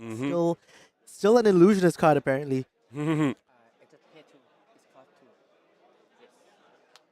All right. Soraya coming out. 2 Sorayas on the field. One of them Archangel of Knowledge, the other one Archangel of Erudition. And the ALS coming up once again. Now only 1 card left in Vespa's Soul. Yeah, this is a tricky scenario. He's drawn up, the other ALS, but without the Genesis, could still be a very rough spot in terms of finding out. Creating that Azalea doesn't kill itself, but will give Vespa a chance to restock the soul once again. Yeah, and I almost wonder whether Derk just didn't have any non-dragon attacks in his hand. We saw in the previous turn opting not to resolve any dragons, saying Nourishing at the ALS instead. But this time, probably forced to resolve the Azalea, saying, I unfortunately have to put this body on the field because I have to clear the ALS, giving Vespa that fodder for the Herald, and we see him immediately take advantage of the Herald going directly to Azalea just the moment it passes over to Vespa's turn. Yeah, and the Genesis here as well. Huge in Vespa's hand. So he's going to just draw 2 because he has the other ALS already. Doesn't have to worry too much about looping it per se. If he can drop that Genesis and ALS, I think it's going to make the board state really locked up. So we have to shout out an optimization from Vespa over here, attacking with the Angel of Erudition first before the Rebirth, so that you don't draw into the ALS before you need it. You already have 1 ALS in hand, and you want to see the other ALS in your next hand. So you put that on top after you attack with Erudition. Very, very interesting spot here. If he has... He needs the resources to resolve Genesis and Arclight Sentinel, which I believe he might have. He has 3 floating, plus another... 7 in hand? So that's 10 resources in total. If that's a blue light card, then yes, then he has the resources to do that, and then that's when the loop happens. And I do believe that's a blue Herald of Protection. Yep, so that is a light card, so he will be able to resolve the ALS and the Genesis. Yeah, that's really, really strong. Just being able to put 2 ALSs on the table with a Genesis, that's... One ALS. 1 ALS on the table and 1 Genesis on the table. Oh, but wait, if he does that, he won't have the resources to attack with the Angel of Rebirth, which means you won't be able to put the other ALS on top. Yes, so there's a lot of resourcing issues here without the pre-played Genesis. And also he wants to get another yellow card into his pitch zone, which hasn't happened just yet. Yep, looks like we might be just seeing a double ALS. I do believe he has another ALS in his hand. He has one. Yeah, he has 1 more ALS in his hand, but maybe he might resolve Genesis here and just pitch the other ALS to swing Rebirth. Oh, sorry. That blue card he just pitched was to play that first ALS, so he doesn't have the resources to play the other ALS. He has maximum access to 4 more resources. I see. Yeah. Very interesting here. So, yeah, very likely to just be try to pitch the yellow to swing Rebirth.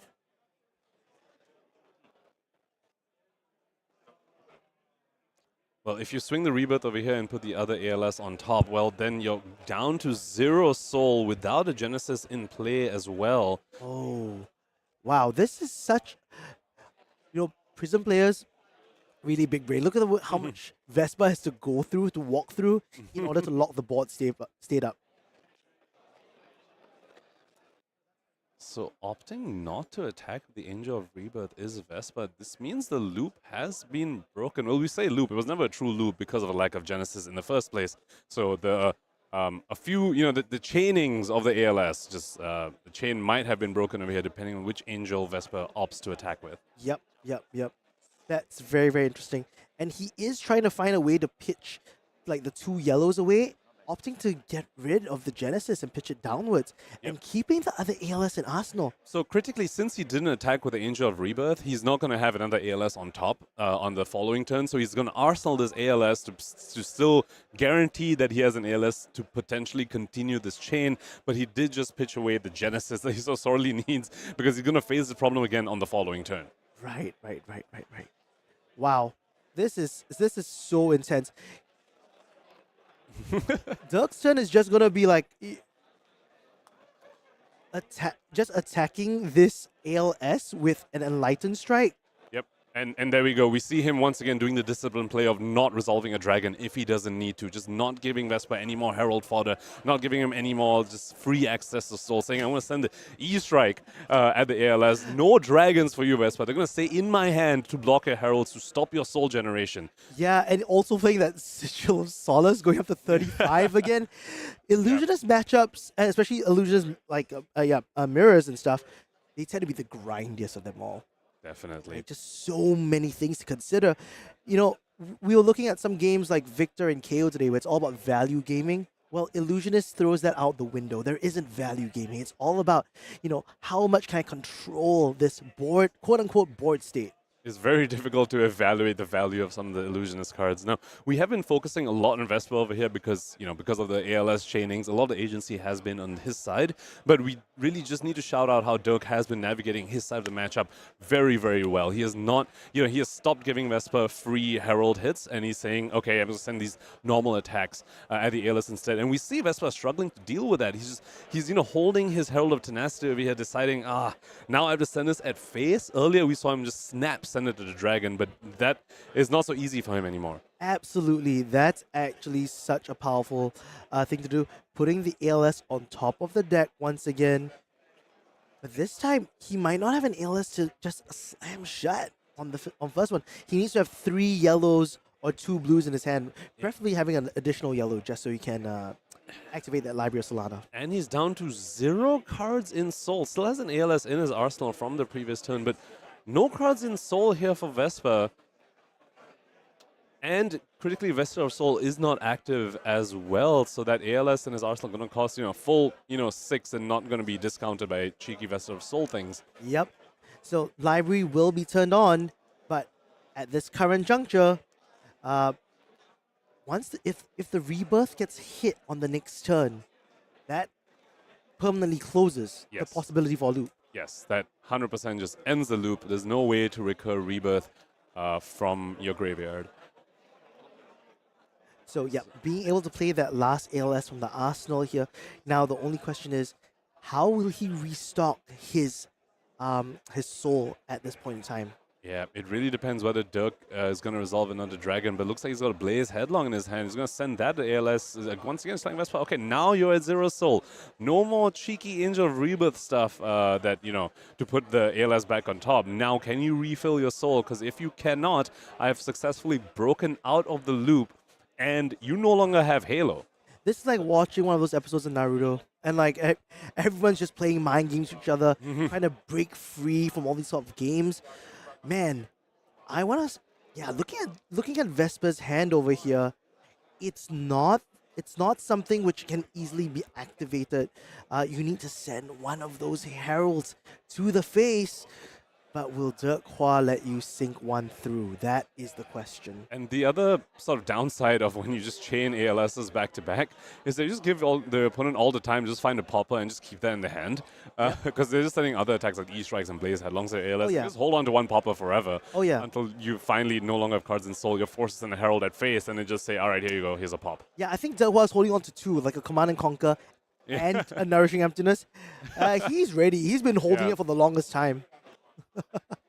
So in this case, just using really just the cheekiest cards, making Ash, biding his time. Yep. In the late game, those can be very, very valuable. But also, they're almost out of time. I think that's the Oh. the biggest part of this. It's like a minute left into the round of CC. Light of Soul, very, very critical to just rebuy some of that soul that Vespa so sorely needs. And he has a soul back, is going to be able to put an ALS back on top. And I believe he still has an ALS in hand. I think in the previous turn he did put an ALS on top, right? That was what brought him down to 0 souls. Light of Soul actually going to be incredibly critical to get him that key piece of soul without needing a Herald to hit. This Vespa catching a bit of a break over here from the, the lack of the soul, and critically also turning on Vestige of Soul. Truly seeing the light in the tunnel. Light of Soul, such an iconic card here for Vespa. Thinking about it, now he's using the Phantasmal Footsteps in order to get that action point back. Try to fill up the pitch zone once again, but not having a second yellow. That could also stop the library momentum from catching on.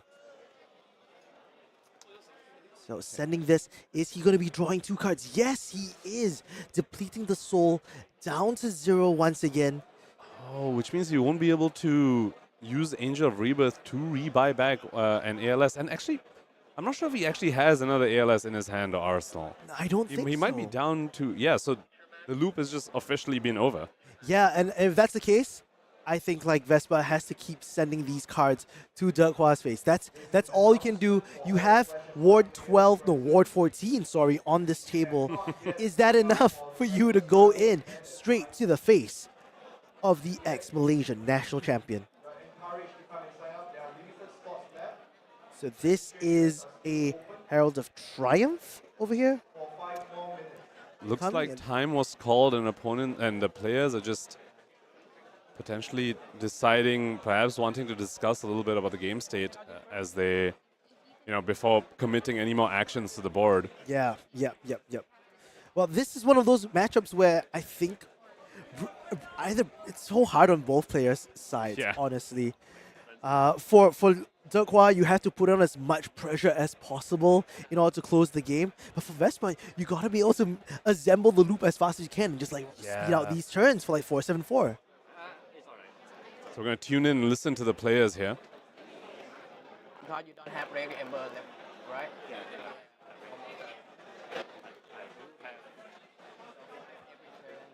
Yeah, so with that, I think they're just gonna they're talking a little bit about like what the board state is looking like, and seeing if anyone wants before any more game actions are taken.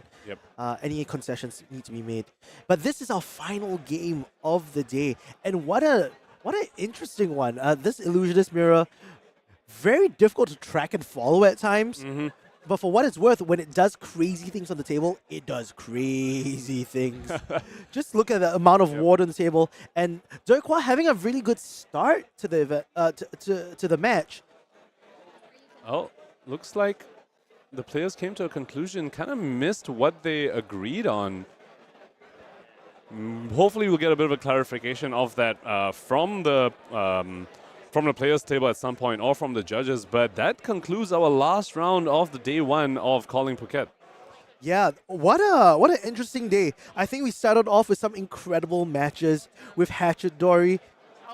So in this case, it looks like we've got confirmation that Vespa took the W on this match, and Derkwa has conceded on Dromai. So that means 2 of our Prisms, Vespa is the only undefeated Prism, while on the other table 2, Channon? I believe Channon is actually our other X1 Prism. 2 Prisms at the top tables. You can expect 2 Prisms tomorrow, 1 undefeated in Vespa and 1 X1 in the form of Channon. Now, huge shout out to Derkwa as well, putting on just an amazing Dromai performance there, ending 6-1, day 1 of the Calling Phuket. We can expect to see him again tomorrow as well. Oh, 100%.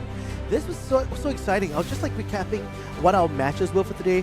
We saw such a wide and diverse spread of heroes brought to the table, whether it was Kayos, whether it was Dories. Victors were doing pretty well, and honestly, my dark horse was Azalea. I did not expect to see so many hanging around the top tables, really crushing in on those KO game plans and stopping them from ascending to greater heights. Not only Kayo, Katsu as well. Katsu and Kayo, and even Dorinthea. The hatches Dorinthea, particularly Azalea, does feast on that a little bit as well. But looks like we have some Prism players that have something to say about that, saying, hey, Azalea, if we're going to show up and feast on the KOs and Dorinthea as well, we're going to show up and feast on you. We saw 2 Azalea Prism matches. We saw one on stream, and I saw one at the top tables just now. With both Prisms taking down the Azaleas. Just very exciting stuff coming up from day one.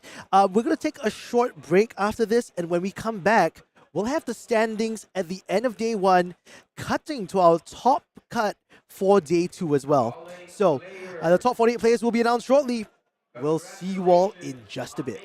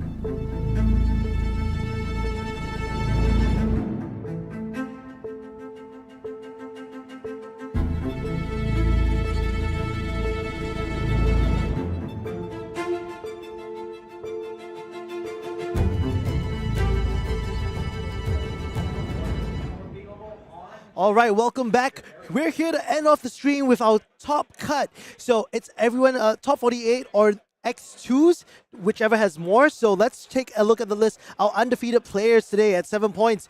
Jian Wei from Malaysia and Vespa from Thailand. Just going really, really strong. The Azalea and Prism killing it at the top tables. In our top 8, 2 Prisms. Were you expecting that, Pankaj? I was not expecting that at all. I know Prism is very popular in this region and has been since the original iteration of the hero as well. But to see 2 of them in the current top 8 over here, this is absolutely surprising. So Azalea and Prism spearheading our competition here going into day 2. But once again, just have to point out the variety of the heroes in this top screen. In this first page of our top players already, we see Azalea, Prism, Dromai, Kayo, Dorinthea, Victor, even a Uzuri and a Boltyn and a Katsu. You just have to love how wide open this meta is. Yeah, this is so interesting. Over here, still on the X2 side. I think it's still on the 5 to 6 points. So getting the graphics to upload for a bit. But yeah, here all the way to the 5 points. So we have 45 players, or the top 48 players, because there are a few X2s. 48 players all the way up to Long Dao on Kayo here who are making it to day 2. Lots of local names that I'm recognizing. A lot of local players from Southeast Asia. Peter Ward over here as well. So just a really interesting Hong Kong showing up with people like Pudding Tam as well. So just to clarify for the viewers at home, the cut to day 2 is going to be the top 48. It was going to be top 48 or all the X2s, whichever is greater, and looks like 48 is greater. So a few of the X3s going to just sneak it in. Daryl Shram, Anthony Julio, and Dao Long going to sneak it into day 2 in the X3 bracket. And other than that, we're going to have all the X2s. Well, we're having such an exciting day here playing this amazing competitive Flesh and Blood. But if you guys want to get a piece of action yourselves, well, you know what's upcoming really, really soon? Well, it's going to be ProQuest. ProQuest season! It is so fun. Yeah, some of my favorite games played at the local level has to be the ProQuests, right? The prizes are legit. This JGE playmat, crazy. And also a chance for you to put your name on the honor roll for the Living Legends, right? Yeah. Like with I'm so glad I got my name on the Dromai list. I just wanted that out of the way.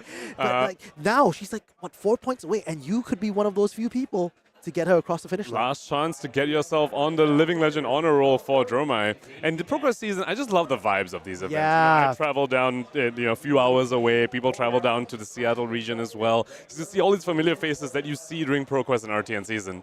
All right, so that's all we have for you guys today. We'll see everyone tomorrow for day 2. The top cut is going to be exciting.